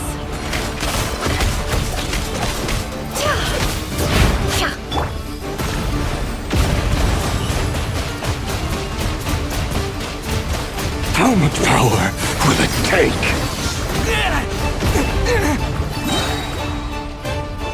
Bombs away!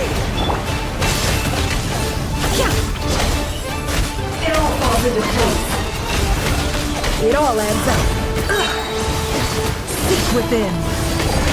Can't hide the truth.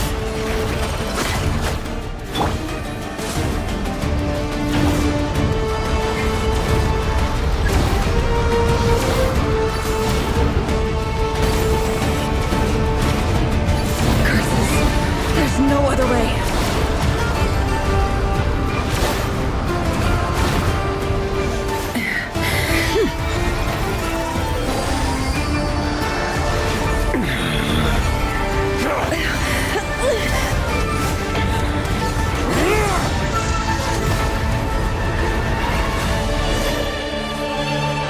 The only way to defeat Rarer is to borrow his own power. That means Columbina will have to disappear while you two bear the brunt of his attacks.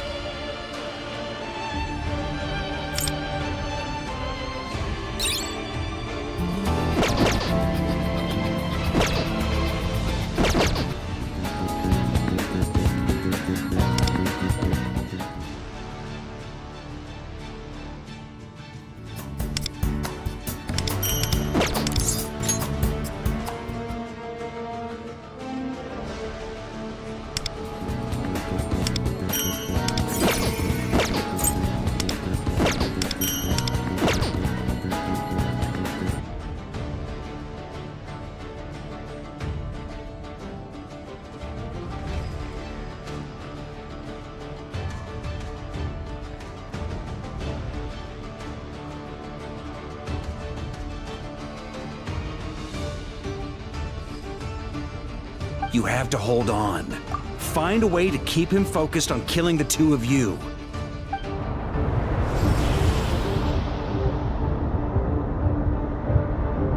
Nefer, your eyes are bleeding.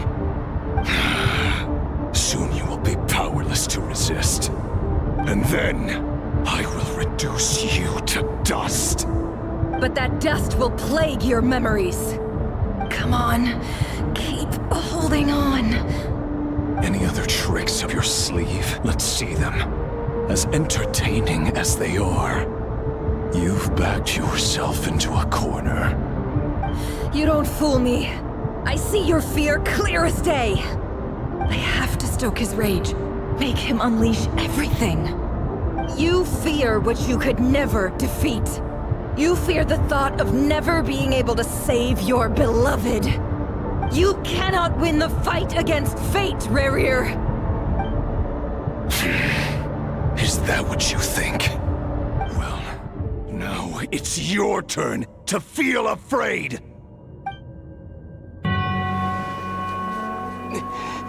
You fear the sound of your own name? Is it us you hate? Or is it what you've become?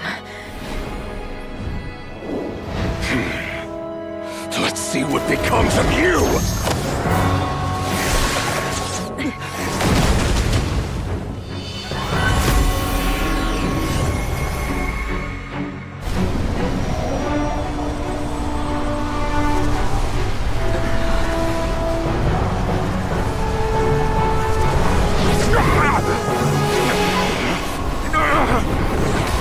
What's happening? That power. I've seen it before!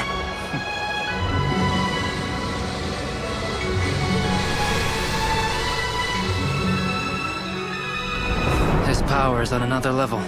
We'll need to use an alchemical array to convert his power into a usable form. Then quickly channel it into Columbina, rendering her powerful enough to compete with him. I'll join you. I can help. If I release enough abyssal energy into a confined space, it'll create a potential difference, allowing us to extract a huge amount of elemental energy. Next, I'll synchronize with everyone's minds using Pyro, then give you temporary access to their abilities and fields of view. But it won't last long. Can you see? Well enough. So, we have a student of Gold Rhine-Daughter in our midst! How about that?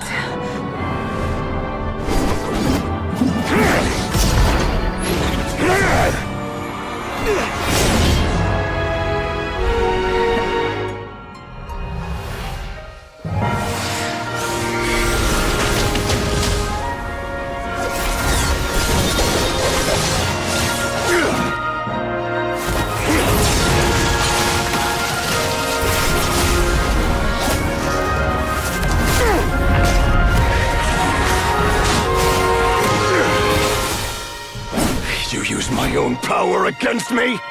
Just like how you stole Kuvaki. Look familiar?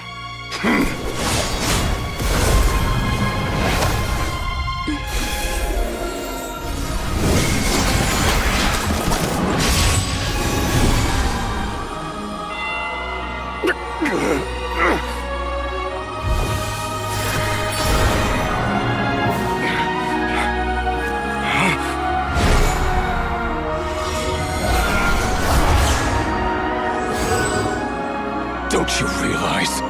You don't have the power to hold that gate open! I don't, but someone else does.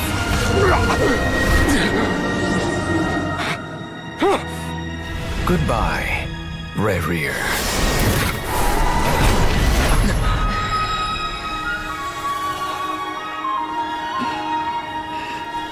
We won.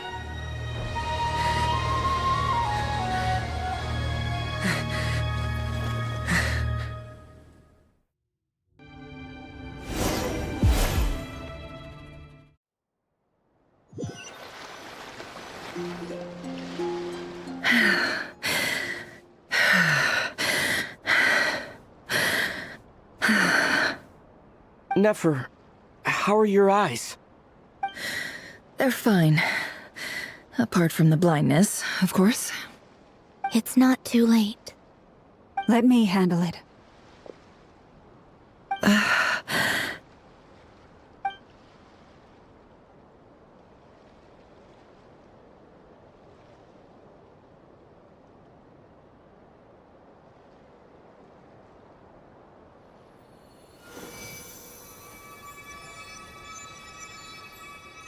Miss Nefer. It's not like you to lose your composure. That was the most reckless thing I've ever seen you do. Reckless how? The situation was critical. Our lives were at stake. We had to do something. Even so. Okay. I guess you're right. Under the circumstances, it was a wise decision. You traded your eyes for an incredible victory. In business terms, I suppose that's a huge return on investment. I'd be hard-pressed to argue otherwise. Still, I don't like this outcome, and I don't want you to lose your sight for good. People suffer when they make sacrifices they shouldn't have to make, whether that means faith, strength, or in this case, your ability to even see. I had hoped you could win without sacrificing so much as a single hair on your head. Thank you. Really. All done. Don't try and open your eyes just yet. We'll see how you're doing in a couple of days. Until then, please follow your recovery plan to the letter. I'll send full details through Yehoda. For now, just get yourself home, relax, and rest. My dear friends, we have fought bravely and achieved a spectacular victory. A dark cloud has been lifted from the skies of Nodcry. All in this land will be grateful for what you have done. The moon will remember this day. Thank you both.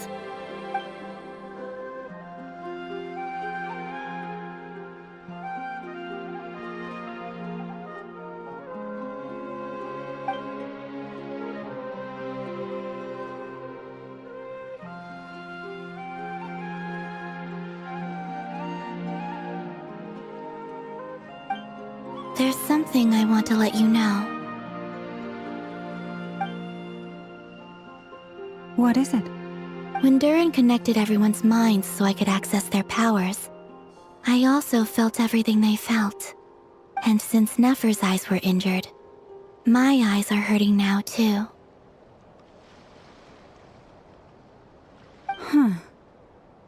Hold on. Let me try. I only feel the pain. There's no actual damage. I just thought I should tell you. You're right. There's no damage. That's a relief. But I must say, I'm surprised to hear the Kuthar share something like this with me. In the past, you never used to open up about yourself. Things are a little different now from how they were. I'm learning to share how I truly feel with my friends. Friends? You have no idea how glad I am to hear that.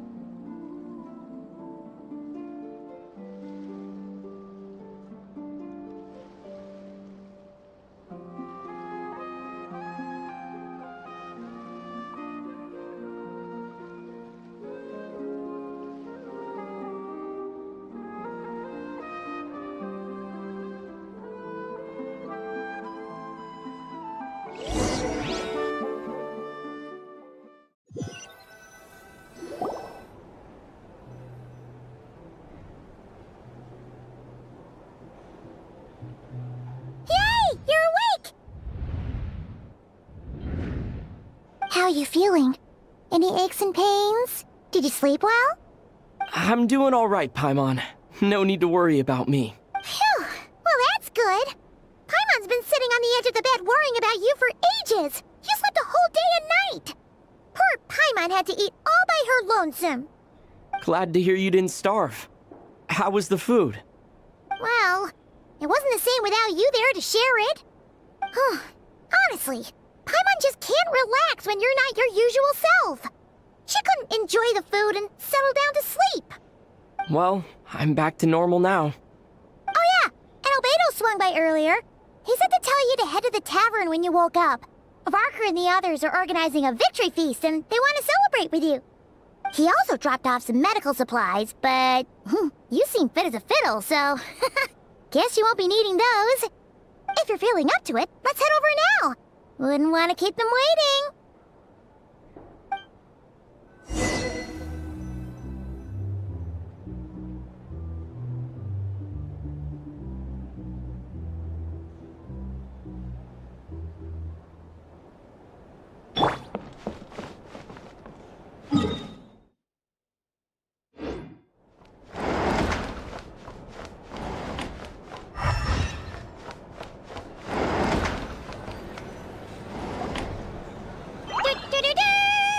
We're here!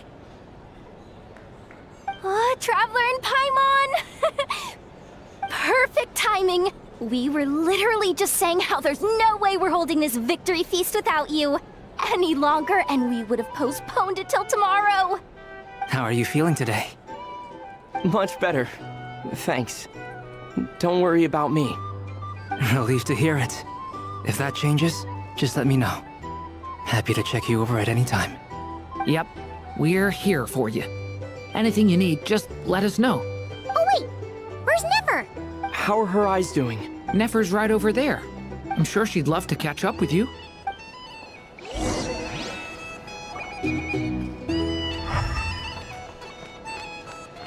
Our drink recommendations?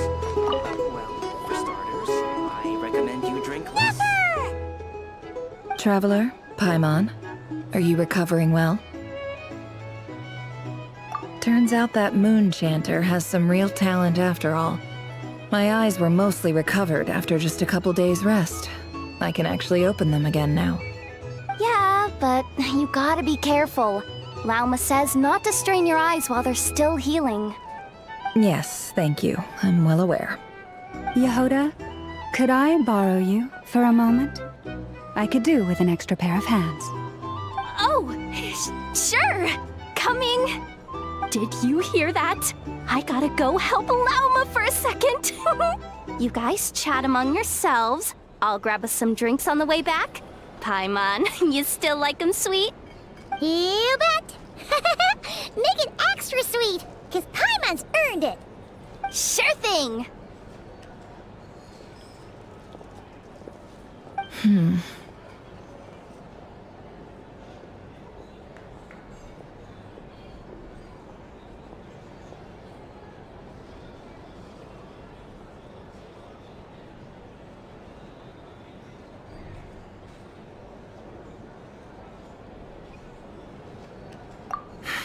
The Raker of Solnari. Kind of a snake, don't you think? No, definitely a snake. A poisonous one who spewed his venomous hatred everywhere. Anyone who seeks revenge out of hatred for other people has become a snake. That's something my dad used to say.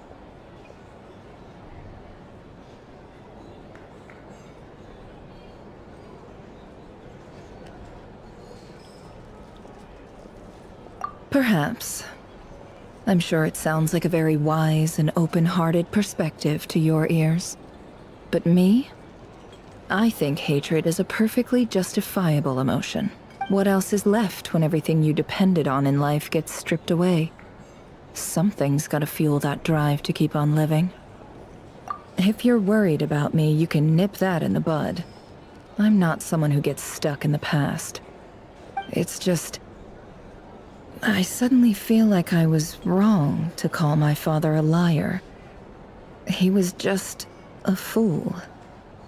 That's why the Academia turned their back on him. and why the other tribes ganged up on him. Oh, Father. How much better things could have been if you were a skilled liar. Look at the Ibis King. Thoth is a fiendishly cunning liar. And yet, strangely, he feels more like a father to me than my real dad ever was. He's never brought it up, but I'd bet he feels the same way. Why else would he give me the power to perceive the truth, while at the same time training me in the art of deception?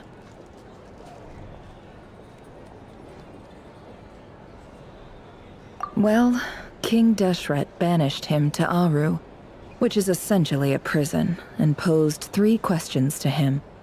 He promised that he'd have his freedom if he could find the answers. His response was to take on a physical form and approach me, hoping that I could become his envoy and search for one of the answers on his behalf. Did he really think I'd fall for that? He's stuck there. He can't make me return what he gave to me. So that's enough for you to decide he's nice, is it? He's a prisoner, and he was scared. So he decided to perform some good deeds to win people's approval. He lives in fear because he's a deceiver. How is Rerir any different? You can't work as a spy your whole life and expect a happy ending. It's preposterous. Yet I can't say I don't understand it. Liars live in the darkness of their own making. But it's still human nature to want to go on living. They say that a liar's soul is the most worthless thing in the world. What do you think? Good. If you understand that, it means you're smart. And you see things objectively. If you ask me, the soul of a liar really is worth nothing. Because all they care about is themselves. For example, when something good falls into my lap, I don't go sharing the news around. Stops other people trying to steal it from me.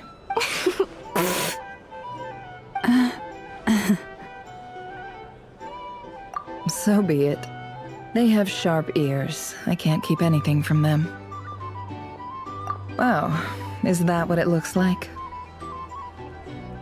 Well, you all know my past now.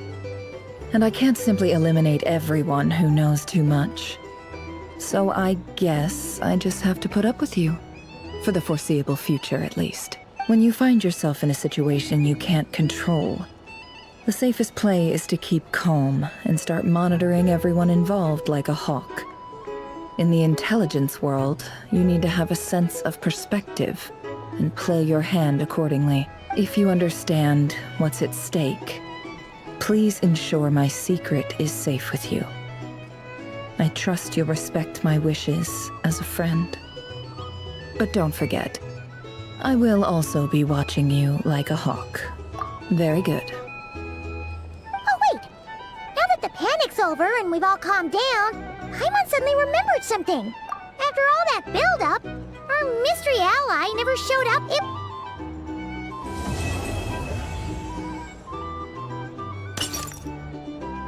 Huh? Am I imagining things?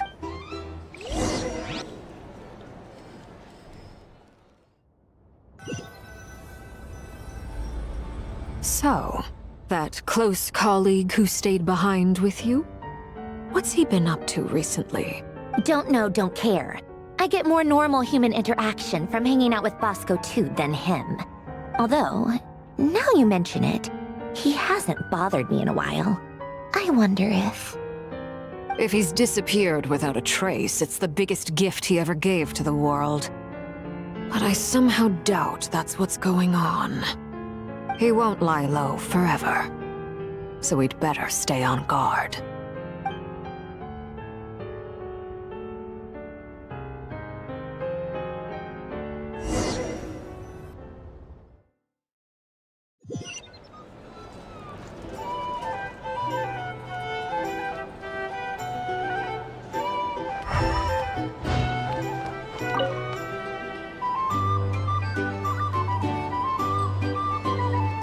Ah, Lord Sangama Bay. How lovely to see you. I must thank you for the device you provided. It was an enormous help. Would I be right in thinking that it was developed by the Academia? Why come and ask me when you clearly know already? I mostly came to thank you. That's more like it. A little gratitude goes a long way with Lord Sangama Bay. Play your cards right, and you might even stand a chance of becoming my long-term supplier. The chance to work with such a kind and charitable investor as yourself would be a great honor for the Curatorium. Huh? Charitable? Who said anything about charity? First time hearing about it. Let's see. The first plot of land you purchased in Nodcry, your desert interests, and... Stop! What do you think you're doing? Exposing my investment history! It's nothing to hide from. They're all perfectly legitimate investments. And some of the land you purchased was with the intent of building a sanctuary? Yes, I heard about that too. How did you... You're a curious case, Lord Sangama Bay. You don't like people finding out about your good deeds, do you? But I'm afraid no matter how hard you try to keep things under wraps, where there's a will, there's a way. You did it for Sumeru, didn't you? It was empty land that was gonna go to waste otherwise. I figured if I built something there, it might at least get some use in an emergency. Disasters are capricious things. They strike without any warning. I've lost family to a disaster before, and I don't want to lose any friends or business partners if I can help it. My elder sister used to dream of finding a sanctuary. Somewhere with plenty of food, water, and medicine. Where everyone could live happy lives. It was something I looked into, but after discussing things with the Dendro Archon, I decided on a more effective strategy. The tech people handled the tech, and Moneybags provided the Mora. It just made the most sense. It's a pity that so few people know the truth about you. Everyone says that you view everything in terms of Mora, and all you care about is growing your own wealth. So, what's the problem with that? Everyone wants to be rich. It's human nature. So yes, I love Mora, and it's nothing to be ashamed of. But surely you have dreams of your own beyond just making Mora. You don't get it, do you? My dream is to invest in other people's dreams. And, you know, make a nice little slice for myself along the way. Just thinking about it makes me happy. That sweet, sweet sound of Mora. Thank you. For the device? And the pendant. Oh, that. I was just returning a favor. Don't worry about it. Seems like we've both been away from home for a very long time. Yeah. So long that I barely remember what my family even looked like. That would be your mother, father, and sister? Yeah, though it's been years since my sister passed away. It's not like I want to forget them, obviously, but memory can be even more ruthless than the most calculating business person. Beyond a certain point, if something isn't helping you, it just gets rid of it. My sister can't help me now. Slowly but surely, her face is fading from my mind's eye. It's become a vague impression. Not everything will fade. When loved ones pass away, the beautiful memories are the ones that last the longest. Yeah, that's true. If you ask me, that's the one silver lining in all of it.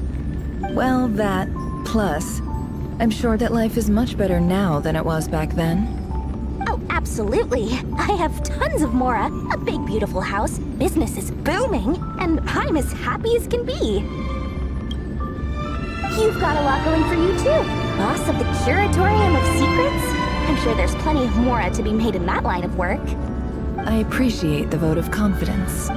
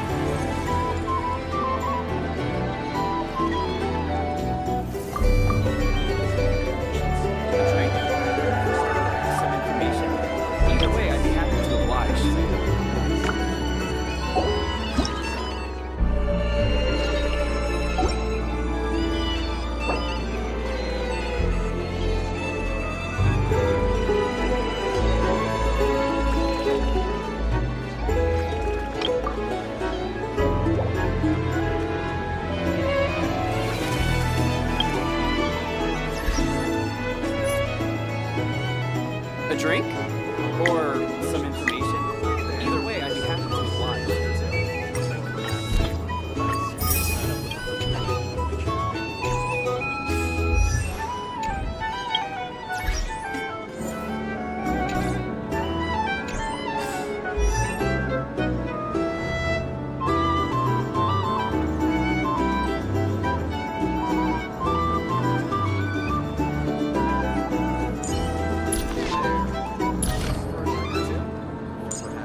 A drink? Or some information? Either way, I'd be happy to oblige.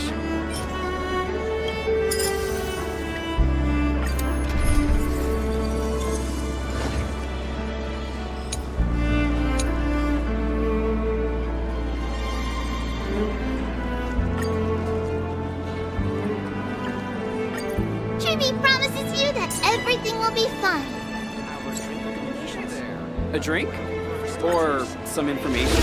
All Either way, things I'd be come happy to to an end. oblige. Given time itself. Do it! As you wish. We can do anything! Root here. Night falls. Good night. Have some fun. Again. You can do it! As you wish. Embrace a new life. Again. Again. Darkness with me. I feel that flame. Let's go!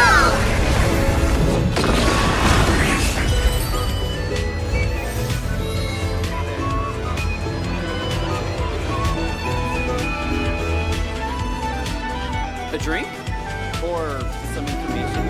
Either way, I'd be happy to oblige.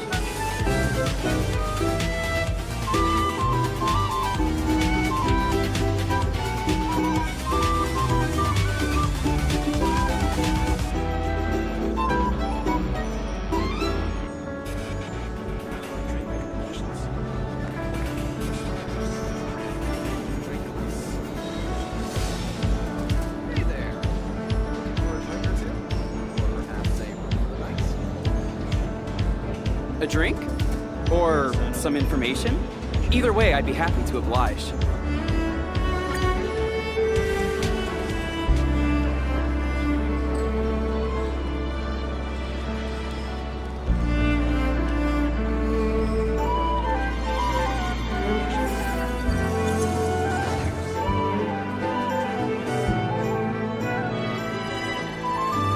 A drink? Or some information? Either way, I'd be happy to oblige. The abyss is like the world's shadow. It's always there, and it will never perish.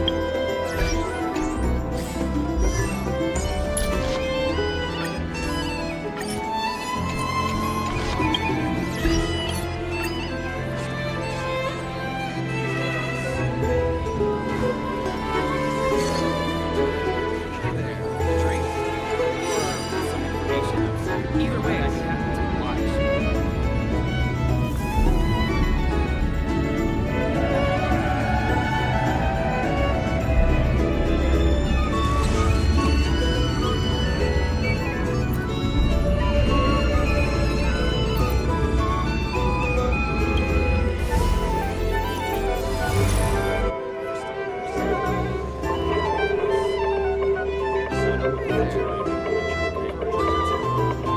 A drink? Or some information? Either way, I'd be happy to oblige.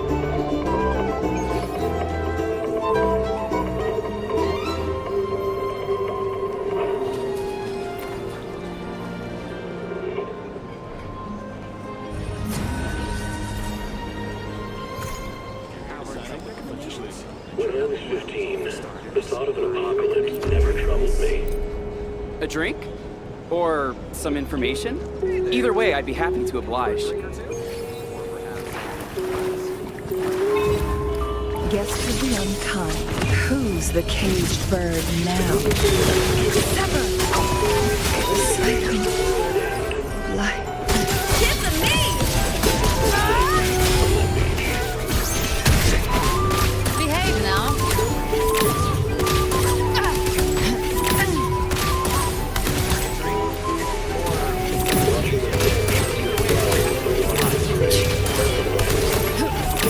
Where did we come from? And where are we going?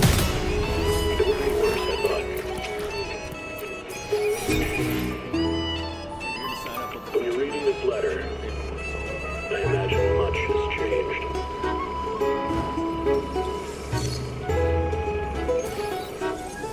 Whether it's yourself, A drink? Or some information? Either way, I'd be happy to oblige.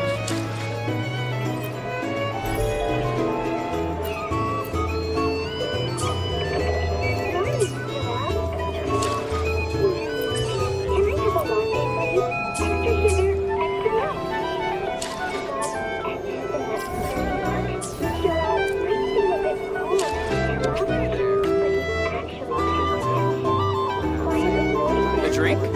Or some information? Either way, I'd be happy to oblige.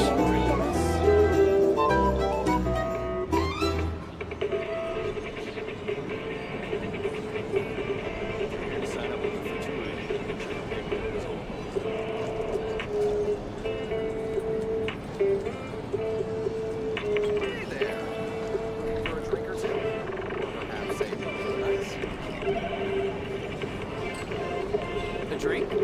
Or some information? Either way, I'd be happy to oblige.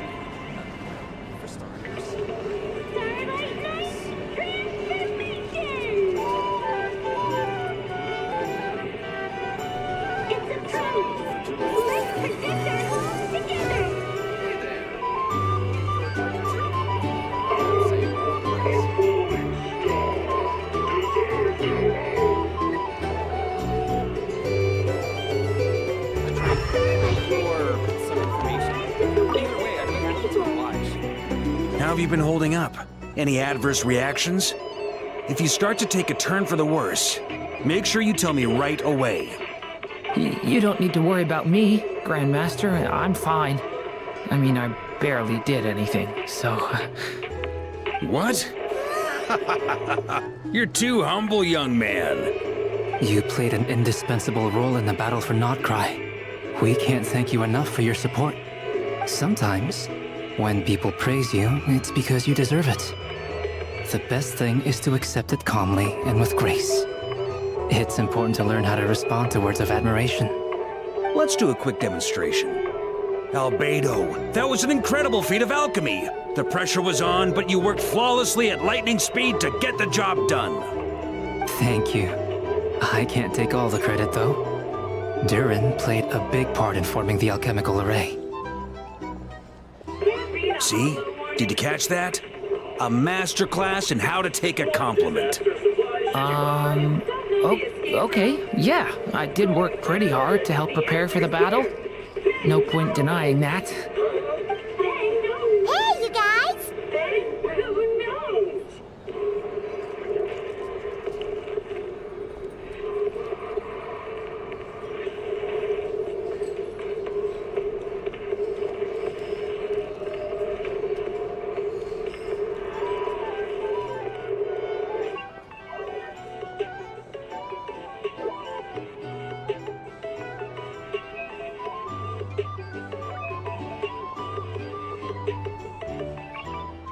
Energizing combo set. Hardy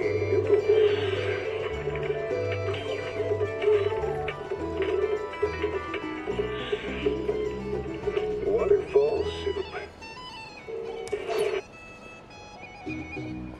Can't read a hollow warning.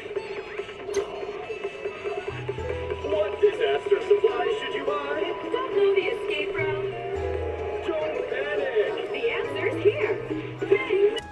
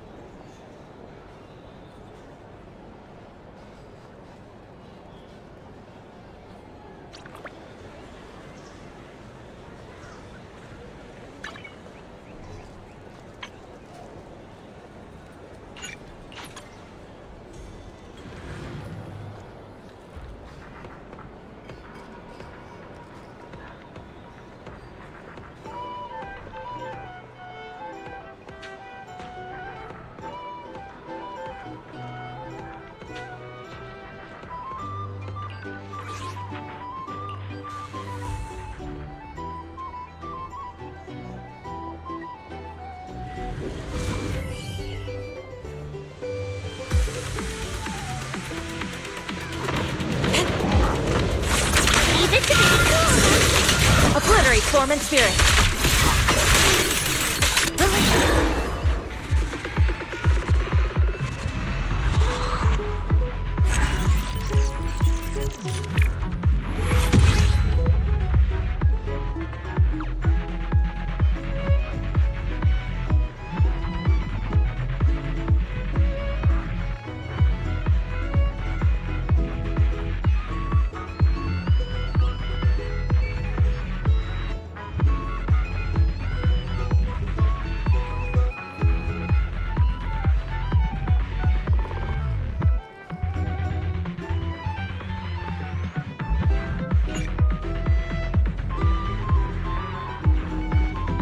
Hey, look who's bounced back. Looking good, traveler.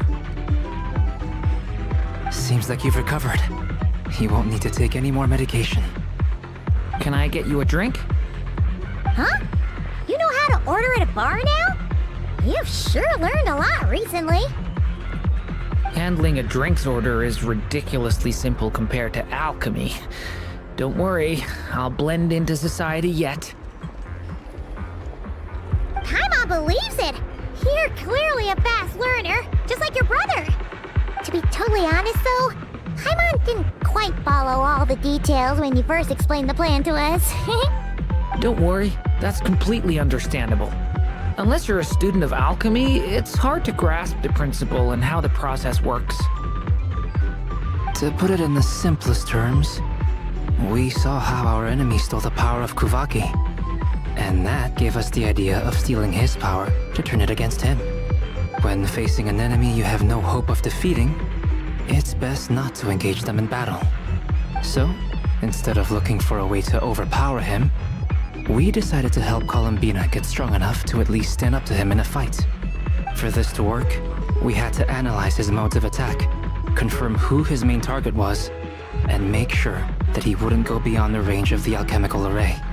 For added security, we prepared a total of 4 arrays. But to mitigate the impact of the battle, we identified one location in particular as the ideal spot, which is where the confrontation took place. The alchemical array absorbed his abyssal power. Then Durin processed it to render it usable by Columbina. That power enabled her to do what would otherwise have been nigh on impossible. What surprised me was that Dainsleif actually agreed to join us. Given his history with Rerir, he had every right to sit this one out. But we're extremely grateful for the decision he made.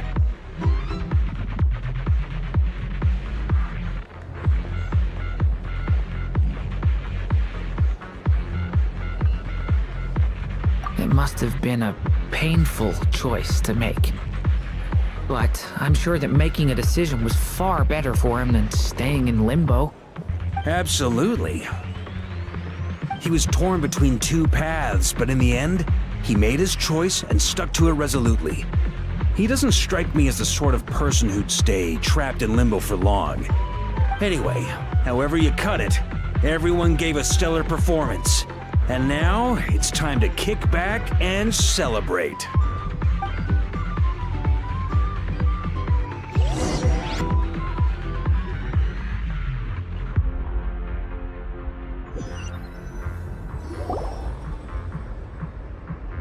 That's the only reason you're here. Yes. I've thought a lot about it. And I've realized that you, me, and Arlecchino should be friends. I think this is very important. So I felt I had to come and tell you. Well, this is a new one. I'm so moved. I can't even hold my teacup. If that's all, you can leave now. Do you not want to be friends with me? Or is it that you prefer being co-workers? What is this, Columbina? Are you deliberately testing my patience threshold? Right now, my politeness module is active. But if you say another word, I swear I'll shut it down. If your politeness module was active, wouldn't you say the word please at some point? Paulownia, please see Lady Columbina to the door. Will you still invite me to your next tea party? What? Yes, I think you will. Bye-bye, dear Zandrone.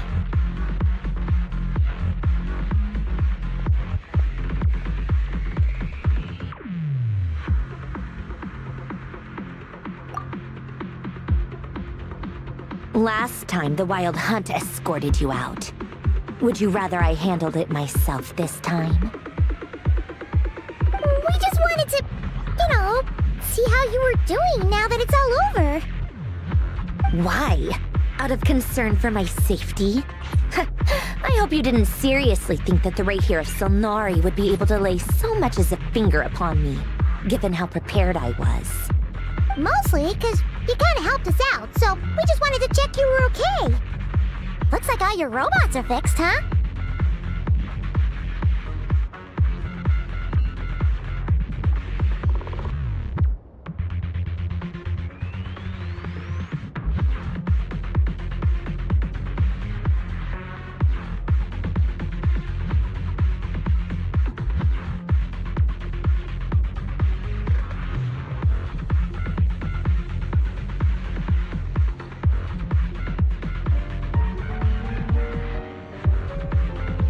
Oh, don't you worry about that. Tea time is already a write-off. The visitor before you managed to kill my appetite. If you're in the mood for tea, go ahead and help yourself. Otherwise, it's going to waste. My coasters are still missing in action, though. Use this notebook instead. Whoa! Pretty hefty notebook. Look at all those calculations. You can ignore those. They're just dumb scribblings. I doodle and write in my free time. Sometimes I remember the distant, dreamlike past. Sometimes I imagine the far-flung future. And other times, I grit my teeth and note down all the crazy nonsense going on in the present. Some people do the crosswords in the newspaper. This is my equivalent of that.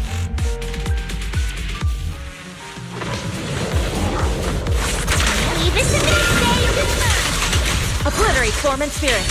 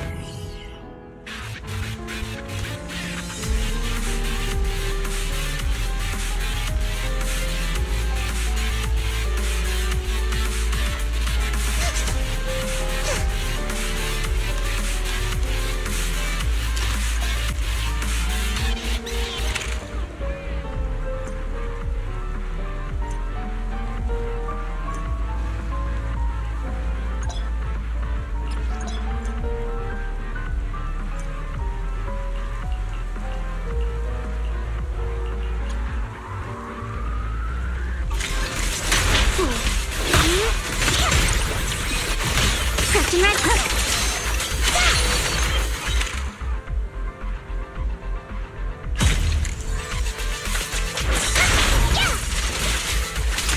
Keep it up.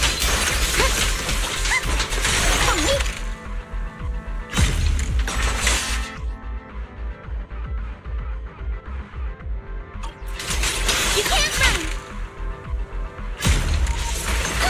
My turn.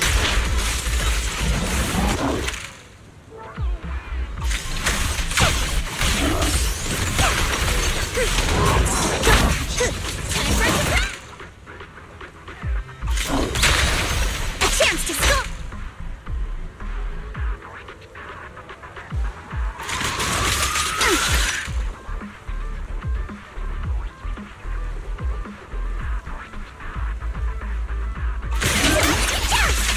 Strike in an instant!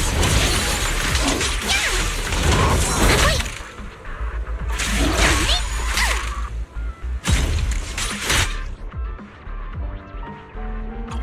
Sting!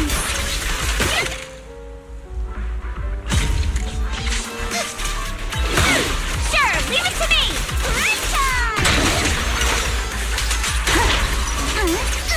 Alright.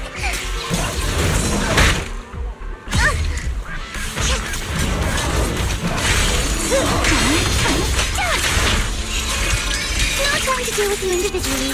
Apologies.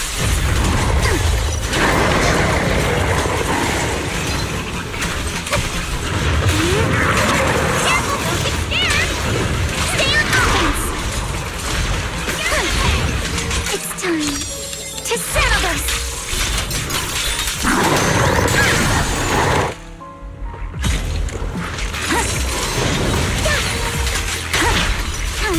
Focus on the target. Blink your strikes to score. Just keep off my feet. Now! Don't get scared, no! Fire!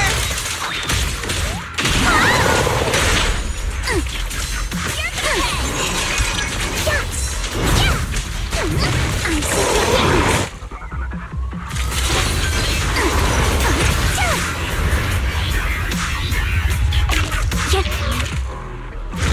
Perfectly symmetrical!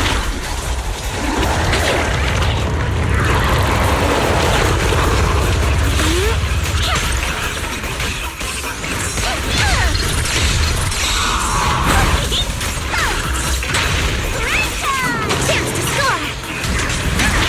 Clear your mind. Sorry for stealing your spotlight. Don't worry, I got this!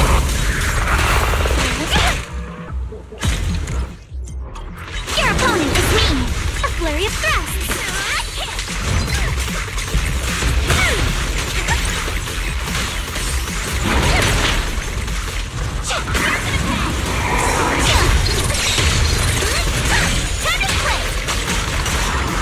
For the Time Field name, I will never lose!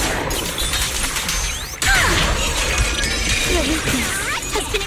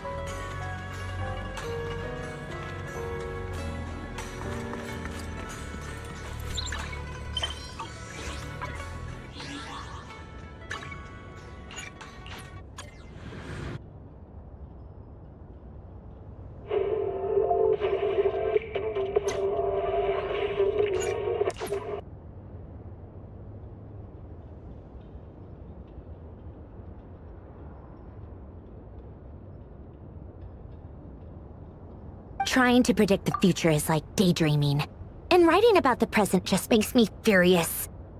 The past is my favorite. If nothing else, it's already set in stone, so I don't have to rack my brains trying to figure it all out. Huh. Although, having said that, the only vaguely interesting memory in my past is probably that guy they call Lord Artificer. Who else? Pretty much all the mecha and Fontaine are his personal handiwork. Wait, are you saying you know him? Like, personally? As a friend? I mean, I guess we were friendly enough.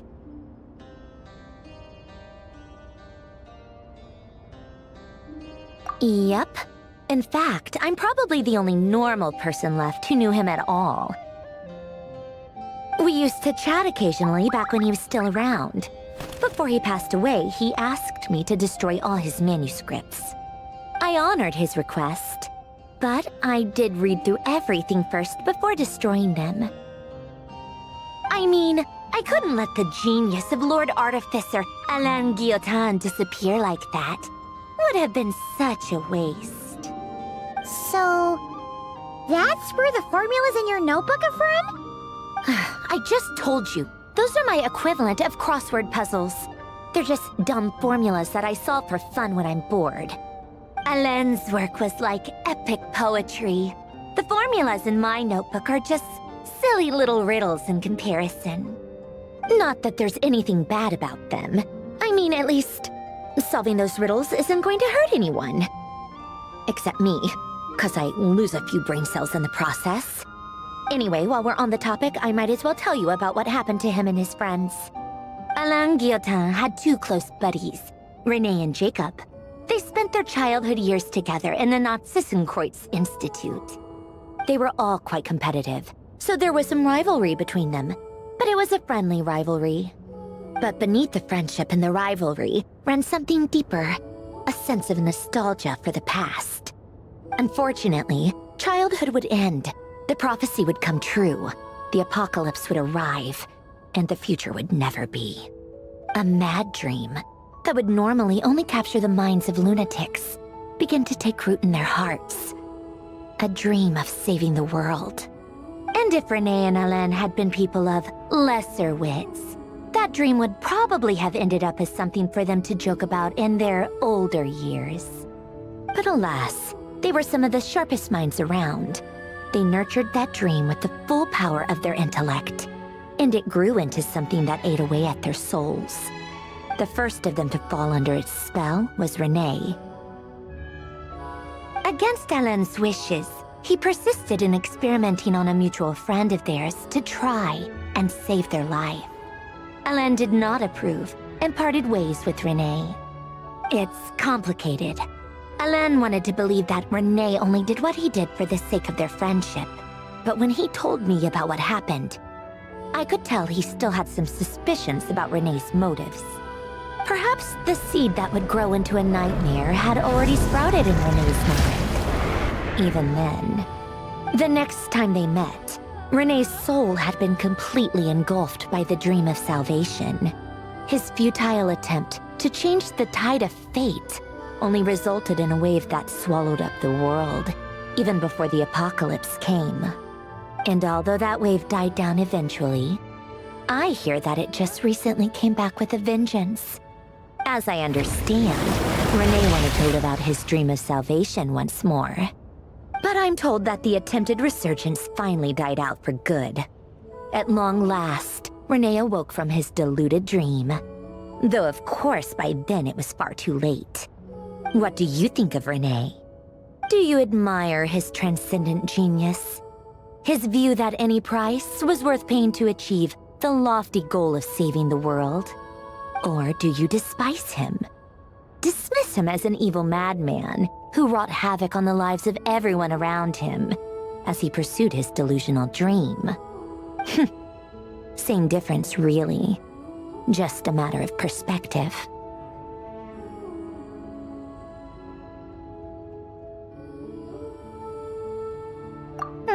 What a cop-out. But I suspect you'd have a more incisive and insightful answer if we dug into it further. I don't like fanatics who give up their whole lives for their ideology. Nor do I like fools who let their delusions take control. Maybe I could understand if Rene had just been an ordinary person. But he had a sage-like intellect. And still managed to get himself lost in the labyrinth of his own desires. Anyway, that's enough about Rene. Now, moving on to Alain Guillotin, the Lord Artificer. He managed to put a stop to the first storm whipped up by Rene. But after that, Alain lost his friends and family. To his credit, I suppose, the loss of his family and friends was purely a tragic accident. It's not like Alain sacrificed them for his cause or anything. After that, the only thing supporting his work was the same dream that had dragged his closest friend down to the abyss. But although the desire to save Fontaine drove him to found the Fontaine Research Institute, Alain continued to reject any form of transcendental knowledge or power. He was suspicious and fearful of it, having seen the way it had affected his closest friend.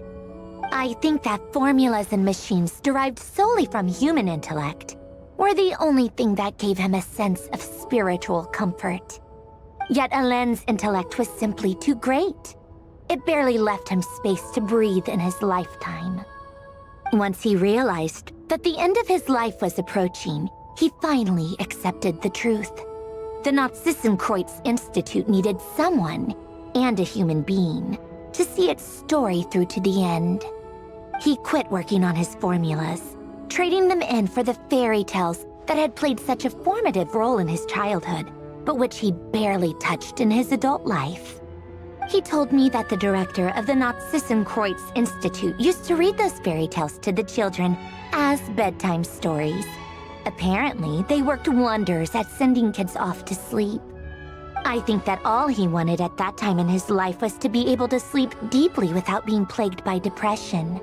By that point, nothing else really mattered. At the very end, he laid down to rest in the ruins of the former Narzissenkreuz Institute orphanage. While many years after that, tensions over competing dreams would once again cause a rift. And that is the story of two people from the Narzissenkreuz Institute. One went all in on his fantasy of salvation, without ever looking. The other sought desperately to burn bright in his life. Even... I do sometimes wonder, why is it that people like them have even the grandest tree starts as a tiny seed? So perhaps, for each of them, their mission to save the world began. They were young children with friends and family who mattered to them. Desires to explore the meaning. Or maybe they just wanted to find something to anchor themselves within the chaos, to stop them getting quiet. But instead, the search for their own salvation took them down the rocky road laid out by fate. Do you think the desire to save oneself is enough of a justification to try and save the world?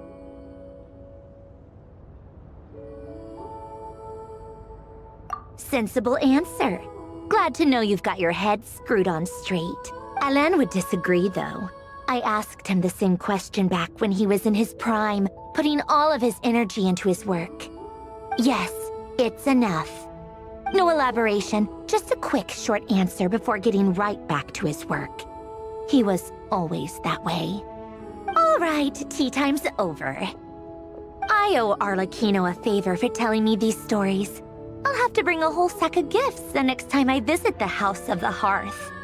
I'm gonna go tinker with Paulownia now. You guys can do whatever you want, as long as it doesn't involve interrupting me. Paulownia, exit hibernation mode. Begin diagnostics.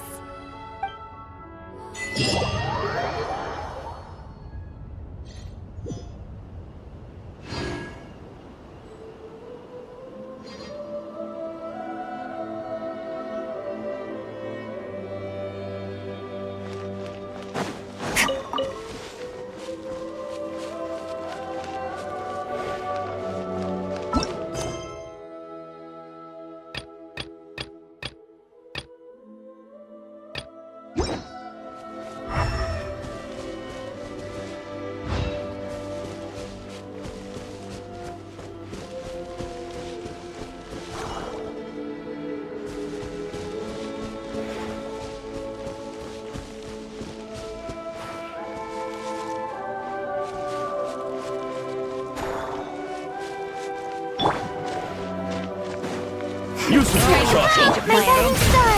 Your plan!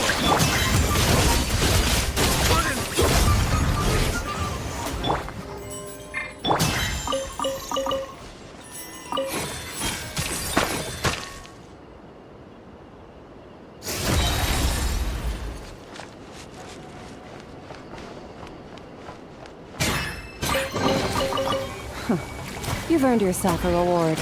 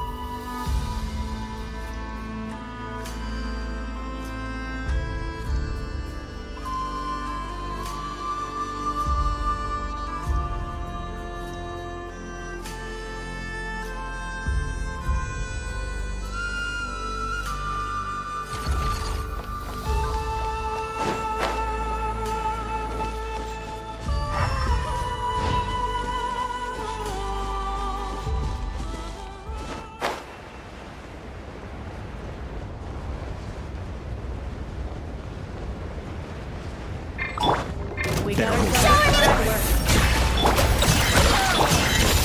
into the void. Fearless.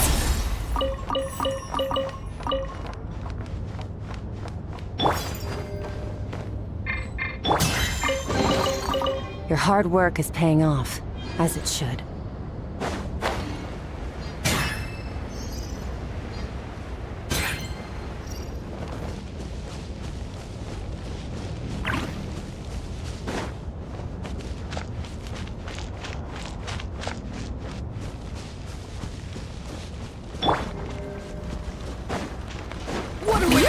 The night is cold.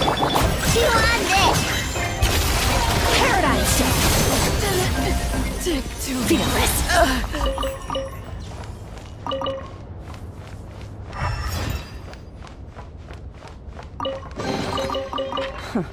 You've earned yourself a reward.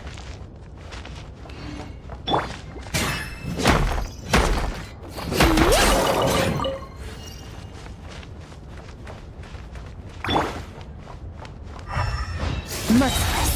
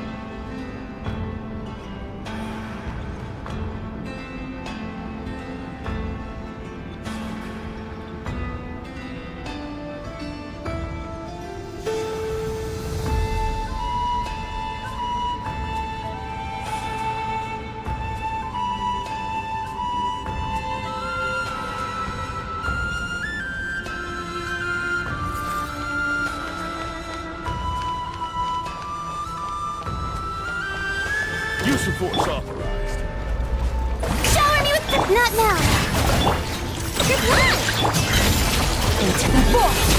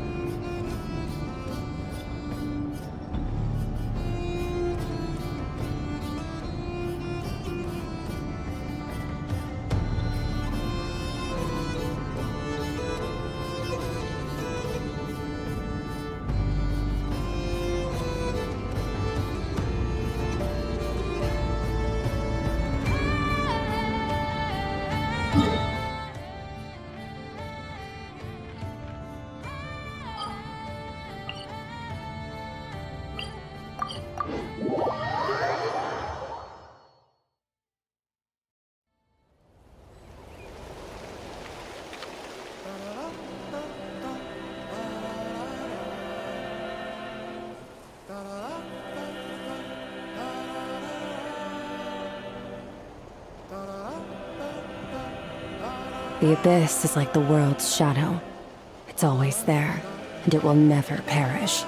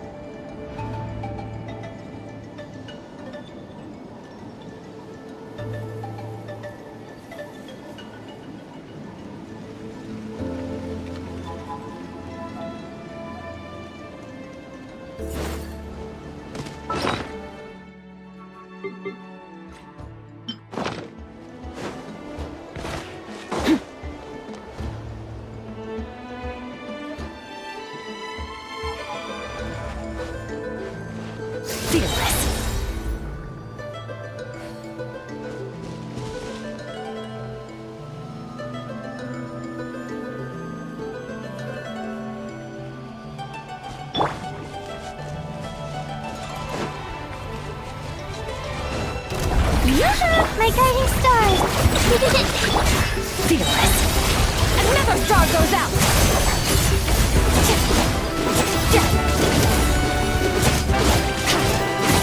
Extinguished!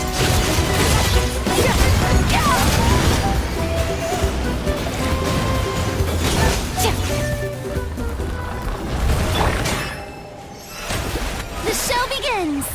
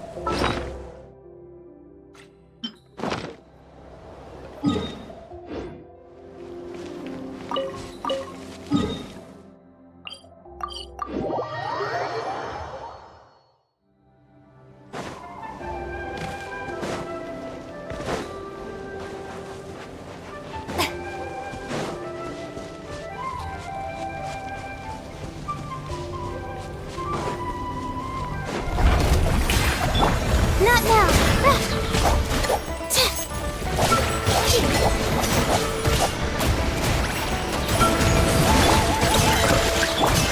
Fearless! Into the void! My guiding stars!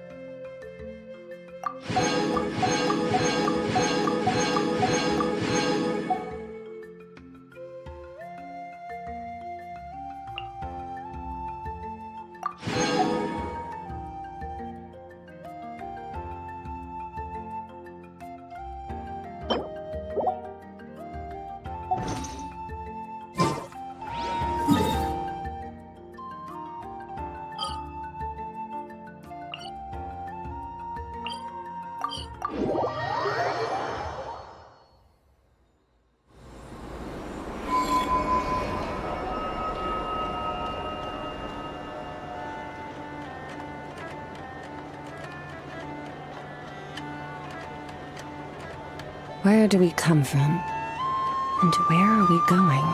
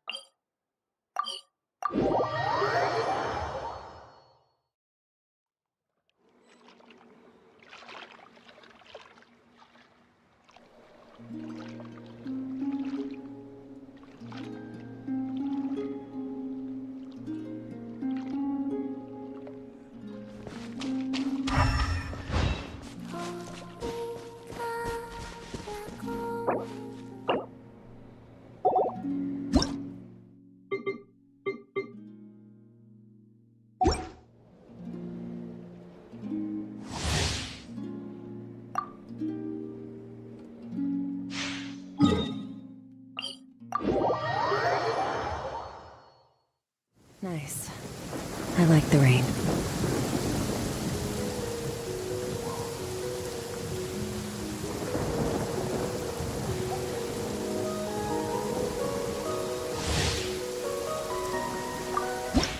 Imagine, if you can believe it, a whole other world within this universe. In that world, people found supreme bliss in what can best be described as lucid dreams. Reality became blurred, or rather, redefined. But outside of their flawless reality, the problems of the material world remained. And in the end, the cold, hard truths of the real world caught up to them in the reality to which they had escaped. Deep in the dark ruins, another soul who was fleeing destruction discovered the final remains of this world. These two terminals were once a means for the Dreamers to manage the outside world. Now, they form part of the Mage's collection. The Mage once tried to form a world from things she had gleaned in her eclectic experience, but as the calm observer, she never found that spark of inspiration to bring everything together. Before fate caught up to the wandering mage, she paid one more visit to her wise and learned friends. She learned much during their time together, and although she did not find the answer, her loneliness faded away in time. But as she and her friends crafted other wondrous worlds together, she finally realized the missing piece in the world she dreamed of creating. A vibrant, captivating protagonist. The glorious traveler and their impeccable companion were the perfect candidates. She was filled with hope. The lucid dream of a lost civilization was built anew, and the Mage's vast collection now had a world to call home. After sojourning for so long, it was time for her to leave lest the destruction catch up with her. And in any case, a new story had now begun.